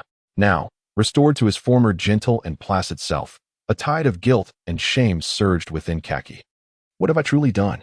After regaining his strength, Kaki stood up and, amidst the dazed gazes of the onlookers, unexpectedly knelt down in apology, exclaiming, I am deeply sorry for the trouble I have caused. Longinus twitched the corners of his mouth, inexplicably pondering whether this fellow might possess a dual personality. Following the conclusion of the battle between Longinus and Kaki, others seemed disinclined to verify the credibility of the rankings. They remained ensnared in the aftermath of the earlier confrontation, unable to extricate themselves from its grip. Such a caliber of combat is indeed a rarity even within the headquarters. The sole lamentation is that Kaki lacked endurance. One cannot help but wonder what the scene would have been had Kaki and Guion joined forces against Longinus. A few imaginative minds began to entertain fanciful thoughts. Simultaneously, many observers noted that the rankings within the G2 branch boasted no individual below the 100th position, which is rather alarming, as no branch has ever achieved such a feat. Particularly remarkable were the two individuals named T. Pin and Gregory, whose ranks astonishingly fell within the top 20, nearly rivaling the strongest from other branches. Is this a manifestation of an unprecedented surge in the G2 branch's prowess, or a transformation brought forth by that man? Just as the crowd began to disperse, a crisp and chilling voice pierced the air. "Major Longinus, please wait a moment." Longinus halted his steps and turned around, only to see a tall young lady standing before him. Her clear, bright eyes sparkled with vivacity, and her crimson lips parted slightly, while her silky black hair danced gently in the breeze. Is there something you need?" she inquired. "Indeed, although I conveyed my apologies previously. They lacked the formality I desired. I wish to apologize to you in person. I'm truly sorry." "Do not concern yourself. I do not possess Longinus's habitual retorts," he responded, suddenly taken aback. "Wait, why do you feel the need to apologize to me?" Cough, cough. The bystanders nearly choked on their own saliva, bewildered by the exchange. What is this? They are completely off the same wavelength. Gregory's eyes sparkled with excitement as he glanced at the others, the meaning in his gaze unmistakable. "See, I knew it.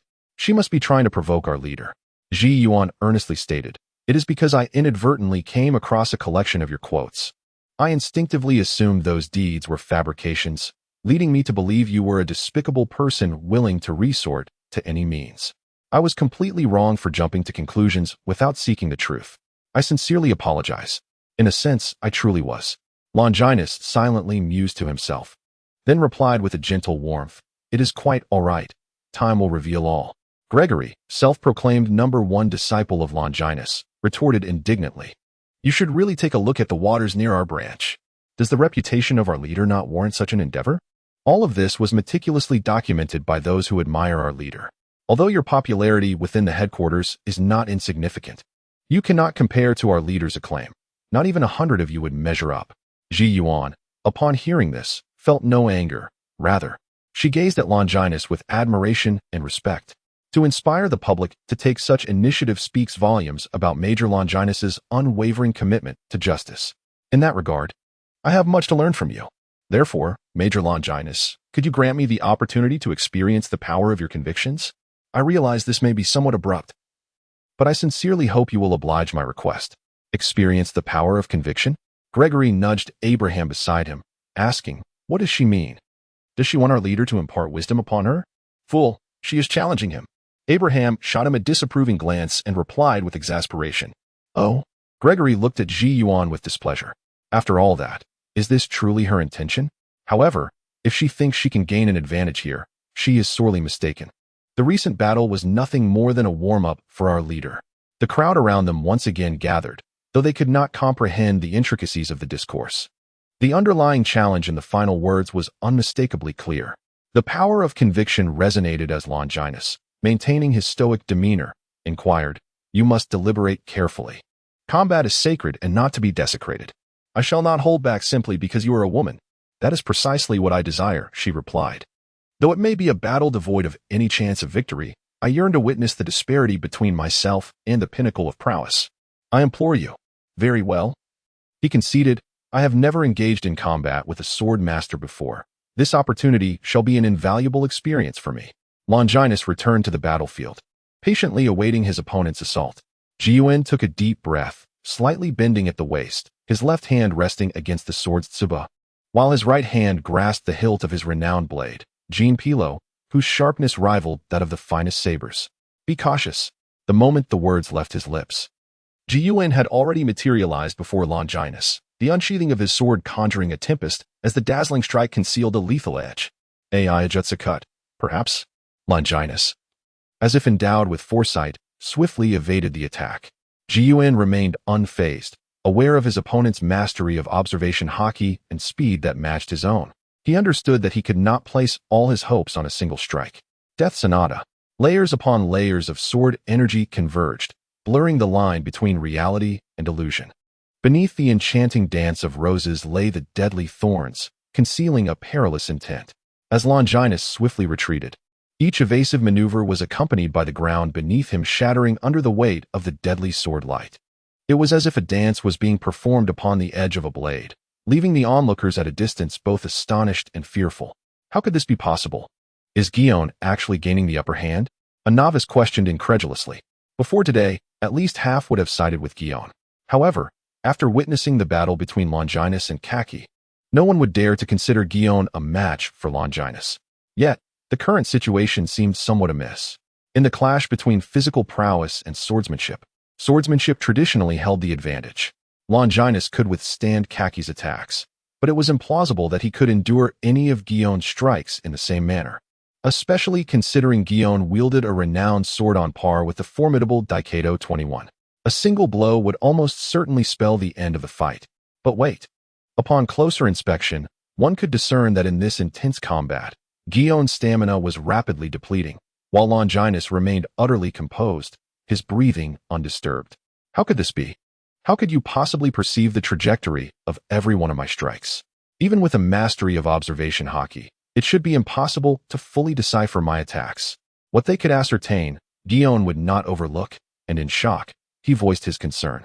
Indeed, in the absence of armament hockey, physical combatants of the same caliber often approached swordsmen with trepidation. Yet Longinus was different. Beyond his mastery of observation hockey, he was a swordsman of exceptional skill, even surpassing Guion in his understanding of swordplay. It was this combination of foresight and intuition that rendered Guion's attacks completely ineffective. Losing focus in battle was not a wise choice. Longinus chose not to respond, instead seizing the opportunity to exploit Guion's vulnerability, delivering a shoulder charge that sent Guion's lithe form flying hundreds of meters away. Hiss! The surrounding newcomers gasped in unison, although they recognized Longinus's choice as the most prudent. Within this training camp, where the balance of power leaned heavily towards the male, any female presence was a rare commodity, let alone a goddess-like treasure such as Guion. Longinus's ruthless destruction of beauty instantly earned him the label of a stubbornly masculine man. Simultaneously, they felt a surge of relief, as their most formidable rival had been dealt a crushing blow. Amidst the swirling dust, Guion gradually emerged, her left shoulder stained crimson, her soft, porcelain-like arm hanging limply. It seemed her endurance in this battle had reached its limit. You are correct. In battle, any unforeseen event may transpire, and seeking confirmation from the enemy is the most foolish of actions. Guion's expression turned serious as she grasped the hilt of her sword, resolutely approaching Longinus once more. Do you intend to continue? Longinus furrowed his brow, fully aware of the distinction between wielding a sword with one hand versus two. As a swordsman, you should comprehend this better than I. If this is a battle, then it must continue until one side is vanquished. Moreover, from a tender age, I have understood that due to the constraints of physical strength, no female swordswoman has ever ascended to the pinnacle of the world's greatest swordsman. In pursuit of that lofty ambition, my swordsmanship has always emphasized technique and speed, with strength exerting a lesser influence on me than it does on others. Therefore, I implore you to continue battling with me. To be recognized as the world's greatest swordsman is indeed an ambitious goal, and for a true swordsman such as yourself, I find no reason to decline. The pity of an adversary is a disgrace to a swordsman. A radiant smile graced Ji Yuan's face, as if she had not experienced such joy in ages. I am grateful that you acknowledge my conviction and do not look upon me with pity because of my injuries. Henceforth, I shall devote myself entirely to the fight, dance of death. Ji Yuan moved with a lightness akin to a sprite dancing among blossoms, every gesture imbued with striking beauty. Yet, beneath the resplendent choreography lay successive strikes, each an exquisitely restrained assault, leaving not a trace of damage upon the ground they traversed, like a gentle breeze. Devoid of any force, Longinus's gaze sharpened, and he swiftly leaped to the left. The ground where he had just stood erupted violently, debris flying outward like bullets, creating countless craters in its wake. Longinus was not the least bit surprised by this outcome, just as he prepared to launch a counterattack. His keen eyes suddenly detected the needle-like sword energy closing in from the air, an unforeseen secondary assault born from the initial strike. Without a moment to lose, he vaulted into the air, narrowly evading the concealed threat. The sonic boom that shattered the air beneath him compelled Longinus to adopt a more cautious demeanor. He had almost let his guard down. Had he truly managed to evade it? Longinus was indeed formidable. Shizuku inwardly marveled, yet her spirit remained unyielded. Instead, her fighting resolve surged stronger than ever. Death Moonlight Symphony.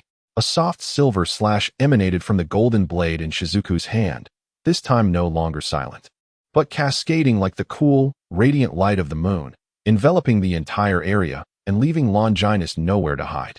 The attack's range had expanded, yet correspondingly, the concentrated power had been dispersed. Such an assault would scarcely prove effective.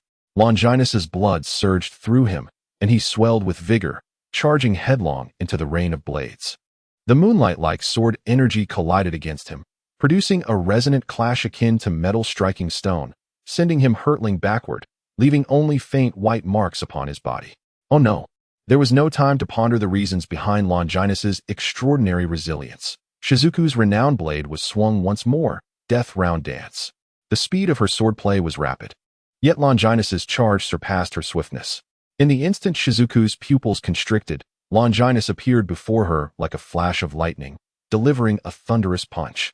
Let this be the end. Meteor. Instinctively, Shizuku transitioned from offense to defense, positioning her longsword before her. The moment their fists and the sword clashed, a tumultuous wave of air erupted, washing over the surroundings like ripples on water. In the next heartbeat, the blade began to bend, the stalemate shattered, and Shizuku's frail form was sent hurtling to the edge of the playground, buried beneath the rubble of the shattered hill. Gulp. Witnesses shivered at the sight. Longinus truly harbored no thoughts of mercy. Was this to be considered the end of the battle? Likely so. After all, Shizuku was not an animal-type ability user like Kaki, and her regenerative capabilities were limited. Being in the same cohort as these three monsters was indeed disheartening. It dawned on me that within our cohort, if we were to be divided into 3 tiers, Longinus was undoubtedly the first tier, Shizuku and Kaki comprised the second tier, while the rest of us formed the third tier. But wait, shouldn't we prioritize rescuing the trapped individuals? Goodness, I almost forgot that Shizuku was still buried beneath the debris. However, by the time they regained their senses, they discovered that Longinus had already rescued Gion from the ruins. Boss, is she all right? Gregory inquired with trepidation. He had heard that Gion was as close as sisters with General Tsuru, who, being a high-ranking advisor, had fought alongside General Karp for decades. If General Tsuru were to be offended, there was no telling how they might suffer in the coming 3 years. Rest assured, I know my limits. She will only need to rest in bed for a few days. Nothing serious, Longinus replied as he carried Gion's delicate form towards the medical room. His heart not as tranquil as his exterior suggested. Although this incident could hardly be blamed on him, General Tsuru was, after all, a woman, and women were not known for their fondness of reasoned discourse. That is a relief indeed, Gregory exclaimed, as if awakening from a dream. Boss, you could have held back in that fight. Just how much stronger are you than us? The surrounding new recruits looked on in astonishment. Their doubts about Longinus being placed in the first echelon dispelled entirely. The concerns that Longinus harbored did not come to fruition. Clearly, Vice Admiral Tsurugi, as the chief strategist, perceived the situation with remarkable clarity. She was not one to act irrationally. After comprehensively understanding the events, she permitted Longinus to depart. Half a day later, in Gion, Tsurugi inquired with genuine concern. How are you feeling, Gion? Are you any better? Sister Tsurugi, I am fine. It's merely some superficial injuries. However, Longinus is truly formidable. He managed to hold back even in such a critical moment. Gion exclaimed, her eyes sparkling as she reminisced about the recent battle. You are quite reckless. Tsurugi replied sternly. Fully aware that Gion was no match for her opponent, yet still insisting on engaging in combat. Hiki. In Tsurugi's presence, Gion's image as a cold goddess vanished, revealing a playful girl instead. I'm perfectly all right. Moreover, General Zephyr has also stated that enduring some hardships now will lead to fewer tears in battles against pirates in the future. Well, you certainly have a point. Tsurugi conceded helplessly. What have you gained from this encounter? Compared to Longinus, my combat experience is still woefully inadequate, leaving me ill-prepared for spontaneous adaptations. Furthermore, his temperament surpasses mine by a great deal. When faced with Kaki's abilities, I could never maintain my composure like he does. As Gion continued to mention Longinus, Tsurugi felt a pang of concern. Could this child be afflicted with that peculiar syndrome they had previously discussed? the one with a name starting with this?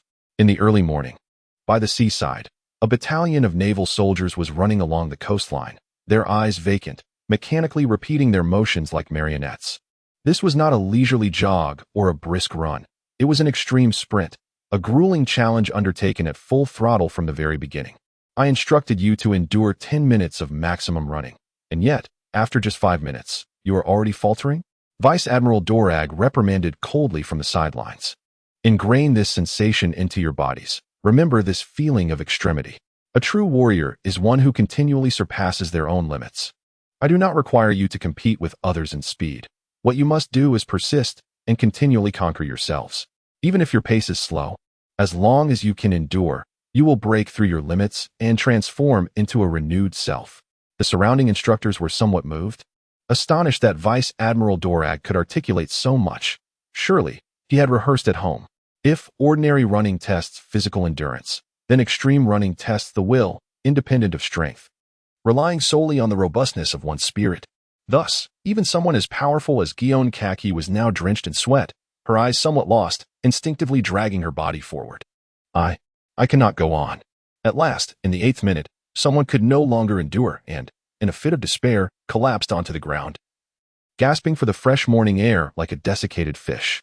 The power of a role model is boundless. With the first failure, it seemed to trigger a cascade effect akin to a line of dominoes, and within moments, dozens chose to surrender. Dorag's expression darkened, yet he refrained from uttering further words. Boom, boom. A distant, thunderous roar erupted, shaking the earth as if an ancient Tyrannosaurus was galloping across the terrain. Upon hearing the sound, Dorag's grim countenance slightly lightened. All instructors favor exemplary students, and he was no exception.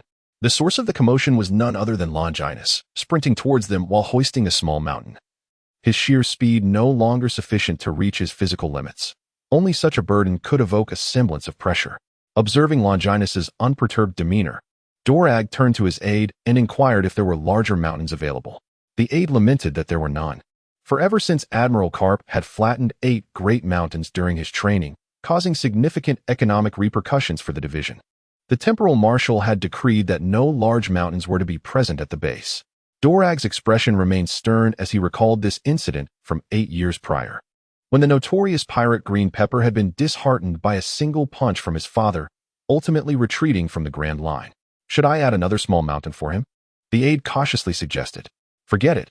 He has surpassed his limits too many times and has already conditioned his body to its peak state. Unless he approaches the brink of death, it is unlikely he will experience the confines of his limits again. Since their last encounter at sea, Dorag had realized that Longinus was a fellow enthusiast of self-destructive training. Such extreme running likely bore little significance for him, and indeed, it appeared to be the case.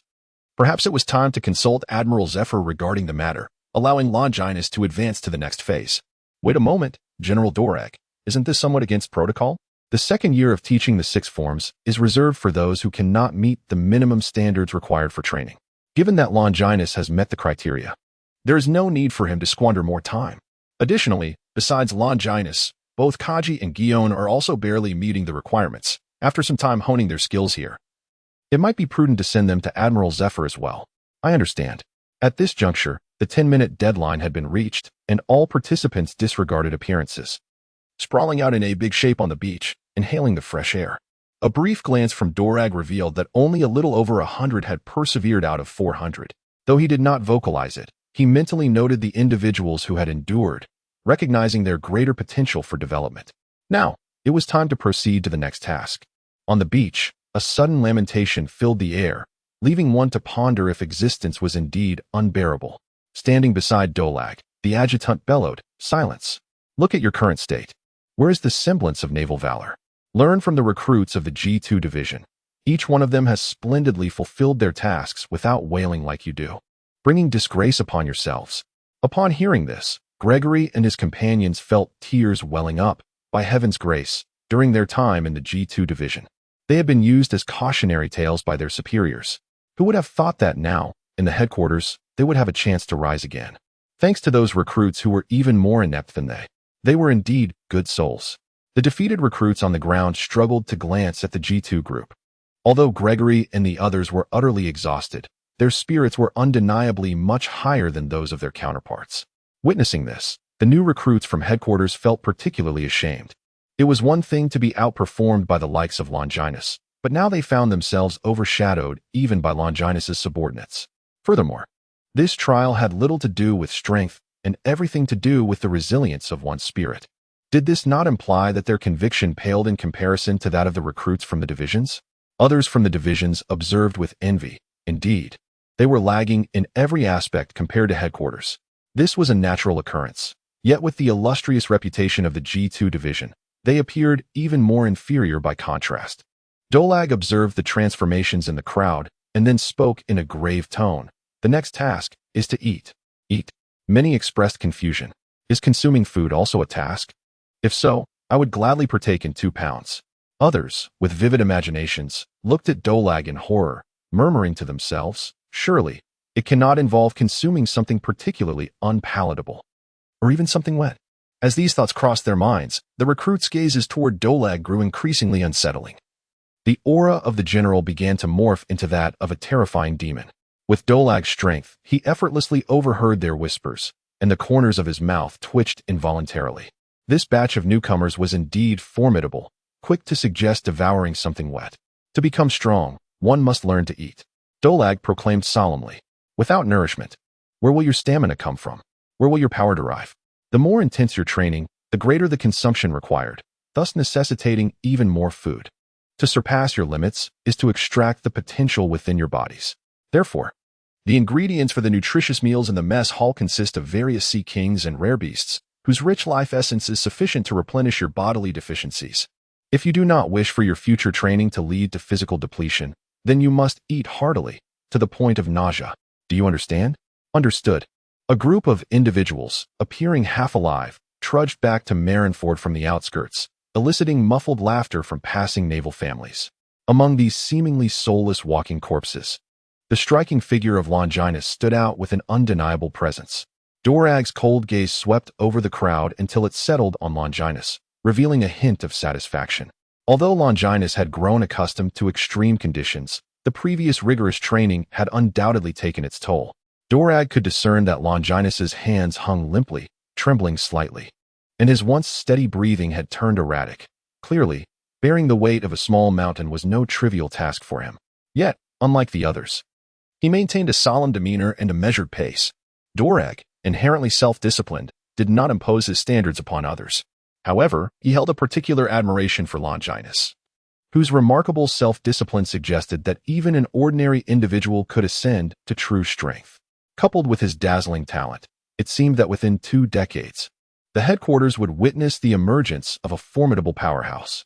Dorag mused to himself, envisioning that in 20 years, Longinus would merely be 34, a rather youthful age for an admiral.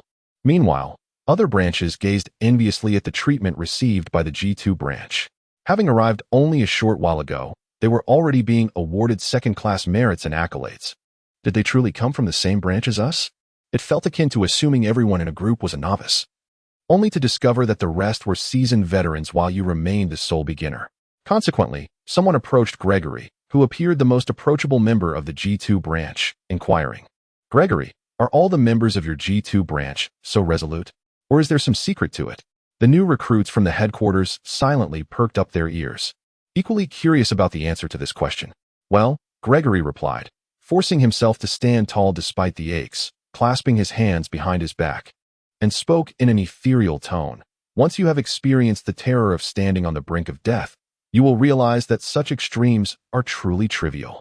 The questioner blinked in bewilderment, asking, "Huh? What do you mean?" Gregory, frustrated by the lack of comprehension, replied, "What I mean is, with your level of intellect, it's quite challenging to elucidate. How about this? During the next special training session, join us. After undergoing the boss's rigorous training, you too shall undergo a transformative metamorphosis." Though he had been belittled by Gregory, the inquisitive sailor was nonetheless exhilarated. Indeed, none among them ranked beyond the top 100. Their unwavering resolve stemmed from the profound changes brought about by that remarkable man. "Can I really participate in your special training?" he asked with a hint of trepidation. "Fear not," the leader had once said, "regardless of our origins or the seas we hail from, the sincere heart dedicated to the cause of justice remains utterly identical. Gazing into Gregory's earnest eyes, he felt a mixture of shame and admiration. Perhaps only a person of Gregory's integrity and righteousness deserved to follow in the footsteps of the legendary Longinus. The new recruits, witnessing how effortlessly that naval officer blended into the crowd, were both moved and secretly inspired. Who wouldn't he aspire to stand atop the pinnacle alongside Longinus? Thus, Gregory soon found himself encircled by an eager throng. "Brother Gregory, may I join your ranks? Please allow me to heed the teachings of Brother Longinus. I implore you. I too wish to wield the power to uphold justice. Grant me the secrets of your strength." As the crowd swelled, Gregory's heart brimmed with joy, though he maintained a facade of composure. "Everyone, please, one at a time." Watching the frenzy grow, Abraham felt a cold sweat trickle down his brow. Unlike Gregory, who remained optimistic, he wondered how the recruits would react if they knew Gregory had nearly perished from a 10,000-meter fall. Drog's stern lips twitched with disbelief. Was this a manifestation of their doubt in his teaching abilities? Nonetheless, the G2 recruits indeed displayed commendable potential.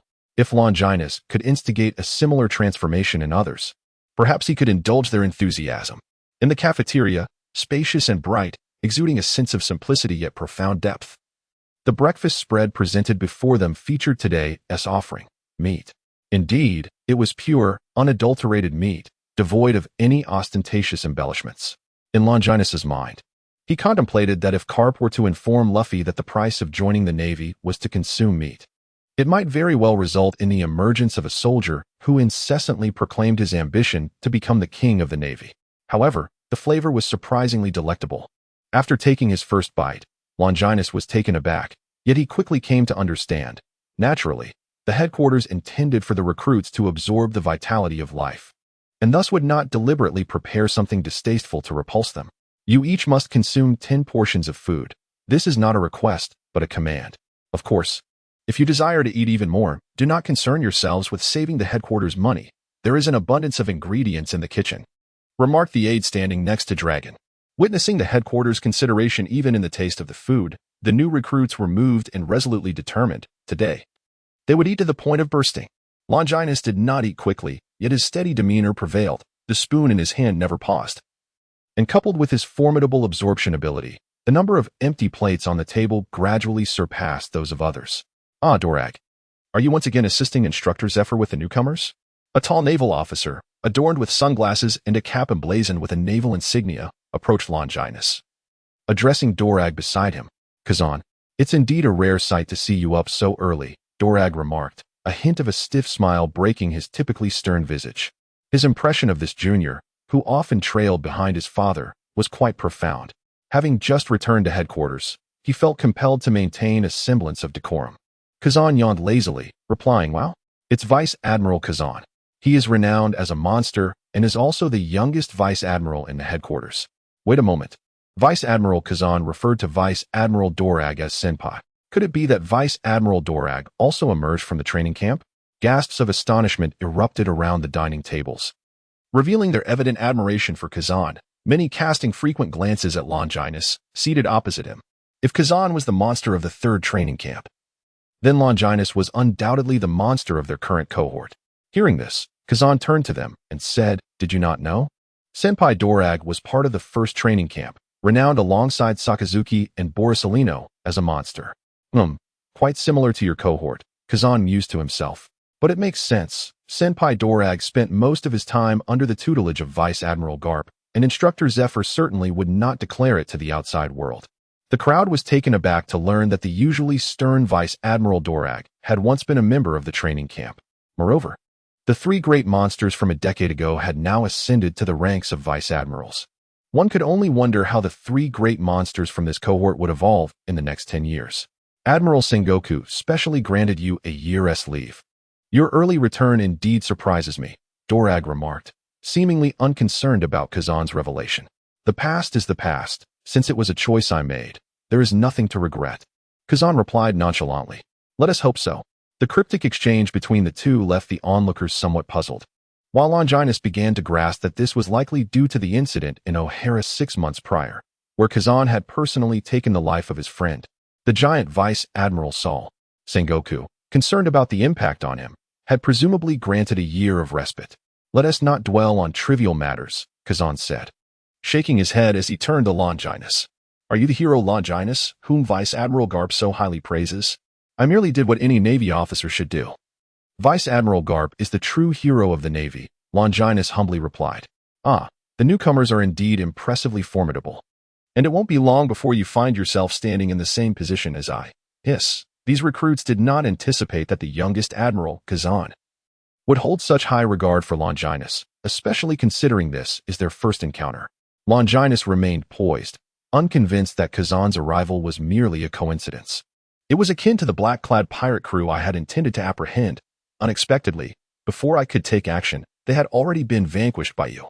Longinus's gaze sharpened slightly. The drama was about to unfold. Indeed, they were fortunate to have been sent to prison ahead of time.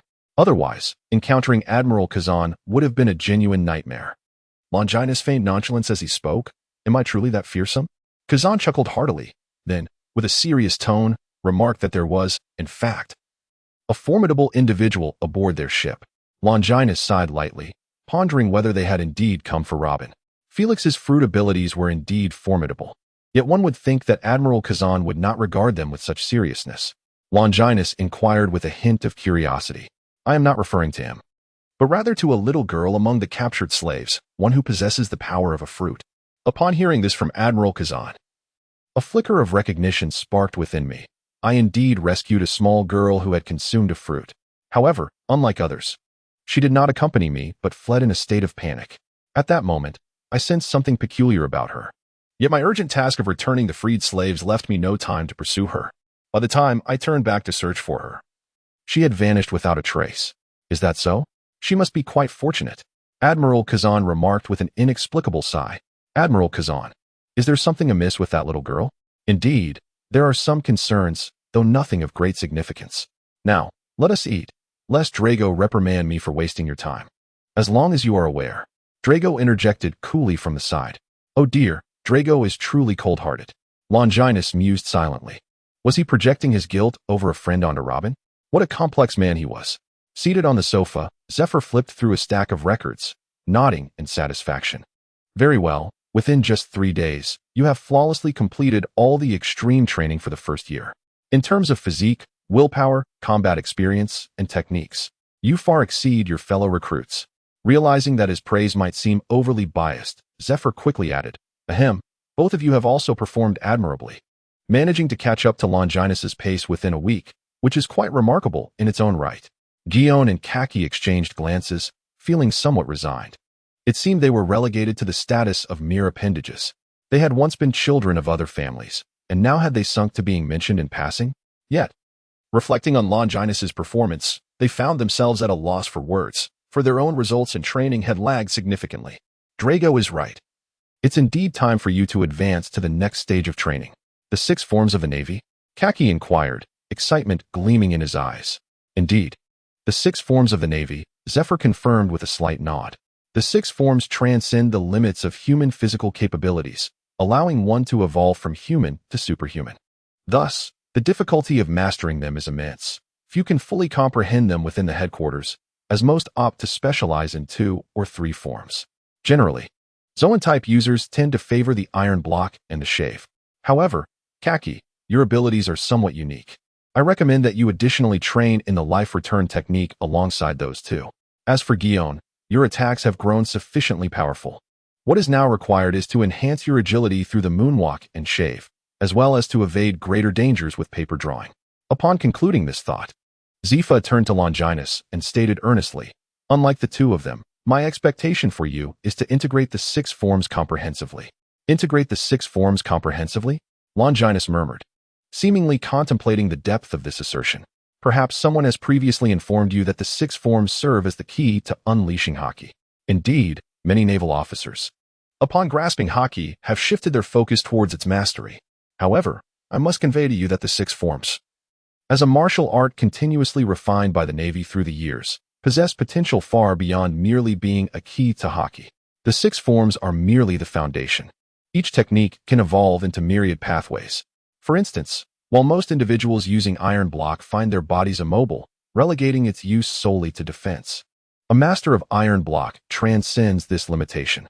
They can maintain the iron block state even while moving at high speeds, combining immense strength with unparalleled velocity, thus transforming what is fundamentally a defensive capability into a source of tremendous destruction. Moreover, the six forms are not only capable of constant evolution, they can also synergize with one another. For example, combining shave with iron block, or iron block with finger pistol, or pairing paper drawing with gale foot. These intricate combinations can elevate your prowess to unprecedented heights. Even I would not dare to claim that I have fully mastered the six forms. Longinus took a deep breath, astonished that even someone as formidable as Zephyr placed such immense value on the six styles. It seemed he had previously underestimated their potential. However, this perception was predicated on his memories of another world. In the future, the three admirals of the Navy would be top-tier users of natural abilities. While their physical prowess was undoubtedly commendable, the essence of their combat would primarily revolve around their powers.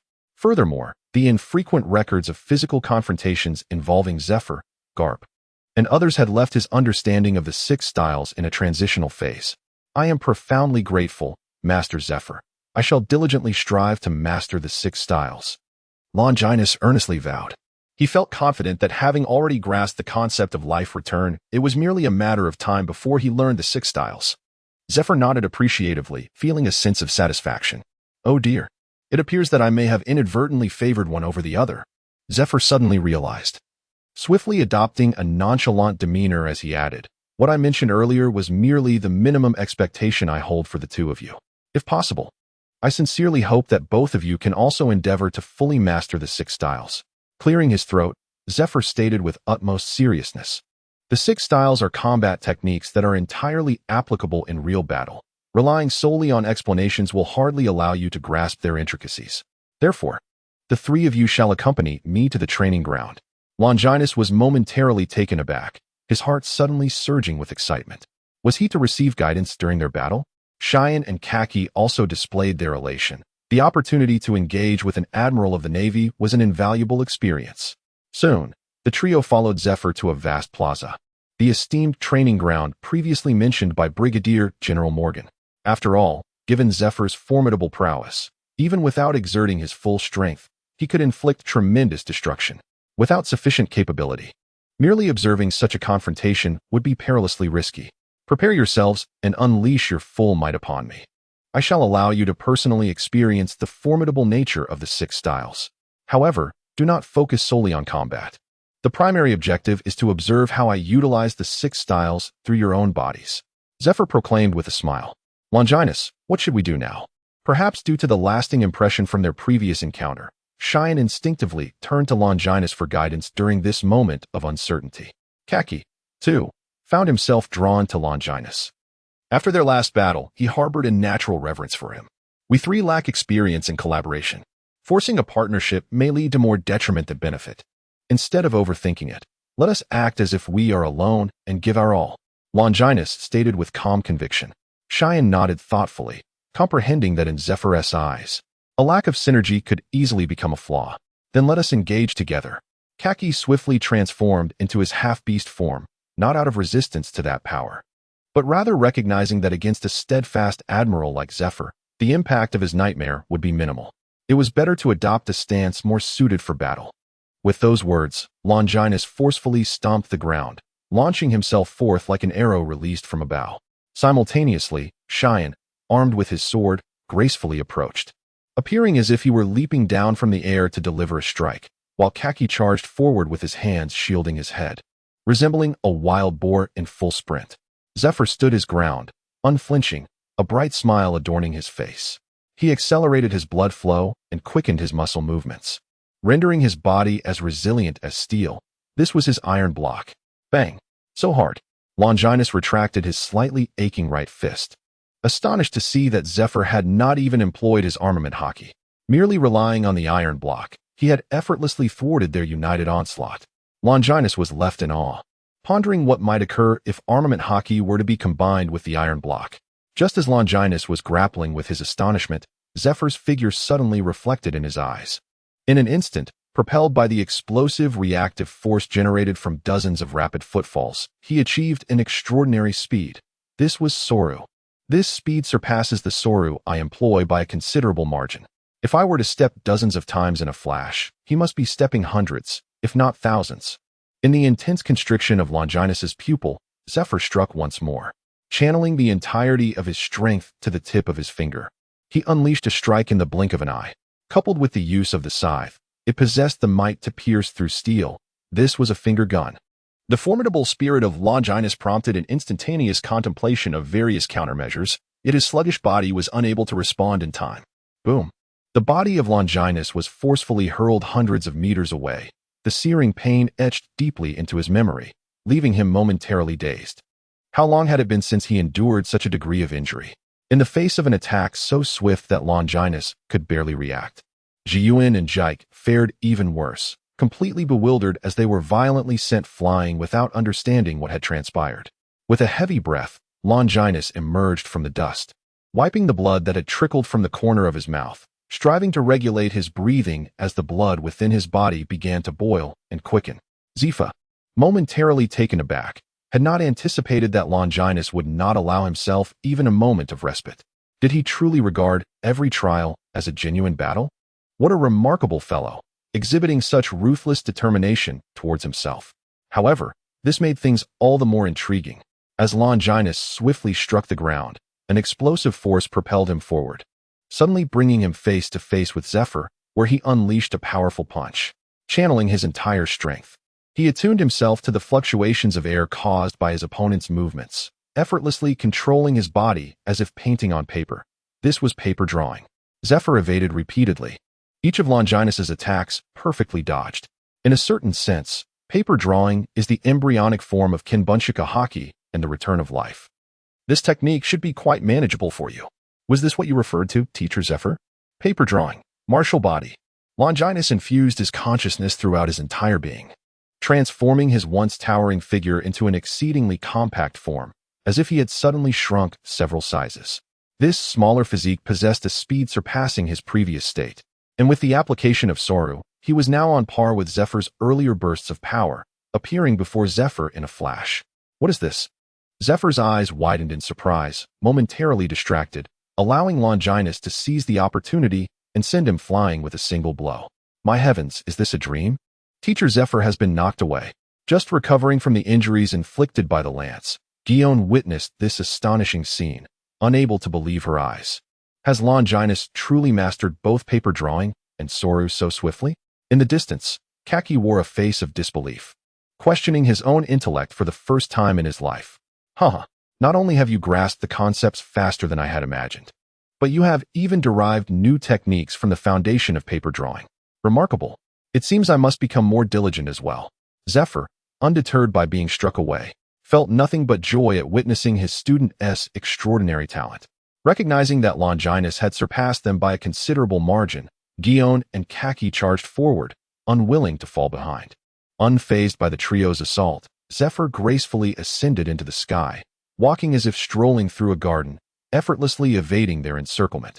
The moon step is an application of Soru. Unlike Soru, which involves striking the ground, moon step often involves stepping upon the air. To achieve this, one must first learn to perceive the flow of air. Therefore, if you wish to practice the moon step, it is advisable to master paper drawing first. Longinus inhaled deeply, his gaze sharp and penetrating, utilizing his observation hockey to perceive every point in the air where Zephyr's feet touched. However, the difficulty of the moon walk was evidently not comparable to mere illustrations. Despite the extensive simulations he had conducted over the past 2 years, mastery was not instantaneous. Otherwise, Sanji would not have struggled in hell for 2 years before grasping this technique. Next, he would need to rapidly extend and contract his leg muscles, generating kinetic energy to create a vacuum that unleashed a slicing wave. The gale foot. Caution was warranted. Zephyr had already initiated his attack mid-air, and Longinus's expression shifted dramatically as his body instinctively recoiled. Like a swordsman executing a cut, the slicing wave traced its path in the air, crashing to the ground and producing a stunning impact that sent all 3 of them flying. In the outskirts, amid the forest, hundreds of vibrant faces were engaged in a relentless melee. This was a rigorous training exercise, where only those who endured until the end would be deemed true victors. Among these recruits, There were undeniably formidable individuals, such as the fourth-ranked Lonos, yet he lacked the dominating prowess of Longinus or Guion, ultimately falling victim to his own conspicuousness and being eliminated first. As the chaos intensified on the battlefield, Dolag nodded in satisfaction. This was precisely why he had considered sending Longinus and his companions away early. The presence of such a dominant entity rendered the melee meaningless. Boom, boom. Just then, a series of rumbling sounds echoed from afar. Dolag furrowed his brow, his formidable observation haki radiating like radar. Ordinary observation haki could not sense a vast area. But the legendary monster Dolag could effortlessly encompass most of the island within his perception. Soon, he had seen the answer. Was this the aura of Teacher Zephyr? A glimmer of intrigue appeared in Dolag's indifferent eyes. Was he personally instructing them in the six forms? It seemed that Teacher Zephyr held them, or rather him, in high regard. At that moment, the skirmish in the woods was nearing its conclusion. Ha! Indeed, the one who laughs last is the one who laughs best. The final victor was somewhat unexpected to Dolag. It was Gregory, the one who had managed to survive from the beginning. Nevertheless, it was not solely luck that had brought him to this point. He ranked among the top 20 in strength, and combined with his evasive tactics and previously established connections, his survival until the end was justifiable. However, this contradicted the very essence of the melee. It appeared that the rules would require appropriate adjustments next time. Dolag was not inclined to annul Gregory's achievement. Exploiting loopholes in the rules merely indicated flaws in their formulation, and it was unreasonable to place the burden of error upon others. Fallen, Instructor Dolag seemed to have a sudden change of heart, calling for an early assembly. Though puzzled, the recruits promptly returned to formation at their quickest pace. You all have demonstrated some semblance of naval discipline over these past few days. Dolag nodded slightly. Next, you may take a brief respite, and then we shall observe how others engage in combat.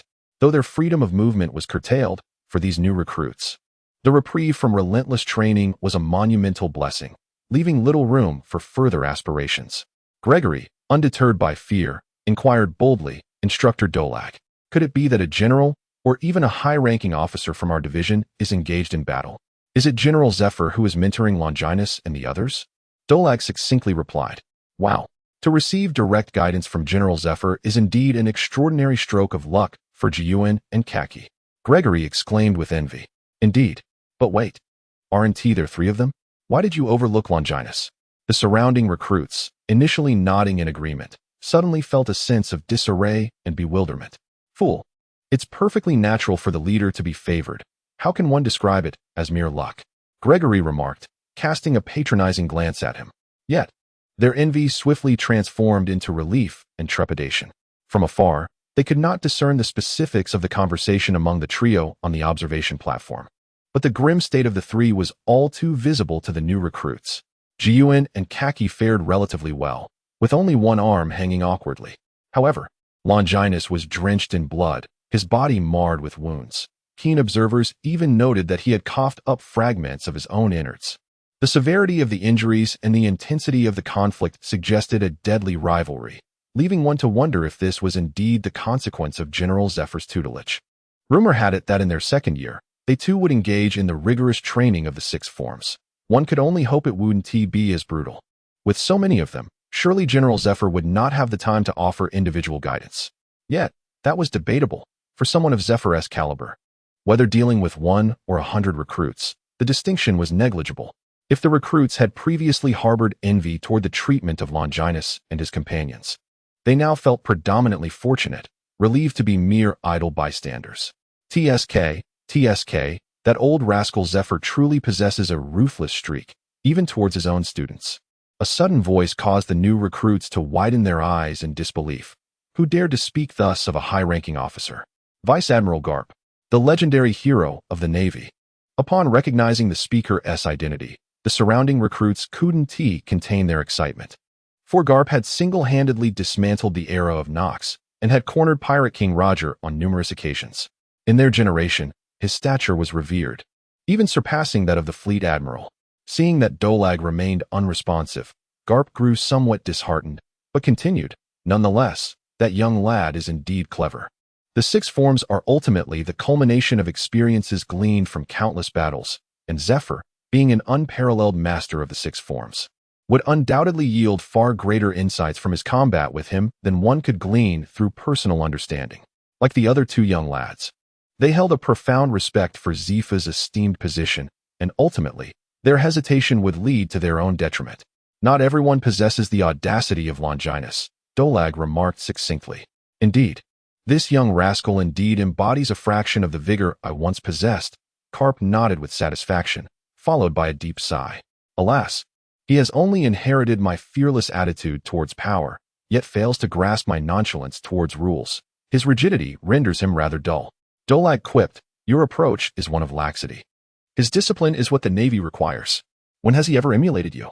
Karp, fuming, retorted, is this the demeanor one should have when conversing with your father? Humph. It is only because your pupil is present today that I refrain from reminding you what the iron fist of love truly means. Upon hearing the suppressed laughter of the surrounding recruits, even his own aides stifled a chuckle, prompting Dolag to nearly lose his composure. After imparting the lesson to Dolag, Karp elucidated. I am often hailed as a hero of the Navy, and this young lad has garnered a similar reputation at the G2 branch, indicating his admiration for me, to the extent that he mimics my every action. Such a promising individual, who looks up to me, must not be squandered under Zifa's rigid tutelage. If you are unperturbed by Zifa's wrath, feel free to give it a try, Dolag interjected, dousing the enthusiasm. Karp's hand holding the donut froze mid-air, and after a moment, he sighed, Dolag, your charm diminishes with each passing day. Whatever happened to that little snot-nosed brat who adored trailing behind his father? Silence, Dolag exclaimed, veins bulging, suppressing the urge to strike. The battle in the arena continued. Gale Foot, Wolf Fong. Perhaps spurred by Longinus's fierce spirit, Zifa's demonstration transcended the basic 6 forms, extending into their derivative techniques. The slashing waves, akin to a pack of wolves in pursuit, leapt across the ground, imbuing his formidable strikes with an unpredictable quality. Gale Foot, Wolf Fong. Longinus retaliated with a series of rapid kicks, mirroring the same technique.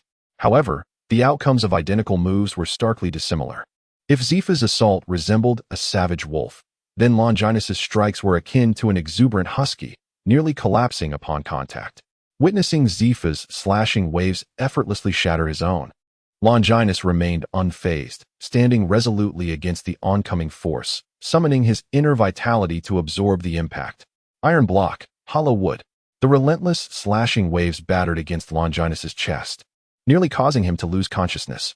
Yet, the technique ultimately proved effective, not only absorbing the entirety of the assault, but also rebounding it with remarkable force. Who would have thought that within such a brief span of time, you could master such an art? Ha ha, splendid. Zephyr exclaimed loudly, his hands never ceasing their movement, deftly shattering the slashing wave with his fingers like bullets. Beside him, Kaki and Guillaume were momentarily taken aback, bewildered at how the battle had transitioned into an advanced mode while they had yet to grasp the basics. The audacity of this young lad to imprint Zephyr's attacks within his very being was truly not characteristic of a mere 14-year-old. Karp couldn't help but express his astonishment. Longinus had found himself in Leaf Town at the tender age of 9, a place ravaged by pirates where his entire village had been annihilated. Burdened with such pressure and hatred, he could hardly lead a carefree existence like his peers. Dorag fixed his gaze upon the increasingly fierce battle unfolding before him, offering a thoughtful assessment. Fortunately, he was not the type of avenger blinded by vengeance. Perhaps it was the kindness of those in Leaf Town that allowed him to maintain his principles, giving rise to the naval hero Longinus, a figure who instilled terror in pirates through his prowess in battle, while simultaneously earning the gratitude of the populace in his everyday life. A paradoxical embodiment of both fear and reverence. I never imagined you held him in such high regard, Karp exclaimed, astonished at Dorag's unexpected praise, which seemed at odds with his son's typically aloof demeanor. I see in him the iron will of Sakazuki and the gentleness of Kazan, coupled with a unique charisma that draws those around him. If he continues to develop, perhaps he could unify the two factions within the Navy like never before. A fleet admiral? You believe in him to such an extent. Karp felt a twinge of frustration, as his son had never shown such confidence in his own potential. Yet, one could only wonder whether a fully realized Navy would signify hope or destruction for this world. Boom, boom. The dazzling slashes engulfed the training grounds, specifically designed for officer-level duels, nearly obliterating the entire area. Regardless of the nature of Zephyr's attacks, Longinus countered with identical precision. Although the disparity in power was vast, Longinus's comprehension of the 6 styles was deepening with each exchange. Naturally, his injuries were also compounding. After sending Longinus flying once more, Zephyr halted his offensive. Adopting a serious tone, "Longinus, how much have you grasped of the 6 styles?" With a hint of shame. Longinus wiped the blood from the corner of his mouth and hoarsely replied, "I can only claim to understand about 80%. Even after receiving such personal instruction from Master Zephyr for so long. 80%? To achieve such understanding in a single battle is truly enviable.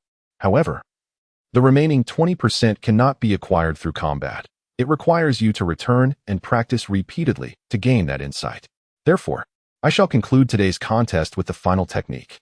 Yes, upon my return, I shall diligently practice and keenly observe the final strike of my teacher." Longinus took a deep breath, swiftly breaking down and absorbing the fat stored within his body, allowing his previously depleted physical strength to recover somewhat. "Cheyenne, how much have you comprehended?" asked Kaki, standing in the arena as if an observer. "I have only grasped 50%. Indeed, compared to Longinus, my talent is woefully inadequate." Cheyenne replied, feeling both shy and frustrated. Then, with a gentle yet firm grip of her delicate hand, she acknowledged that to catch up with Longinus, she must exert even greater effort. "Kaki, what troubles you?"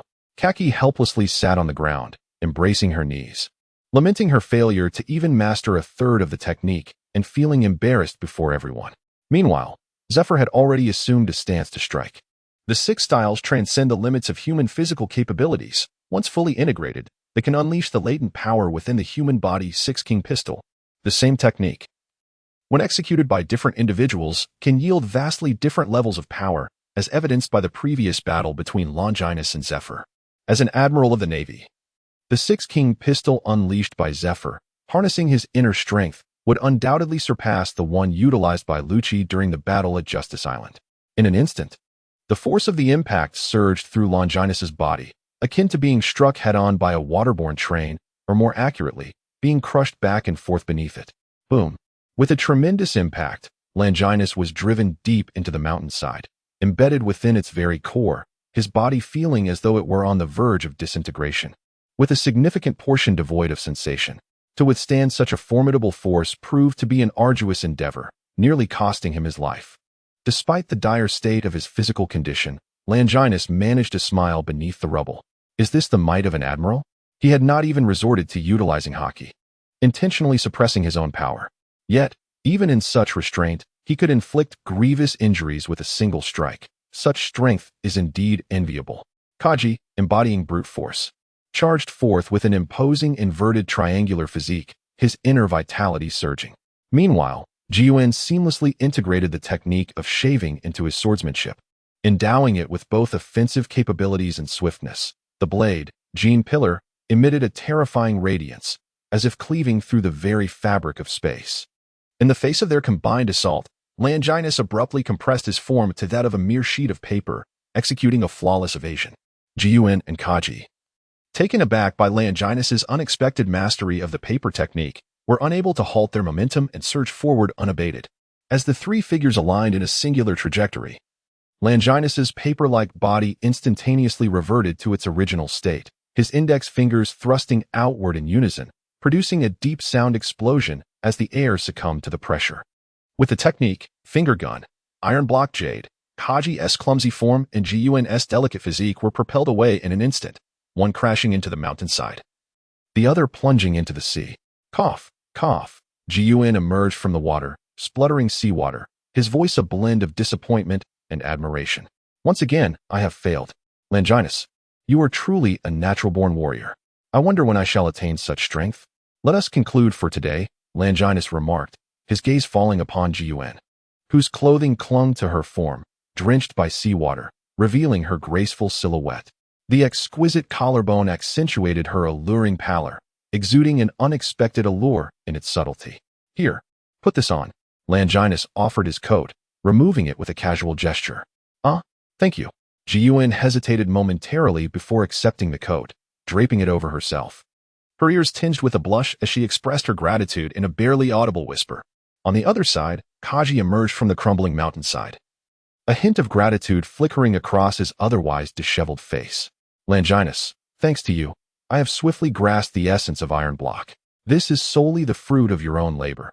I have merely participated in a few practical exercises with you, which is hardly noteworthy. Besides, engaging in battle with you serves as a process of filling my own gaps, Longinus replied with a gentle smile. Yet Kaji, with a serious countenance, countered. Gregory's words hold substantial truth. Many strive diligently. Why should success fall upon me? It is merely because I am fortunate to have your guidance that I have learned iron block so rapidly, even making strides in the return of life. Longinus shook his head, surprised by the transformation of Kaji upon encountering Pin. It seemed as though Kaji had found his place among their non-discriminatory little group, wholeheartedly embracing Gregory's indoctrination. Well, think what you will. With a graceful turn, Longinus departed, declaring the day's skirmish concluded, and instructed them to assemble at the same time tomorrow. He pondered whether Pin and the others had finished their training. Turning to inquire about Jiuen's intentions, Kaji was taken aback to discover that Jiuen was cloaked in a different attire. Why are you wearing the boss's clothes? He exclaimed. No, nothing. I have matters to attend to. I must leave, Jiuen stammered, resembling a startled rabbit as he clutched his coat and fled in a flurry. Women, indeed, are perplexing creatures. Kaji feigned exasperation before excitedly proclaiming, I think I have gained a deeper understanding of Brother Gregory's words. Only a man can truly comprehend the pain and perseverance of another man. As the year 1500 of the Hyuan calendar drew to a close, Longinus reflected on how swiftly time had passed while making his way home. Suddenly, a profound sense of danger surged within him. Leaving no time to contemplate why peril had arisen within the headquarters, instinctively, he summoned his vitality to its peak. Iron block, steel. Boom. Like a violently struck ball, Longinus was propelled backward for over 1,000 meters, crashing through countless massive boulders before finally coming to a halt. Gritting his teeth against the searing pain, he rose to his feet just as a second assault was about to descend. Resignedly, he remarked, Vice Admiral Karp, have I somehow offended you? The formidable fist abruptly halted before Longinus's face, the gust from the punch leaving his skin feeling as though it had been sliced by a blade. Ahaha. Have you recognized me so soon? Little one, your observation hockey is indeed formidable, Karp said without a hint of embarrassment, then patted Longinus on the shoulder, inquiring, so? How do you find the taste of this loving iron fist? Others might have cursed in anger and evaded the question with pretense. But Longinus savored the experience thoughtfully before calmly replying, pain. Every cell in my body echoes these two words, yet curiously, my body suffers no significant injury. Painful, yet not harmful. Is this the secret behind Vice Admiral Karp's loving iron fist? Karp was momentarily taken aback before bursting into laughter. Ha ha, little one. Your talent truly surpasses that of those dull-witted fellows. You discern my technique with just one punch. As he spoke, Karp grumbled in frustration. Unlike those foolish brats who misconstrue my well-intentioned guidance as bullying, do they not realize that I am a naval hero? How could I ever engage in such unreliable antics? In his heart, Longinus could not help but scoff at the notion of a silent ambush. It was hardly befitting of reliability, was it? Longinus, what do you think of the might of my love-infused iron fist? Karp remarked, grinning in a manner reminiscent of a lecherous old man clutching a lollipop. It is formidable. A fist imbued with conviction far surpasses a mere ordinary attack. The distinction is akin to that between a master swordsman wielding the essence of the blade and a common swordsman. One soars in the heavens while the other remains earthbound. Longinus objectively assessed. Karp, flattered by the praise, nodded with a sense of self-satisfaction. Furthermore, I believe that if one can possess a love-infused iron fist, then surely there can also be a fist fueled by anger or one driven by justice, correct? Indeed, you have a knack for drawing inferences, Karp tempted.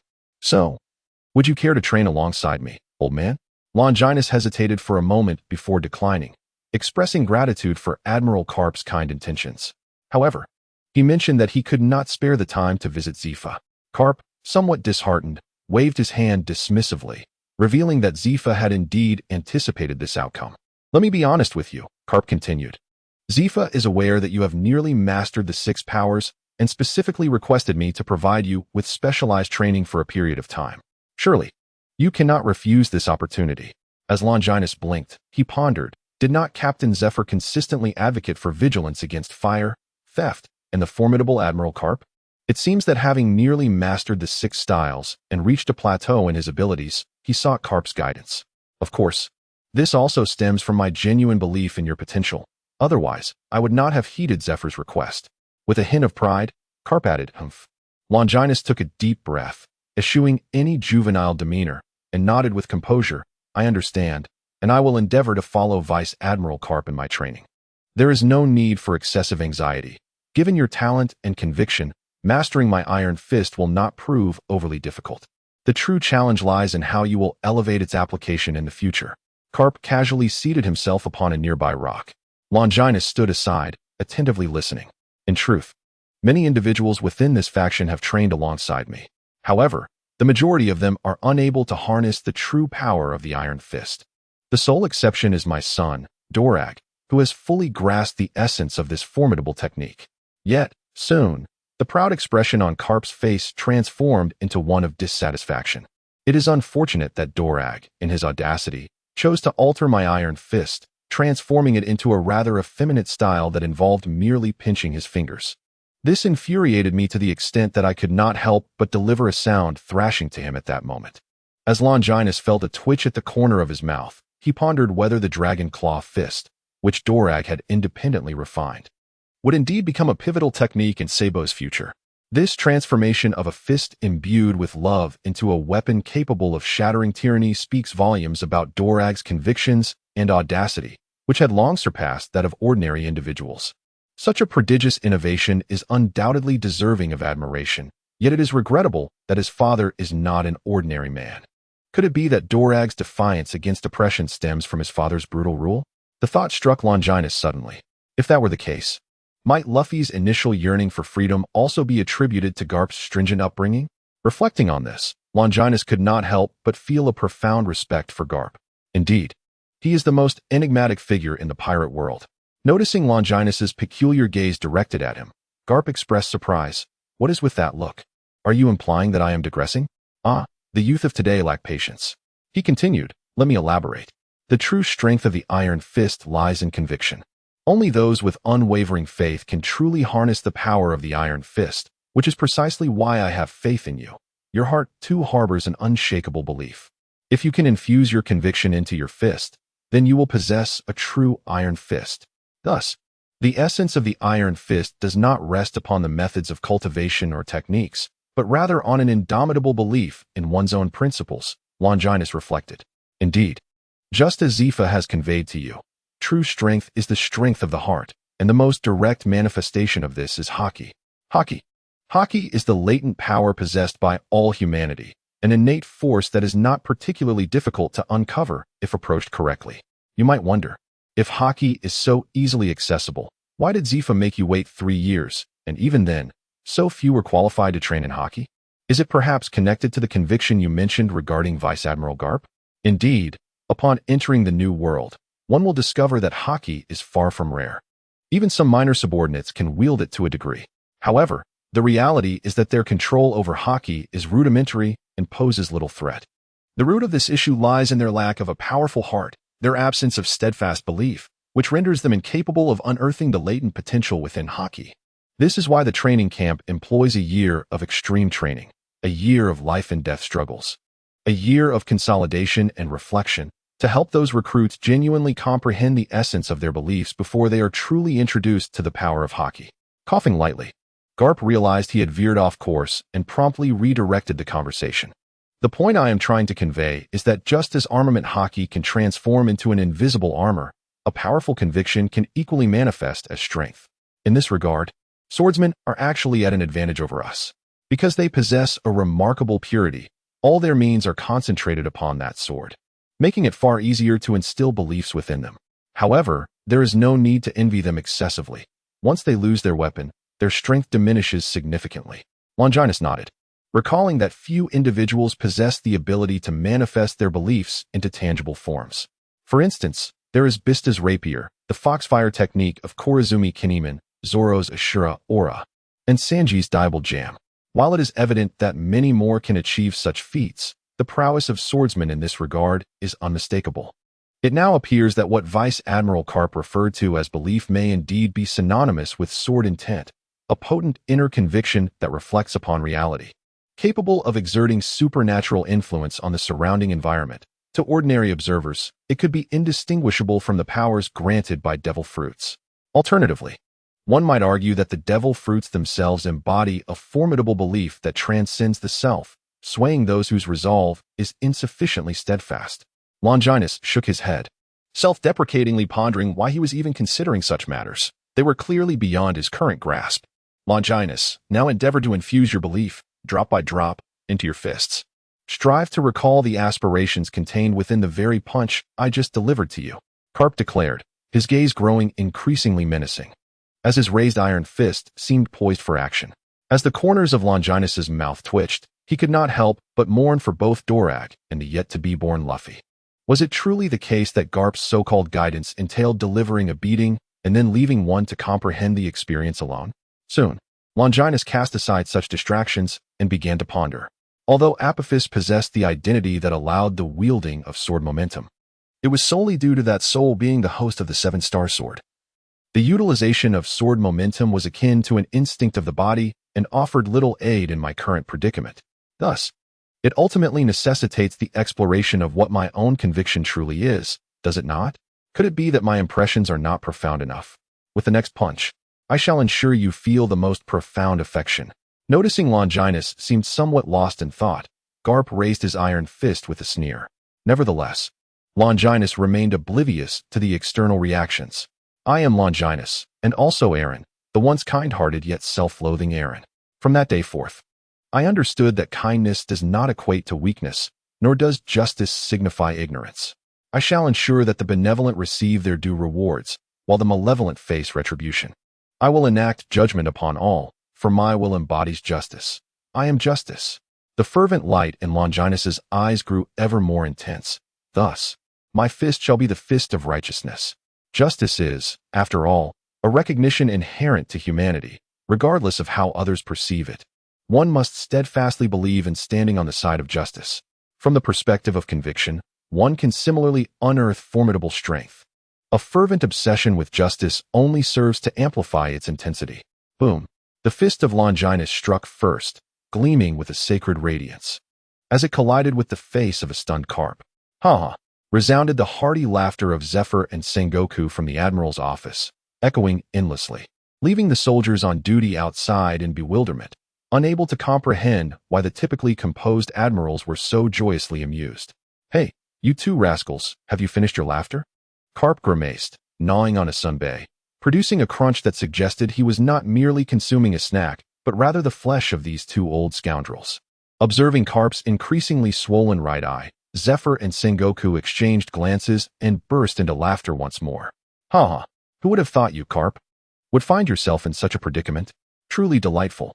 Humph. You two had better not let me catch you at it next time.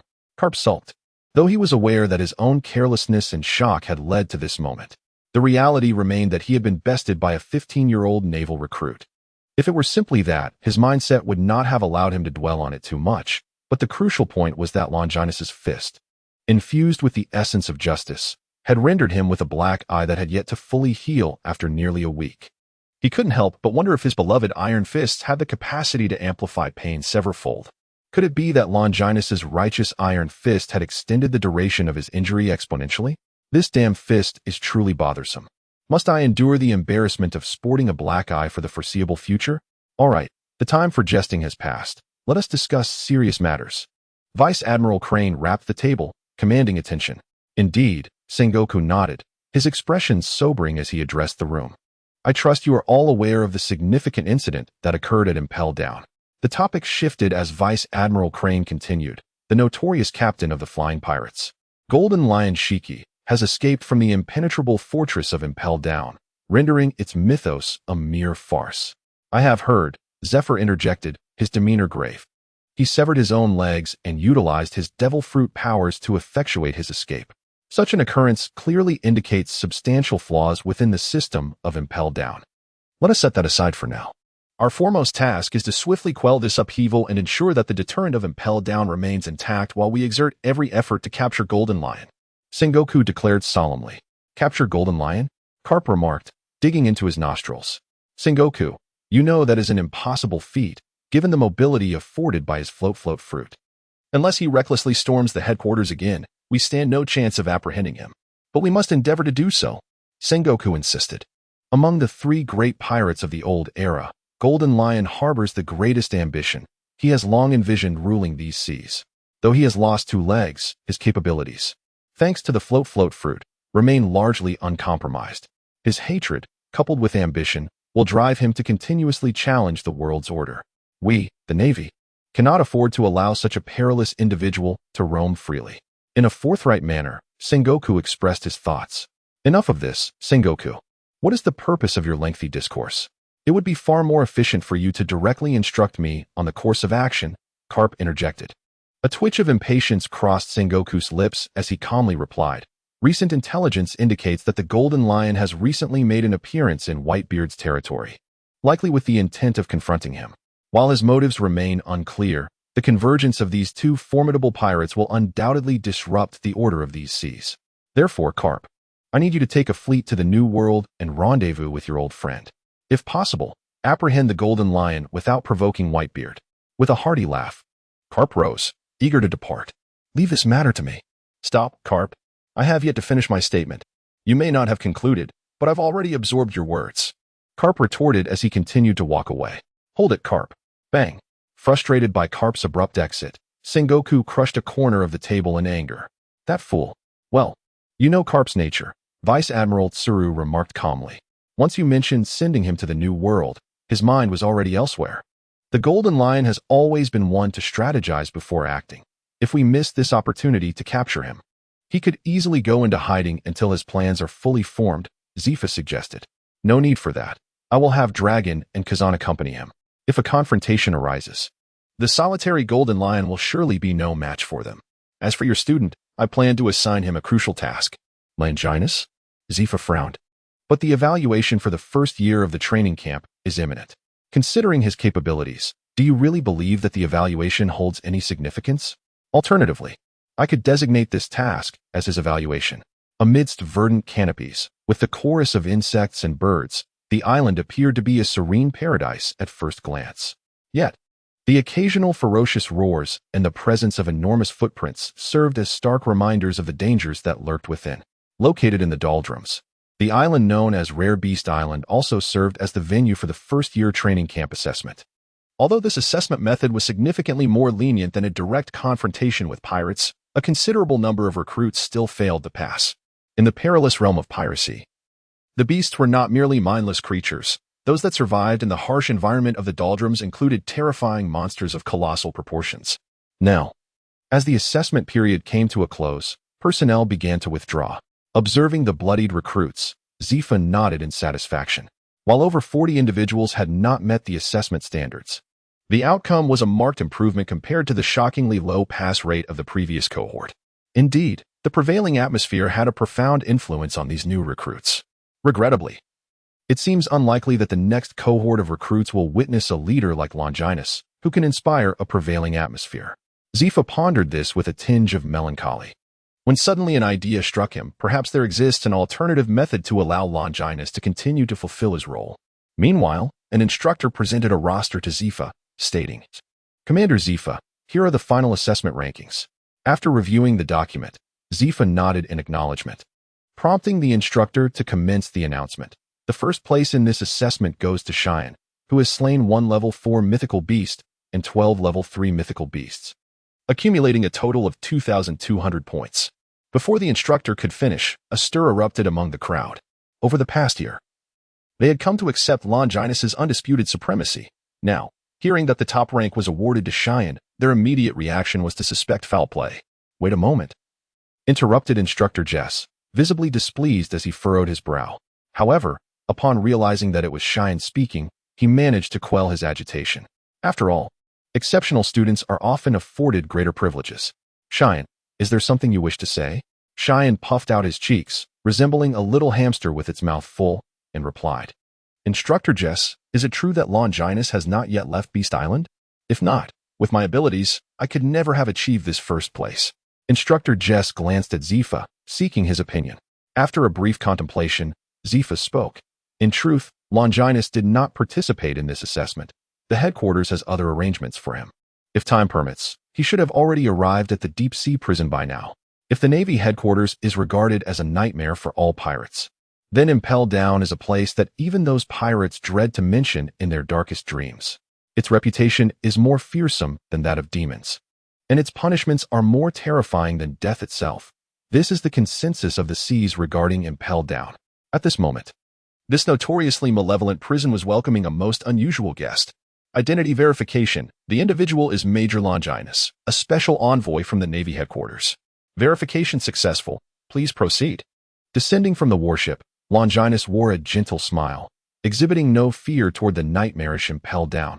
Instead, he found himself reminiscing about the admonitions given to him by Admiral Sengoku before his departure. The escape of the Golden Lion had not only shattered the myth of Impel Down and incited chaos across the seas, but had also instilled hope in the imprisoned pirates within. This had resulted in a surge of escape attempts in recent times, surpassing the sum of the previous 2 decades. Although those who had escaped were promptly recaptured, the negative repercussions were irrevocable. Overwhelmed and struggling to cope, Impel Down could only beseech the Navy headquarters for support. However, the headquarters' elite forces were already stretched thin. With even the likes of Garp being dispatched, reallocating personnel from other branches proved too cumbersome, leaving me to seek suitable candidates among the recent recruits from headquarters. Thus, General of the Warring States, do you wish for me to proceed to Advanced City for reinforcement? Indeed, there are but a few capable individuals within the headquarters, and Longinus is undoubtedly the one I hold in the highest regard. Furthermore, this mission presents not only a challenge, but also a remarkable opportunity for you. Should your abilities gain acknowledgement from the authorities of Advanced City, it would yield extraordinary benefits for your future endeavors. Longinus ambled along, his mind racing with thoughts. The implications of a general's promotion during the Warring States period suggest a complex interplay of alliances, does it not? Given the weight of responsibility, the opinions of various allied factions surely carry considerable significance. Or perhaps this incident serves as a means for me to catch the attention of the 5 elders. Regardless, this mission presents a rare opportunity for me. Longinus's gaze flickered. The jailbreak turmoil necessitated meticulous planning. Upon entering the gates of Impel Down, he noticed a considerable gathering awaiting his arrival. "Welcome to my hell of Impel," proclaimed a corpulent creature adorned with a pharaoh's headdress, speaking with utmost seriousness, until a sudden exclamation interrupted him. "Ah, I misspoke. My prison may have revealed a bit too much ambition." The man beside him, clutching his belly, introduced himself with resignation. "This is Hannibal, the chief warden of Impel Down, and I am Vice Director Magellan. We extend a warm welcome to your presence. I am Navy Major Longinus." "It is a pleasure to meet you," Longinus replied succinctly, internally astonished that Hannibal held the position of chief warden, a revelation that took him by surprise. "Major Longinus, please follow me. The director is awaiting you in his office on the 4th floor," Magellan stated politely, though his pallor suggested unease. "Thank you," Longinus replied as he followed, the anguished cries of despair echoing through the corridors of the prison. "Let me out. Help. Is anyone there to rescue me? I possess boundless treasures. Save me, and I shall share them all with you." "Quiet them down," Magellan instructed, his brows furrowing as he addressed the guards behind him.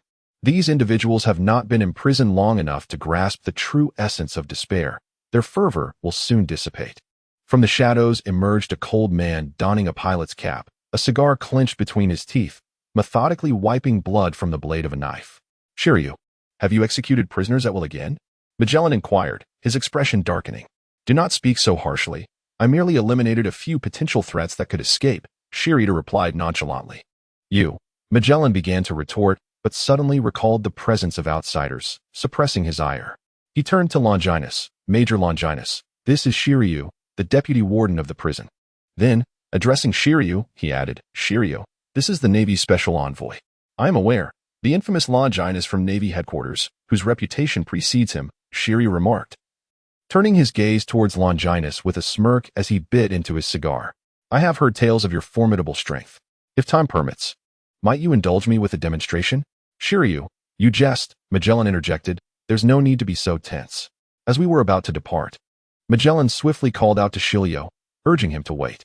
"The director is still awaiting us on the 4th floor, with Major Longinus just arriving. It would be beneficial for us to become acquainted and discuss our forthcoming strategies." I have no interest in participating in such a tedious meeting.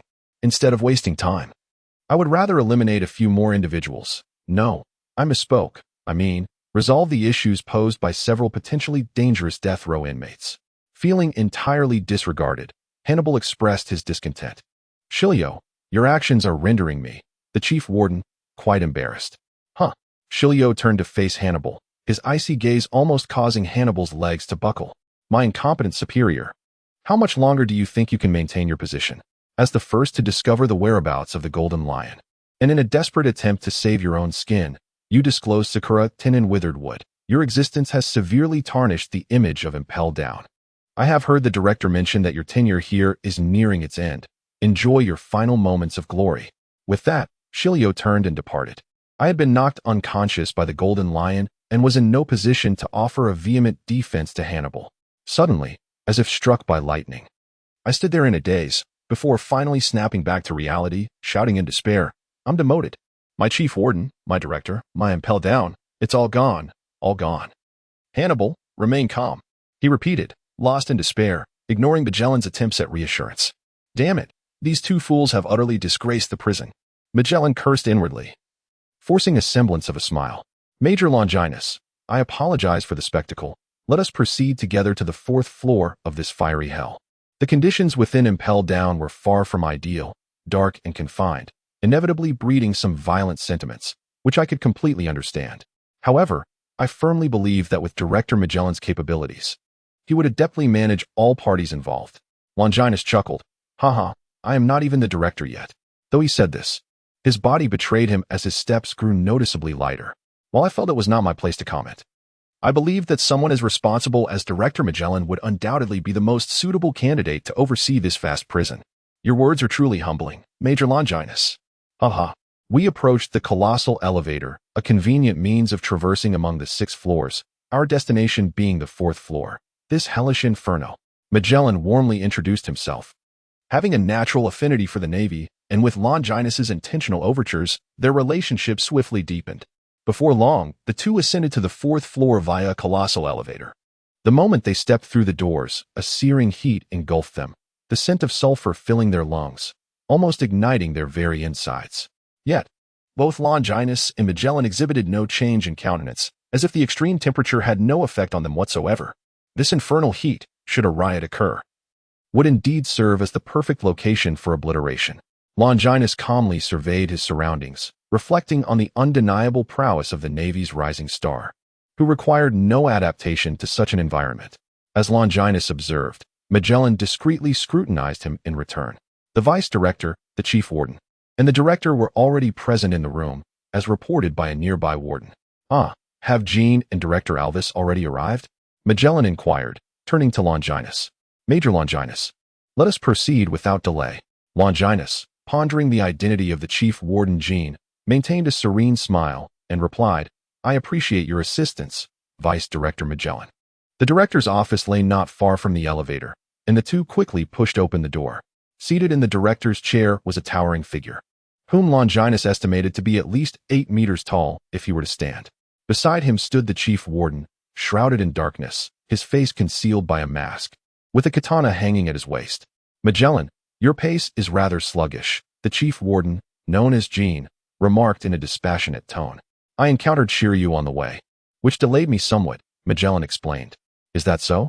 That is far better than I anticipated. Had I known you were delayed due to an upset stomach, I would have made your passage less agreeable, Jean retorted sharply. Do you wish to sample a deadly poison?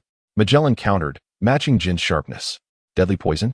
Merely a toy for the weak, echoed Jin's muffled voice from beneath his mask. Enough. Both of you, silence.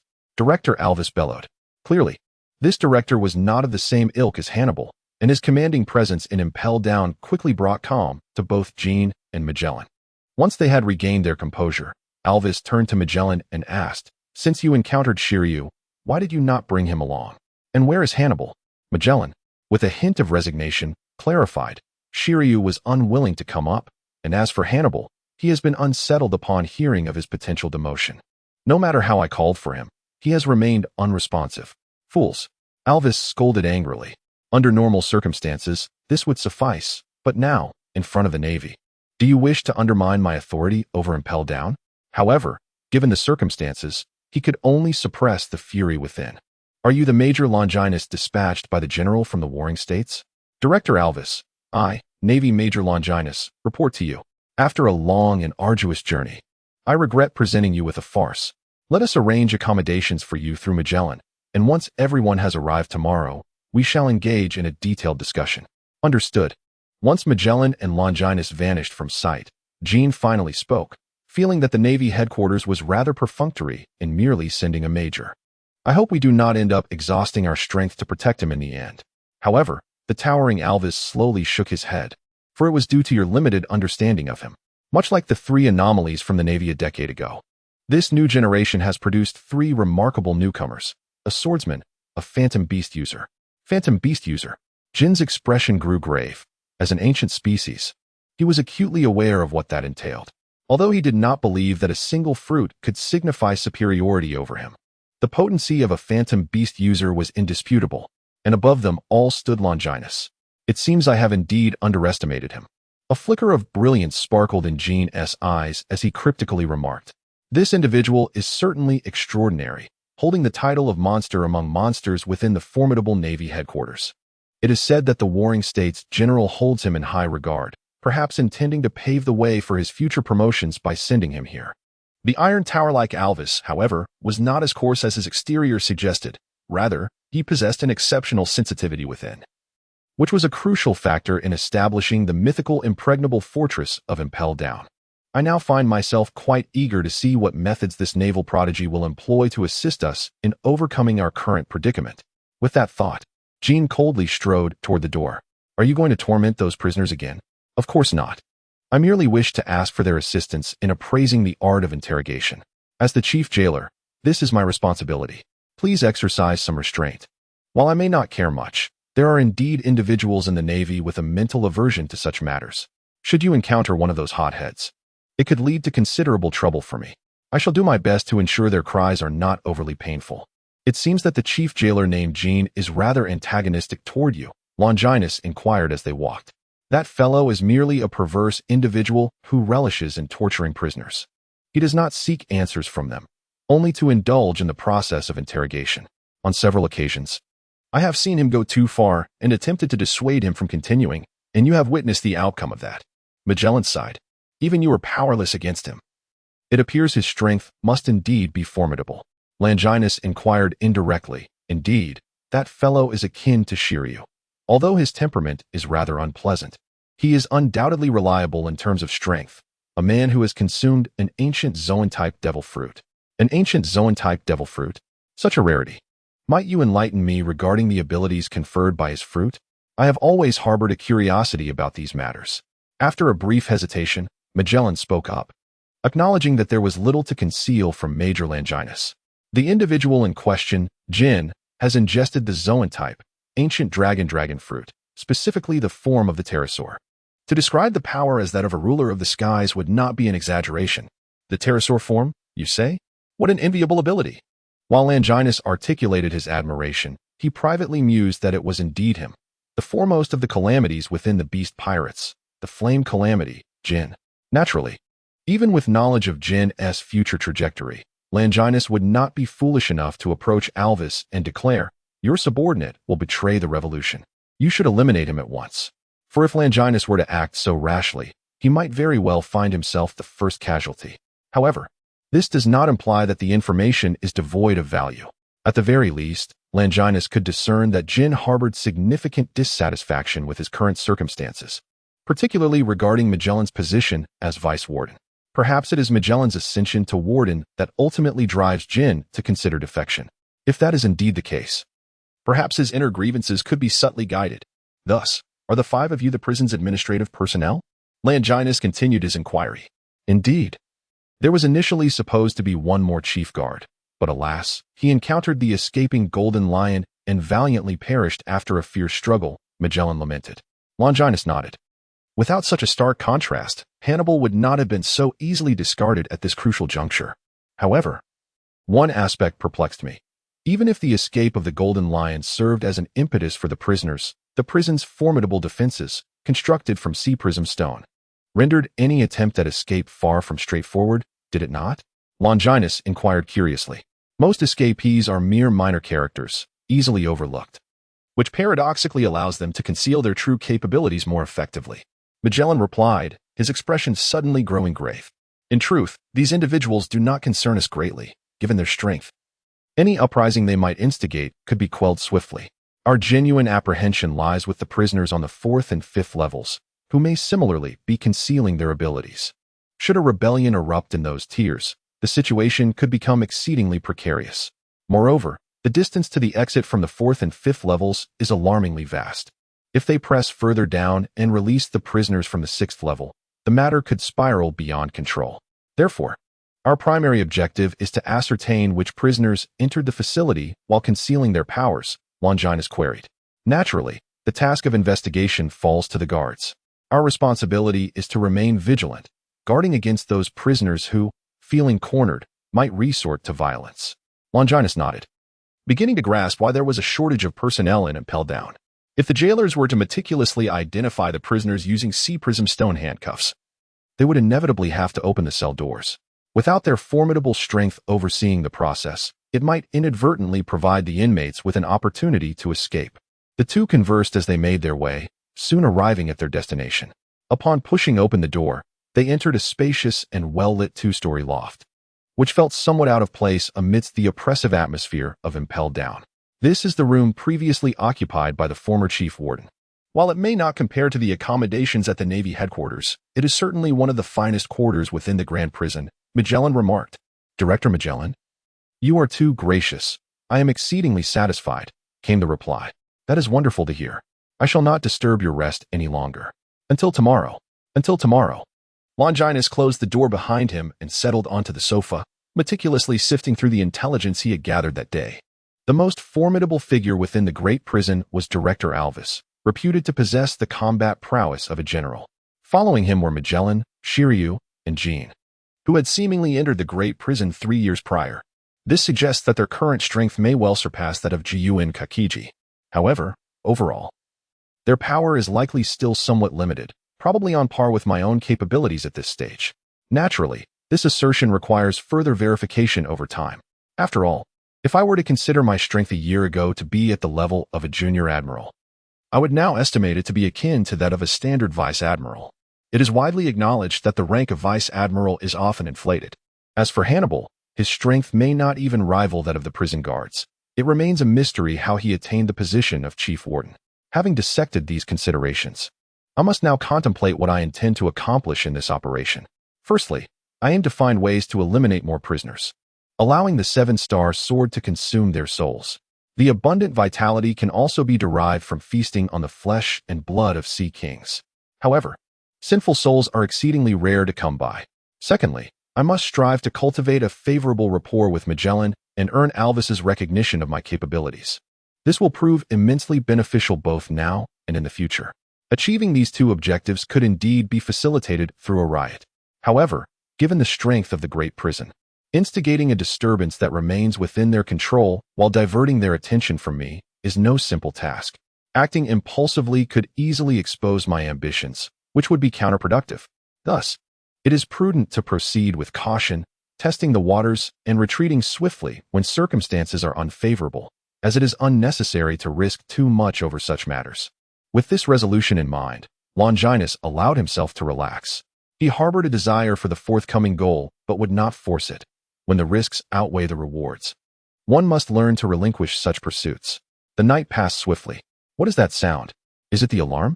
Longinus furrowed his brow, still within his chamber. Has another prisoner escaped? Attention, attention. A prisoner, Giant Baru, who vanished from the level 3 mix cell 5, has now been sighted in the corridor before single cell 23. Nearby guards and wardens are requested to apprehend him promptly. Previously, there had been escapees from the 1st and 2nd levels, but now even the 3rd level has seen a fugitive. Is it the guards' actions that have incited a sense of urgency among them? Or is there some peculiar connection at play? Longinus ambled out of his room without any intention of pursuing the escapee. After all, this was the infamous deep-sea prison, housing countless pirates. Did this mere 3rd-level prisoner truly believe he could escape, as if he were buggy? Certainly, the primary reason remains his unfamiliarity with the route. Soon, The urgent alarm emitted by the transponder snail ceased, perhaps intended to intimidate other pirates. The transponder snail reported on the battle conditions. The escaped convict giant Barrow encountered Vice Warden Shiryu during his flight and has now been confirmed dead. The alarm was lifted. Encountering Shiryu? How unfortunate indeed. Lieutenant Longinus chuckled softly as he stepped out of his quarters, recalling that yesterday Magellan had mentioned that Director Yalvis was in charge of overseeing Level 6. The Infinite Hell, while he himself managed Level 5, the Frigid Hell. Chief Warden Jean was responsible for Level 4, the Scorching Hell, and the last 3 levels of Hell were under the purview of Vice Warden Shiryu. It is worth noting that Shiryu was originally assigned to Level 3, the Hunger Hell. However, following the heroic sacrifice of the guard captain overseeing Level 2, and the unreliability of Hannibal in suppressing Level 1, Shiryu proactively offered to expand his hunting grounds to encompass these 3 levels of Hell. It seems that giant Barrow fortuitously crossed paths with Shiryu amidst the carnage of the 3rd level, resulting in his tragic demise. Lieutenant Longinus, the director has asked me to inform you to attend a meeting in his office at 9 o'clock, reported the guard stationed at the door. Thank you. I am aware, Longinus replied with a congenial smile. After taking a few steps, he noticed the elevator doors ahead opening, revealing Shiryu, who was wiping away bloodstains as he emerged. Lieutenant Longinus, did you sleep well last night?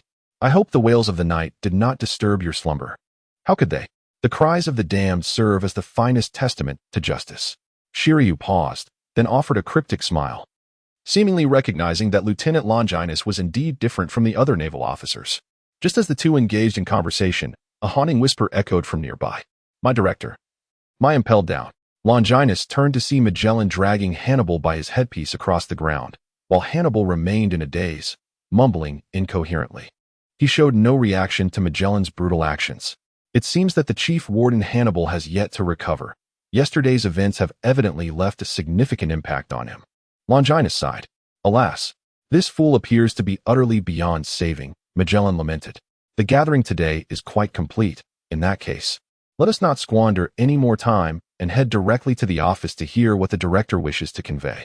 From the shadows, Jean approached, flanked by a pair of guards evidently conducting a patrol of this level. As ever, Jean exuded an aura of relentless efficiency, Shiryu remarked, tilting his head. It is rare to see you emerge from your hunting grounds, Jean. The voice beneath Jin's mask remained somber and oppressive. It is exceedingly vexing when those attempting to escape disrupt my murderous intent by evading capture, Shiryu replied helplessly. Both of you, restrain yourselves.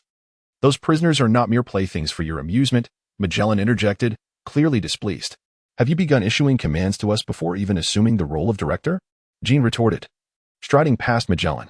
You may continue your free patrol, but do not make any blunders. Otherwise, a certain deputy director, who is only capable of experiencing gastrointestinal distress, will come to trouble me. What did you say, Jean?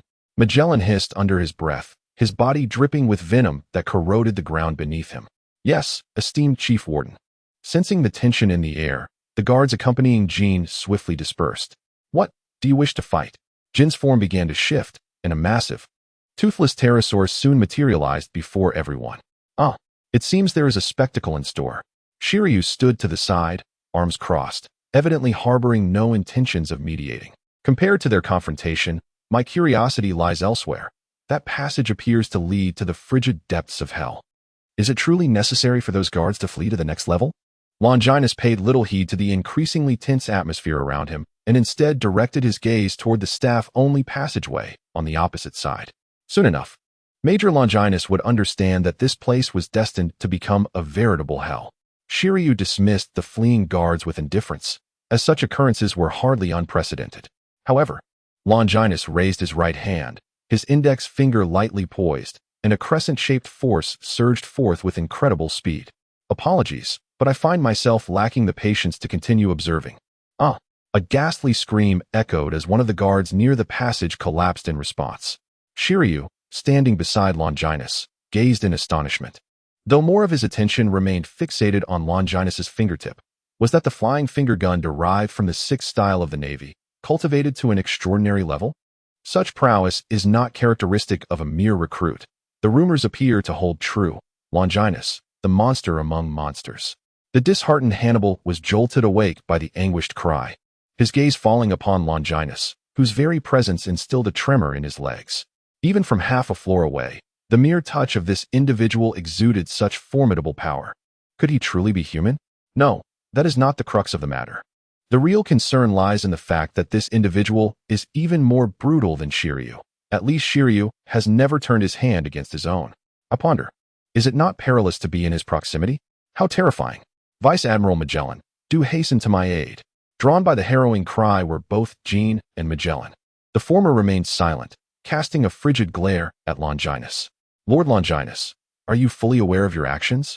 Magellan exclaimed in disbelief, utterly baffled as to why the Major Longinus, who had left such an excellent impression just yesterday, would engage in such conduct. Having accepted this task, I cannot simply stand by while the escaped pirates flee beneath my very nose, Longinus replied with unshakable composure. As his words settled, the group of stunned guards began to stir. Johnson is a pirate? This cannot be. One guard exclaimed. Johnson has been a warden of the great prison for a decade. But can you truly be certain that he is the Johnson you speak of? Longinus inquired calmly. The guards exchanged glances. Was there any doubt? He is indeed Johnson. And no matter how many times we see him, we would not mistake him. Perhaps due to Longinus's overwhelmingly positive first impression, Magellan leaned further towards his explanation. Major Longinus, do you possess any evidence? At this moment, even Shiryu could not contain his disdain, scoffing, Magellan, have you lost your wits? This matter could easily be resolved with C-prism stone verification. Indeed, Magellan was about to ascend the floor, but someone was swifter than he. Jean spread his wings and soared upward at a speed that far surpassed Magellan's. Longinus, I hope you are not mistaken, otherwise. The matter of injuring my subordinate will not be so easily resolved. Jean remarked coolly, producing C-prism stone handcuffs to secure Johnson's wrist. Indeed, Johnson swiftly morphed into an entirely unfamiliar visage. This individual was none other than the Butcher Ivan, a notorious pirate with a bounty of 65 million berries, who had never been rumored to possess a devil fruit ability. The guards nearby quickly recognized the identity of the escaped pirate. It seems to be an imitation ability. No wonder even Lord Jean could not detect it. Nevertheless, that naval officer Longinus is truly remarkable. He discerned this fellow's disguise at a glance. Truly, he is the reinforcements dispatched by the Navy headquarters. I shall take this fellow first. I need to interrogate him to uncover the whereabouts of the real Johnson. Jean, akin to a child grasping a chick, proceeded towards the interrogation chamber with Ivan in hand, exuding an aura that warned others to keep their distance. Jean had suffered a significant humiliation this time. The fate of that pirate would likely be grim. Magellan held no fondness for pirates who dared to escape, and thus, he would not intervene in Jin's actions.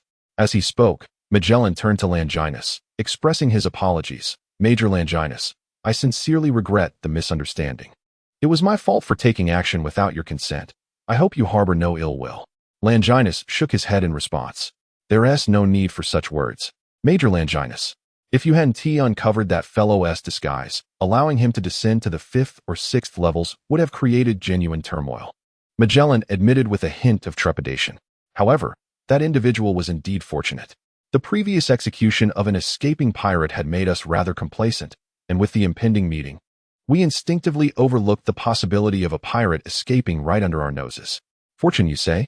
I beg to differ, Longinus remarked thoughtfully.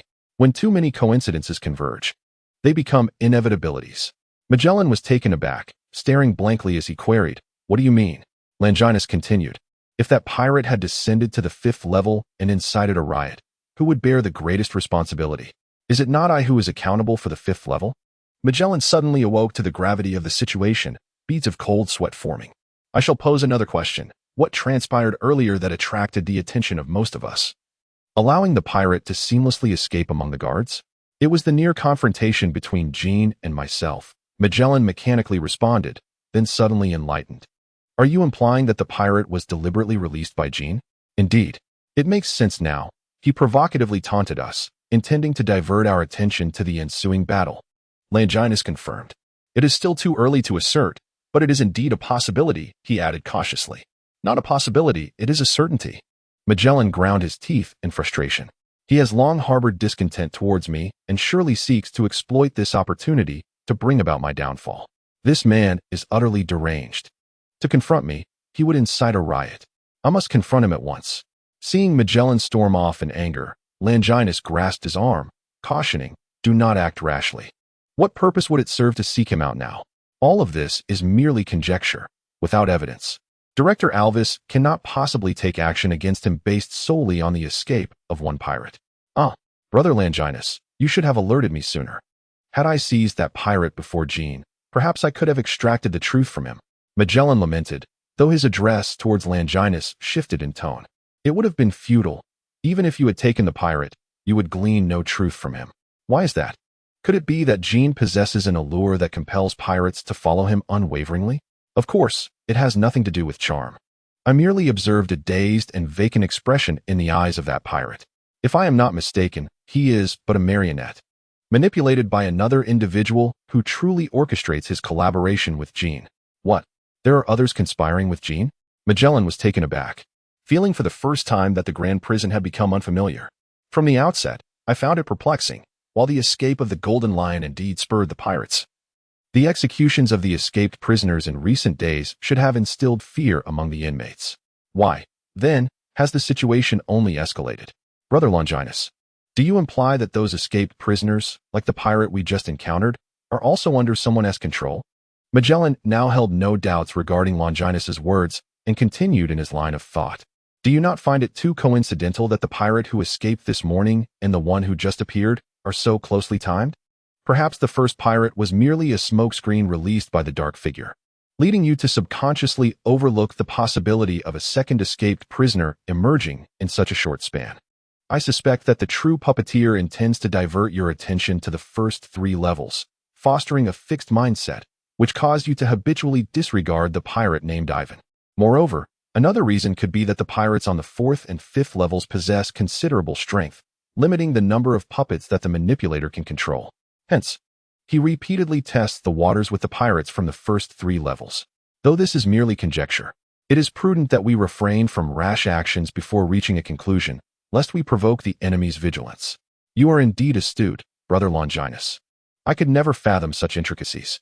Magellan conceded, saying, "Whatever you suggest, I shall follow. Then for now, temporarily forget everything I previously mentioned. Do not let Jean detect any inconsistencies."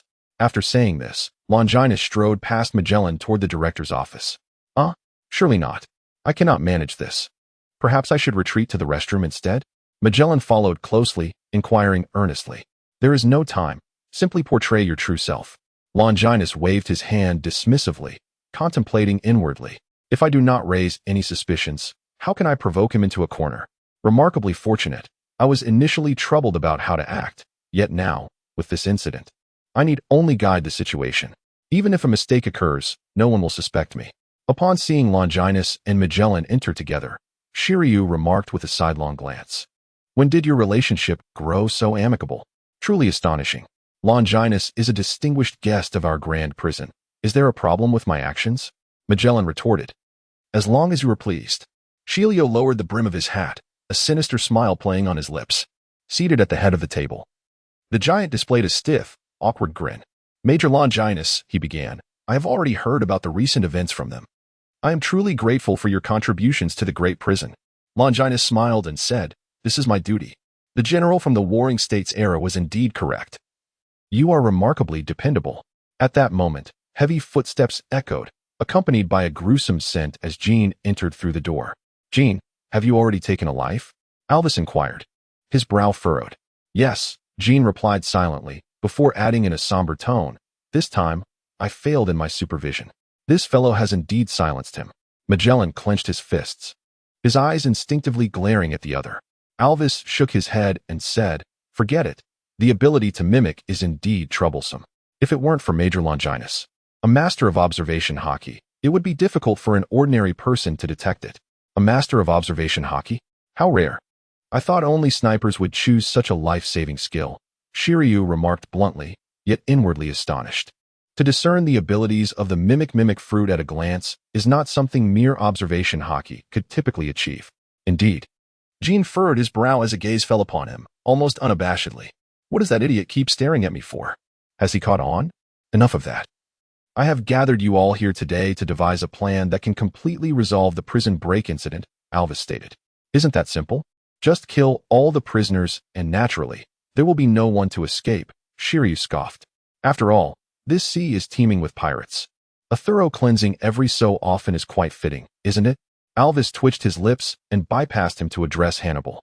What are your thoughts? If it could redeem you. Perceiving the implication in the director's words, Hannibal perked up, even drawing in his belly. I believe we can fabricate a false report. Since the escape of the Golden Lion has given those pirates hope, we should publicize that the brave and fearless warden Hannibal has captured the Golden Lion and thrown him back into prison. Moreover, to enhance the credibility of this message, I believe I should reluctantly don the director's uniform and stroll around the prison a few times. Should I also wear the deputy director's attire to accompany you? Alvis replied, laced with barely concealed anger. Indeed, it is only natural for a former director to be demoted for failing to capture him. You think of everything. Deputy director, Hannibal exclaimed joyfully. Meanwhile, Magellan had resignedly closed his eyes. There's no hope. Prepare for death. Farewell. Noticing the atmosphere suddenly grow tense, Hannibal let out a strange cry. Oh no. It seems I've exposed my ambitions. The deputy director misspoke. Director, please don't misunderstand. Enough. Alvis bellowed, his voice resonating like thunder. The spittle flying as if rain showering upon Hannibal. We're doomed. This time, we will truly be finished. Before the imposing figure of Alvis, Hannibal appeared as helpless as a fledgling chick, sorrowfully contemplating the position that the director might assign him. Would Magellan harbor a grudge and assign him the task of cleaning the toilets? Given the presence of the outsider, Longinus, Alvis refrained from confronting the matter directly, suppressing his inner fury and opting to jot down his grievances for future reckoning. Jean, what is your perspective? Perhaps I should orchestrate a cyclical performance, showcasing my impeccable interrogation techniques before all the prisoners. I shall demonstrate using the bodies of those escapee pirates. Jean exclaimed, stifling his excitement. If those prisoners were entrusted to you, who knows what might transpire? Magellan could not help but scoff. Magellan, are you questioning my interrogation methods? Jean inquired with a hint of malice. A pang of anxiety struck Magellan. Had his apprehensions been discerned? Noticing Magellan's slight unease, Shiryu's eyes narrowed. These two seemed to be acting rather peculiar. Just as the atmosphere grew increasingly tense, Longinus's voice punctuated the silence. Director Alvis, may I interject? Major Longinus, do you have a suggestion? My proposal is to identify all those pirates who have concealed their abilities. Jean scoffed dismissively. I expected Major Longinus to present something remarkable. Is this truly your proposal? How utterly foolish. Magellan, having regarded Longinus as a confidant, felt a surge of indignation and was prepared to rise in protest. However, Longinus interjected. Not so fast. I encouraged the chief warden to continue. Magellan, when did you start heeding a naval major's counsel? Jean smirked, observing Magellan's restraint. If we could locate those pirates who have hidden their abilities, we would have done so already. But do you know how many pirates are imprisoned in this grand facility? Allow me to enlighten you. It is a staggering total of 153,672. To inspect each one would not only be time-consuming, but could also pose greater risks. Thus, I assert that your proposal is utterly nonsensical. Of course, if Major Longinus is willing to dedicate years to personally assist us in this endeavor, I would gladly retract my previous statement. Meeting Jin's intense gaze, Longinus responded coolly. It seems the chief warden has misunderstood my intention. I never suggested employing the methods you mentioned. With a glance upward, he continued, if Director Alvis trusts my capabilities, please grant me 2 weeks. I will identify each pirate who has concealed their abilities. Alvis exclaimed, only 2 weeks? Might that not be overly ambitious? If Major Longinus possesses the confidence in his abilities, then it is entirely reasonable to expect that a period of 2 months, rather than merely 2 weeks, would suffice. After all, this is indeed a matter pertaining to our grand prison. 2 weeks should be ample time. In light of this, let Major Longinus temporarily assume the role of the prison warden, facilitating your forthcoming endeavors, Alvis remarked with satisfaction. After the meeting, Magellan discreetly approached Longinus, expressing his embarrassment, stating, it is entirely my fault for being overly complacent, allowing Jean to perceive my disguise, which compelled you to divert his attention with such a pretext.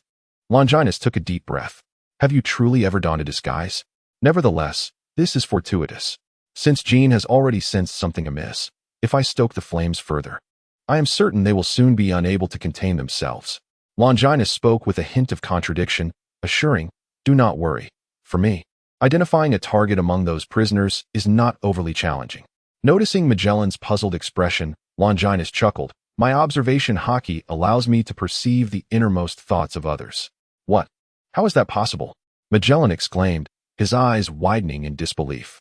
I am aware that those skilled in observation hockey can perform actions akin to mind reading. However, fundamentally, it relies on predicting based on certain behaviors. How could one truly hear another's thoughts? As he pondered, Magellan quickly speculated. Could it be that this is the legendary ability possessed by the Pirate King Roger, the power to listen to the voices of all things? Seeing the growing astonishment in Magellan's gaze, Longinus felt compelled to clarify. I can only discern thoughts when others are completely unguarded. It is merely a unique form of observation hockey, vastly inferior to the ability of the Pirate King to communicate with all existence.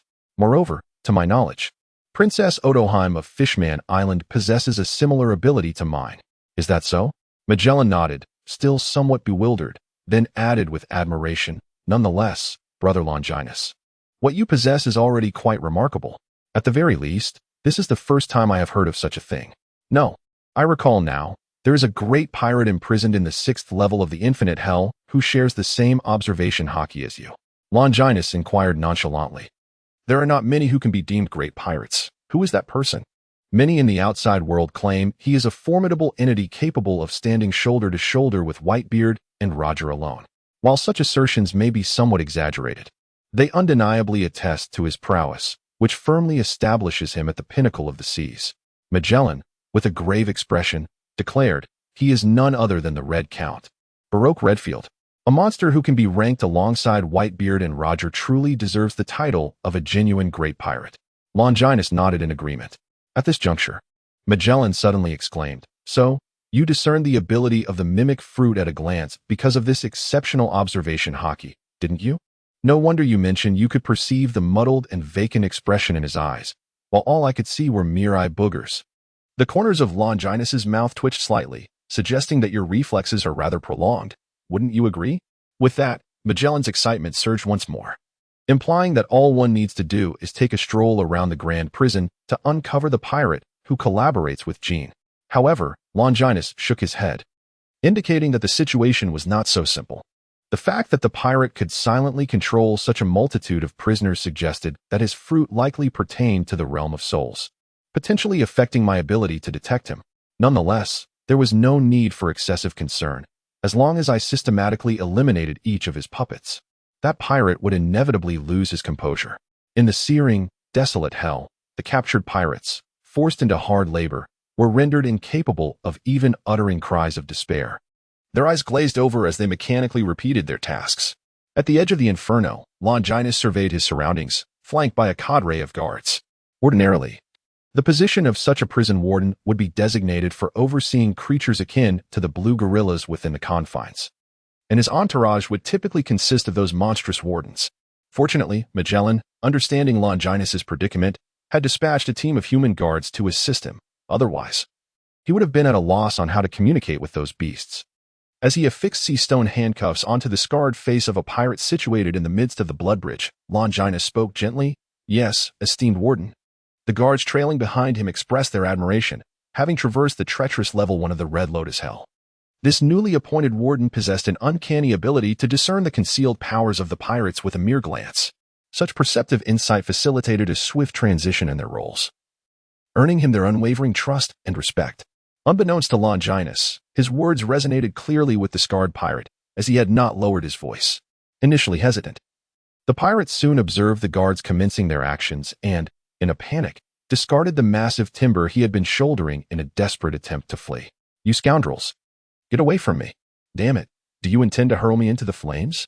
As the crowd began to stir, Longinus deftly flicked his fingers, unleashing a crescent-shaped wave of energy that sent the riotous pirate soaring across to the opposite side of the inferno. The guards, who had been waiting patiently, swiftly converged to apprehend him. The uproar among the prisoners subsided instantaneously. Although their powers were restrained, their awareness remained intact, allowing them to comprehend the formidable force that lay dormant within the seemingly youthful warden.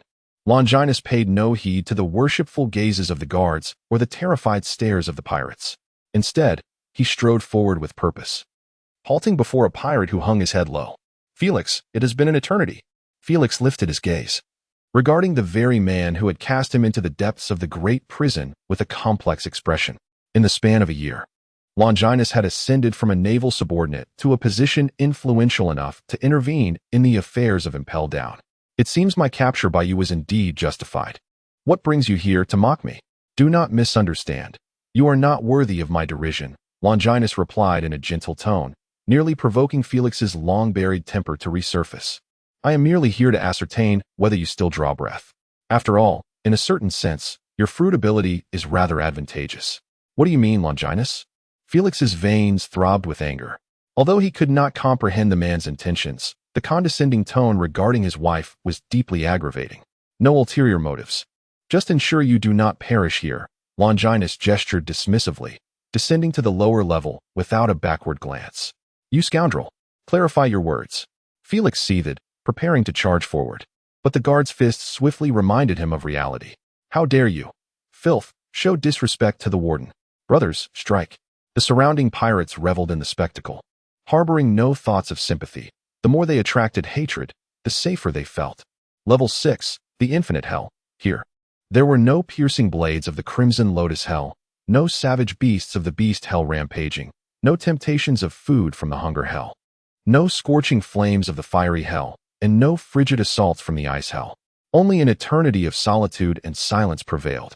Those confined to this level were no ordinary individuals. For them, the physical torments of heat and cold were but trivial trials. To present such sufferings would only invite scorn from the pirates, undermining the very foundation of the great prison. Warden, it seems you alone may traverse this infinite hell. One of the guards stationed behind Longinus hesitantly explained. Many of the pirates imprisoned here wielded conqueror's haki, and those ruffians were notoriously unruly. If we were to accompany you inside, we would surely be incapacitated by their overwhelming presence. To avoid causing you any inconvenience, we must remain outside. Longinus nodded, recalling a remark made by Qingjiao regarding the future trajectory. In the New World, individuals possessing the conqueror's haki are as numerous as the fish crossing a river. Yet the one who reigns supreme above all conquerors is none other than the pirate king. While this statement may be tinged with exaggeration, it is evident that the most rudimentary form of conqueror's haki is not particularly rare in the New World. What truly deserves attention are those formidable sea overlords who have refined their conqueror's haki to extraordinary heights. I appreciate your patience while waiting outside, Longinus said gently. Not at all a bother. Suddenly, a series of footsteps echoed, and one wondered if it was Yalvis, Magellan, Shiryu, Jean, or perhaps Hannibal, who had only visited once. In the desolate expanse of the infinite hell, the mocking voices of pirates suddenly reverberated. After a moment, a raspy voice responded, indeed. A newcomer who has only been imprisoned for a few years, still brimming with vigor. Newcomer? Would you have dared to speak so freely to the Golden Lion when he was imprisoned 2 years ago? Sharp-tongued. The owner of the raspy voice coldly remarked, opting for silence as he lacked the courage to continue.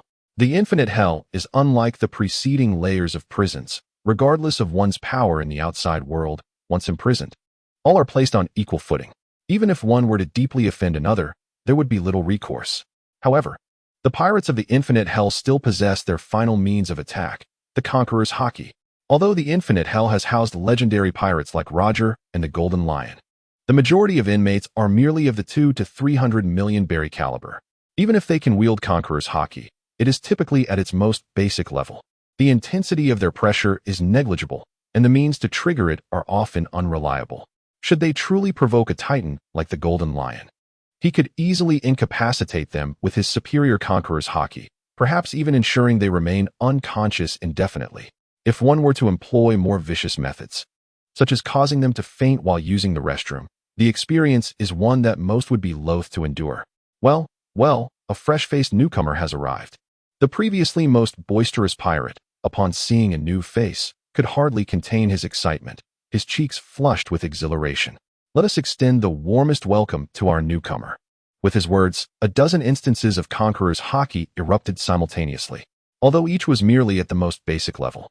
The convergence of so many forces was sufficient to forge a terrifying storm capable of shaking one's very soul. A terrifying aura intertwined and clashed in the void, even unleashing black electric serpents. The once tranquil air suddenly rippled, causing the garments of Longinus to flutter slightly. The clanking chains of the prisoners stirred restlessly. accompanied by the savage, maniacal laughter echoing throughout the desolate space. However, the brutal pirates soon found their mirth extinguished. This newcomer, donning the attire of Impelled Down, ambled down the corridor with remarkable composure, seemingly unfazed by their imposing conqueror's haki, gazing at them with an expression akin to condescension towards the intellectually challenged. There was a certain audacity about him. Indeed, he appeared far more formidable than the pirate who had initially instigated the ruckus. Yet, Longinus responded with a cold, fierce kick, unleashing a terrifying force capable of severing steel, instantly reducing the pirate's arm to a gruesome pulp. The once raucous prison fell into a stunned silence, taken aback by the mercilessness of this unfamiliar face. Yet, it was also true that only the heartless could endure in a place as merciless as Impelled Down. A prisoner must recognize their station. Curse you, I will kill you. The pirate, now missing an arm, exhibited no fear. Instead, he threatened with a ferocious countenance, declaring, "Do not think that such threats can intimidate me. Those who truly fear death would never dare to become pirates." His words invigorated the previously subdued pirates, who erupted into boisterous curses. "A mere child, is this your tactic? How laughable. For true pirates, death was hardly a threat. Do not let us live to see the outside world again, or else." Their vitriol was abruptly silenced, for the very pirate who had spoken lay lifeless upon the ground, his skull pierced by a flying finger gun, utterly beyond salvation. "Then let it be as you wish," Longinus remarked, a warm smile gracing his face, as gentle as a spring breeze. Yet, to the pirates, it appeared as the smile of a demon. In truth, he harbored no intent to threaten, for they were hardly worth such a consideration. The agitated pirates regained their composure. If they were truly unafraid of death, why then did they languish in this prison? Every human harbors a desire for survival and hopes for miracles, especially considering that the Golden Lion had already set a commendable example through his actions. Longinus disregarded the pirates and strode deeper into the abyss. Before him stood a vibrant elder, whose wounds were far from healed, yet burdened by chains of sea stone weighing thousands of pounds. Still, his eyes sparkled with brilliance, and his demeanor exuded an air of noble elegance, imparting the impression that he was the true master of this domain. "The Red Count, Barolik Ledifield," Longinus murmured softly. Ledifield lifted his gaze to glance at Longinus, his expression indifferent, clearly showing no interest in the youthful visage before him. At this moment, he had yet to experience the fear of aging that would come 2 decades later. Longinus remained silent, simply gazing at the other. Time flowed quietly by 1 minute, 10 minutes, 100 minutes. Even the formidable Red, with his aloof demeanor, felt a chill run down his spine under Longinus's unwavering stare. He was acutely aware that his alluring appearance held a fatal attraction for certain deviants, and a prison was the breeding ground for such aberrations. Could this individual be one of them? The very thought sent a pallor across Riderfield's countenance. He could endure pain and death, but the humiliation from such scum was utterly intolerable. "What are you staring at?" Riderfield finally could not restrain himself from asking. "I'm looking at you," Longinus replied with a gentle smile. This wretched exchange. Riderfield felt a shiver of dread coursing through him. Not even on the day he was incarcerated in the Grand Prison did he feel such despair. "I warn you, it would be wise to abandon your vile thoughts at once, or else I shall surely kill you." Riderfield's voice trembled, and even his pale face flushed with rage. As Longinus slightly squinted his eyes, he pondered whether even a formidable figure like the Red Count could thwart my gaze when unprepared and emotionally stirred. Yet, it is understandable. In the world of pirates, there exists little practice concerning the cultivation of the soul. My innate soul is thrice that of an ordinary person, and with the soul energy returned by the 7-star sword, my spirit surpasses that of others at the same tier, rendering even the superior Red Count unwittingly ensnared. Of course, this is also influenced by his lingering injuries and my deliberate orchestration of emotional turbulence. However, our perceptions differ somewhat, in attuning to the whispers of the heart. I surpass him. Conversely, he possesses the ability to glean deeper memories through physical contact, which is precisely what I seek. "Lord Red Count, I harbor no malice. I merely inquired out of curiosity regarding your ability to hear the hearts of others and even access their memories." Longinus spoke in a gentle tone. "So, that was your intent."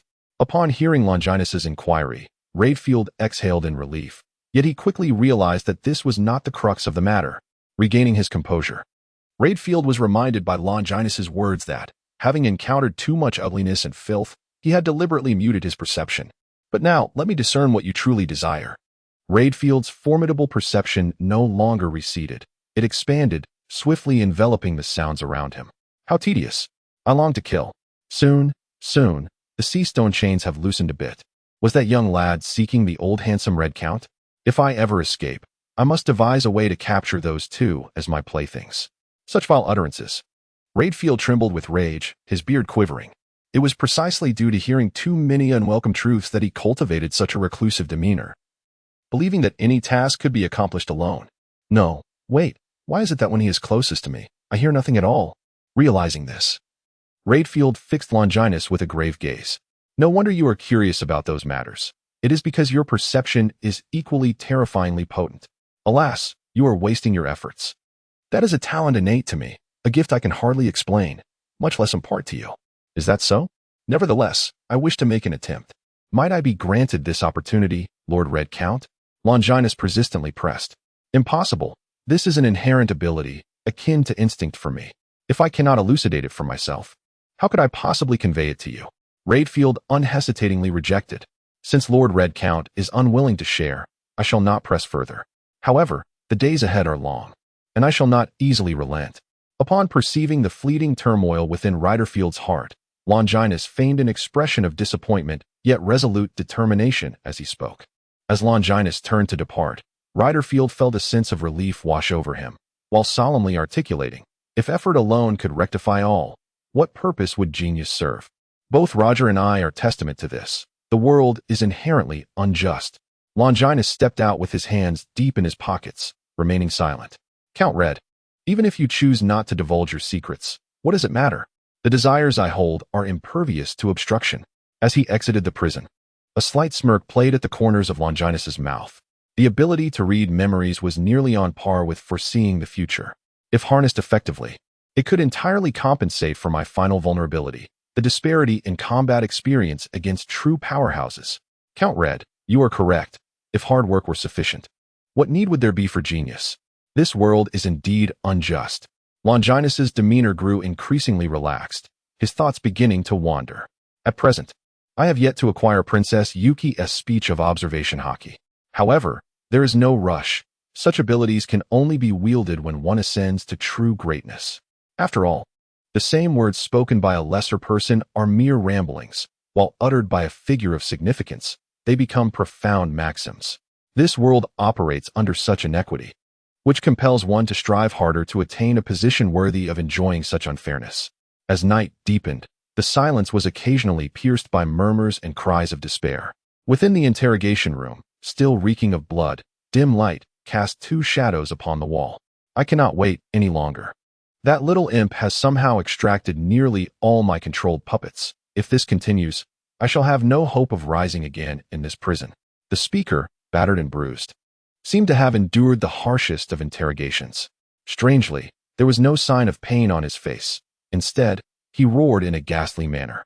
Silence. Do you wish to attract others? A deep voice resonated, belonging to the entirely shrouded warden, June. You are indifferent, even if the plan fails. You can still continue your role as warden. Yet I am left to await death in this lightless prison. Do you comprehend that? June's massive hand seized the pirate, lifting him effortlessly. Are you daring to challenge my limits? Release me. I understand. Upon sensing the other's capitulation, June indifferently loosened his grip. The pirate fell to the ground, gasping for air before finally stating, this was a puppet I painstakingly controlled. You nearly destroyed it. If I had not broken his will, do you truly believe your meager capability could have maintained control over him? Nios, I have been imprisoned in the depths of the coldest hell. Managing to control him from a floor above is no small feat. Nios retorted defiantly. Your mind fruit may suffice against the weak, but it proves almost ineffective against those of slightly greater strength. Otherwise, I would not find myself in such a predicament, June replied with a hint of disdain. If it were truly so, I would not be collaborating with you at all. Enough with the trivialities. I confess, I underestimated the newly arrived naval officer. It is no wonder he bears the moniker of a true monster even within the naval headquarters, as he discerned the capabilities of the imitation fruit at a mere glance. Jean spoke with unwavering calmness.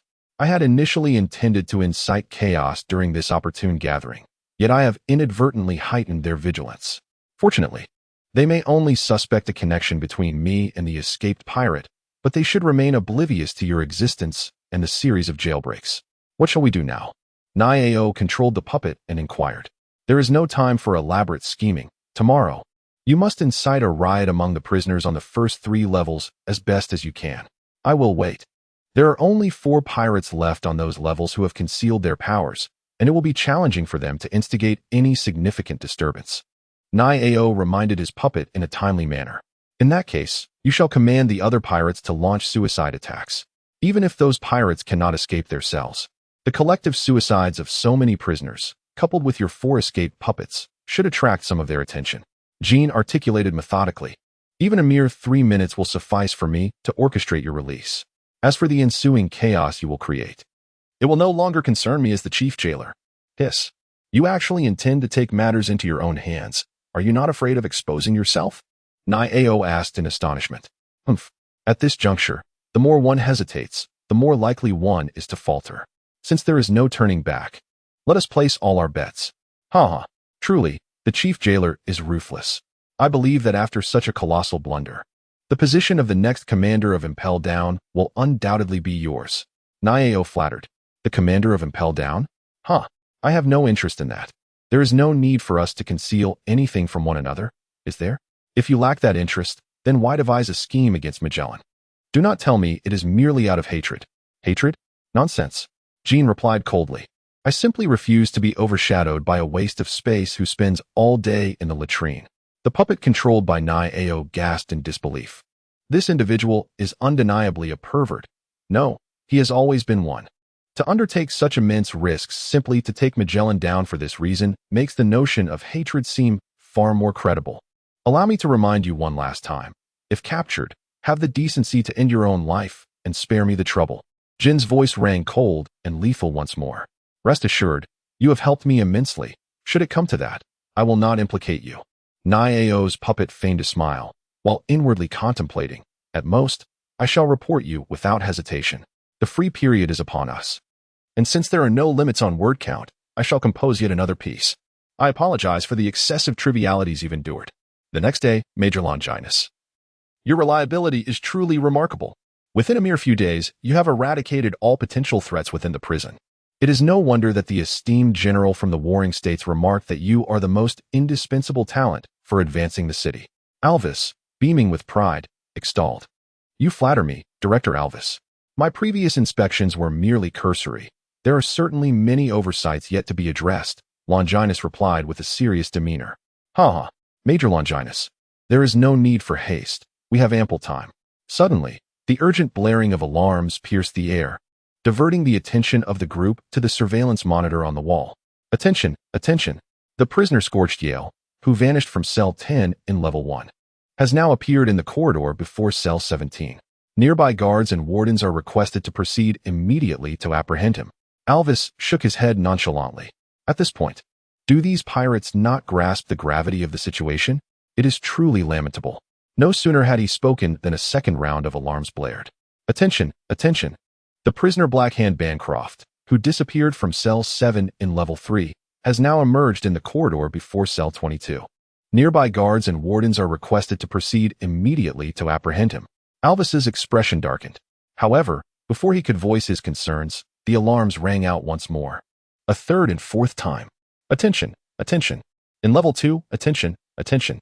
In level 1, bang. Feeling humiliated in front of others, Alvis crushed the air with his fist, exclaiming, These hopeless scoundrels treat my grand prison as if it were a playground. They had better pray not to be caught by me alive. Otherwise, I shall make them regret ever entering this world. Do not be troubled, Director Yalvis, Major Longinus remarked with a chuckle.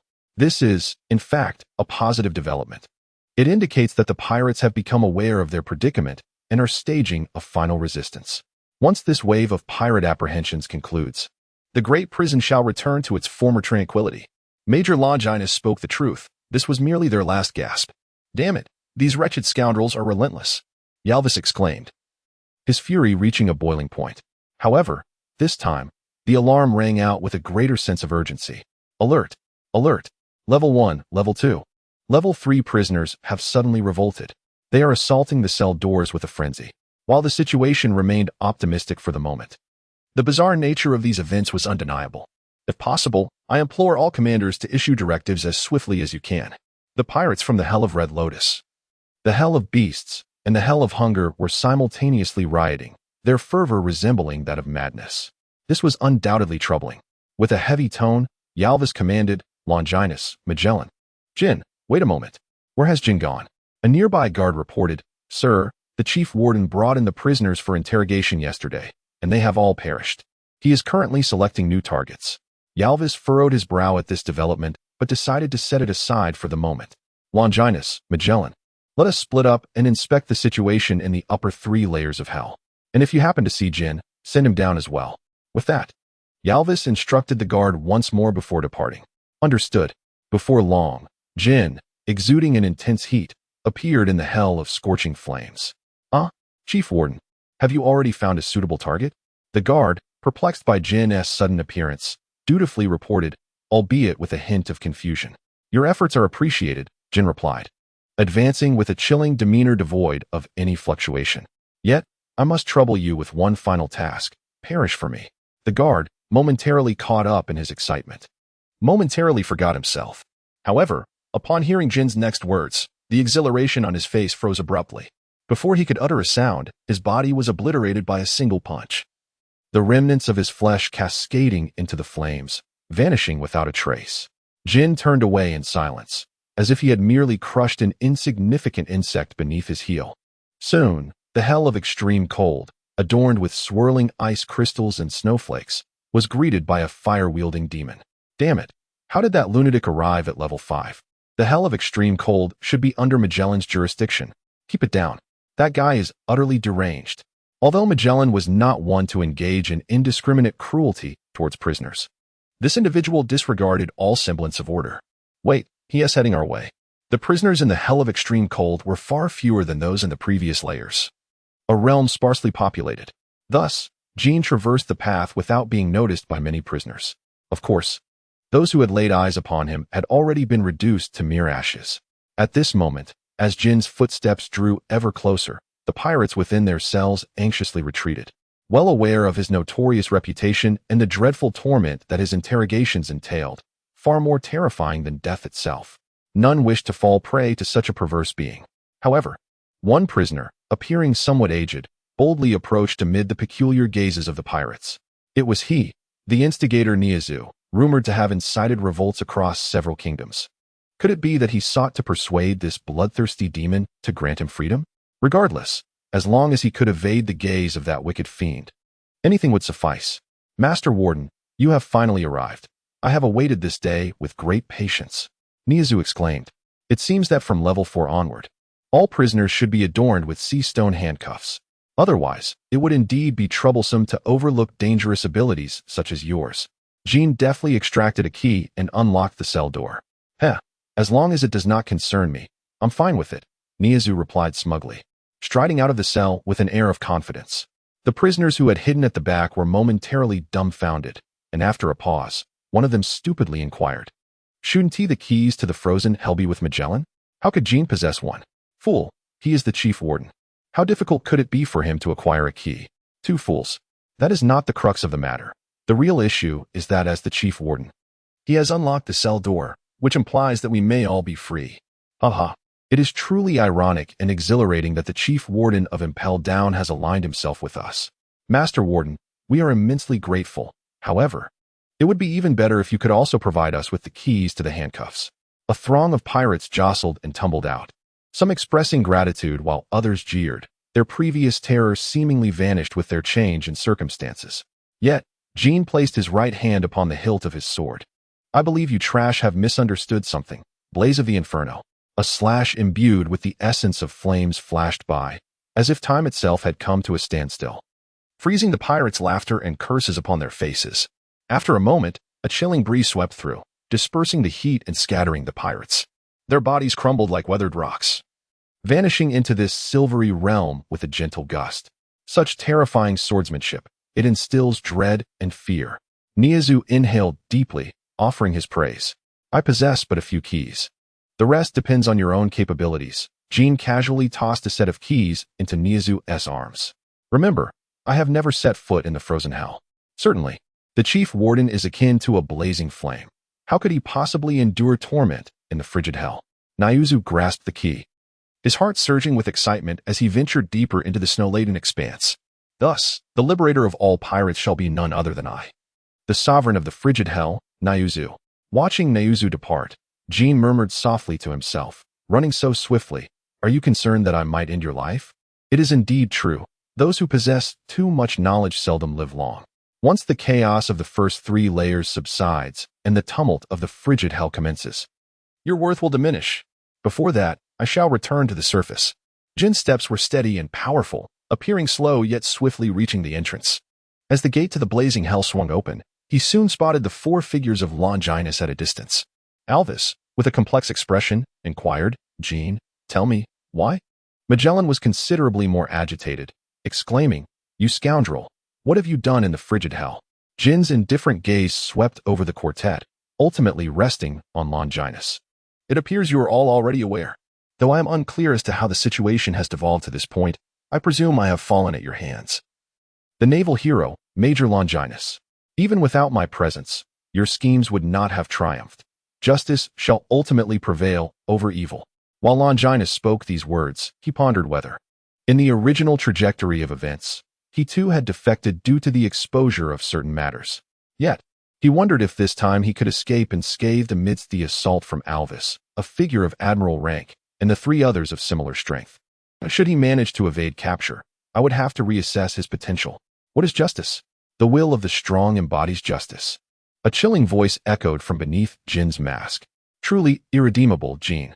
You are now no different from those nefarious pirates." Magellan rebuked angrily.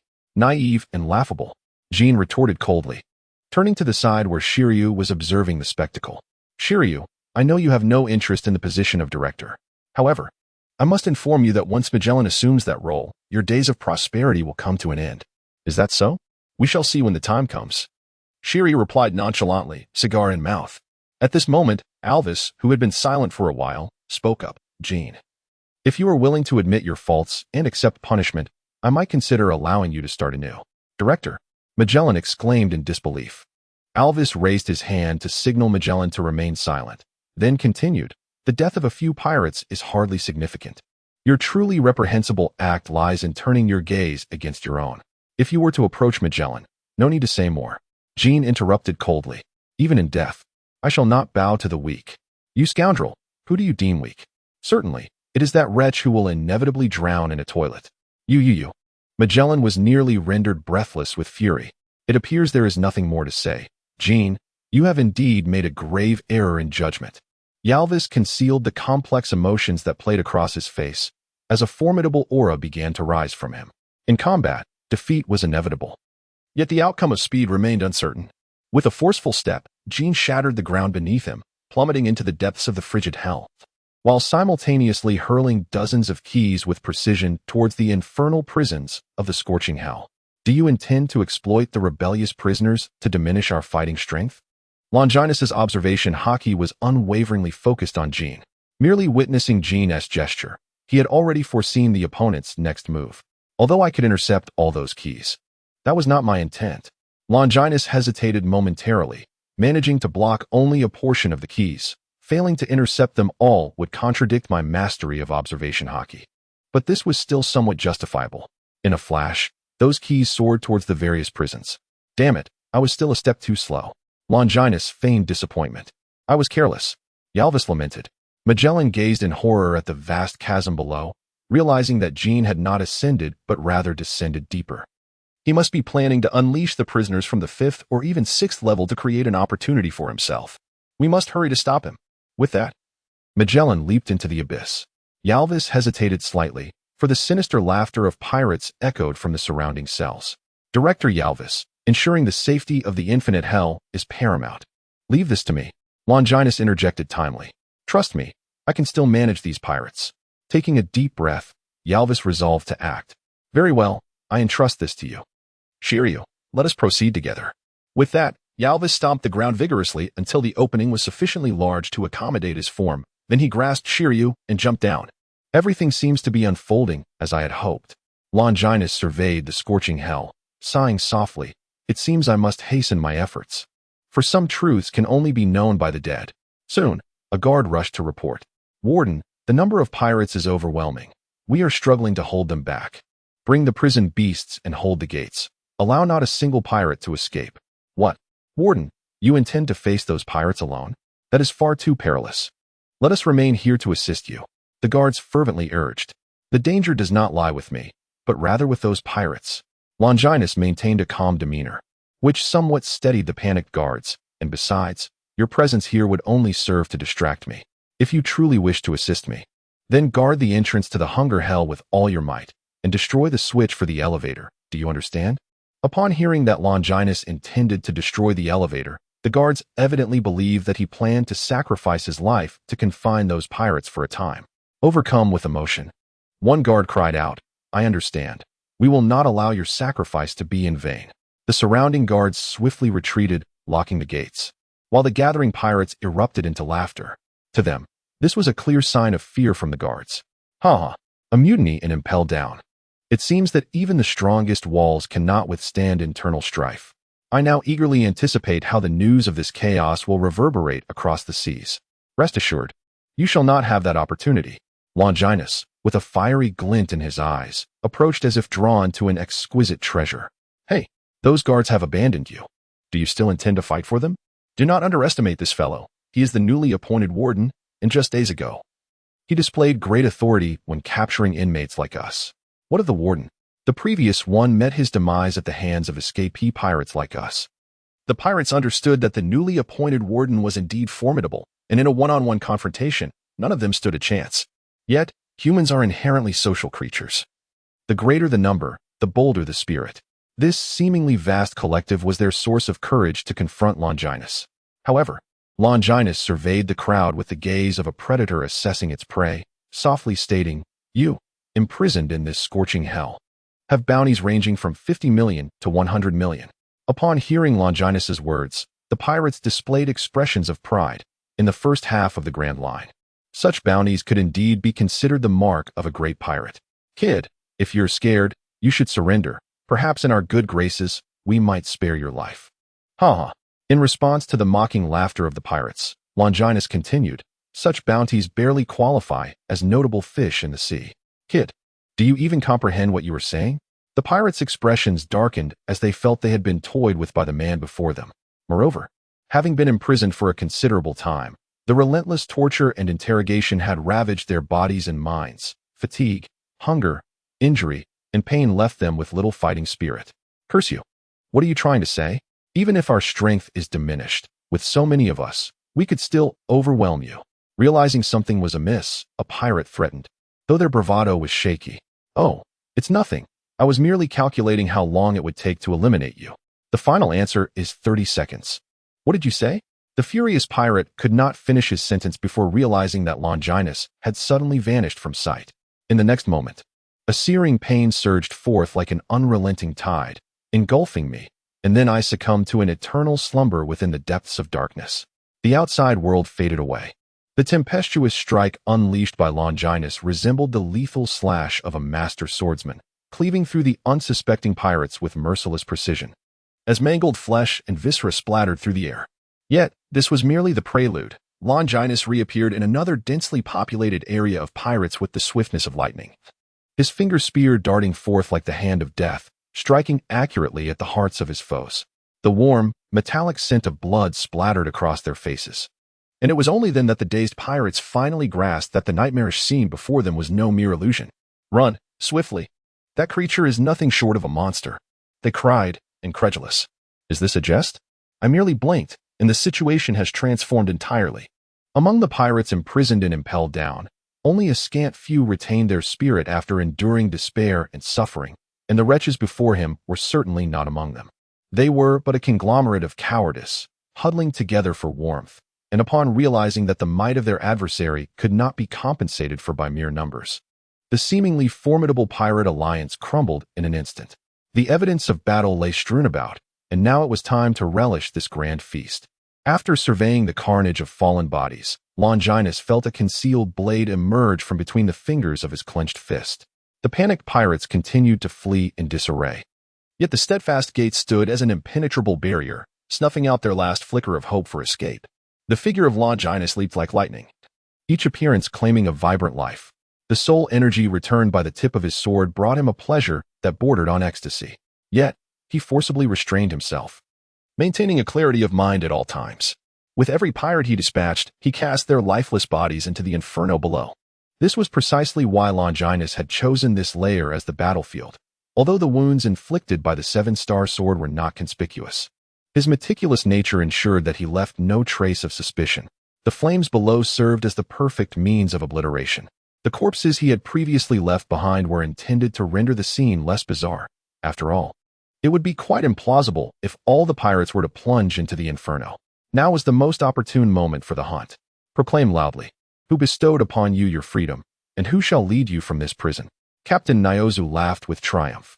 Initially, he had only intended to fight with desperation. But now that Jean had exposed himself, Magellan was too preoccupied to attend to their rebellion. Instead, he truly glimpsed the dawn of escape. It is the great Captain Nyozu. Captain Nyozu is our savior. Forever shall we follow Captain Nyozu. The pirates fervently chanted the name of Nyozu. This fervor was not born from Nyozu's serendipitous charm akin to buggies, but rather from the moment these pirates were released, when their spirits were at their most relaxed. He silently employed mental suggestion. For those weaklings on the first 3 layers, he could exert direct control. However, for pirates of the 4th and 5th layers, he required substantial external influence, such as Jean torturing their will in the blazing hell, or, as he currently did, leveraging kindness to subtly guide them. Haha. Excellent. You have all witnessed the spectacle in the sky. Alvis and Magellan are in a rush to suppress the infinite hell and cannot spare a thought for us. Now is our prime opportunity for escape. Great Captain Nyozu, lead us toward the sea. Nyozu commanded with glee. Now, follow me to the first floor. Seize the naval ships swiftly before the marine headquarters can react. However, soon a pirate reported back. Captain Nyozu, the elevator is inoperable. It seems to have been sabotaged. Do not panic. As long as we hasten our movements, we can ascend layer by layer in time, Nyozu calmly asserted, leading the pirates toward level 4, the blazing hell. Before long, the gates to hell swung open. As Nyozu stepped into the blazing hell, an unsettling feeling washed over him. The desolate expanse contained only a few figures.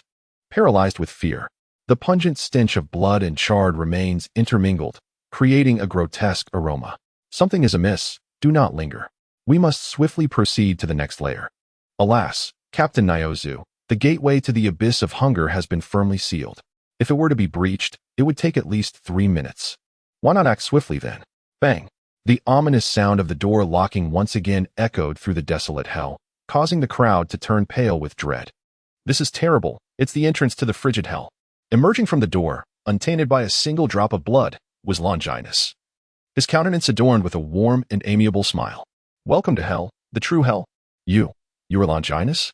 Did you not accompany Magellan and the others to suppress the infinite hell? Captain Nyozu's expression betrayed a hint of panic. He was acutely aware of Longinus's formidable prowess. Having first-hand experience of the despair when one of his puppets, endowed with the powers of the mimic fruit, was effortlessly obliterated by a single flick of Longinus's finger. Moreover, it was this very individual who had nearly stripped him of his puppets, compelling them to act directly. This man is undoubtedly a monster on par with Magellan and Jean. You seem somewhat familiar. I take it you are the pirate collaborating with Jean? Longinus remarked with a smile, yet his steps continued to encroach upon them. Stay right there. Do not approach me. Nyozu screamed, his voice reminiscent of a fragile maiden cornered by an unsavory figure. Captain Nyozu, what troubles you? Despite his might, he is merely one man, questioned a bewildered pirate nearby. Indeed, I now command a plethora of formidable subordinates. They are nothing like those feeble puppets from before.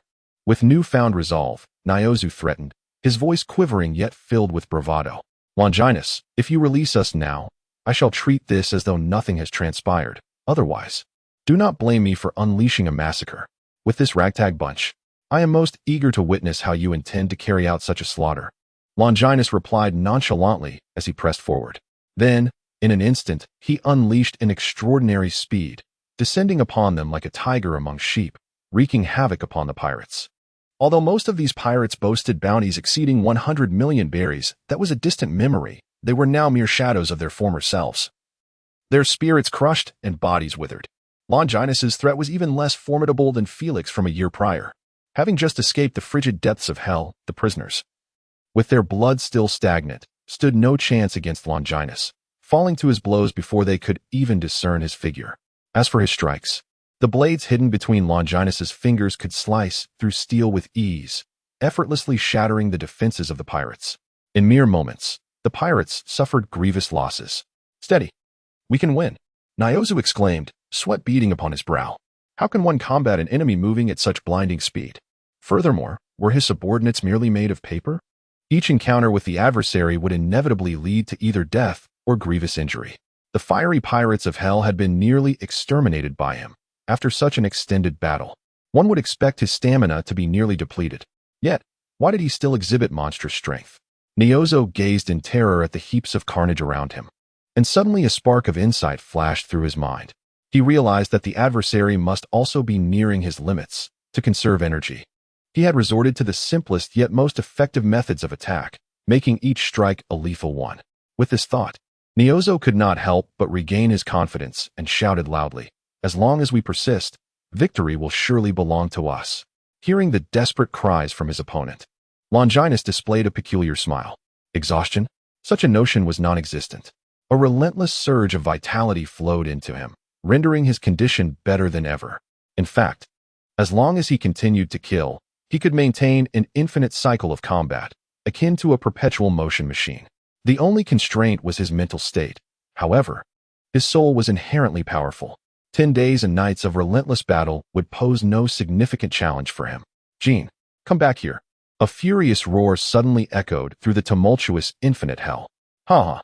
Director Alvis, make a choice. Will you capture me, or suppress this group of formidable pirates that even the world government fears? They are currently at their lowest point. Miss this opportunity, and it may never come again." Perhaps due to a long-suppressed release, Jean abandoned his usual indifference and laughed unabashedly. This decision was not difficult to make, although they were well-versed in moonwalk.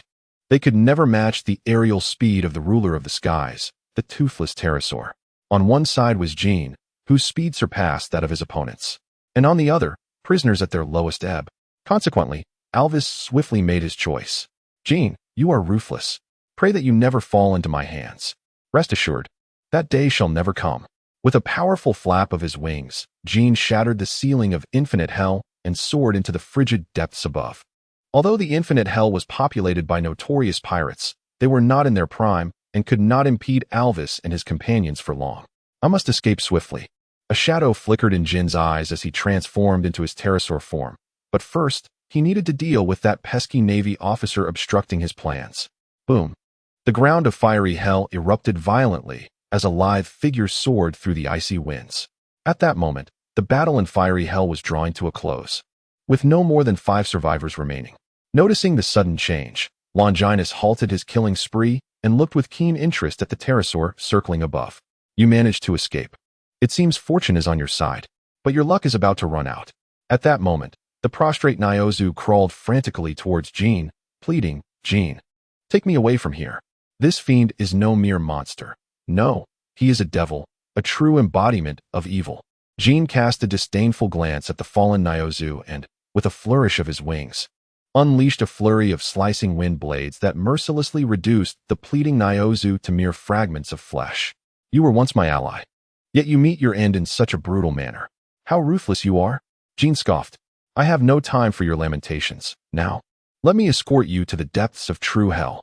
With that, Jean ignited in searing flames, resembling a phoenix reborn from ashes, as he plunged down from the sky. Longinus's expression was grave, as his tightly clenched right fist radiated a pearlescent glow, reminiscent of being bathed in warm sunlight. It surged forward, tracing a brilliant trajectory. In an explosive clash, the moment his fist met the avian head, an eruption of boundless brilliance ensued, sending rippling waves through the air. The unleashed shockwave swept through the inferno below, engulfing the surroundings and eliciting heart-wrenching cries from the few remaining pirates. Longinus felt an excruciating pain in his right fist, as if it were being scorched by flames, almost causing him to cry out. This was not a tangible fire, but rather a manifestation of his opponent's conviction. However, Jean fared even worse. His enormous form was sent flying by a single punch, crashing through a wall and becoming entombed in the rubble. Indeed, ancient beings lacked the peculiar abilities of mythical creatures. His flames were merely a transformation of his own beliefs. Longinus maintained his composure, analyzing the situation while disregarding the wave of pain surging through his right hand. After all, this level of suffering paled in comparison to the profound love of Carp. Impossible. You were not this strong before. Jean, emerging from the debris, had reverted to human form, his injuries minor except for a shattered mask that revealed a bruised right eye. Perhaps my power has surged unexpectedly today? Longinus replied with a smile. Huh, do you think I am a fool? Such a rapid increase in strength within a short span could only be attributed to a devil fruit. Jin's expression turned grave as he analyzed the situation, concluding that there was only one explanation. You must have known I was observing you in secret, which is why you deliberately concealed your true strength. Such a dark scheme seems at odds with your typically radiant image, does it not? No, it is your understanding of justice that is too superficial. Longinus declared with a sacred countenance. I am always on the path of righteousness. Therefore, everything I do is just, and it is all illuminated. Have you not grasped this from that previous punch? His unwavering conviction in his own sense of justice, even while traversing a misguided path, was indeed a terrifying form of righteousness. Jean remarked with a hint of derision. To believe I am on the wrong path indicates that your very existence is a mistake. Allow me to enlighten you with the brilliance of justice. Longinus suddenly found Carp's unreasonable approach intriguingly captivating. Since you do not acknowledge my ideals, I shall compel you to accept them through force. Such tiresome rhetoric. Jin's expression darkened as he pressed his right hand against the hilt of the blade at his waist. I will not repeat the previous mistake. Now, I shall unleash my full power and send you to hell. Swordsmanship? How peculiar. Should not a power user like you excel in physical combat? Despite his outwardly dismissive words, Longinus felt an increasing caution within. The fact that his opponent was willing to forego a more advantageous physical prowess indicated that his swordsmanship must be extraordinarily formidable. Blazing guillotine. Jean did not keep Longinus waiting long. After a brief moment of preparation, the blade glinted menacingly as it was drawn. A violent slash intertwined with raging flames surged forth, intensified by a preparatory stance akin to that of Iajutsu, making the strike both ferocious and swift, reaching Longinus in an instant. Iron block, steel. The speed of the attack was so tremendous that Longinus had no time to evade. He quickly summoned his inner strength, concentrating all of his physical power. Boom. The piercing sword light violently sent Longinus flying, a searing pain akin to flames burning at his chest. Yet, he could not afford to be distracted by the boiling blood within him. He employed the moon step to forcibly alter his trajectory in midair. As he prepared to deliver a finishing blow, the expression on Jin's face shifted, and without a moment's hesitation, he pivoted to strike behind him. However, he was still a beat too slow. A gale from a punch erupted, explosive force bursting forth from his abdomen, catching him off guard and causing him to spit blood. Jin's gaze hardened.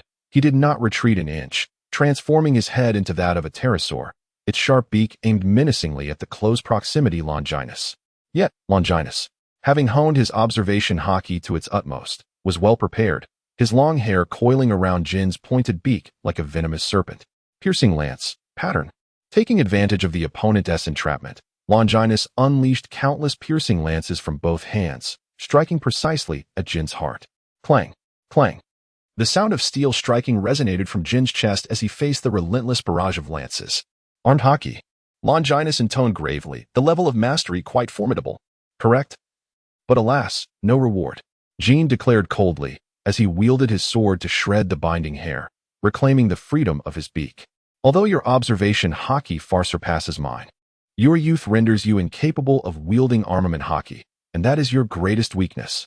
Indeed, while armament haki is powerful, it is far from decisive in determining the outcome of our battle. Longinus remained unperturbed. Although he had yet to unleash his armament haki, his mentor, the renowned Black Arm Zifa, was a master of it. Frequent battles against Zifa had granted him insights into armament haki that even Jean lacked. Indeed, for a formidable opponent like you, armament haki may not prove to be a definitive factor, but what of your stamina?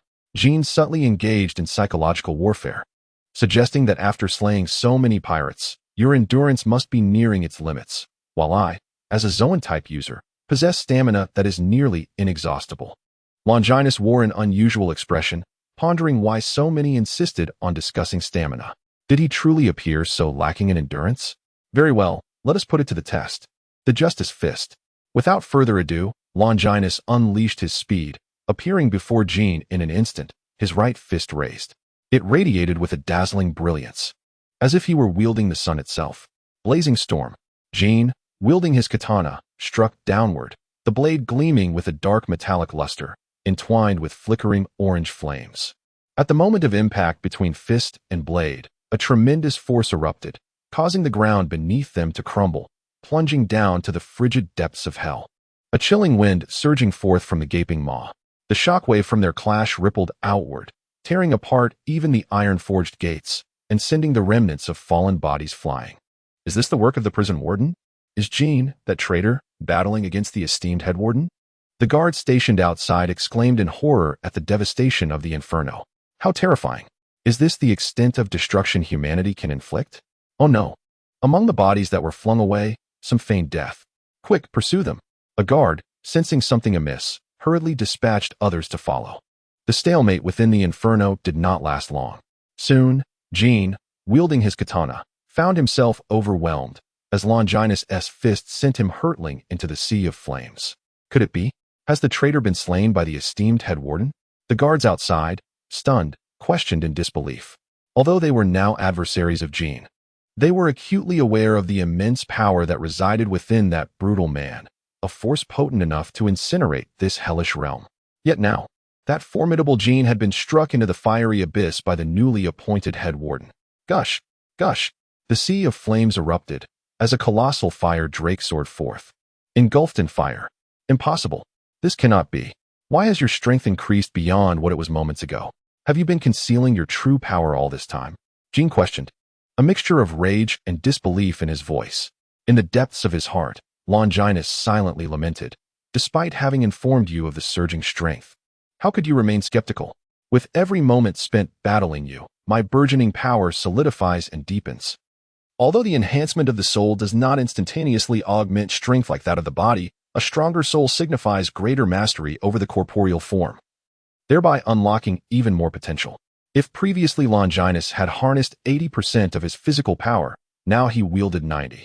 Thus, with heartfelt sincerity, Longinus declared, "It is indeed because my conviction in justice has become all the more resolute in this battle." The face of the wyvern hovering in midair was etched with confusion, pondering whether only the zealous could truly wield the power of belief. At that moment, a chilling wind surged forth from the fiery depths of hell, accompanied by the sounds of fierce combat. Jean suddenly awoke to the realization that he could not afford to prolong the confrontation with this adversary. With that, the enormous wings of the wyvern flapped vigorously, preparing to employ the same tactic once more to shatter the sky and ascend to level 3 of the ravenous abyss. Thinking to escape before me is no trivial endeavor. Longinus's observation hockey remained focused intently on Jean, thus he could not allow him to flee so easily. In an instant, he executed a moonwalk, soaring into the heavens and landing directly upon the back of the wyvern. "You scoundrel, get off me!" With Longinus clinging to him. Jean was far from secure in his escape, uncertain of what horrific actions Longinus might take while in flight. Consequently, Jean spun and revolved continuously, attempting to dislodge Longinus from his perch. Yet, Longinus seemed as though he had taken root upon his back, regardless of how fiercely Jean twisted and soared.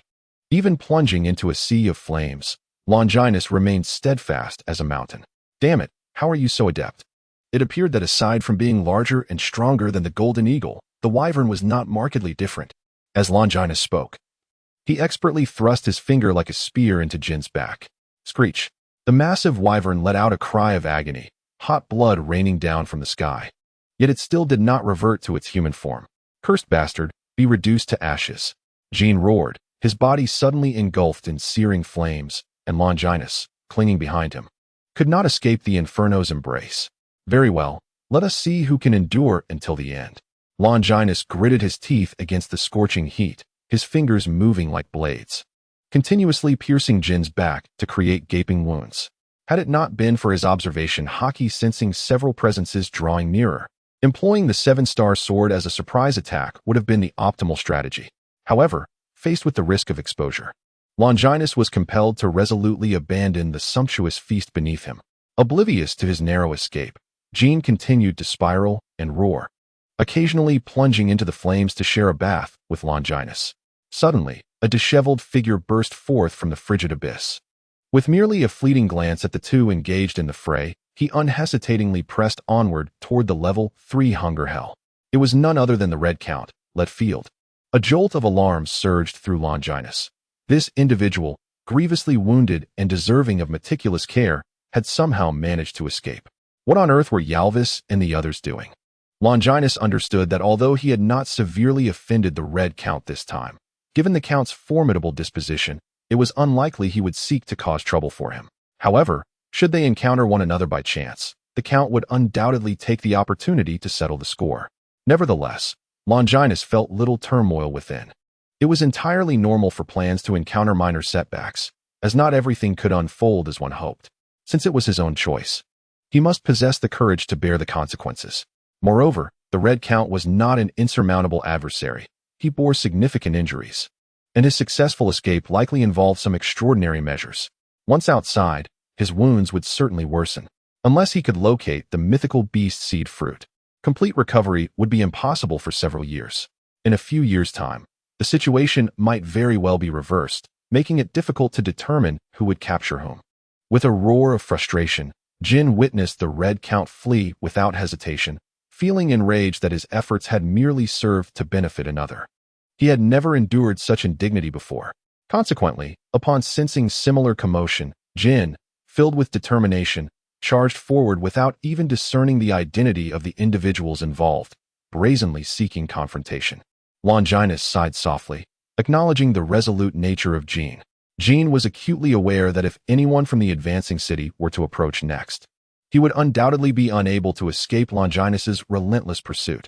Therefore, it would be wiser for him to proactively draw that individual into the fray, thus preventing a situation akin to that of the Red Count, who had disregarded him entirely. Ha! Yalvis, thank you for a decade of hospitality. I shall certainly remember it for. What was it again? Just as he propelled himself through the scorching depths, he suddenly noticed a large bird hurtling toward him. Startled, his body instinctively reacted. Momo, tenfold speed. Boom. The bird and the figure were violently repelled from each other, yet Longinus maintained a firm grip on Jin's back, refusing to be thrown off. World Destroyer, Bondi Valdo. Jin's voice carried a hint of surprise. This individual was also a notorious pirate imprisoned within the infinite hell. Had he not been encased in ice for a decade, his threat level would rival that of the Red Count. Advancing city personnel? Valdo's expression darkened. Though he had been frozen for 10 years, he was intimately familiar with the aura of the advancing city. Coupled with the recent surprise attack, he naturally regarded this duo as foes. I don't have time to waste with you, Dai. Wait, Valdo, I am not your enemy. If you have any recollection, you should remember that I was the one who freed you from your icy prison, Jean explained at a rapid pace. Valdo paused, indeed recalling that the aura he sensed was akin to that of the one he encountered upon awakening. With a sardonic smile, he remarked, so that's why the infinite hell erupted. It seems a traitor among us. Yet he continued, however, your current condition appears far from favorable, does it not? What do you mean? Even if you did rescue me, I have no obligation to shield you. It would be best for you to vanish from my sight. Or else you know the consequences, Valdo retorted with a harsh tone. I do not expect gratitude from pirates of your ilk. The pterodactyl's mouth was continuously oozing blood. Although he had enveloped his back in armament hockey, the tremors from Longinus's attacks were not easily mitigated. Were it not for the formidable vitality of his Zoan form, he would have already collapsed from internal injuries. His stamina seemed nearly limitless, but that did not equate to an unyielding life force. He was now at his breaking point. Thus, Jean issued a desperate threat. I am not seeking your assistance. I am issuing a threat. Should you attempt to flee, I will drag you down with me, even at the cost of my own life. Do not doubt, I possess the capability to do so. Valdo hesitated momentarily, contemplating a swift escape while Jean was distracted. However, Jean denied him that chance, descending rapidly with his flame-wreathed wings. Barely managing to evade the surprise attack, Valdo felt no anger but instead regarded Jean with a serious acknowledgement. All right, you truly possess a ruthless spirit. For these pirates, gratitude and kindness have always been superfluous. Only ruthlessness and power can earn respect. Upon realizing his predicament, Valdo did not hesitate to shatter the ground, seizing a handful of rubble to hurl towards Longinus. Momo, tenfold shotgun. Naturally, Longinus did not underestimate such an attack from a notorious pirate. Utilizing his observation hockey to its fullest extent, he deftly maneuvered with paper drawings to evade the debris, which bore the velocity of sniper bullets. Momo, tenfold finger gun, rapid fire. Longinus, riding his steed, launched an aerial ambush, compelling Valdo to temporarily abandon his offensive strategy, as he wrapped his hands in a gleaming black metallic guard to shield his face. Jean, on the other hand, would not allow Longinus to command him like a mere mount. In midair, he spun like a top at incredible speed, charging directly towards Valdo's position. Momo, tenfold speed. Understanding Jin's intentions, Valdo let out a menacing laugh, suddenly unleashing a speed that surpassed even his usual sorrow, delivering a devastating punch that seemed poised to obliterate both Jean and Longinus. Yet, Jean, resolute in his determination, boldly surged forward to meet Valdo's oncoming assault. Six Kings Gone.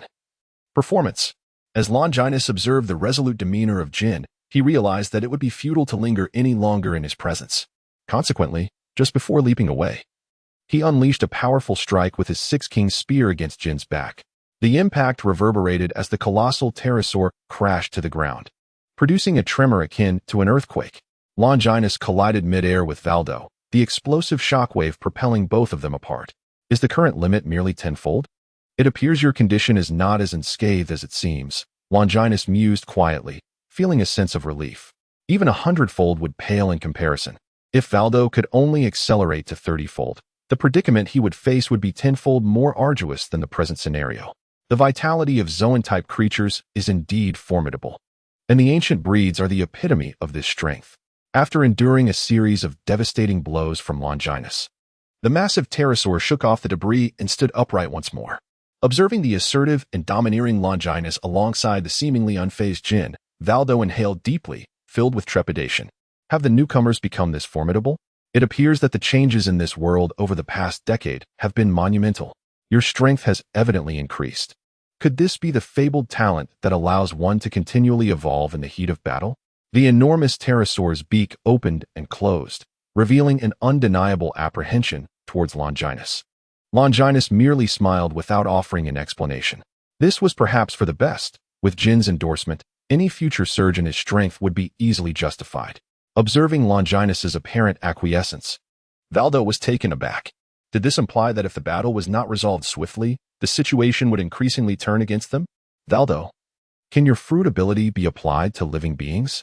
Jean inquired, spreading his wings and speaking in a grave tone. You mean to? Valdo gasped, then chuckled ominously.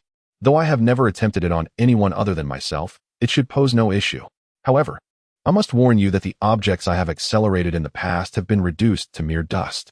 Even if you possess the powers of a Zoan type, this endeavor remains exceedingly perilous. Enough with the chatter, Jean retorted coldly. Just do as I say. Truly ruthless. It is a pity that someone like you does not pursue a life of piracy. Valdo seemed to awaken a peculiar trait he dubbed masochism. Finding a strange admiration in Jin's reprimand, he placed his sinister hand upon Jin's wing membrane, saying, "If you perish, do not blame me." In an instant, Jin's speed, already remarkable, was augmented tenfold, rendering him nearly invisible. Longinus had to exert his observation hockey to its utmost limit to barely trace Jin's movement. How swift! There was no time to evade. Longinus's pupils dilated in shock as his body instinctively reacted. Paper drawing, martial body, iron block, 100 forgings. Boom. At the epicenter of their clash, a violent shockwave surged outward, and spiderweb-like cracks rapidly spread across the entire inferno. Not only did the ground connecting to the frigid hell shatter almost entirely, but the uppermost layer linked to the hunger hell also collapsed completely, causing bewildered prisoners from level 3 to plummet, initiating a torrential pirate rain beneath the searing inferno.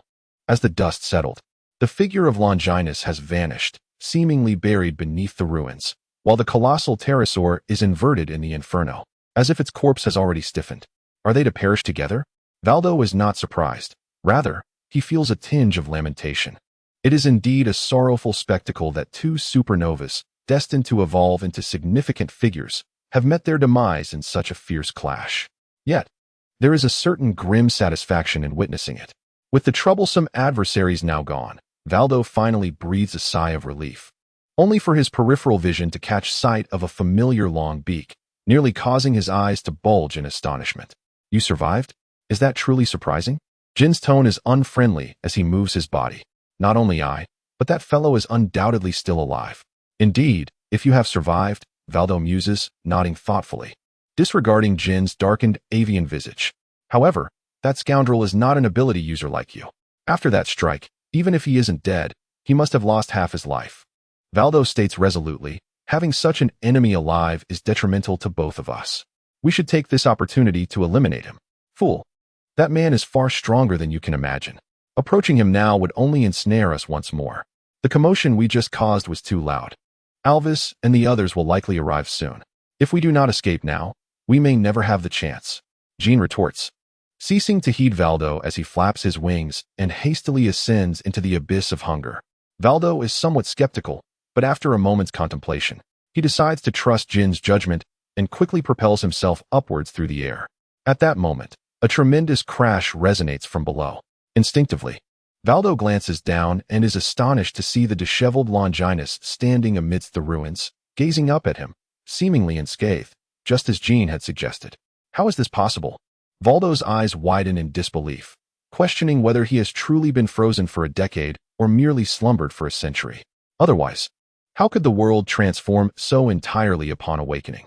The offensive he deemed certain to be fatal has instead left these two individuals thriving, leading him to ponder if his perspective has been overly narrow. What manner of creatures are these two? A decade ago, such terrifying newcomers rarely graced the vast sea. Valdo recalls the two equally fearsome beings he encountered upon his awakening, a bloodthirsty swordsman and an ability user who perpetually clutched his abdomen in a state of apparent constipation. Although those two appeared larger than the creature amidst the ruins, they, too, were as youthful as the great birds soaring ahead of him. A chilling thought surged through Valdo's mind. Could it be that the four of them are merely typical newcomers, while I alone am the obsolete failure cast aside by time? With a somber expression, Longinus gazed upward, refraining from pursuing further. Once Jin had departed the confines of the prison, a space both narrow and confining, into the vast expanse of the azure sky, it would become the territory of his adversary. At that moment, the persistent sting in his right hand incessantly provoked his nerves. Lowering his gaze, he beheld a ghastly void in his palm, nearly penetrated through. A grievous wound inflicted by Jin's accelerated beak. Nevertheless, the blood energy from the seven-star sword gradually surged into his body, causing the flesh at the wound to writhe incessantly. Although somewhat repulsive, the injury was visibly healing at an astonishing rate. Yet, Longinus chose not to press on. Instead, he deliberately severed the connection between his body and the seven-star sword. How could one showcase their contributions to the great prison if their injuries were not sufficiently grave? Furthermore, his body's remarkable healing ability could serve as a strategic advantage, best kept hidden for the time being. Having meticulously planned everything, Longinus collapsed onto the ground. His right leg bent at the knee, one hand limply resting upon it, beads of sweat ceaselessly emerging as his breath grew increasingly labored. Shortly thereafter, a furious figure charged forth, followed closely by two individuals steeped in the scent of blood. Hiss! What manner of battle could have led to the near-total destruction of the Inferno? As he stepped through the air to reach level 4, Magellan could scarcely believe that the ruins before him were the remnants of the Inferno he once remembered.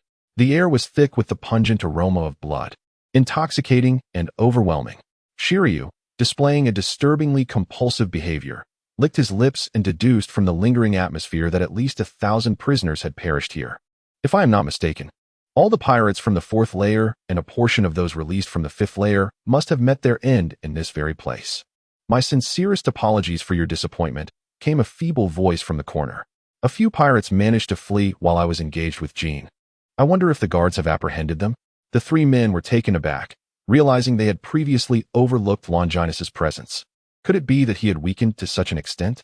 Arvillus appeared beside Longinus in a flash, his imposing figure casting a shadow over him. Major Longinus, are you all right?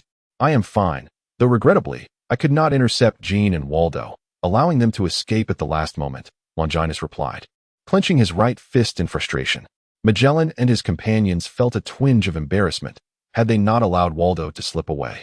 Longinus's formidable prowess would not have left him in such a precarious state. "Ah, brother Longinus, what has happened to your hand?" Magellan exclaimed, noticing the tightly clenched fist of Longinus. "It's merely a minor injury, nothing of consequence." Longinus dismissively waved his hand, inadvertently revealing the severity of his wound. "Is this the result of Jin's transformation? If even you have been wounded to such an extent, it seems I must reevaluate that traitor's strength." Yarvis spoke in a low voice. "It is not entirely accurate. The injuries I bear are indeed the result of the acceleration bestowed upon me by the power of the Ember Fruit. His abilities are not so dissimilar from mine." Although Longinus speaks with an air of nonchalance, the perils involved are unfathomable. Ember's strength is formidable, and when he relentlessly urged Vardo to unleash a devastating strike, the results were terrifyingly potent. Coupled with the horrific aftermath of the infernal realm, one could almost envision a scene of life and death intertwining. Alas, brother Longinus, you single-handedly vanquished over 1,000 prisoners attempting to escape, while also holding Ember at bay for an extended period. Yet, the three of us cannot even fully suppress the chaos within the infinite hell, and we have allowed the Red Count and Vardo to escape, causing you further trouble. In comparison, we three are woefully inadequate," Magellan lamented. Shiryu and Yarvis exchanged slight twitches of their lips. "Your self-reproach does not concern me. But could you refrain from dragging us into your lamentations?" However, upon reflecting on Longinus's contributions as an outsider during this upheaval, they found themselves momentarily at a loss for words. "You are undervaluing yourself. We all know what kind of place the infinite hell is. Its suppression is far more challenging than what the pirates of the infernal realm or the frigid hell could ever fathom." Hearing Longinus's words, Yarvis felt a modicum of solace, albeit accompanied by an overwhelming sorrow. During his tenure, he had witnessed the Golden Lion's escape, which shattered the myth of Impel Down, and now, the Warden's treachery had allowed the High Seas Pirate, the Red, and the World Destroyer to successfully flee. As for the insignificant characters Longinus mentioned, he had grown too weary to care, having caused such a monumental debacle. Even if the government valued his combat prowess, there was no way he could retain his position. Fortunately, Yarvis possessed a resolute spirit and quickly steadied his mind, stating, "This time, the primary fault lies with my negligence. I never anticipated Ember would go to such lengths. I shall explain the situation to the government. As for the three of you, you have performed admirably, and I will duly report your merits." "Director Yarvis," Magellan hesitated. "After today, the position of director will likely fall to you, so there is no need for excessive worry. Generally, I will remain in the role of deputy director for a few years at least. During this time, I will assist you in managing this vast prison. And Shiryu, the position of chief warden is reserved for you. I believe you will excel beyond Hannibal and others." Just then, Yarvis suddenly awoke to a startling thought. "What about Hannibal?" he inquired. "He seemed to be suppressing the riots on the lower tiers. I have not seen him since Ember's betrayal." Longinus shook his head. He would naturally not concern himself with such inconsequential figures that pose no threat to him. Yarvis nodded slightly, acknowledging that assisting in quelling the riots on the lower tiers was indeed a significant endeavor on Hannibal's part. Having spoken, Yarvis turned his serious gaze towards Major Longinus, saying, "And you, Major Longinus, your invaluable assistance in this matter cannot be overstated. Had those two tiers of pirates escaped, the devastation they would wreak upon these waters would surpass even that of the notorious Red Count. Although my tenure as director is nearing its end, I assure you that I will duly report your remarkable contributions to the Grand Prison to the Navy and the government before my departure." Longinus lamented the plight of honest individuals, noting that they often cannot thrive in such a world. He felt a twinge of guilt towards Alvis, a man whom he had betrayed yet still counted his coins. He resolved that once he gained a measure of influence within the Navy, he would find a way to offer Alvis some form of compensation, perhaps by enlisting him to serve in the Navy. After all, it would be for Alvis's own good. The grim confines of a dark prison could never compare to the harmonious environment of the headquarters. Longinus regarded Alvis with a benevolent gaze, which eventually caused the latter to shiver with unease. With profound sincerity, Longinus expressed his heartfelt gratitude. "I am truly indebted to you, Director Alvis." "Ha!" Alvis, though somewhat perplexed, responded with a hearty laugh. "It is indeed a privilege to witness the rise of such brilliant stars before my descent." At that moment, a prison guard approached the edge of the gaping maw of the hunger hell, calling out urgently, "Director Alvis, Deputy Magellan, please come up quickly. Chief Warden Hannibal has sustained severe injuries and requires immediate medical attention." Upon hearing this, Magellan's expression shifted dramatically. His close friendship with Hannibal, marked by both rivalry and camaraderie, compelled him to leap without hesitation, bounding several dozen meters up to level 3 of the Hunger Hell. The trio of Longinus swiftly followed in the moonlit steps. In the central area of the Abyss of Hunger, Hannibal lay bloodied upon the ground, his eyes glazed, his bloodied blade cast aside. Damn it! With Hannibal's prowess, subduing the first 3 tiers of pirates should have been a trivial matter. What transpired before this? Magellan promptly ordered the medical team to rush over for treatment, then inquired of the nearby jailer. It was the chief jailer, wounded by that traitor, Jean. The chief jailer had been occupied with containing the rebellious inmates when the ground suddenly cracked and collapsed, allowing a massive wyvern to ascend. Recognizing the wyvern as the traitor Jean, he valiantly attempted to thwart its escape. The nearby jailer, moved, recounted how the traitor had shown no desire to waste time, urging the chief jailer to take cover. Yet the chief jailer resolutely declared that he would never permit a villain like Jean, who jeopardized the stability of the seas, to escape from prison, even if it meant his own demise. Consequently, after a fierce battle, the chief jailer was gravely injured, and the traitor seized the chaos to flee. Hannibal is a true man. Alvis and the others were deeply touched, realizing that this seemingly comical Hannibal possessed such a rugged and ironclad spirit. Naturally, they disregarded the notion of a fierce battle. Given Jin's formidable strength and the tense atmosphere, a swift defeat was the only conceivable outcome. At that moment, the jailer suddenly exclaimed that the chief jailer's lips were moving. Was he attempting to drink or to speak? Upon hearing this, Magellan quickly bent down, pressing his ear close to Hannibal's lips. Speak. I am listening. Think carefully about your role as director. Magellan's lips twitched, for indeed, this must be his most authentic self. Just then, Longinus's observation Haki sensed a tumultuous flame drawing near, unabashedly revealing its presence. Could this searing flame belong to a Kainu? Longinus looked up and confirmed that large droplets of magma were cascading from the beast's abyss, coalescing into the rugged and formidable visage of a Kainu. Arriving a moment too late. Have those scoundrels managed to escape? Sakazuki surveyed the surroundings, shouting in rage. Sakazuki, is it just you? Alvis inquired. Apologies. The Navy recently engaged in battle with the Whitebeard pirates in the New World, and our main forces are stretched thin. I could only bring 10 warships for reinforcement. Sakazuki replied with unwavering seriousness, his cold demeanor revealing no hint of emotion. The battle with Whitebeard in the New World, Longinus pondered silently, astonished that such significant events transpired during his absence from headquarters. It is I who should apologize. It seems I have wasted Sakazuki's time on this occasion. Alvis displayed a demeanor of utmost courtesy, treating his counterpart as an equal.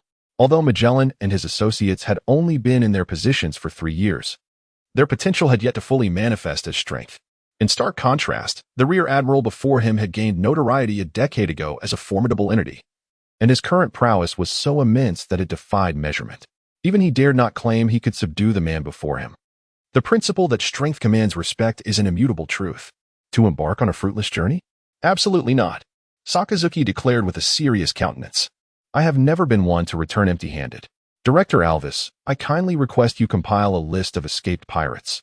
I shall proceed with their apprehension immediately. If they could be incarcerated once, they can certainly be confined again.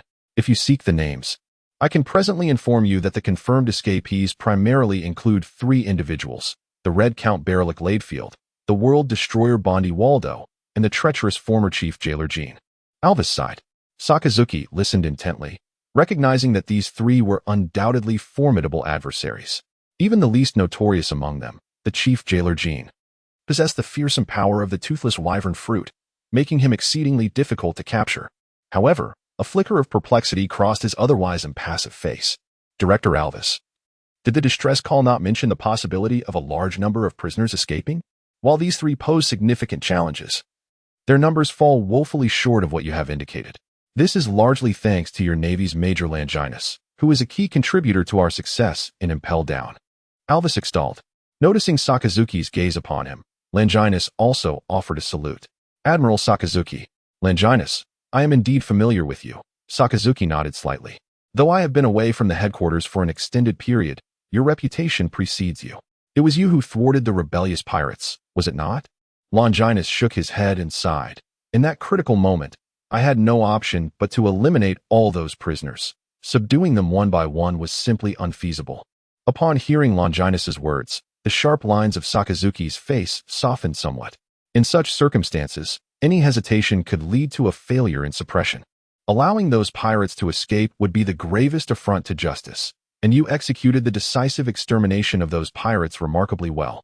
Furthermore, the ability to single-handedly vanquish over 1,000 pirates suggests that the words of the Marine Admiral were not unfounded. Perhaps it will not be long before another name graces the list of our Vice Admirals. As the few of them conversed, they began to make their way outside. Vice Admiral Sakazuki, might you share the details of the conflict with me? Before my departure from headquarters, I had not encountered such rumors, inquired Longinus. Vice Admiral Garp had originally led a fleet to apprehend the Golden Lion, but unfortunately arrived too late, allowing the Golden Lion to escape.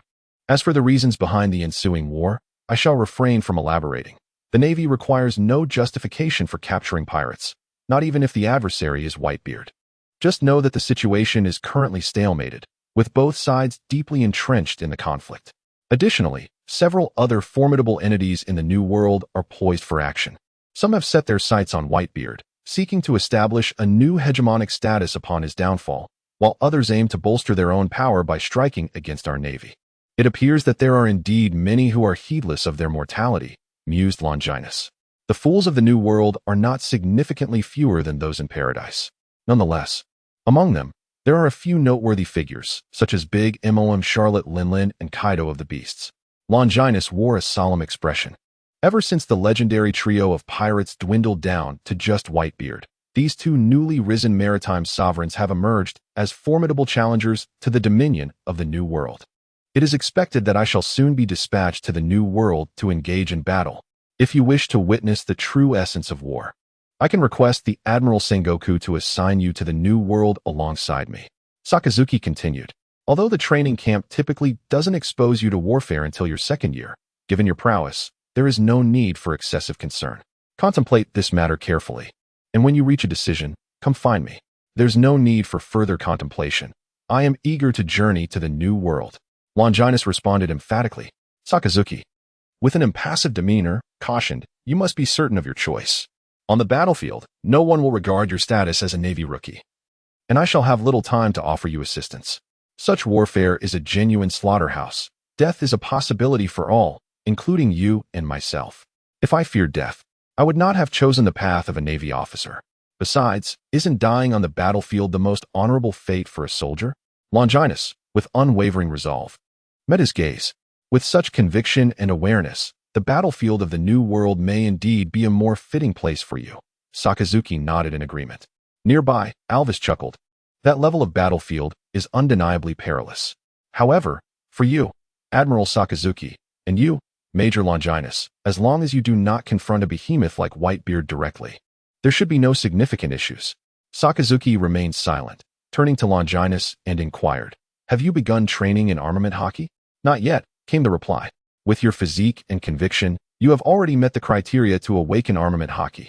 Teacher Zifa intends for you to continually hone yourself, so that upon comprehending armament hockey, you can ascend to a higher level immediately. However, the strength you've demonstrated in fending off Valdo and Jean for an extended duration, while vanquishing thousands of pirates, indicates that you need not suppress your potential any longer. After returning, allow Teacher Zifa to instruct you in armament hockey. It will provide you with an additional safeguard on the battlefield.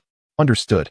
In truth, without Sakazuki's reminder, Longinus would have pursued this path, as Teacher Zifa had originally planned for the three of them to commence hockey training in their second year. Advancing this timeline slightly posed no issue. Soon, after a heartfelt farewell with Magellan, Longinus boarded the returning warship.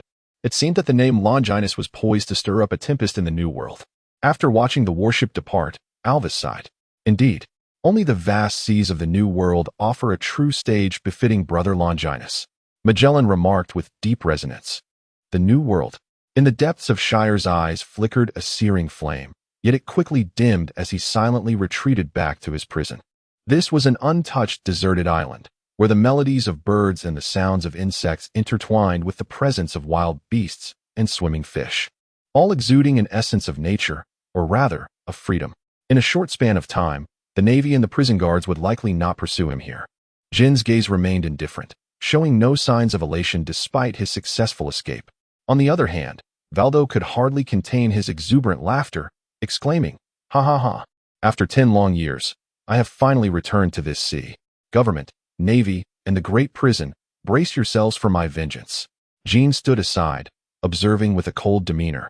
Secretly pondering, is this the nature of a great pirate? Hardly impressive. He scoffed at Valdo's threats of retribution. As the former chief warden of the Grand Prison, Jin was acutely aware that the government and Navy were far more formidable than the mere tip of the iceberg they presented.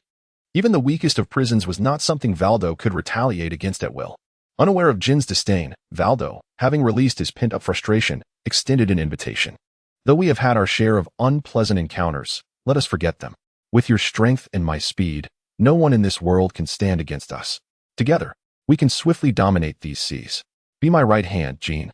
"Are you jesting, Valdo?" Jin retorted coldly. "Even 5 years from now, do you believe you could still stand over me?" Valdo was momentarily taken aback. He lacked the confidence for such a claim. He had witnessed Jin's prowess clearly in their recent confrontation.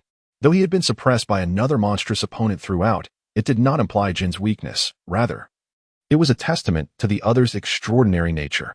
After all, that was a supermonster capable of withstanding their combined attacks with ease. In Valdo's eyes, enduring such a prolonged battle against such a formidable foe only underscored Jin's strength. Noticing Valdo's sudden silence, Jin, with a sense of disdain, declared, "I intend to seek refuge with a man, a true warrior who can remain unflinching even after enduring all my torturous methods." Valdo could hardly fathom Jin's reasoning, exclaiming in astonishment, "Have you lost your mind? To ally with someone you have tormented, do you not fear he may kill you? The might of that man is beyond your imagination." Meanwhile, in the Navy headquarters, within the office of the Marshal, a stern elder with a spiked hairstyle slammed his hand on the table, stating, "In just 1 month, Impel Down has been breached twice, shattering the myth of the Great Prison, causing the prestige of the government and Navy to plummet. Therefore, we urgently require a grand war to divert attention, a decisive victory to restore our credibility. Sengoku, you understand my intent, do you not?" The speaker was none other than the returning Navy Marshal, Steelbone Kong. "I have already initiated preparations. The upcoming war in the New World is the key to breaking this deadlock."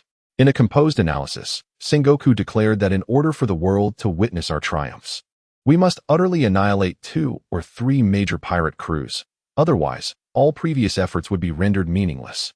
Is this your intention in having the CP organization, lurking in the New World, incite the entry of other large pirate factions? Indeed, whether it be the Whitebeard pirates or the Big Mom pirates, the cost of complete eradication is beyond our capacity to bear. Given this reality, it would be more prudent to settle for eliminating several other pirate crews that are merely a step below them. Such achievements would suffice to restore the lost prestige of the Navy in the eyes of the populace. Kong replied with a solemn expression. "Yet you must understand that these pirates are not under our control. They are a double-edged sword, and if not managed properly, it is we in the Navy who will suffer first. The New World is vast, yet it cannot accommodate too many maritime sovereigns." Sengoku set a tone for subsequent explanations. Continuing, "The power and territory vacated by the dissolution of the Roger Pirates and the demise of the Sky Pirates have triggered a new wave of maritime hegemony competition in the New World. Among these pirates, Big Mom and Kaido stand as the most formidable challengers. However, the other pirates will not idly watch as they divide the spoils of the New World. Furthermore, the New World lacks fertile ground for the Navy's growth. In the eyes of those coveting hegemony, the Navy is not a true adversary, but rather an opportunity for them to seize power. Thus, once those pirates enter the fray, their true targets are not us, but the greatest threats to them, Big Mom, Kaido, and Whitebeard. This presents an opportunity for us in the Navy, a chance to weaken the 3 major pirates, while simultaneously reaping the spoils from the defeated crews, thereby delivering a perfect response." Kong's eyes widened in disbelief. "To exploit those pirates and then consume them whole, does your conscience not ache?" Sengoku, "No wonder Garp calls you cunning and shrewd. You are indeed the wise strategist of our Navy." Sengoku, "That old rascal Garp dares to conspire against me from behind, labeling me as cunning and wily, does he? Next time, I shall show him cunning." The mere thought of Garp having uttered similar words more than once made Sengoku's gaze grow increasingly menacing. Seeing Sengoku's displeased expression, Kong could only mourn silently. "Garp, this time, I owe you one. I shall remember to pay my respects next year. Alas, despite being the fleet admiral, he was wary of Sengoku's cunning ways. Such a formidable figure is truly not to be trifled with. Coughing, he inquired, since you plan to annihilate those pirates, which forces from the headquarters do you intend to deploy for this mission? The air was swiftly redirected by Kong. Indeed, in a state of work.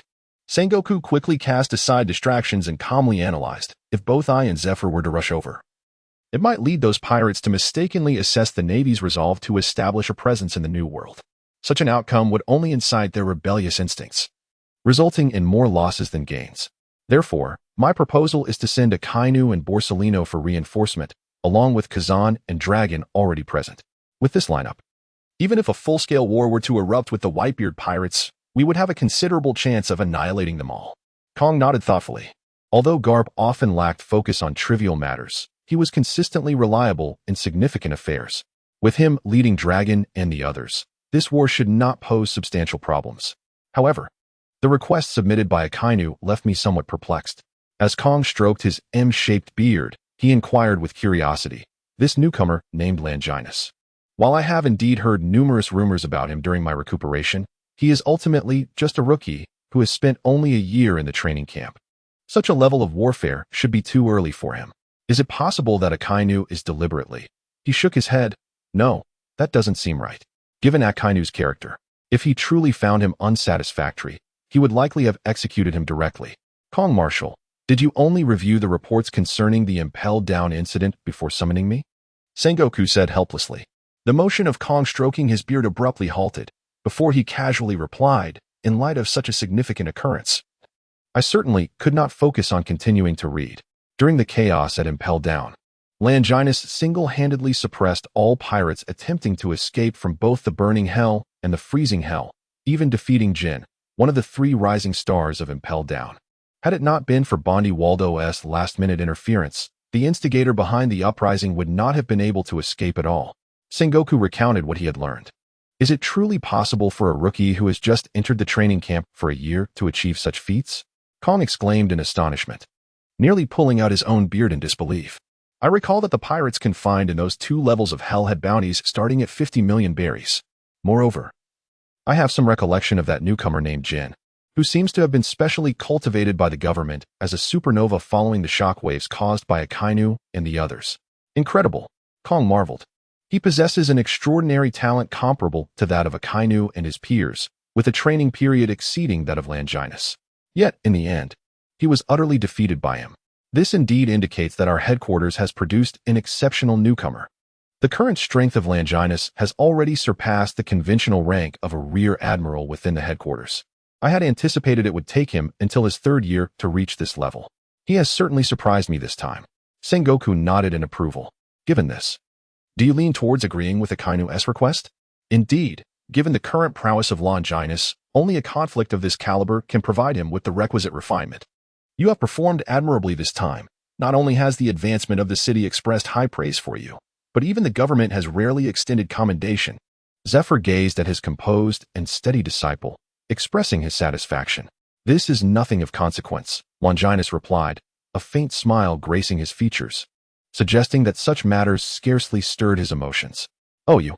At times, I cannot discern whether to label you as excessively humble or overly proud. You seem to dismiss achievements that others would herald with great fanfare, Zephyr remarked, a blend of exasperation and pride in his tone. Suddenly, his demeanor grew serious. Have you truly resolved to venture into the New World? While your current strength is indeed formidable, the chaos of that battleground harbors countless uncertainties. Should I hear one day that Garp has fallen in battle, I would not be the least surprised. Although I am unaware of the strategic moves by the fleet admiral, I possess a premonition that the struggle for dominance in the New World may soon reach its conclusion. Should you miss this opportunity, who knows when you might again engage in warfare of such magnitude? Longinus's expression was resolute. In the realm of pirates, the swiftest means to enhance one's strength has always been through combat. The notion of carving out a new destiny does not apply in this world. The trajectories of Crocodile and Moria in the future stand as the finest testament to those who have clung to survival and emerged among the strong. Your premonition is quite intriguing, Zephyr said, shaking his head with a sigh before adopting a serious countenance. Since you have made up your mind, follow me. As Zephyr turned toward the training field, Longinus swiftly kept pace. I have received word that you shall set forth tomorrow.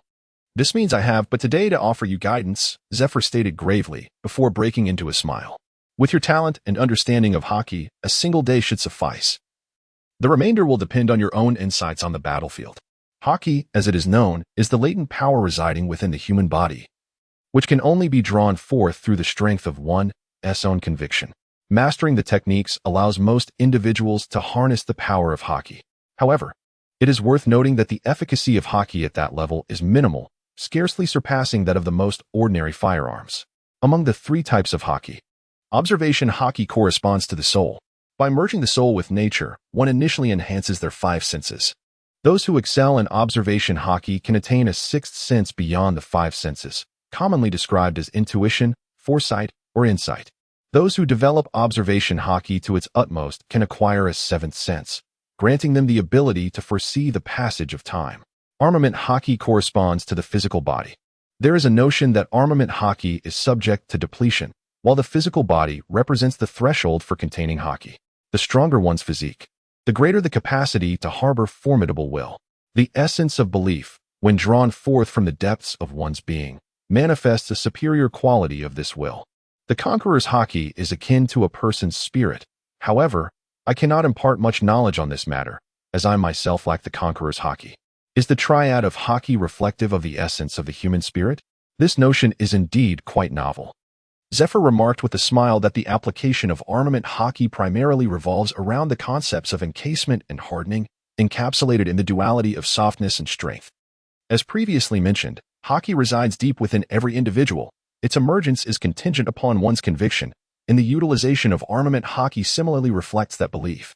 By endowing armament hockey with attributes of either gentleness or rigidity through potent conviction, one can envision it as supple threads entwined around a weapon or as a formidable armor affixed to the body. Those with stronger beliefs find it easier to achieve this. Before imparting specific cultivation techniques, allow me to share one final thought. Unwavering faith equates to strength. Never harbor doubts regarding oneself. To begin negating one's identity is to embrace failure and decline. Once one's beliefs are instilled, even if perceived as a misguided path by others, one must resolutely pursue it. The port of Mariejois bustled with activity, as the fleet of the Navy headquarters. Longinus and his companions naturally did not require access through Fishman Island beneath the Red Line to enter the New World. The entire process unfolded calmly, leading Longinus to subtly glance aside, pondering whether it was the Elder's restraint or the indifference of the celestial dragons to such commotion. Upon hearing a steady, commanding voice from behind, Longinus turned to see Vice Admiral Sakazuki. Then let us observe this sea thoroughly. It is a paradise for the mighty and a graveyard for the weak. A breeding ground for countless pirates. Sakazuki's presence signified hope. Could the headquarters shift its focus on combating piracy to the New World? Longinus recalled that this individual had decisively relocated the headquarters to the New World after assuming the role of Admiral, showcasing his determination to eradicate piracy. Although the four seas and paradise may be the origins of piracy, it is the New World that truly bears the malevolent banner guiding those pirates. Without cleansing the New World, true justice remains unattainable, Sakazuki declared resolutely. Oh, after so many years, your tone remains as intimidating as ever, Sakazuki, interjected a somewhat lecherous voice. That's because you haven't set foot in the New World for 2 years, Borsalino. Sakazuki need not turn to recognize who was behind him. I have been stationed at the rear, supplying the headquarters with exceptional talent. I speak no falsehood, do I, Major Longinus? Borsalino remarked with a comical smirk. Vice Admiral Borsalino. It has been quite some time. Fortunately, the formidable strength within Longinus allows him to maintain an outward calm in the face of Kizaru's lewd expressions, a feat that would prove challenging for anyone else in his position. The rapid development he has undergone in just a year is truly astonishing, akin to that of a monster, Major Longinus. Now, Borsalino, let us cease this tedious pleasantry, Sakazuki interjected brusquely. What is it that you wish to convey? After so many years as classmates, your persistent aloofness is rather disheartening. Borsalino, hands tucked into his pockets, leisurely settled into a chair beside him, and, just before Sakazuki's patience wore thin, inquired, have the operational targets been determined? There is no choice. We shall strike at whoever suffers the greatest loss. Sakazuki, of course. would not entertain notions of chivalry with pirates. Rather, as long as justice is upheld, he remains indifferent to the means employed. What if the greatest loss befalls Whitebeard? Then it is merely his ill fortune. His journey ends here. Oh dear, such a fearsome resolution. Borsellino feigned a look of concern. For he is indeed the king of the seas, and inciting his wrath could lead to dire consequences. Sakazuki disregarded Borsellino's theatrics and explained to Longinus. Since Roger's surrender and the capture of the Golden Lion, the Whitebeard pirates have emerged as the strongest force in the New World, followed by 7 other ambitious pirates vying for supremacy. They include Big Mom Charlotte Lin, Kaido of the Beasts, the Phantom Sister, the Three-Headed Wolf Aldrich, Queen Tiffany, Admiral Rifa, and Missionary Claude. While they may be considered of the same tier, in truth, Big Mom and Kaido far surpass the other 5, often requiring the combined strength of the latter to contend with them. Therefore, although the 5 pirate crews covet maritime supremacy, they lack the confidence to challenge Whitebeard and Kaido directly. The purpose of our navy is to instill confidence in them, to make those pirates believe that Whitebeard and Kaido are teetering on the edge of a precipice, needing only a final push to shatter them completely. Thus, our objective this time is to create an illusion of the Navy's determination to eradicate the Whitebeard pirates, convincing other pirates that an opportunity exists, thereby drawing them into the fray. When they become ensnared in mutual conflict, we shall withdraw and ultimately reap the spoils from those who are defeated and eliminated. Longinus, now recognized as a core member of the headquarters, is privy to these secrets. Whether this is merely an illusion remains uncertain. If conditions permit, eliminating those malignant forces would yield the greatest reward. Sakazuki has not abandoned his ambition for total annihilation. However, those pirates are not fools. Managing this delicate balance will not be an easy task, Longinus remarked. You need not worry about that. Admiral Sengoku will ensure everything is under control. In the New World. Aboard the Moby Dick, the formidable Captain Whitebeard let out a hearty laugh, declaring once more that Carp's fist remained as unyielding as ever. But his own Naginata was not so easily withstood. With magnificent golden hair and devoid of ailments, Whitebeard was undoubtedly at the pinnacle of his existence. Dad, it seems the Navy's stance is exceedingly resolute this time. Not only Carp, but also several monstrous vice-admirals from headquarters are joining the fray. We must take precautions, stated a tall, robust man with a serious demeanor. Do a bunch of snot-nosed brats dare to provoke the king of the seas? Jaws, you hold them in far too high regard. Jaws was about to retort when a pirate, who appeared as inconsequential as a mere fish, patted his side and turned to Whitebeard. Dad, I have some intelligence that I believe will pique your interest. Marco, when did you start being so cryptic? Recently. The infamous Impel Down, which had lost its reputation following the escape of the Golden Lion, was once again breached from within, orchestrated by none other than the chief warden of Impel Down. As Marco recounted this tale, laughter erupted among the pirates aboard the ship. I can't be hearing this right. Impel Down has been breached twice in such a short span, and this time by their own? Laughter filled the air. This is truly a delight. After this, I shall relish witnessing how the Navy and the government will still dare to proclaim Impel Down as the nightmare for pirates. Whitebeard himself chuckled, eager to see the expression on Sengoku's face upon learning this news. Moreover, among the escaped prisoners were 2 familiar faces to you, Dad, Marco stated, struggling to maintain his composure. They are the Red Count, Riderfield, and the World Destroyer, Waldo. Those 2. The solitary Red has indeed been fortunate, escaping shortly after his capture. However, Waldo has languished in prison for nearly a decade. Indeed, yet he faced quite the embarrassment, nearly being recaptured by a Navy lieutenant. Navy? Lieutenant? Whitebeard nearly wept with laughter. Waldo seems to be regressing with age. Speaking of which, that Navy lieutenant has gained some notoriety. Rumor has it that the Navy headquarters is grooming him as the next naval hero. Grooming? It appears the Navy headquarters fails to comprehend that Carp's experience is not replicable. It is not the title of hero that defines him, but rather he who has defined the title. Marco nodded, just as we all strive to emulate you, Dad. Yet there shall forever be only one Whitebeard. Bang, bang, ha. Well done. It appears that your training in the Iron Fist has indeed been unwavering. Which brings me a sense of reassurance. Carp, retracting his fist the size of a sandbag, patted the shoulders of the battered Longinus, who bore a head full of lumps, and cheerfully remarked, Thank you, Vice Admiral Carp, for your guidance. Longinus replied nonchalantly, seemingly indifferent to his newly acquired Buddha-like appearance. Longinus was acutely aware that after unexpectedly delivering a staggering blow to Carp, the day of reckoning would inevitably arrive. Furthermore, Carp had not been dishonest.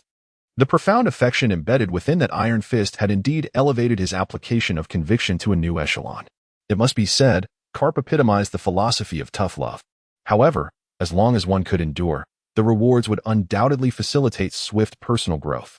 Major Longinus had truly borne the brunt of it, as few could withstand the rigorous training imparted by Vice Admiral Carp. Borsellino cast a sympathetic glance towards Dorag, pondering how Longinus could have endured such torment after just one day of training. It was no wonder that Dorag seldom visited the training camp. Anyone would find it difficult to show their face after suffering such a grievous injury. Kazan and Sakazuki also directed solemn expressions towards him, recognizing that Dorag's formidable strength likely stemmed from enduring far too much affection that was beyond his years. Dorag's lips twitched, struggling to maintain his facade as the stoic gentleman. If he were to claim he had never experienced anything as harrowing as Longinus, would these three fools believe him? Suddenly, a naval colonel rushed in, breathless, exclaiming, "Not good." Vice Admiral Carp. Vice Admiral Dorag.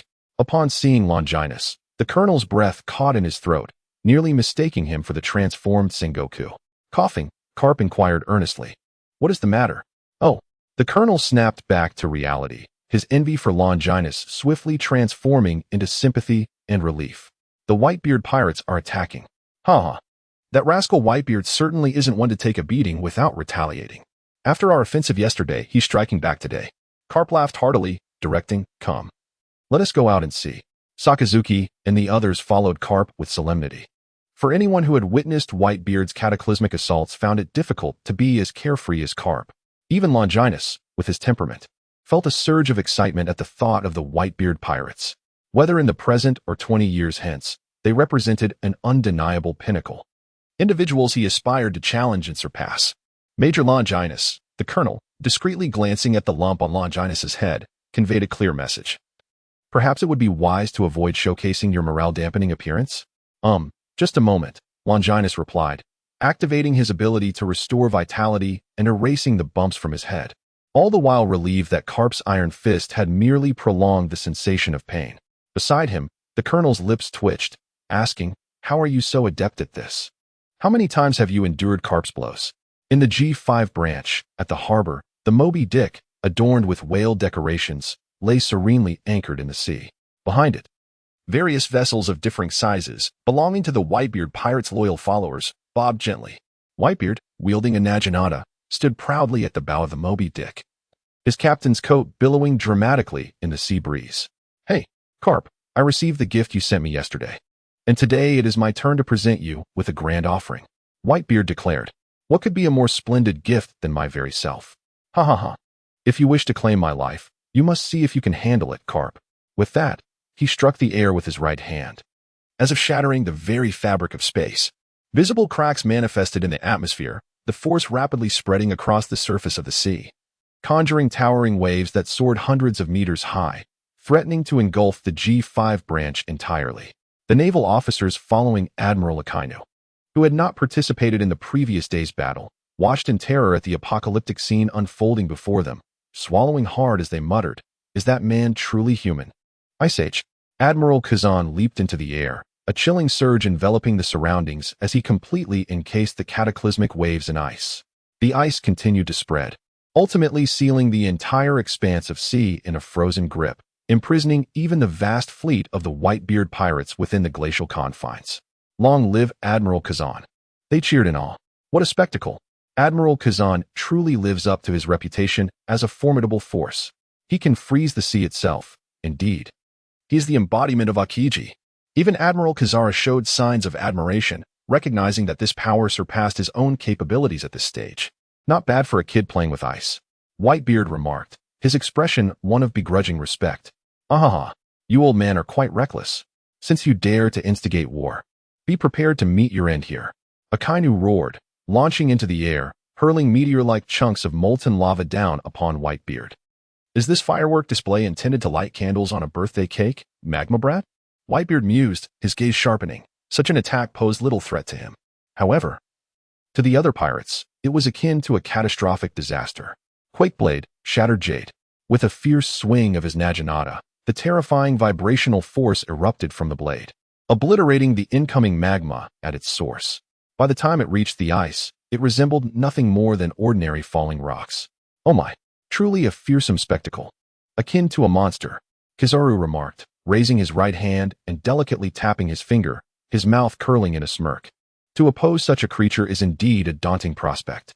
However, as those two individuals have already engaged in battle, it would be rather inappropriate for me to remain passive. Perhaps you should just pretend you have not witnessed this. Hey, are you completely disregarding us? The clash between kings must not be interfered with, you scoundrels. The creature with a pineapple head, engulfed in azure flames, soared into the air, effortlessly deflecting the light waves aimed at Whitebeard. Oh my, the Whitebeard pirates are indeed formidable. What is the extent of the gap between them and the world's strongest? Dragon's Claw. Dragon clenched his right hand into a claw-like form, charging toward Whitebeard. Marco was right. You Navy officers truly possess an excessive sense of superiority. Before I am defeated, you shall not traverse the path leading to kingship. Jozu transformed a significant portion of his body into diamond, blocking Dragon's ferocious strike. Ha! Whitebeard, allow this old friend of yours to say hello. Meteorite Bone Fist. Carp, astonishingly, summoned a cannonball the size of a ship, hurling it with great force. Kuraha! Let this tedious probing come to an end, Carp. Whitebeard swung his naginata, unleashing a shockwave that obliterated the cannonball into dust, vanishing into the chilling winds. On the battlefield, Whitebeard confronted Carp, their fierce clash erupting periodically, causing the surrounding ice to shatter and fly, with kinetic energy escalating to a terrifying magnitude, rendering the area around them dangerously desolate, deterring anyone from approaching. Meanwhile, on the other side, Borsellino faced Marco, two cunning souls colliding incessantly, exchanging banter that could easily be mistaken for a comedic dialogue. The intense confrontation between Dragon and Jozu was equally captivating. One side was diamond, capable of withstanding even the mightiest swordsman's strikes, while the other wielded the Dragon Claw fist, infused with a terrifying will to shatter dominance. Their battle showcased the sheer power of martial prowess. As for the clashes between Sachi and Akainu, and between Vista and Kazan, they were even more intense, seemingly on the verge of determining a victor. Although the captains of the Whitebeard pirates rank among the top tiers, their strengths are not vastly disparate, all belonging to the first echelon. However, in comparison, Marco and Jozu are significantly stronger.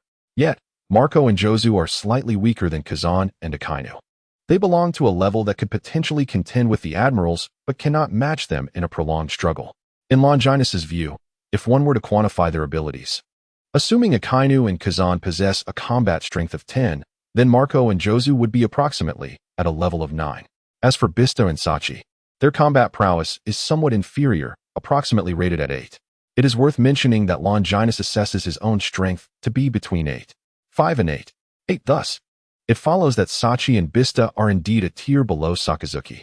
Just yesterday, before Sakazuki's fleet arrived, Kazan and Dragon could each manage to hold their ground against two captains, but now, with an abundance of strength, the scales of victory are gradually tipping in favor of the Navy. Therefore, does this imply that the 2nd Division captain of the Whitebeard pirates is already rendered ineffective? Longinus strolls across the battlefield with an air of nonchalance, given his current strength and the prevailing circumstances. The Whitebeard pirates cannot possibly identify any other forces capable of challenging him. Of course, this is not absolute, should a certain crafty individual choose to reveal his true capabilities. Longinus casts a wary gaze upon a somewhat clumsy, dark-skinned giant within the fray. Longinus casually defeated the pirate obstructing his path, intentionally or unintentionally moving toward a certain direction. Brothers Teach, be wary of what lies behind you.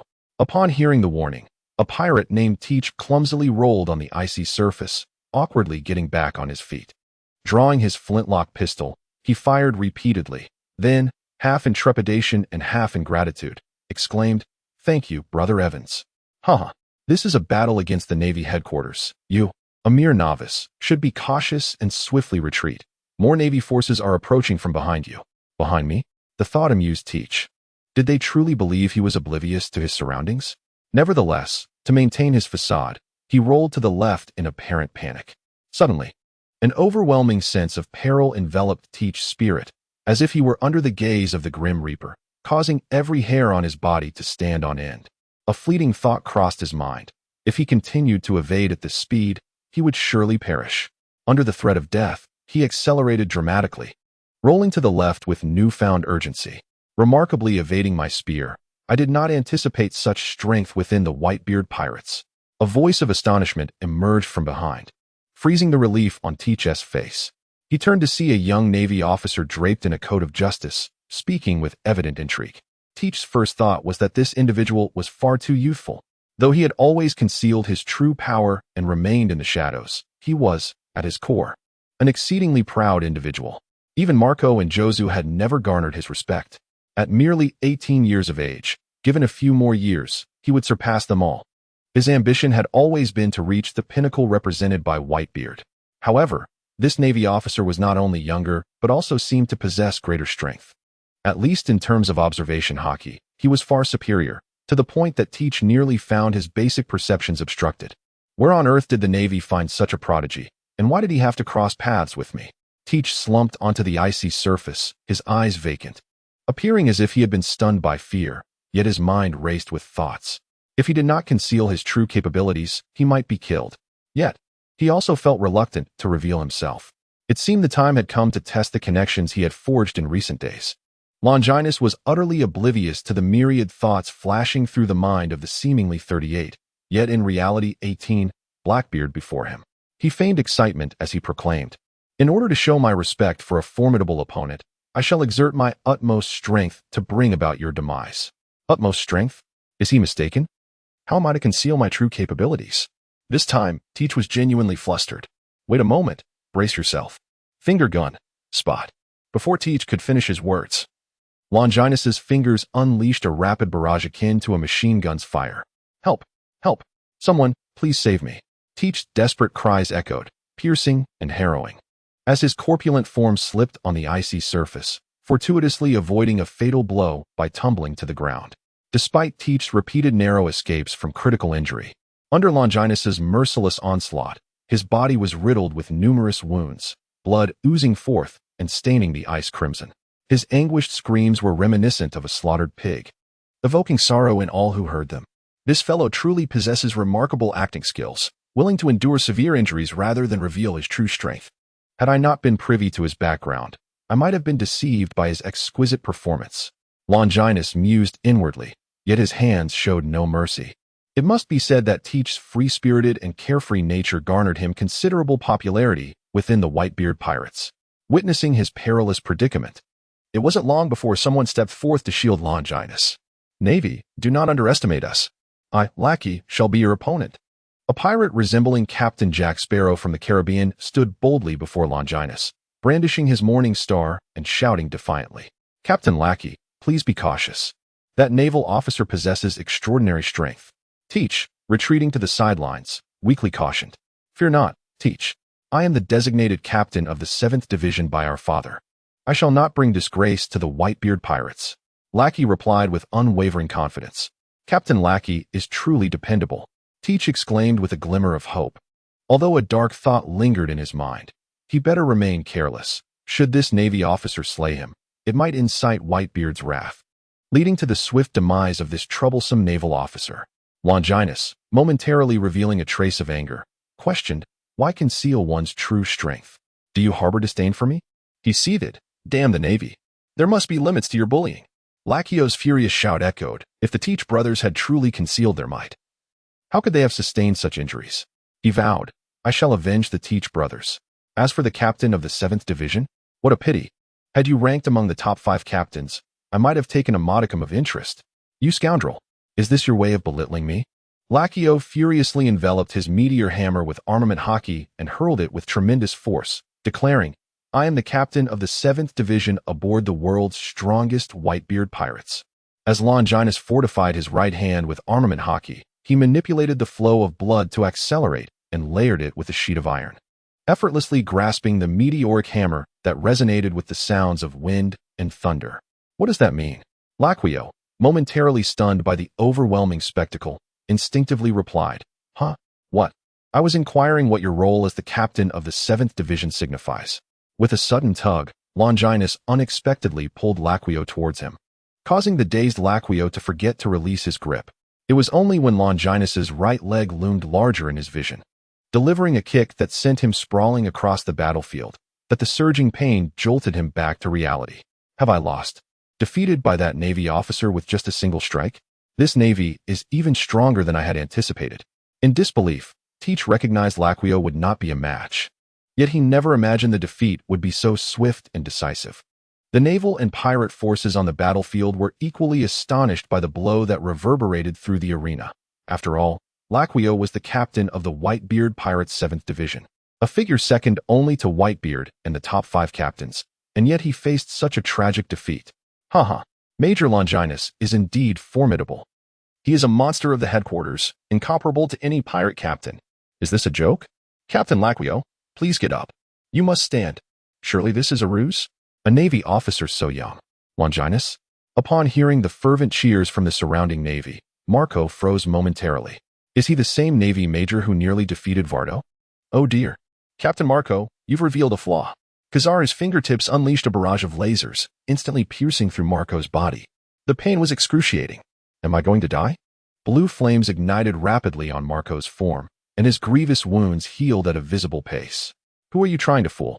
Kizaru remarked with a smirk. In the heart of the battlefield, Whitebeard solemnly inquired without turning back, Laquio, are you all right? I'm fine, old man. But please, do not lose focus. Laquio bellowed, enduring the immense pain. Even your son knows not to get distracted during battle. Whitebeard. Garp swung his fist, delivering a brutally straightforward blow. Let us see what you've got, Garp. Whitebeard countered, swinging his naginata in a diagonal slash. In front of his titan-like stature, Garp appeared diminutive. At the moment their iron fists and naginata clashed, a terrifying force erupted, obliterating the ice beneath them and sending shockwaves through the sea, raising monstrous waves hundreds of meters high, with fish and shrimp cascading like raindrops. Some unfortunate sea kings were crushed into a pulp. A mere teenager can defeat my division captain. The Navy is certainly impressive. Garp. Haha. That young lad is quite remarkable. He is my disciple, and it is entirely natural for him to best a division captain. Kapu boasted with an air of arrogance. Since you are this rascal's disciple, there's no need for formality. Whitebeard laughed heartily, saying, Laquio, summon Bramink and the others. Let us properly educate that little brat. Yes, old man. Kapu's smile faltered. Was he truly inciting animosity?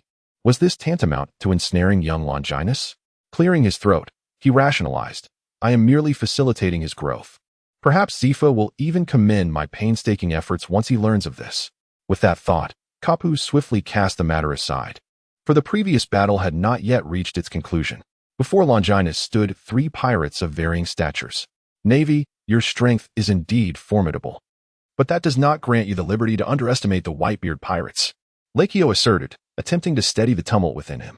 This was Bramik, the 6th Division captain of the Whitebeard pirates, wielding a massive hammer and bearing a physique reminiscent of Whitebeard too.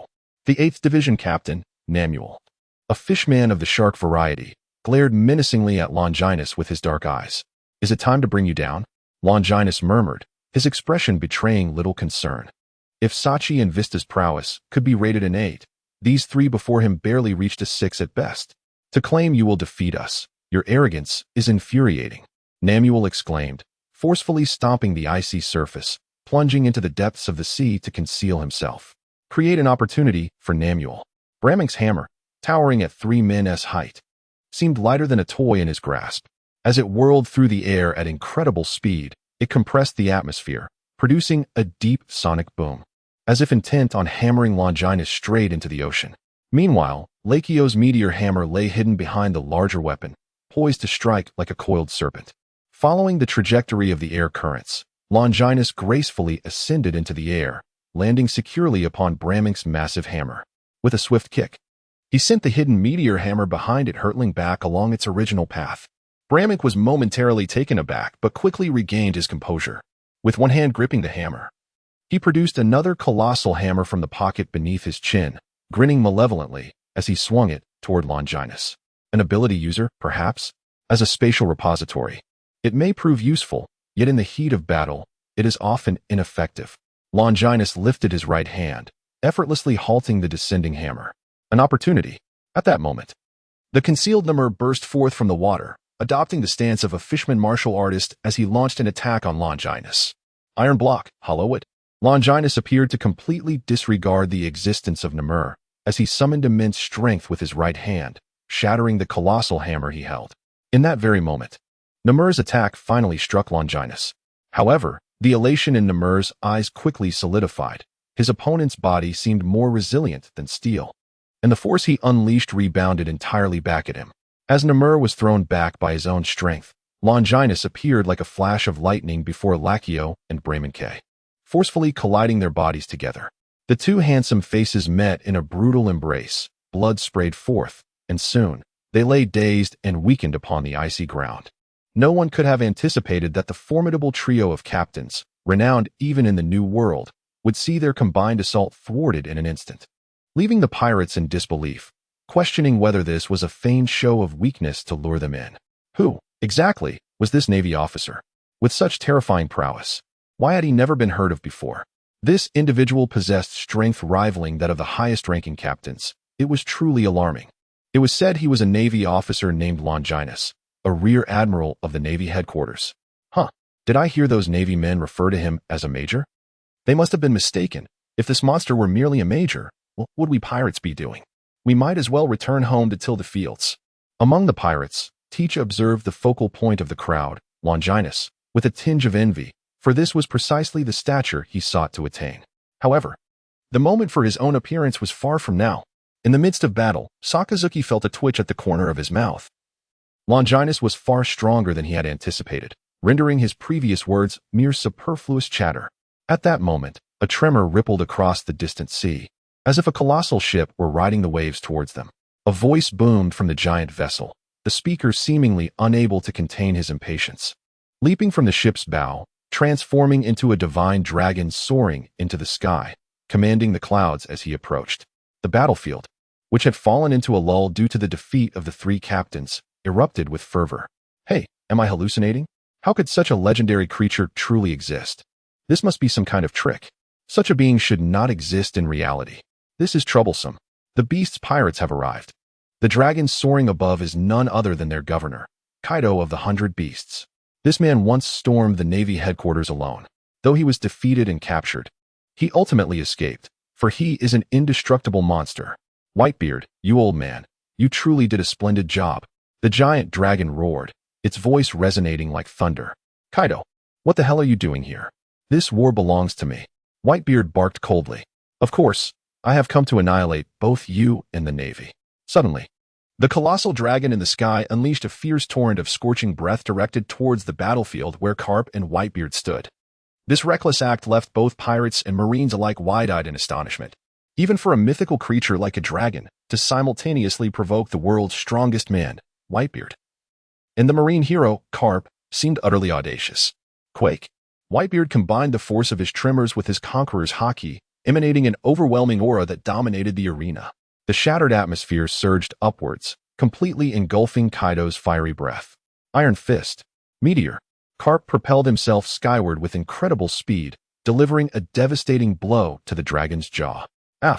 Kaido roared in pain as his massive head crashed down, sending Carp plummeting into the sea. Vice Admiral Carp. The surrounding marines cried out in alarm, but fortunately, Carp soon leapt back out of the water. Kaido, I assume my fist doesn't feel pleasant, does it? Carp, you truly possess remarkable skill. Kaido's form shifted, transforming into a titanic figure adorned with horns, his upper body bare, draped in a purple garment around his waist, exuding an aura reminiscent of an ancient demonic deity. In this utterly mundane world, only such epic battles could ignite my fervor. Observing Kaido's interference, which turned the confrontation between Carp and Whitebeard into a chaotic three-way clash, Longinus felt a twitch at the corner of his mouth.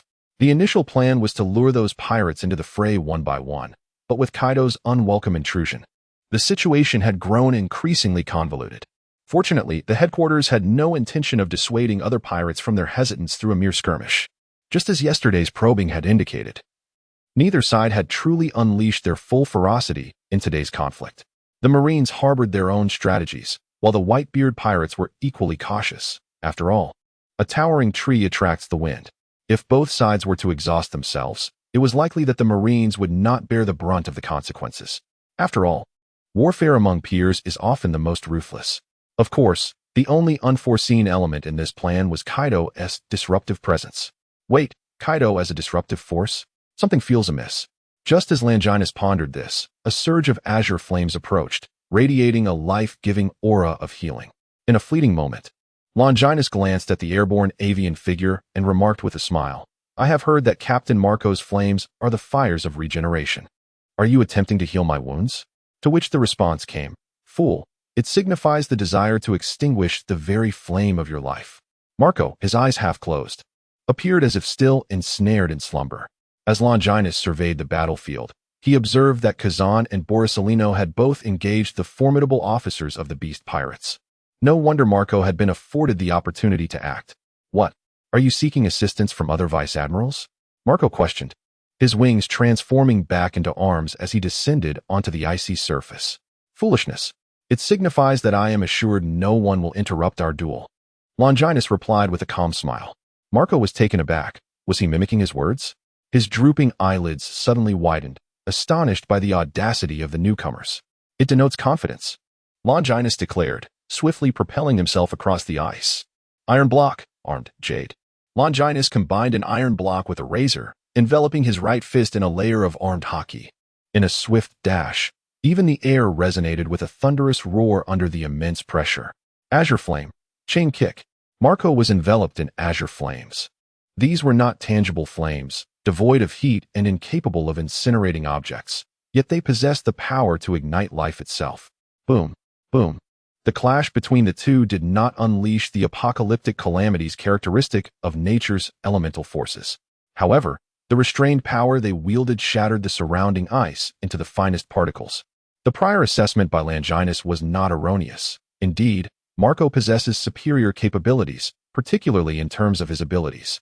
As long as it is not a lethal strike, Marco's fruit powers enable him to swiftly heal from injuries.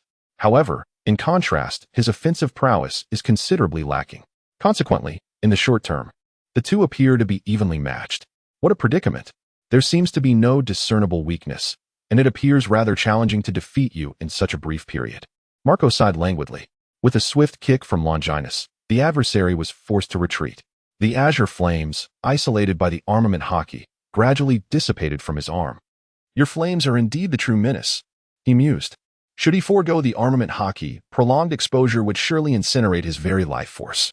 Conversely, employing the hockey would lead to a rapid depletion of his energy. Thus, it is paramount that the battle with you does not extend beyond necessity. Longinus, somewhat exasperated, remarked. However, your azure flames possess the remarkable ability to heal your own wounds. Unless one is vanquished with overwhelming force, defeat is inevitable as you drag your opponent into a war of attrition. Truly, it is formidable. You have discerned my intentions with such clarity. Marco, feigning trepidation, responded. But what are your plans now? Will you flee or concede defeat? With half-closed eyes, Marco continued. I presume you lean towards one of those options. For your mythical beast's abilities are undeniably vexing. Longinus sighed softly, now comprehending why Kizaru was so eager to seek another adversary. He was akin to an unyielding adhesive. Those with slightly lesser strength than Marco could engage in a relentless stalemate, while those slightly stronger, like Kizaru, could match him equally. Marco's abilities effectively forced opponents into a balanced struggle, drawing them to an equal plane, and then, with a wealth of experience, he would methodically exhaust them over time. Longinus surmised that had Kizaru not suffered significant repercussions from prolonged combat with Marco, he would likely relish the opportunity to continue such a contest, as it provided a chance to engage without consequence. Nevertheless, prior to that, I intend to leave you with a little gift. The benevolent smile of Longinus sent a chill down Marco's spine, as he sensed an unsettling undertone within that expression. A gift from the Navy is indeed a rare occurrence. Marco raced upon the icy surface, his wings slicing through the air like blades, azure flames trailing behind him in a mesmerizing dance. With a powerful strike, Longinus struck the ice, instantly transforming the ground where the two stood into shattered fragments. Yet, Marco's movements were unimpeded, merely shifting from a brief sprint to a swift glide. A keen awareness of the sea is an essential lesson for every wielder of abilities. Marco offered a faint smirk as he unleashed a forceful axe blow. with arms crossed. Longinus deftly deflected Marco's kick, as azure flames spread across Longinus's arm like a relentless plague, devoid of heat or burning, yet exuding an aura that sent shivers down the spine. How about this? Iron block, descend.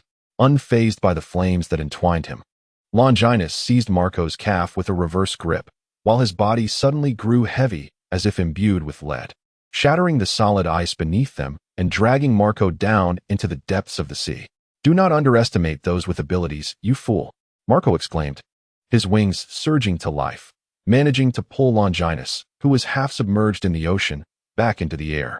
Like a hawk ensnared by its prey, Marco ascended skyward, still gripped by Longinus's hold on his leg. What followed was the true spectacle. "Receive my gift with gratitude." Longinus forcefully tugged, his hair binding around them like venomous serpents, effectively ensnaring them both. Gazing at the face so close, Marco's lips twitched in disbelief. "What is this? A shared fate? Is this your scheme to drag me down into the sea with you?" He felt no fear, merely an odd discomfort, for he had never engaged in such close combat with a man before. "Of course not. You have ample time to escape." Longinus smirked, whispering with a devilish charm. "Jaws has secretly harbored feelings for you." What?" Marco paused, his half-closed eyes widening in astonishment, as Longinus seized the opportunity while Marco was momentarily distracted. He charged forward with a fierce headbutt. The sharp pain elicited a cry from Marco, who struggled to break free from Longinus's grasp. Once on the icy surface, Marco glared at his opponent, thinking, "Is this your attack? Childish. Such a minor injury is inconsequential to him. Was this fellow merely trying to annoy him? No matter. In the coming days, do exercise caution." "What do you mean?" "Because your forehead is darkening." Longinus chuckled lightly, observing the bruise forming on Marco's brow. Although this injury was trivial for Marco, who possessed the regenerative flames, under the weight of Longinus's iron will, Marco would have to play the role of a just judge for a while. For Longinus, leaving his opponent with a noticeable injury was not a sign of retreat. At least, this would appear so to the onlookers. Otherwise, it would significantly tarnish the reputation he had painstakingly cultivated. "Marco, are you all right?" Jaws, drawn by Marco's anguished cry, inquired with concern. However, upon seeing the distinctive deadfish gaze and the new dark mark between Marco's trademark pineapple hair, he could not help but burst into laughter. "Ha! Marco, you look utterly ridiculous." Witnessing Jaws' sudden outburst of laughter, Dalrag's anger flared. "Is your Whitebeard pirate's crew poisoned? We're in battle. Can you show a little respect?" Before long, the skirmish among the three factions came to a pause. Although Kaido continued to shout defiantly, several vice admirals had already freed their hands and swiftly collaborated with Garp to deliver a thorough beating to him. In the end, the colossal dragon, with a significantly swollen head, had no choice but to storm off in fury. "On the Moby Dick, Marco, are you all right?" Jaws asked, suppressing his amusement with genuine concern. "That injury should heal quickly for you, right?" Having surveyed his reflection in the sea, Marco had a rough idea of his current appearance. With a twitch of his lips, he replied, "That Navy fellow must have used some method. This mark seems impossible to erase in the short term." "So, you're saying that Navy officer was so disgusted by your fighting style that he intentionally did this to annoy you? That young Navy officer is quite capable. He even managed to injure you, Marco," Whitebeard remarked, shaking his jug of alcohol in mild surprise. "Setting aside personal factors, that Navy officer indeed possesses formidable strength, surpassing even Sachi and Vista." Marco touched the mark on his head and sighed. "Now I understand why Valdo was nearly captured by a Navy major." "Are you referring to the Navy major who injured you today?" Whitebeard queried. "Yes, I heard those Navy officers refer to him as Longinus. In the intelligence I received, the naval officer bears the same name. It is unlikely that the Navy could summon two creatures named Longinus in such a short span." Marco nodded and remarked, "The Navy appears to be fortunate. In addition to the Magma Imp and Ice Imp, they have managed to cultivate such a peculiar creature." Whitebeard, with a touch of nostalgia, advised Marco to remember today's rascals well. "Just as I have battled alongside Sengoku and Garp for decades, the future will rest upon your shoulders to contend with them. We are merely outcasts and exiles. Perhaps we should refrain from such aspirations." "My only desire is to protect this home," Marco replied, adopting a nonchalant demeanor and shrugging. Ha. "Marco, what nonsense are you speaking? Is it not the duty of a father to safeguard this home?" Whitebeard countered. "As a father, you should allow us to fulfill our responsibilities as sons." Marco laughed, then abruptly grew serious. That being said, does the Navy truly intend to engage us in a fight to the death? Even if they possess greater strength, they would need to leave at least half of their ranks behind to hope to swallow us whole. Such matters are difficult to predict. After all, that rascal Sengoku is notoriously cunning. Who knows what schemes he is plotting in the shadows? The tranquil and serene sea exuded a sweet and delightful aroma, while enormous ships gently sang, resembling a beautiful legend from a fairy tale. However, for the people of this maritime realm, this dreamlike vessel held no allure. Instead, it embodied nightmares and dread, for it was named the Queen Mama Sing, the vessel of the notorious pirate Big Mom, who commanded fear in the New World. At this moment, aboard the Sing, Big Mom exclaimed with delight, "Ha ha ha! The Navy is actually clashing with Whitebeard. How exhilarating! If not for that fool Kaido meddling, we might have witnessed a more captivating spectacle." Even in her less corpulent form, faint traces of her former beauty could still be discerned. "Isn't this a good thing, Mama?" Parasparrow, licking his candy cane, replied with a sly grin. "Although we are allies with the beast pirates, pirate alliances are merely commodities to be traded. If both Whitebeard and Kaido suffer significant losses, wouldn't the sole ruler of the New World be none other than our Big Mom pirates? Indeed, you speak the truth. Collaborating with that brainless beast Kaido is no easy feat," Big Mom said, her eyes gleaming with dangerous intent. Moreover, she possessed a piece of the red history text leading to Raftel, and she would not readily part with it without employing some extraordinary measures. "Perhaps this time, Mama, it will be your opportunity to become the Pirate King." Parasparrow cheered. "Not just that fool Kaido, but that bothersome old man Whitebeard has thwarted my attempts to engage with Fishman Island on several occasions. I have long yearned for the delectable treats from Fishman Island." Big gaped, an unidentifiable liquid trickling from the corners of her mouth, corroding the ground and releasing a white mist. The mere thought of those exquisite delicacies caused my stomach acid to surge uncontrollably. How I longed for those snacks, how I craved the delightful confections from Fishman Island. Big Mom's eyes began to swirl with delirium, her gastric juices erupting violently, a menacing aura radiating in all directions. "Mother, calm down. Mother, please." Alas, it was the onset of her hunger pangs. "Quick, bring forth all the treats we procured from Fishman Island last time." But those treats had been devoured 3 days ago, leaving no time for replenishment. This was disastrous. Until I satiated her cravings, Mother's rampage would not cease. Just then, a melodious and sweet voice echoed. "Is it the cuisine from Fishman Island? It seems I have arrived just in time. Lingling, this is a special gift I brought for you while passing by Fishman Island." The monstrous gaze of Big Mom fixated on the speaking woman, yet she exhibited no fear. Instead, she playfully tossed the delicacy towards her. Like a pet awaiting its master's feeding, Big Mom pounced with precision, devouring the food in one swift motion. This is it, utterly delightful," Big Mom exclaimed, cradling her face with bliss. "Phew, we are saved." Even members of the Charlotte family wore expressions of relief. After all, prior to her episodes, their mother was merely a ruthless pirate. But once afflicted, she transformed into a bloodthirsty monster, a nightmare no one wished to endure. "Lord Stussy, you have truly been a lifesaver this time." "Thank goodness you are here, Lord Stussy. Such words are unnecessary. Lingling and I are good friends." Stussy gently covered her lips, exuding elegance. At that moment, Big Mom finally emerged from her reverie. She expressed no concern for the surrounding devastation, but waved joyfully at Stussy. "It's wonderful to see you. And you brought me such a splendid gift. Seeing you so happy, Lingling, brings me great joy. By the way, Stussy, did you arrive early for my tea party?" "Oh, I almost forgot the main matter," Stussy exclaimed with a delicate tone, prompting the surrounding pirates to slightly bow in respect. "Lingling, did you know?" Stussy lowered her voice with gravity. "Sister and Claude have secretly formed an alliance, intending to defeat Whitebeard, Kaido, and you during this naval operation." "What? Those scoundrels dare to lay their hands on our Big Mom pirates? Have they grown weary of their tranquil existence?"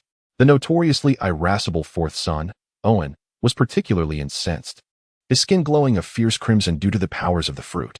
"When did a band of failures dare to provoke the sovereign of the seas? This is truly amusing. How delightful." Parasparrow smirked. They harbored no doubts regarding Stussy's words. On one hand, she had been a close confidant of their mother for over a decade, and on the other, such a deceit could not withstand scrutiny. Furthermore, they were acutely aware of the unique channels through which Stussy, the queen of Whole Cake Island, could acquire intelligence far earlier than themselves. Well, well, well, roared Big Mom, her laughter reverberating with such force that it cracked the ground beneath them. Was it the Navy's actions that emboldened them to the point of forgetting the terror of having their very souls dominated? Ling Ling, I know you are powerful, but Claude and his crew are formidable as well. Moreover, their audacity in challenging you might be due to some promise from the Navy. Stussy expressed her concerns. Even if your strength is unparalleled, facing a concerted assault from both sides would surely be overwhelming. The Navy? That old man, Whitebeard, is already sufficient trouble for them. If they dare to provoke me, let them come. When the time comes, I shall extract their souls to create delectable pastries. Ling Ling, your confidence eases my mind. Stussy sighed in relief, her heart swelling with reassurance as the tumultuous waves compelled the surrounding pirates to bow deeply in respect of their formidable leader, regardless of the circumstances. Stussy, your visit to inform me brings me immense joy. Why don't we take this opportunity to host a tea party? That sounds delightful. It's just a pity that your favorite delicacies from Fishman Island are scarce. Perhaps I should send someone to procure more? The treats from Fishman Island are far too few to satisfy. Big Mom's eyes sparkled with excitement. If only I could have 10 tons, no, 100 tons of those pastries. I hear the Navy is resolute in their determination to eliminate Whitebeard. Stussy incited. Without that meddlesome old man. Wouldn't Fishman Island rightfully belong to you, Ling Ling? You are absolutely correct. Fishman Island should belong to me. The fervor in Big Mom's gaze intensified. Given that Whitebeard was likely doomed this time, why not seize Fishman Island at once? Mother, please calm down. With Roger's surrender and the capture of the Golden Lion, among the legendary pirates of the past, only Whitebeard remains unyielding. Underestimating that man could lead to dire consequences, Katakuri stated with composure. Are you instructing me on how to act, Katakuri? As Big Mom's tone darkened, the Charlotte family quaked in trepidation, silently praying that Katakuri would cease his words.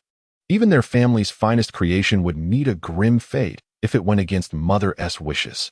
Perceiving the atmosphere grow heavy, Stussy hastily intervened. Ling Ling, do not be impatient. After all, Whitebeard's triumph will not last long. We can seize Fishman Island once he has departed this world. Fortunately, Big Mom held her close friend in significant regard and, with a disdainful huff, declared, I shall let you off this time. Katakuri, remember this. You are merely my son. My affairs are not for you to meddle in. Thunder rumbled, and the winds howled. Amidst the torrential rain and silver lightning, the already murky and damp island appeared even more sinister and eerie. Why must we meet in such a cursed place? I have truly had enough, bellowed the giant, whose left cheek bore a wolf's head tattoo. It is the will of the master that we meet here, the bald priest remarked with pious resignation. This filthy locale is a true desecration of beauty. The aloof queen disdainfully surveyed her surroundings. Whatever the case, let us come in swiftly, said the man draped in a captain's coat, who bore the most resemblance to a pirate leader among the group, his demeanor cold and unyielding. I apologize for having you gather on my territory. I prefer the shadows to the sunlight, for pirates ought to dwell in darkness. The speaker was shrouded in a black cloak, an aura of ghostly figures swirling around him. Sister, let us begin without delay. I wish to leave this cursed island. The sole woman among the five expressed her distaste vehemently. The pirate Queen Tiffany remains as proud as ever. Sister rasped, her voice hoarse. The purpose of this invitation is to discuss how we may secure the greatest advantage in the New World. Though we are collectively known as the Kings of the Seven Seas alongside Big Mom and Kaido, no one understands the nuances better than we do. The New World may accommodate 3 or even 4 sovereigns, but it will not exceed 5. If we do not find a way to eliminate the current contenders, our rise will forever be stifled. If those fellows were so easily toppled, you wouldn't dare speak such grandiloquent words, scoffed the three-headed wolf, Audric. Sister brushed off the derision and continued, in the past, it would have been impossible. However, now, an unprecedented opportunity lies before us. You do not mean to suggest the war between Whitebeard and the Navy, do you? Admiral Rifa inquired solemnly. Whitebeard and the Navy have clashed for decades. During the most intense skirmishes, even Garp and Zifa fought together, yet Whitebeard's crew survived that. Such warfare pales in comparison to the current scale, the missionary, Claude, calmly assessed. Do not underestimate those in the Navy. Among the vice admirals, there are formidable characters besides Garp.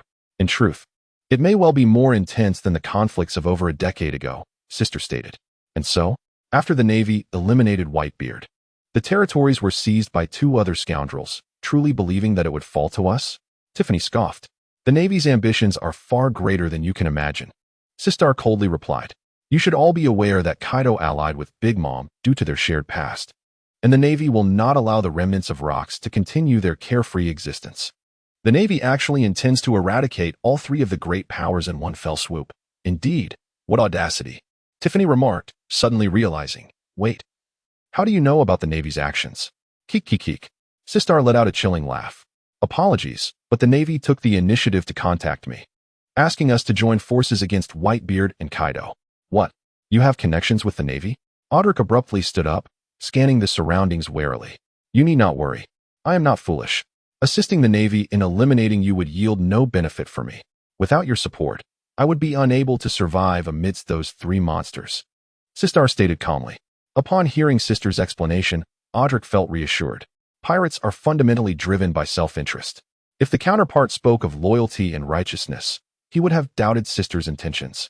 The Navy understands that, with their current strength, dealing with one or two pirate crews is already a daunting task. Annihilating three at once is even more challenging. Even with a troublemaker like Kaido, they still require sufficient external force, and we are precisely the external force the Navy intends to utilize. Just imagine, if the Navy ultimately vanquishes the enemy, we shall gain dominion over the new world. How splendid, how radiant. This is an exceedingly advantageous choice for both parties. The conference room fell into an eerie silence, the other for contemplating the pros and cons.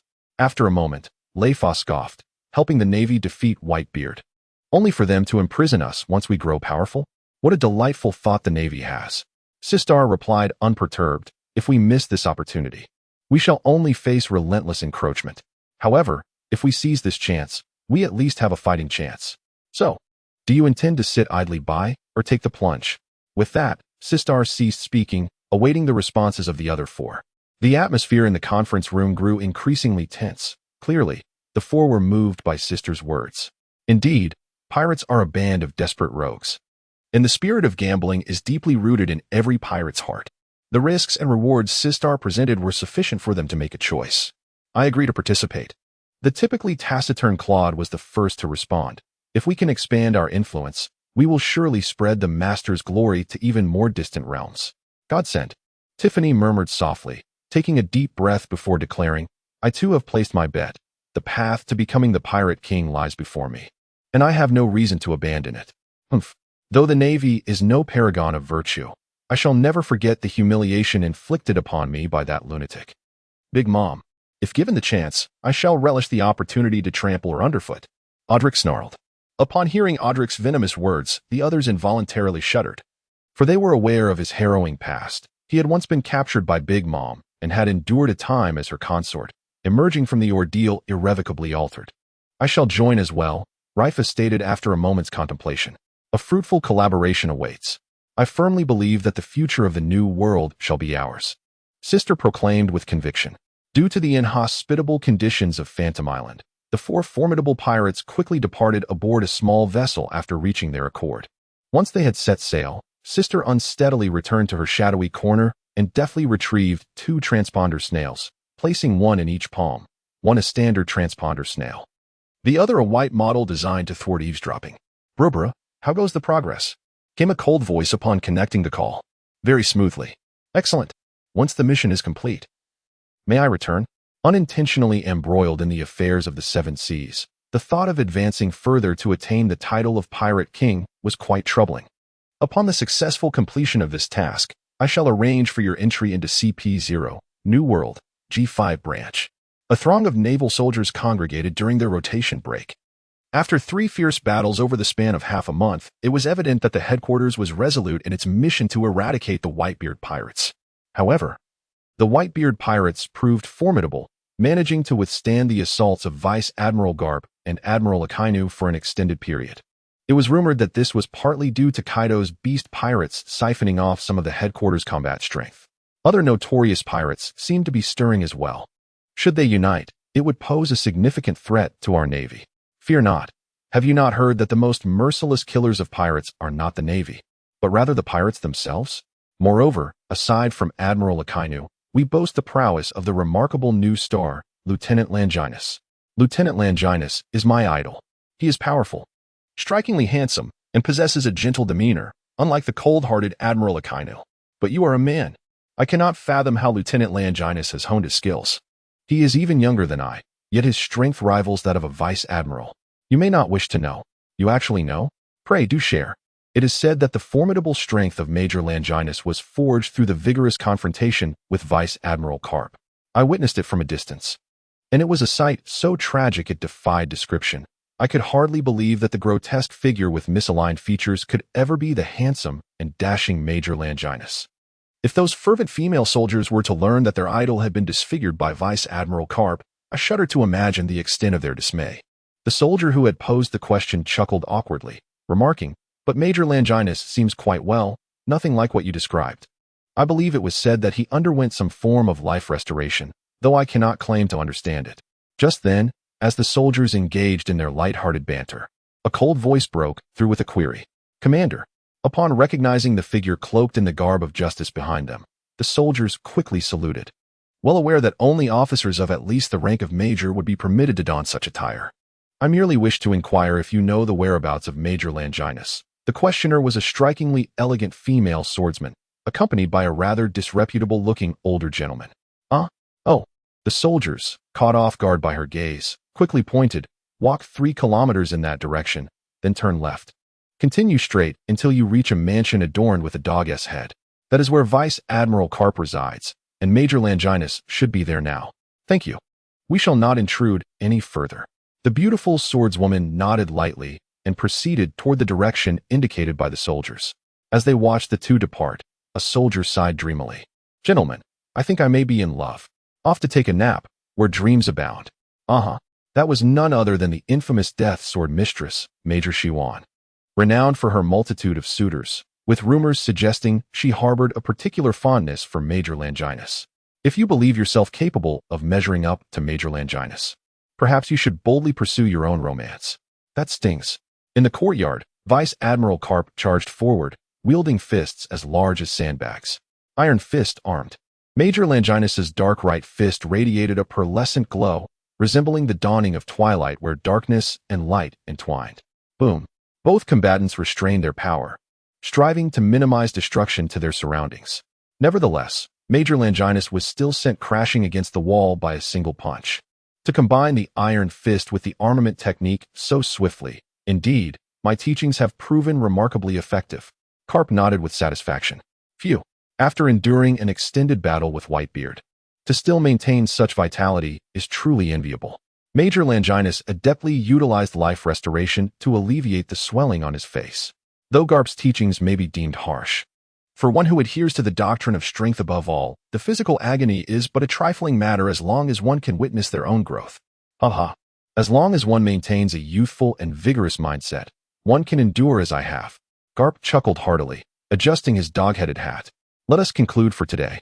It is prudent to conserve our strength in anticipation of Kaido the foolish dragon's assault. Yes. Longinus stepped out of the doghouse with a measured pace. "Longinus," he heard, as he spotted 2 familiar figures waiting for him. "What brings you two here? Has the situation escalated to this extent?" Longinus inquired, his brow furrowed in concern. Ji Yuan's eyes widened, and she puffed out her cheeks defiantly, exclaiming, "Our strength is considerable too, you know." Indeed.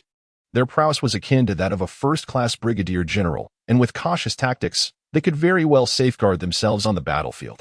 Longinus realized that such strength could indeed be deemed as the backbone of their forces, although it felt somewhat incongruous for a major to express such sentiments.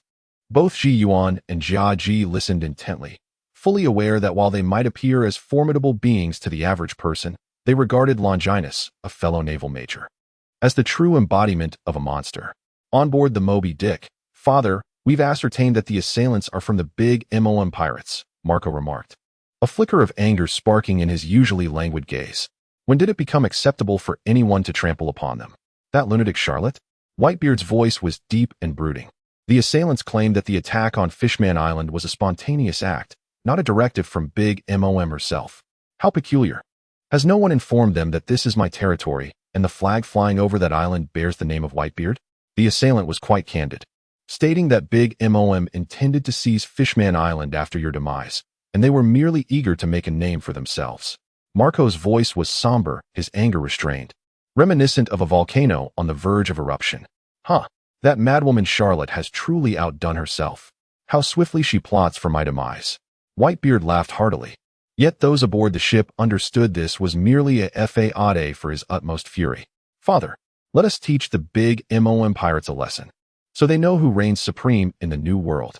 Jozu was the first to leap forward, unable to contain his enthusiasm. Indeed, Father, Vista chimed in. If we do not retaliate, others may think we fear big MOM. Even Marco joined in, asserting that regardless of the Marines' presence, they could not allow themselves to be bullied. Absolutely. Tolerance is a disgrace for pirates, Whitebeard declared, waving his hand. Let those scoundrels know who truly holds the reins in the new world. Meanwhile, similar incidents were unfolding across various pirate crews, with turbulent undercurrents stirring amidst the already chaotic new world, heralding an even greater tempest. Emergency assembly. Emergency assembly.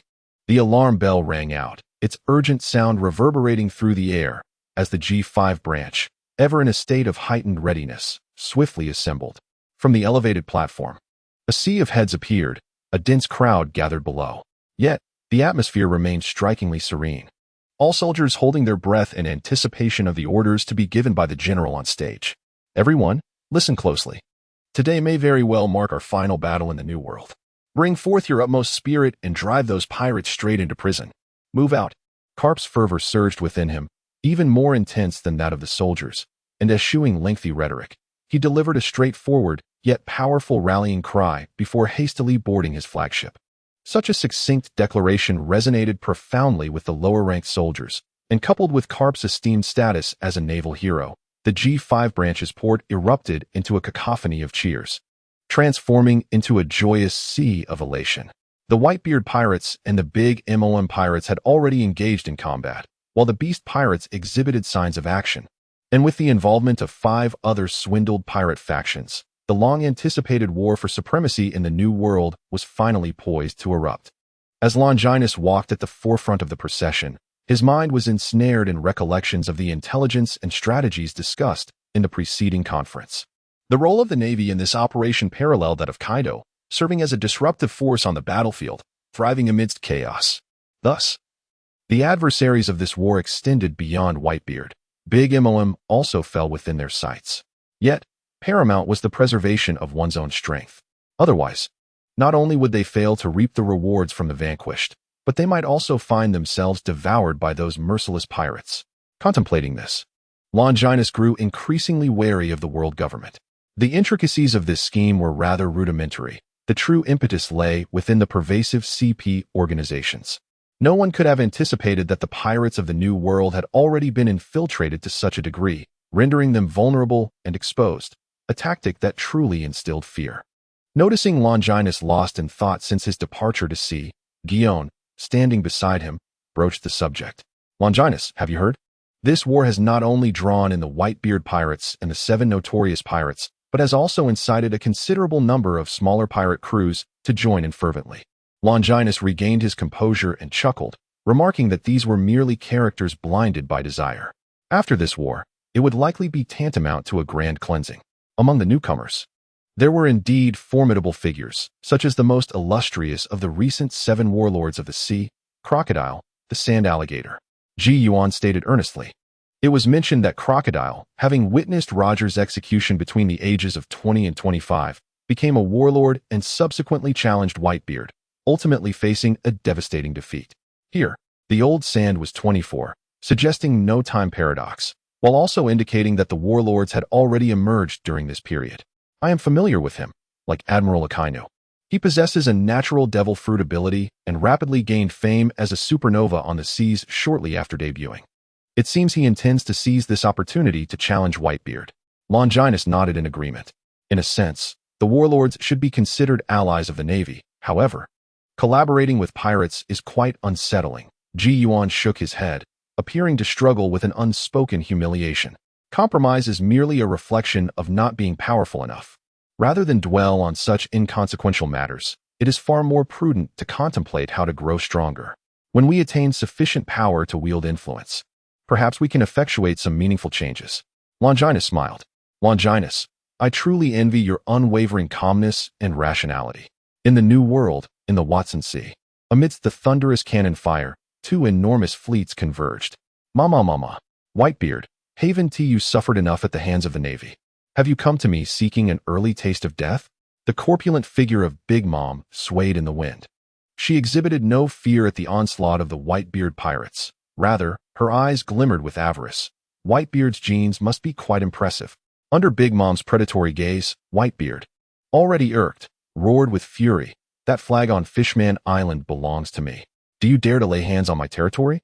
Do you wish to be torn asunder, Charlotte? Big Mom paused, quickly regaining her composure. Mama. It seems someone has disobeyed my orders, but it matters not. The conquest is merely a matter of time.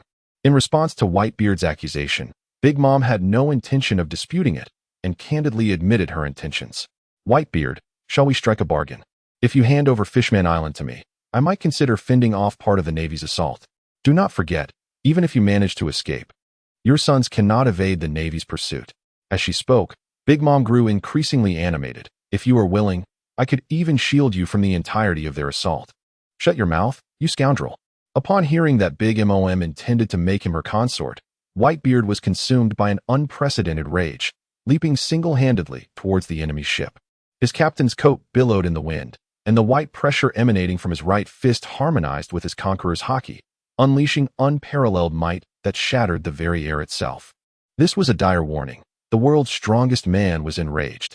Katakuri, sensing the gravity of the situation, swiftly erected multiple layers of machi walls as a barrier. Yet, Big Mom showed no sign of appreciation, her slightly more robust frame leaping into action, causing the saint's song to violently sway, emitting a creaking sound as if on the brink of disintegration. Do you think I fear you, Whitebeard? Your era has come to an end. In midair, Big Mom's horned hat transformed into a colossal sword, and with an overwhelming sword aura, she unleashed a ferocious slash, drawing upon the formidable strength of Elbaf. Elbaf's spear, the might of the nation. The clash of conquerors' haki ignited intense turbulence, with purple-black lightning dancing in the void. The collision of fist and blade resonated like thunder, rippling waves of air radiating outward from the two combatants, causing both the Moby Dick and the Saint's Song to tremble violently, akin to a small vessel adrift in a tempest, helplessly wandering. Ultimately, Big Mom's strength was the first to wane, as she was sent flying by a devastating punch, plummeting directly into the sea. Fortunately, Zeus and Prometheus, the embodiments of thundercloud and sunlight, timely grasped her hands, suspending her in midair, creating a scene both comical and absurd, reminiscent of a public execution. When the Navy arrived in the Watson Sea, the war had already erupted in full force. The Whitebeard pirates clashed fiercely with the Big Mom pirates, while the Beast pirates opportunistically took advantage of the chaos, and other pirate crews cautiously initiated their own attacks. At last, with the Navy's intervention, the tumultuous situation spiraled into complete disarray. Ha. Whitebeard, there's still time to reconsider. Otherwise, it won't just be Kaido and me attacking you. We will first eliminate you in alliance with the Navy, Big Mom bellowed, noticing the Navy's arrival. Whitebeard's expression darkened. No matter how powerful he was, he could not withstand the onslaught of two emperors alone. If the Navy added to the pressure, the danger could become all too real. Kaido, that fool, indeed had an ambiguous relationship with Charlotte, barely restraining his inner desire for destruction and refraining from attacking indiscriminately as he had before. Linlin, unexpectedly, Kaido brandished his kanabo towards Big Mom. I should have told you, Whitebeard is to be slain by my own hands. If you wish to withdraw, you best do so now. Taken by surprise, Big Mom was struck and sent flying. Though not severely injured, she was on the verge of bloodshed from frustration. Kaido, you imbecile. Certainly, what left her even more bewildered was yet to come. The advancing Navy not only directed their aggression towards the Whitebeard pirates, but also inadvertently dragged her into the line of fire. Big Mom widened her eyes in disbelief. When did the Navy become as disruptive as Kaido? Kuhu. Whitebeard laughed heartily, wielding his Naginata and sending the recently stabilized Big Mom flying once more with a powerful strike. Whitebeard, do not rejoice too soon. The formidable Big Mom, with her ironclad physique, suffered little damage, yet her rage boiled within. Today, she was determined to capture him and make him father children. It is I who shall end your life. As the battlefield erupted, Longinus felt a twitch at the corner of his mouth, astonished by the explosive news that Big Mom was coveting Whitebeard. Just as Longinus pondered this revelation, chaos ensued. Die, you wretched Navy scum! A burly pirate brandished his large sword amidst the throng, evidently unaware of Longinus's prowess, intending to eliminate the entire naval contingent in his vicinity, along with Longinus himself. Ordinary, Longinus casually assessed, swiftly launching a finger gun that sent the assailant crashing onto another vessel. Brother Nosette! A series of startled exclamations followed, accompanied by a barrage of furious glares aimed in his direction. Are these ordinary members of the Charlotte family? Longinus mused in surprise, though it was a fleeting thought. The Charlotte clan was extensive, and he could only vaguely recall about 2 or 3 from his memories. Those with little significance were likely to be peripheral figures within the Charlotte family. Longinus remained oblivious to the fact that the seemingly fragile Nosette before him was, in truth, destined to become the Minister of Finance among the 34 future dignitaries. Of course, even if Longinus were aware, it would not stir any emotions within him. After all, he regarded even a mere member of the Charlotte family with indifference. Not to mention, should any of the future 4 suite commanders impede his endeavors, he would not hesitate to act against them. Soon, a fierce gust of wind swept through, revealing before Longinus a long, smooth, and lustrous leg that seemed to shatter the very air, producing a deep sonic boom. As Longinus swiftly retreated, the long, wheat-colored legs seemed to extend further, as if refusing to relent until they struck him. Armed with iron resolve, Longinus seized the opponent's smooth ankle, pressing it down onto the deck without a hint of mercy. With a resounding crash, the ship shattered, and its owner's long legs sank deep into the wreckage. Truly, the arrival of the 4 stars was as foretold. Smuggy. Unlike his previous blunders, Longinus quickly recognized the newcomer. With a thud, Smuggy leaped from the broken hull, scrutinizing his adversary with cautious eyes. Who was this Navy officer? He appeared only slightly older than himself, yet possessed formidable strength. No wonder Brother Nosette was defeated. At just 14, Smuggy was still quite young, yet his prowess surpassed that of most members of the Charlotte family. He was the Navy's rising star, Longinus, a monster who had slain thousands of pirates and impelled down, and recently matched blows with Marco of the Whitebeard pirates. A cold voice emerged from behind Smuggy. The newcomer sported short red hair, donned spiked boots, and a scarf wrapped around his lower face. It was none other than Charlotte Katakuri, the pinnacle of the Charlotte family. Brother Katakuri, Smuggy exclaimed in delight, before his expression shifted to shock as he turned to Longinus. The realization struck him. If this Navy officer could hold his own against Marco, then his strength must rival that of Brother Katakuri. Smuggy, step aside. I will handle him, Katakuri declared succinctly. But Brother Katakuri, he is a Navy officer. There is no need for us to adhere to any sense of justice. Smuggy's demeanor turned icy.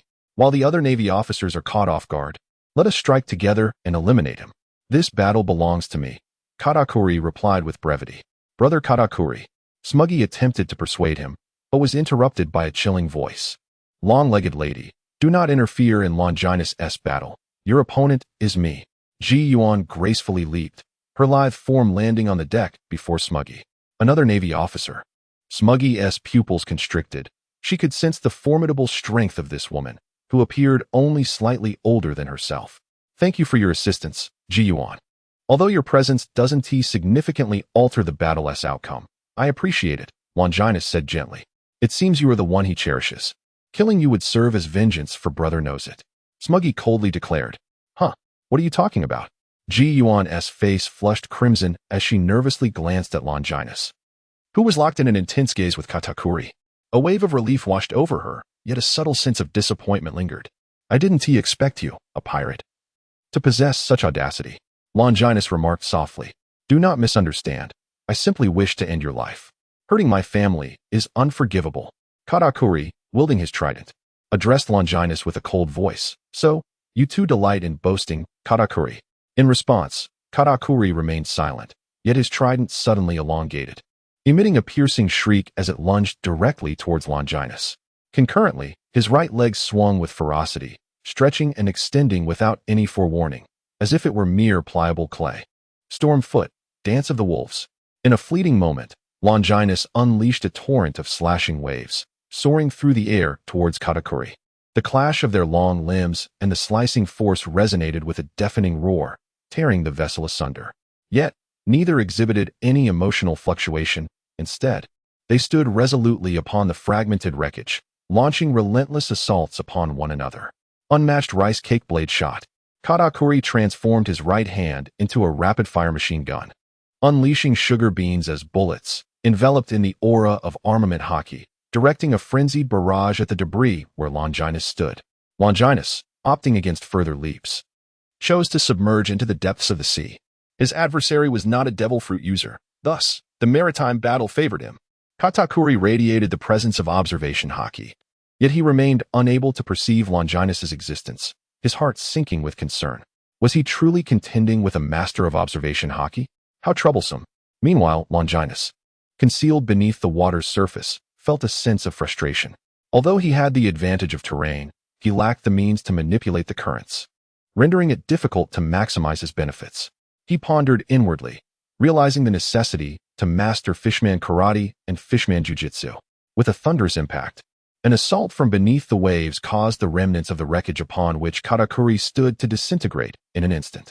Although he could not foresee Longinus's strike, the moment the debris shattered, he reacted swiftly, leaping to another fragment while unleashing a barrage of sugar beans, fortified with armament hockey, into the sea. Having lost faith in his observation hockey, Katakuri resolved to rely solely on his eyesight to discern his opponent's whereabouts beneath the waves. Indeed, upon spotting a dark silhouette beneath the surface, he shaped his right hand into the likeness of a pistol, transitioning from a wild barrage to a precise strike. Rice cake blade shot. Longinus no longer concealed himself, charging forward with a dual defense of hockey and iron, directly confronting Katakuri's assault. The iron fist of armament. Katakuri was taken aback by the audacity of his opponent. There was no time to evade, so he transformed his right hand into a sticky mass, enveloping his trident, and propelled himself forward in a rapid spin. Sticky thrust. Boom. A thunderous explosion erupted around them, causing even those nearby to suffer ruptured eardrums. While many of the battling pirates clutched their ears, howling in agony, the unleashed shockwave obliterated debris of varying sizes, and the sea beneath them erupted as if bombarded, generating towering waves that violently lashed against nearby ships. In the eye of the storm, a swirling vortex emerged, as though a colossal beast lurked beneath the surface, devouring everything around it.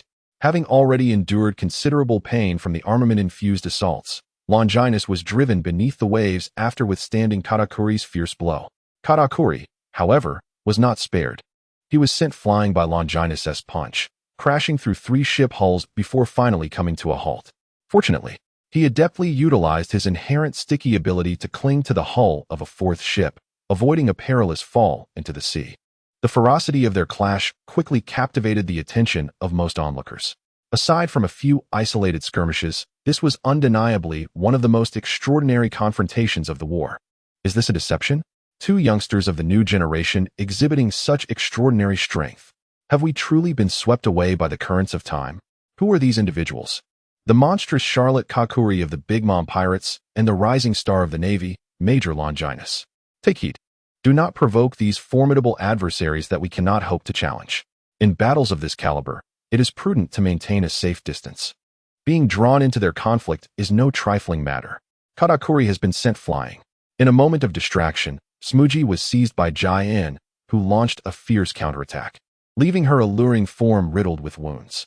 Had she not reacted swiftly, the outcome could have been dire. What audacity allows you to be distracted in the presence of a swordsman? Jai-In remarked, raising her exquisite chin with pride. Humph, you Navy folks are truly heartless. Though Katakuri has been knocked away, that Navy major has also suffered grievous injuries. Yet you exhibit not a shred of hesitation. Smuji retorted with scorn. Such distraction stems from a singular reason, your lack of trust in your brother. Jai-In's eyes gleamed with resolve. But I am different. I believe in Longinus. He will surely prevail. A man like him could never fall here. Therefore, I must not be the one to hinder his progress. Smuggy was momentarily taken aback, then smiled as he remarked, you are absolutely right. Should I become distracted and be defeated, it may inadvertently divert Brother Katakuri's focus.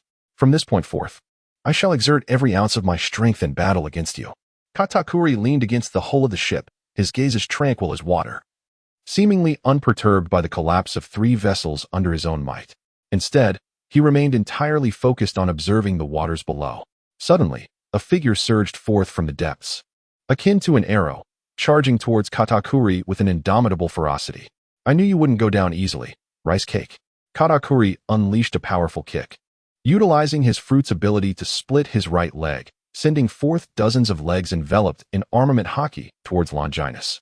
Remarkably, both the bullets and this current assault could continue to intertwine even after the armament haki had detached. Although Longinus's observation haki was considerably inferior to mine, his armament haki far surpassed my own.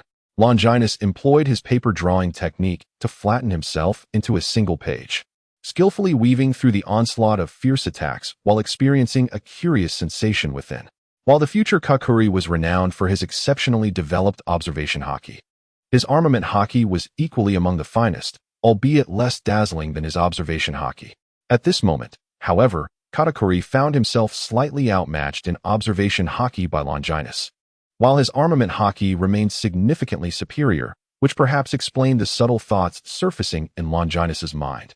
As Longinus maneuvered effortlessly among the multitude of long legs, Katakuri maintained a cold demeanor, suddenly transitioning his body from a solid to a liquid state. Even the legs he had propelled outward instantaneously liquefied, establishing a liquid connection to his own form. Sticky rice prison. As the legs of Longinus liquefied, they rapidly converged and coalesced into a colossal cocoon, which subsequently compressed and solidified, ensnaring him within. Crush the glutinous mass. Katakuri's right hand formed an illusory grip, and the prison confining Longinus violently constricted inward, seemingly reducing him to a pulp in an instant. However, despite having vanquished his foe, Katakuri displayed no signs of elation.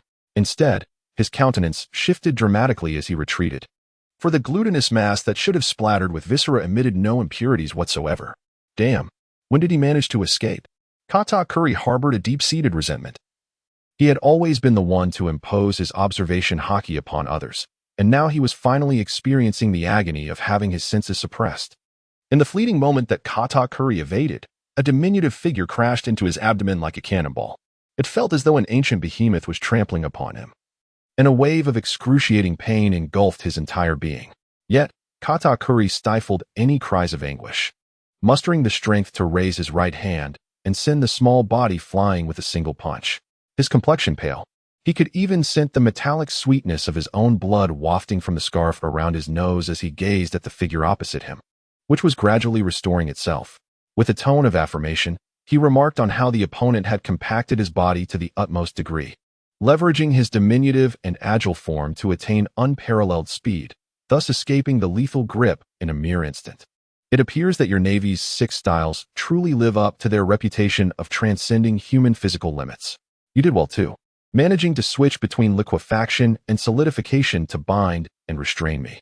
That punch you delivered certainly inflicted considerable pain. Longinus, having returned to his original size, calmed the tumult within his veins and moved his injured neck before speaking. Without any warning, almost simultaneously, the two surged toward one another once more. Horned glutinous mass. Katakuri's right hand transformed into a bar-shaped glutinous mass, augmented by the hardened armor of his haki, unleashing a relentless barrage at an astonishing speed. This was arguably his most formidable technique in close combat. Life returns, paper-drawn martial body. As Longinus infused his consciousness throughout his body, he felt as though he had shrunk in stature. While his form became more compact, his speed surged to remarkable heights, enabling him to evade all of Katakuri's phantom-like attacks. What astonishing reflexes! Katakuri couldn't help but praise him, as the icy blood coursing through his veins began to boil with fervor. I have witnessed your strength and speed. Now, what of your spirit? A terrifying aura radiated outward, causing the battling pirates and navy to foam at the mouth and collapse to the ground. Even Longinus felt a slight impact, his movements becoming sluggish. Such formidable conqueror's haki. This man's spirit was beyond the comparison of those wretches in the prison. After switching to a soul state to endure the pressure from his opponent, Longinus instantly reverted back. Contemplating gravely, Katakuri, poised to launch his attack, was momentarily stunned. What had that fleeting, bloodthirsty gaze been? He had only seen such a dreadful look in one person, his mother during her bouts of hunger pangs. Was it merely an illusion? Had the burden of unleashing his conqueror's haki affected his soul so profoundly that he envisioned strange occurrences? Though somewhat dazed, Katakuri's assault showed no signs of faltering. His arm, enveloped in armament haki, unleashed an attack approaching the speed of sound, nearly exceeding the limits of human visual perception. However, having shaken off the daze, Longinus was not idle. He raised his right leg, delivering a kick powerful enough to sever steel, colliding fiercely with Katakuri's fist. The moment their hardened armament haki-imbued arms and thighs clashed, a resounding metallic ring echoed, and the ensuing shockwave erupted forth. Longinus advanced instead of retreating, seizing Katakuri's arm with remarkable speed and hurling him toward the deck. The countless ships that had already met their demise bore witness once more. As blood seeped from Katakuri's ears and nose, Longinus, grasping his arm, suddenly transformed it into a pliable whip, binding him and flinging him aside as if a stone tethered to a rope's end, spinning rapidly before being cast away. With a heavy thud, Longinus crashed onto a warship, yet he rose as if unscathed. Wiping the blood from the corner of his mouth and fixing a resolute gaze upon Katakuri, who stood amidst the wreckage of the opposing vessel. Indeed, the man hailed as the greatest creation of the Charlotte family was formidable. In truth, had it not been for Longinus's suppression of Katakuri's mastery of observation haki, it was uncertain whether he could stand here intact. "Major Longinus, are you all right?" A Navy soldier inquired anxiously from the edge of a shattered warship. "I'm fine. Though I apologize for the trouble I've caused you. Please, keep your distance. That fellow is quite a troublesome adversary," Longinus instructed before leaping back into the fray. How remarkably gentle Major Longinus was, still showing concern for their safety at such a moment. The soldier, appearing as if on the verge of being broken, spoke in a rather flamboyant manner. To think that he could engage in battle with Brother Katakuri to such an extent, that Navy officer is indeed formidable. The snake-headed swordswoman, Amanda, slaughtered her enemies while casting her gaze towards another battlefield. Brother Katakuri is the epitome of perfection. How could that Navy officer possibly be his match? Bree, holding a mirror that contained their captured foes within the mirror world, voiced her discontent. Indeed, Katakuri possesses great strength, yet the adversaries are far from ordinary.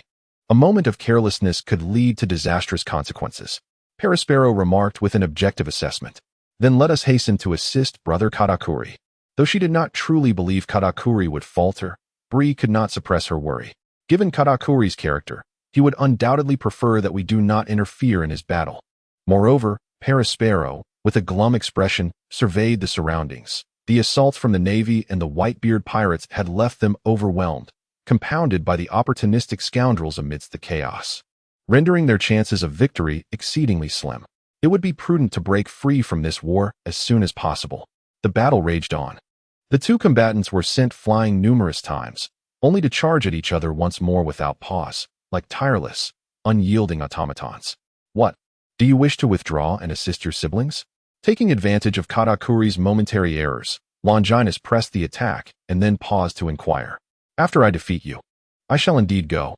Katakuri wiped the blood from the corner of his mouth, a consequence of his missteps.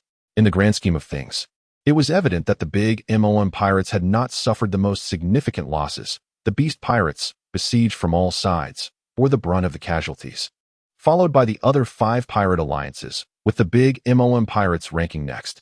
Ironically, the Navy and the Whitebeard pirates, who had engaged in fierce combat from the outset, had incurred the least damage. However, for Katakuri, even the slightest loss was intolerable. He concealed his true self behind a mask of pretense, perpetually embodying the ideal image of a perfect man, all in the name of protecting his loved ones. Thus, this man, heralded as the greatest masterpiece of the Charlotte family, was prepared to go to any lengths. Such an ominous aura. Was he truly prepared to fight to the death? Longinus's expression grew serious. Was Katakuri a strong man? Certainly. A person who transcends all for the sake of their beliefs is undoubtedly a strong individual. In this dreamlike world, only conviction serves as the singular criterion for judging strength. Even the seemingly eccentric big MOM and Kaido exhibit similar traits. One harbors the dream of establishing a utopia where all races coexist harmoniously, while the other possesses an audacious spirit capable of accommodating any adversary. Thus, what might be the consequence of a formidable warrior like Katakuri disregarding all repercussions? The answer is an explosive transformation. The vessel upon which they stood began to writhe, as if imbued with life, its decks surging like a quagmire, continuously engulfing the body of Longinus. Could it be the awakening of a devil fruit? How terrifying indeed. Longinus sighed. In truth, the awakening of a devil fruit is not inherently fearsome. Rather, it is the individual who awakens it that instills dread. Much like the 4 awakened guards of Impel Down. An individual of such caliber would elicit little emotional response from Longinus, regardless of the number. For, ultimately, the awakening of a devil fruit serves merely as an amplification. The stronger the awakened individual, the more formidable their powers post-awakening. Katakuri's strength is already formidable. With this awakening, he is likely poised to surpass both himself and Marco, stepping into the realm of top-tier combatants.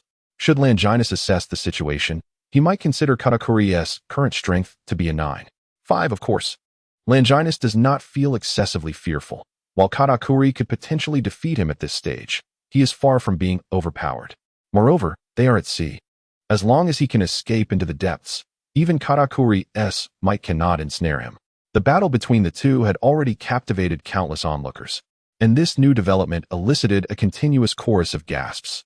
Has the ship transformed into a rice cake? I must be dreaming. How could such a thing occur? What has transpired?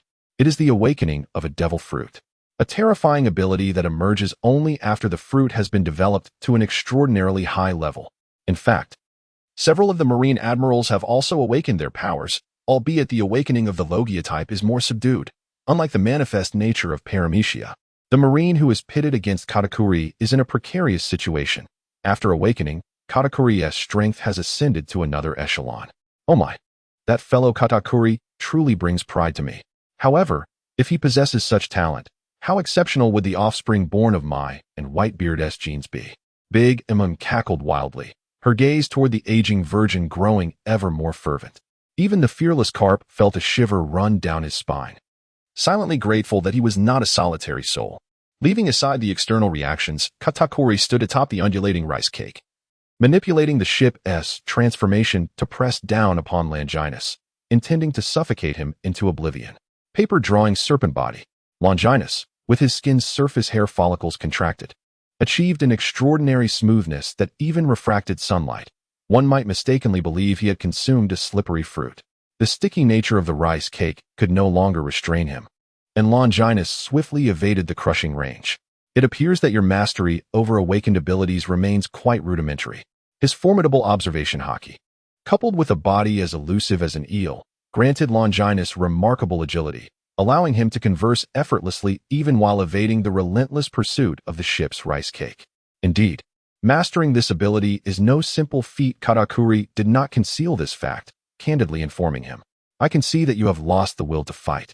Are you intending to rescue other members of the Charlotte family? Katakuri remained silent, while Longinus continued, stating that although he could hinder Katakuri for a time, such an effort was becoming unnecessary. However, before your departure, this battle must reach a conclusion.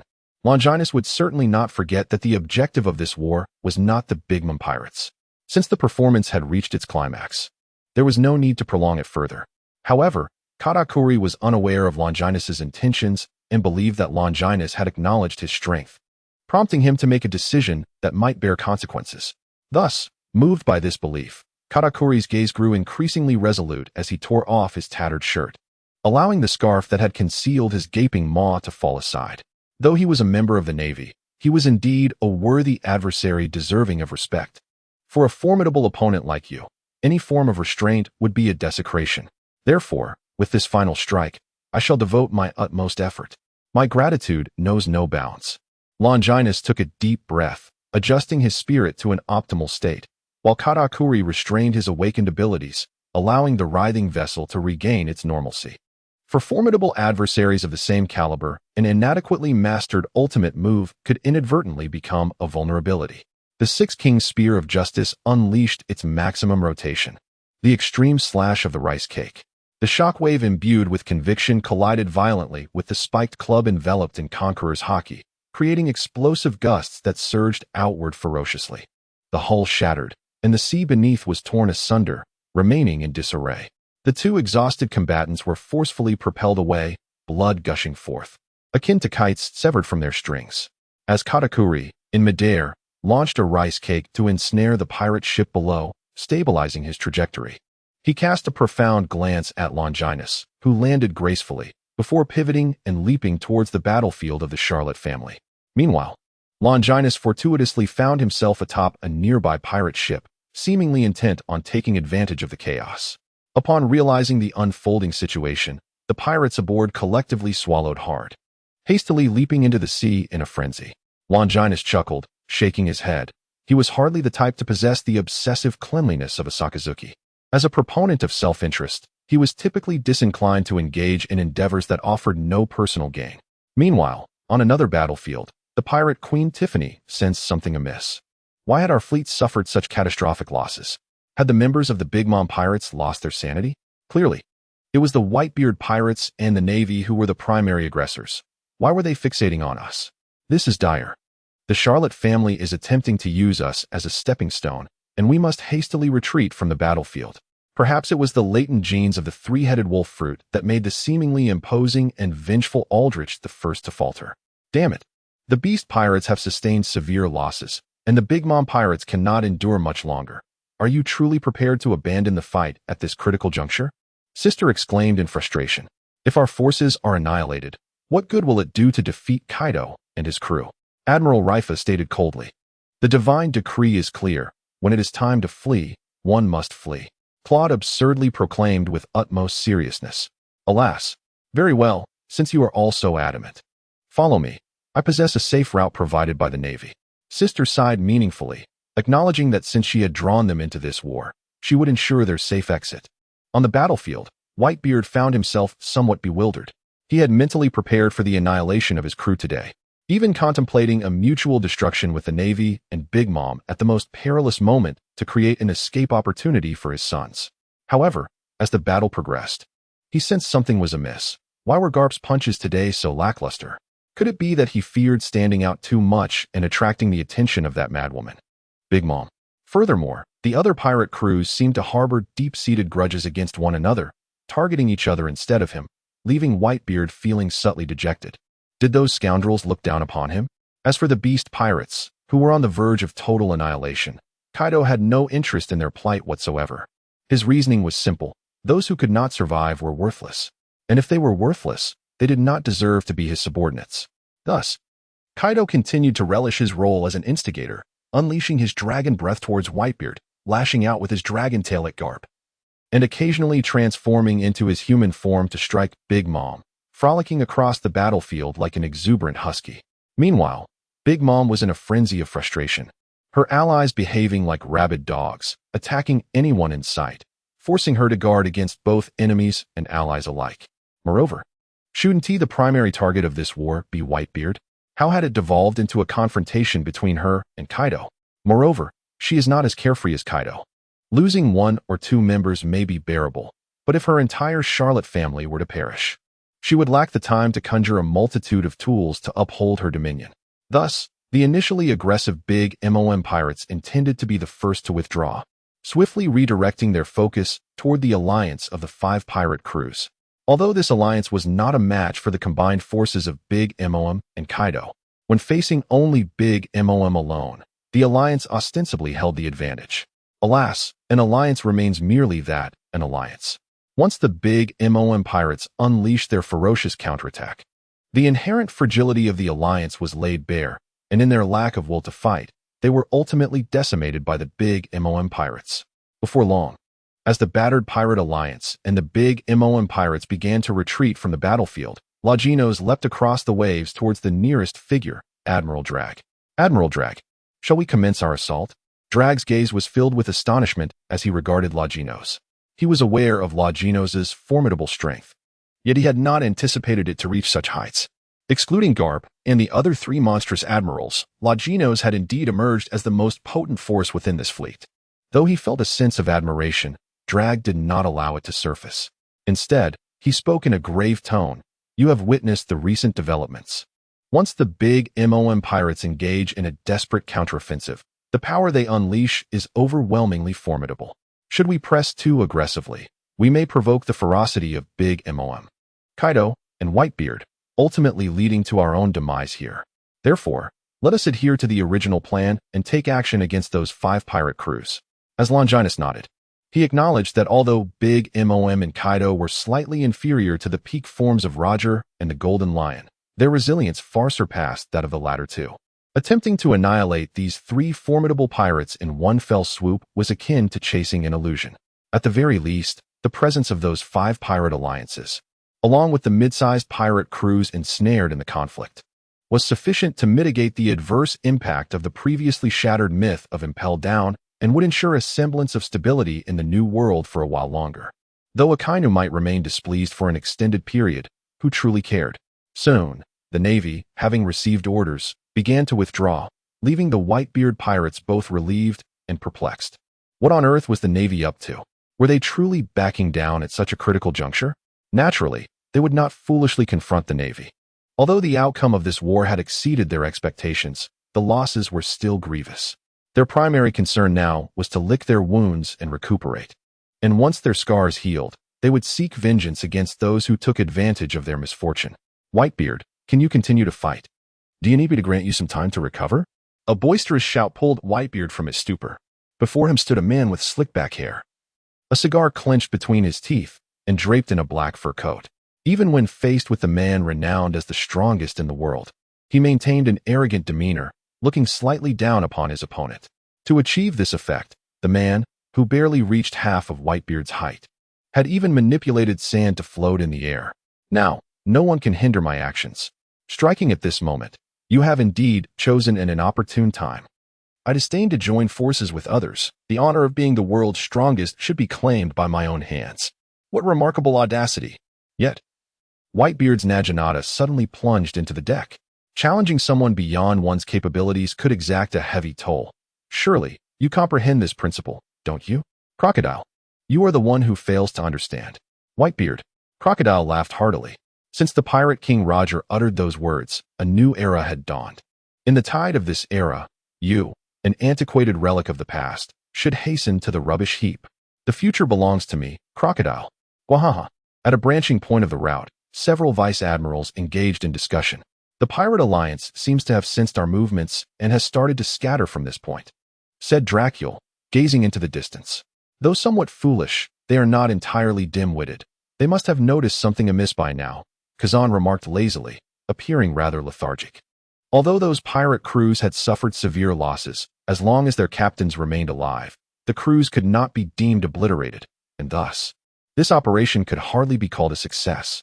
Therefore, to prevent those pirate captains from escaping, we must now split up and commence the hunt.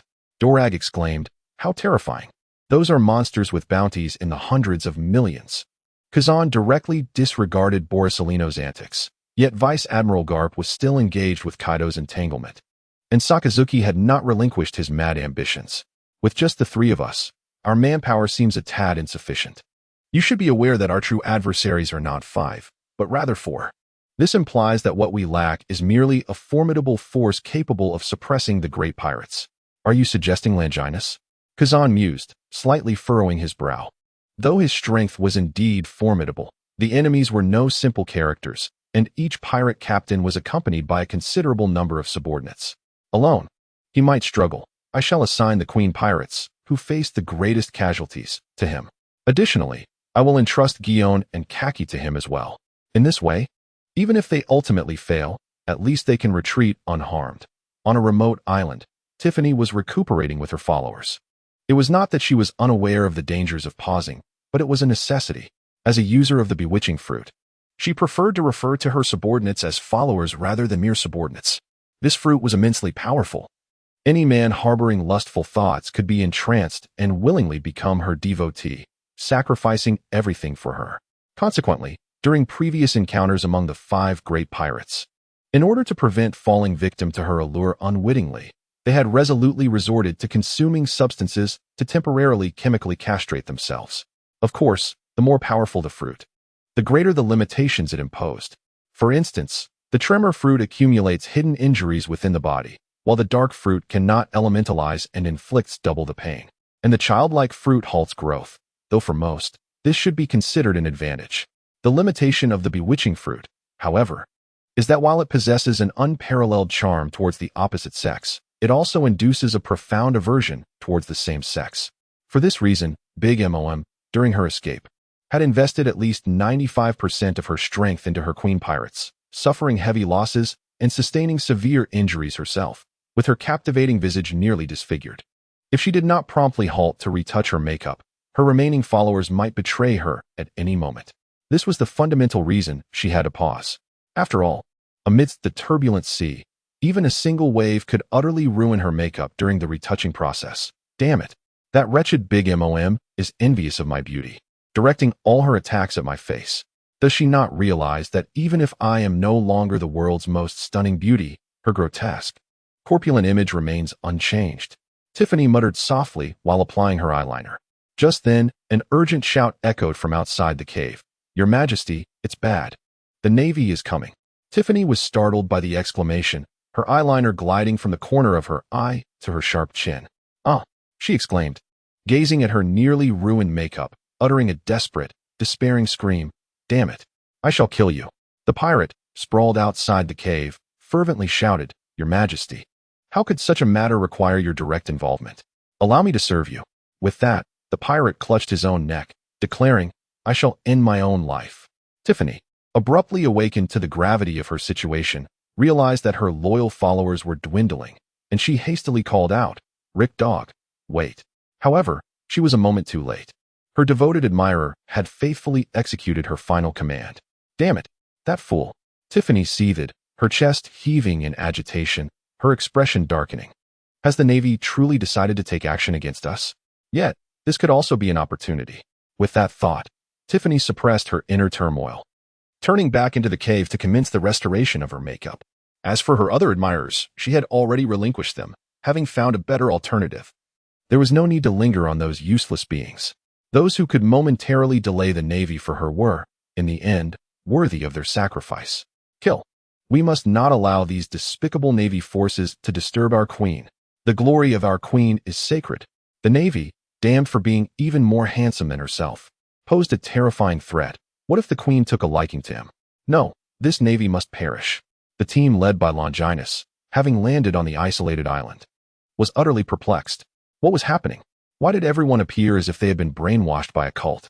Jaji, filled with sorrow, realized that the pirates were entirely ignoring his presence, all their attention fixated on Longinus.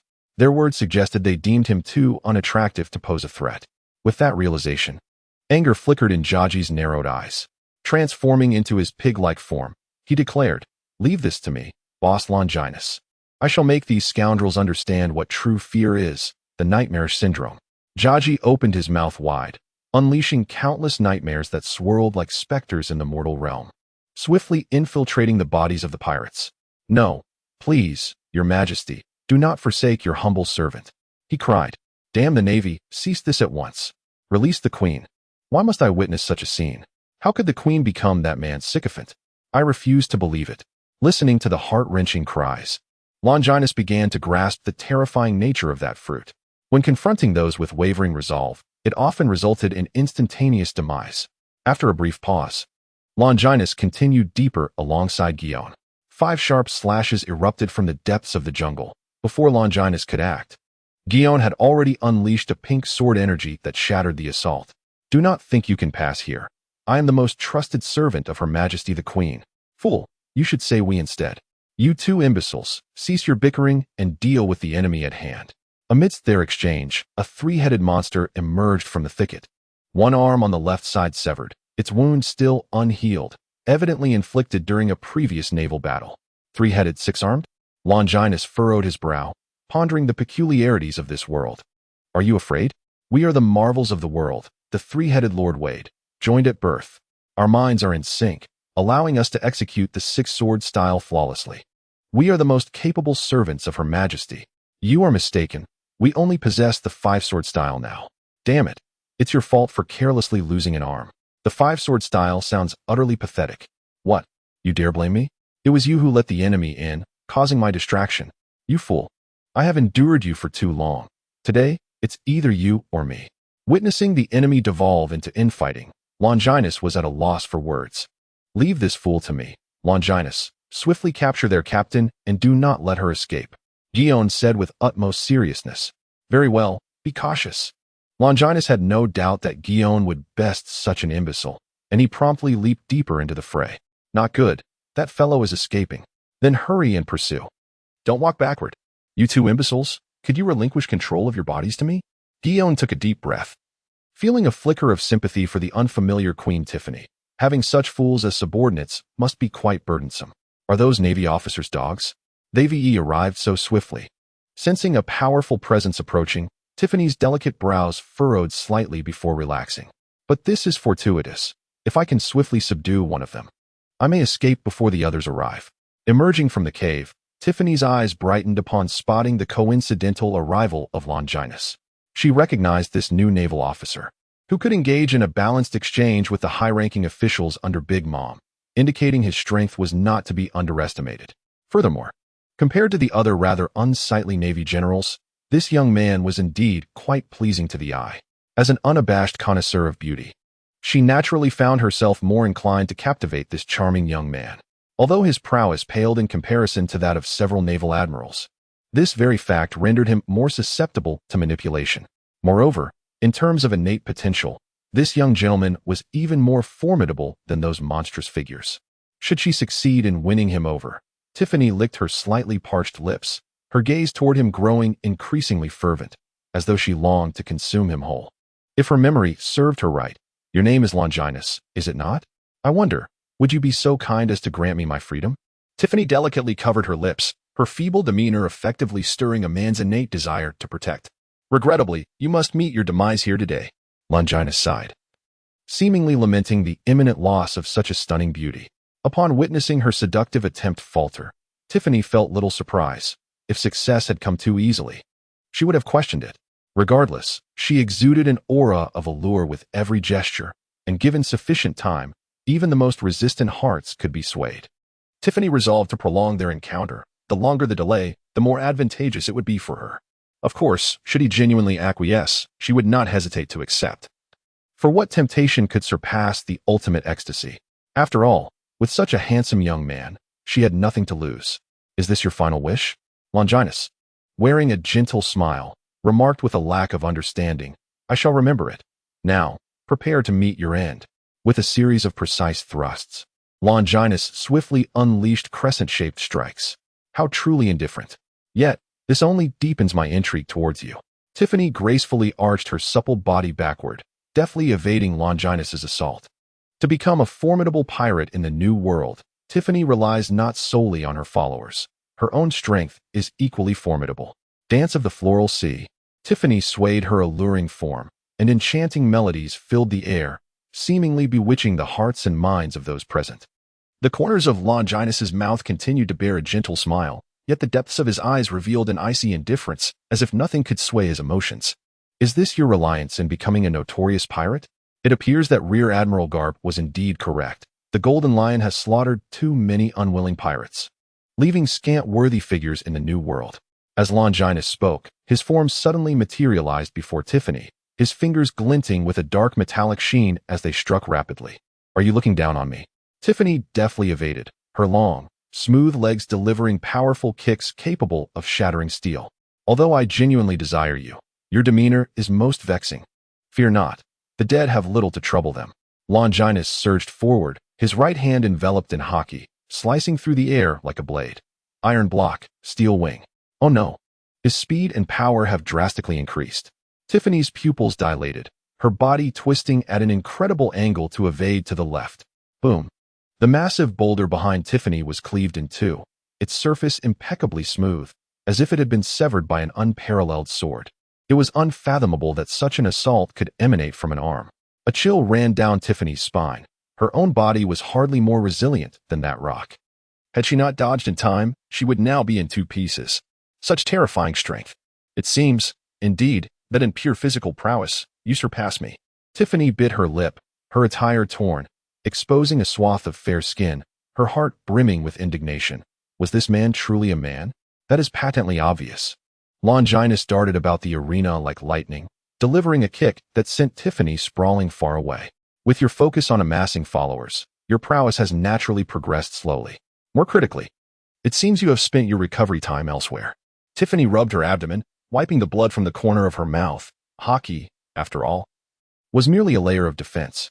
It proved more effective against blades and firearms, while pure strength, like that of Longinus, could easily transmit shockwaves to her internal organs. At this moment, Tiffany felt a pang of regret. Had she devoted the time spent on makeup to healing, she would not be so thoroughly overpowered. You fought Katakuri and sustained injuries. How can you still unleash such attacks? Tiffany spoke with a hint of reluctance. You speak of injuries? They have already healed. Longinus replied nonchalantly. In truth, after laying the groundwork with countless Sea King's corpses, his recovery ability, though still far from that of Kaido, was not to be underestimated compared to ordinary Zoan users. This was, of course, without utilizing the 7-star sword to absorb blood vitality. Otherwise, he could have even achieved Kaido's regenerative capabilities in a short span. Curse it, such formidable recovery. Could this fellow truly not be a Zoan user? Tiffany cursed inwardly, regretting for the first time that her chosen prey was too formidable. However, she had no time for contemplation, as the right leg of Longinus loomed ever larger in her dilating pupils. Swiftly, Tiffany hardened her hands with armament haki, shielding herself in anticipation, only to be struck by an overwhelming force that sent her flying. Her hands went numb, nearly devoid of sensation, and it was only through a backward somersault in midair that she managed to halt her trajectory. Damn it! Tiffany gritted her teeth, suddenly drawing a small mirror from her bosom. As a wielder of the charm fruit, her ability allowed her to temporarily amplify the power of her followers. Thus, her immediate intent was to enchant herself, subsequently enhancing her own abilities. Having had her fill of frivolity, she thought, let us meet our demise. Longinus, utterly indifferent to this tantalizing display, unleashed a series of slicing waves with his leg, aimed directly at Tiffany. What a ruthless man, daring to disregard her allure. Tiffany twisted her body, deftly navigating through the onslaught of strikes to find the optimal gaps for evasion. Perhaps akin to a certain sledge dog who traded intellect for beauty. Tiffany, after enchanting herself, experienced a significant boost in both power and charm, albeit at the cost of her once impressive intelligence. In the midst of her battle with Longinus, she clutched the mirror tightly, gazing at her reflection with self-admiration, as though she had fallen in love with the visage that stared back at her. Longinus harbored no intentions of restraint. Seizing the opportunity while his opponent gazed into a mirror, he swiftly thrust his finger, hardened by the power of haki, piercing through the air with explosive force, striking directly at Tiffany's heart. Though she had summoned her haki to shield her body in time, the impact on her heart compelled Tiffany to expel a mouthful of blood. I will surely kill you, she screamed in a fit of desperate despair. Yet, in that moment, she ceased to be ensnared by her own allure. Amidst Tiffany's overwhelming fury, an inexplicable fear intertwined with her emotions. It was the first time she had been so thoroughly bested by a man. In the past, even the most stoic of men, when confronted with her unparalleled charm, would invariably find themselves inadvertently holding back. After all, the pursuit of beauty is an inherent trait of humanity. Even those who had temporarily severed their desires would instinctively temper their strength in her presence. However, this man before her seemed wholly indifferent to her allure. Could it be that he was, in essence, a creature devoid of emotion and desire? With this thought, fear burgeoned within Tiffany, overwhelming her anger as she turned to flee toward the coastline. Longinus was taken aback. He had not anticipated that the first action following the opponent's harsh words would be to flee. Without hesitation, he hastened to pursue. Tiffany, aware that her severely injured form could not outrun him, steeled herself and expended her remaining strength to activate her ability, Enchanted Forest. An invisible wave emanated, and the forest seemed to come alive, with various vines and branches extending to obstruct Longinus's path. Awakening of the fruit. Longinus was not particularly surprised. It was only natural for someone of such renown to develop an awakened ability. However, as he had mentioned, awakening also depended on the individual.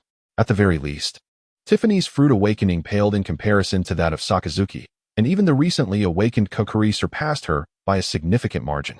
After all, Tiffany's primary development focus was on support rather than combat. Tiffany understood that the animated forest would not hinder him for long. Thus, she continued her escape. Suddenly, a voice filled with surprise called out, "Tiffany, you are also on this island." She turned to see a similarly disheveled sister, whose once immaculate black cloak was now tattered, as if she had just evaded a chase. Though puzzled, Tiffany was too preoccupied to ponder Sister's presence. "Sister, quickly help me stop that Navy officer," Tiffany exclaimed, preparing to change direction and combine their powers for another attempt to capture him.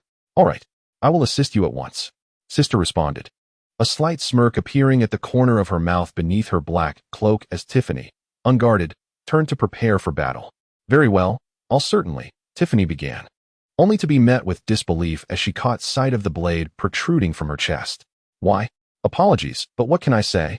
I am an undercover agent," Sister replied with a resigned shrug, her usual ominous demeanor shattered. "Given our collaboration thus far, allow me to reintroduce myself. I am from the World Government CP9. Code name 03. Tiffany staggered, leaning against a large tree. For someone of her caliber, such an injury was not fatal, yet her spirits had plummeted. "Major Longinus, you wouldn't hold it against me for taking the initiative, would you?" Sister inquired with a chuckle. "Of course not. For the sake of justice, one must not infuse too much personal heroism into the mission. I am merely curious about your emergence from the forest, leaving the devastation in your wake. With your formidable strength, is it truly only CP9 you belong to? This is not surprising. If strength determined everything, then Major Longinus's current rank would surely be at least Rear Admiral, would it not? Could it be that you, too, are a newcomer like myself?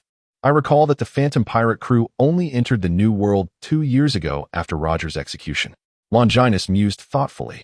"Nevertheless, this achievement should be sufficient for you to ascend to CP0, no? Perhaps."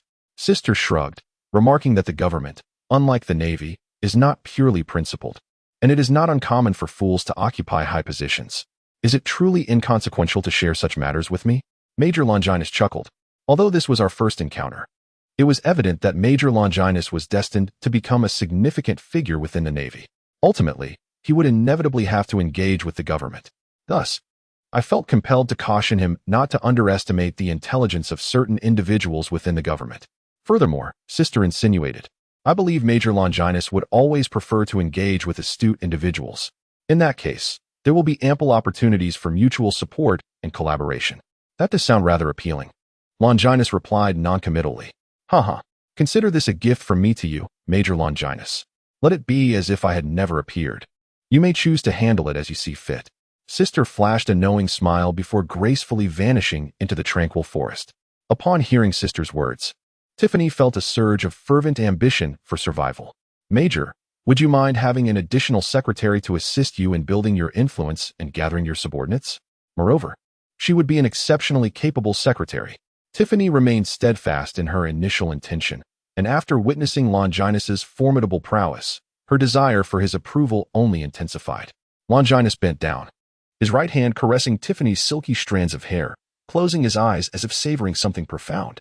Witnessing Longinus in this state, Tiffany felt a surge of joy. Could it be that this little imp has a penchant for pet play? Thus, Tiffany obediently nuzzled against Longinus's palm, emitting a contented purr akin to that of a cat. Just as Tiffany reveled in her delight, she heard Longinus let out a deep sigh, seemingly frustrated by the scarcity of useful memories. Tiffany felt a flicker of confusion, but before she could voice her thoughts, she was plunged into an eternal slumber within the enveloping darkness. In the outside world, Longinus rose, emitting a satisfied sigh. Although his observation did not yield many significant memories, the sinful soul was undeniably delectable. Was Tiffany truly weak? Under the vigilant care of Big Mom, her survival could hardly be described as weakness. In fact, even Dolag initially perceived Longinus and his companions as the disadvantaged party, believing they would at least retreat unscathed. The scenario where Longinus dominated the encounter could be attributed to Tiffany spending her time recovering from her injuries on reapplying makeup, as well as the inherent flaw among all power wielders. When their relied upon abilities falter, they inevitably reveal their panic-stricken side. Otherwise, Sister's ambush would not have succeeded so effortlessly. Ultimately, the crux of the matter lay in Tiffany's fruitability being thoroughly countered by Longinus. Even facing a soldier like Sakazuki, known for his iron-fisted brutality, would be preferable to confronting Longinus, for he was a monster with absolute rationality from the day of his inception, a being unperturbed by the whims of emotion, a masked, faceless entity, if you will. Gazing at the headless corpse on the ground, Longinus found it somewhat amusing. After spending such a long time in that blood-soaked slaughterhouse, today marked his first foray into action. This was an unavoidable circumstance, although the battlefield was a prime venue. The multitude of formidable adversaries drawn into this war of supremacy made him wary of his subtle maneuvers being discovered. He understood the principle that minor indiscretions could jeopardize grand schemes. In a certain sense, he required the identity of Apophis. Beyond facilitating a better search for Dami, it also served to enhance his own strength. As a hero, Longinus could not afford to become entangled with malevolent filth, yet it was entirely reasonable for Apophis, hailing from hell, to possess some nefarious methods. Should he participate in the war under the guise of Apophis, he could act without restraint, employing any means necessary to fortify himself. Longinus shook his head, no longer entangled in his thoughts, and turned to retrace his steps. Upon returning to the coastline, he found that the battle between Guion and Kaki had concluded, and they were preparing to advance towards his position for reinforcements. The moment they laid eyes on Longinus, both inquired with genuine concern, "Longinus, are you hurt? Longinus, have you captured Tiffany?" Longinus smiled gently, assuring, "I am fine. The enemy has been dealt with." "Dealt with? Does that imply death?" Jiaji asked, still in disbelief. After all, the notorious pirate, with a bounty exceeding 500 million, was not an easy foe to eliminate, even if he had been severely injured. Ji Yuan, on the other hand, unconditionally believed that the female pirate was no decent woman, and her death was for the best. Undoubtedly, Ji Yuan was also influenced by the alluring powers of the charm fruit. "Oh, by the way," Jiaji exclaimed, suddenly retrieving a nearly suffocated snail phone from his pocket. "Longinus, earlier, Admiral Dorag called to inquire about the situation. At that time, we were not fully informed, so he requested you to relay a message upon your return. Is that so?" Longinus gently calmed the distressed snail phone before dialing, inquiring about the situation on Dorag's end. "The missionary Claude has already been captured by Admiral Dorag." Ji Yuan interjected eagerly. "Indeed, Admiral Dorag's strength is formidable." Longinus knew from intelligence reports that Claude was the most powerful among the pirate alliance, and Dorag had yet to show any signs of being a devil fruit user. Nevertheless, he managed to capture the enemy in such a short period. In Longinus's view, among the 4 headquarters admirals, Dorag was the most unassuming yet incomprehensible. As the call connected, Dorag's stern visage came vividly through the snail phone. "What is the situation? The Queen pirates have been annihilated, and Tiffany has been slain by me." "Slain?" Dorag's indifferent tone wavered slightly. In his estimation, Longinus's strength might be somewhat inferior to Tiffany's. However, Tiffany had sustained significant injuries, and with Longinus's remarkable combat talent, defeating her was not beyond the realm of possibility. Yet, to slay her? He knew that Tiffany's fruit possessed an extraordinary allure for men, often limiting their strength to only 70 or 80% when facing her. Even Dorag himself believed that while his strength would not be diminished in confronting Tiffany, whether he could bring himself to kill her remained uncertain. Now, Longinus claimed to have personally slain Tiffany. Was his resolve truly that steadfast, or was he merely a man in disguise? "Is there a problem, Admiral Dorag?" Longinus inquired curiously as the snail phone fell silent. After a pause, a soft voice emerged from the other end. "No, you and your fleet should return promptly." On Cake Island, Karakuri crossed his arms, coldly stating, "It seems we have been played by the Navy. Their target has been Sista and the others from the very beginning. That fellow Capone truly put on a remarkable performance for us." Big Mom's countenance was dark and foreboding, akin to a storm looming under oppressive clouds. The only one capable of such a feat must surely be that scoundrel from the warring states. "I will not let the Navy off so easily after suffering such losses. Mother, let us set aside the Navy for the moment. We have gravely offended Whitebeard, and his retaliation will not keep us waiting long." Karakuri interjected with a sense of foreboding. In Wano country, Onigashima, Boss Kaido, all the officers who followed you out have perished, which seems to indicate a resurgence of Wano's forces," one pirate said timidly. Kaido, clutching a barrel of sake with bleary eyes, replied, "Fools, those worthless beings are dead. Do I need to instruct you on how to recruit more formidable subordinates?" A trembling pirate on the ground inquired, "Not long ago, a flying fellow expressed a desire to join your ranks, and I set him aside. Should we meet him? Flying? No need. I have come myself." A man, wrapped tightly and emanating an intense heat, strode in. "How dare you come in unannounced?" The pirate stammered, collapsing to the ground. It was his first encounter with someone so audacious. Did he not realize who stood before him? That was a man at the pinnacle of the new world. "You?" Kaido squinted, then burst into laughter. "Ha ha ha. I remember now. You are the one who tortured me back at Impel Down. Hearing Kaido's words, the pirate beside him fainted from sheer terror. Naturally, neither Kaido nor the man named Jean cared for this. Introduction: he is a Marine Admiral, revered by the world as the dawn that pierces the gloom, the holy spear Longinus. He is the underground king, feared by the world as the harbinger of the end of an era, the demon sword Apophis. Navigating the realms of light and darkness, he weaves a battle hymn of blood and fire. When he suddenly looks back, he finds the world beneath his feet,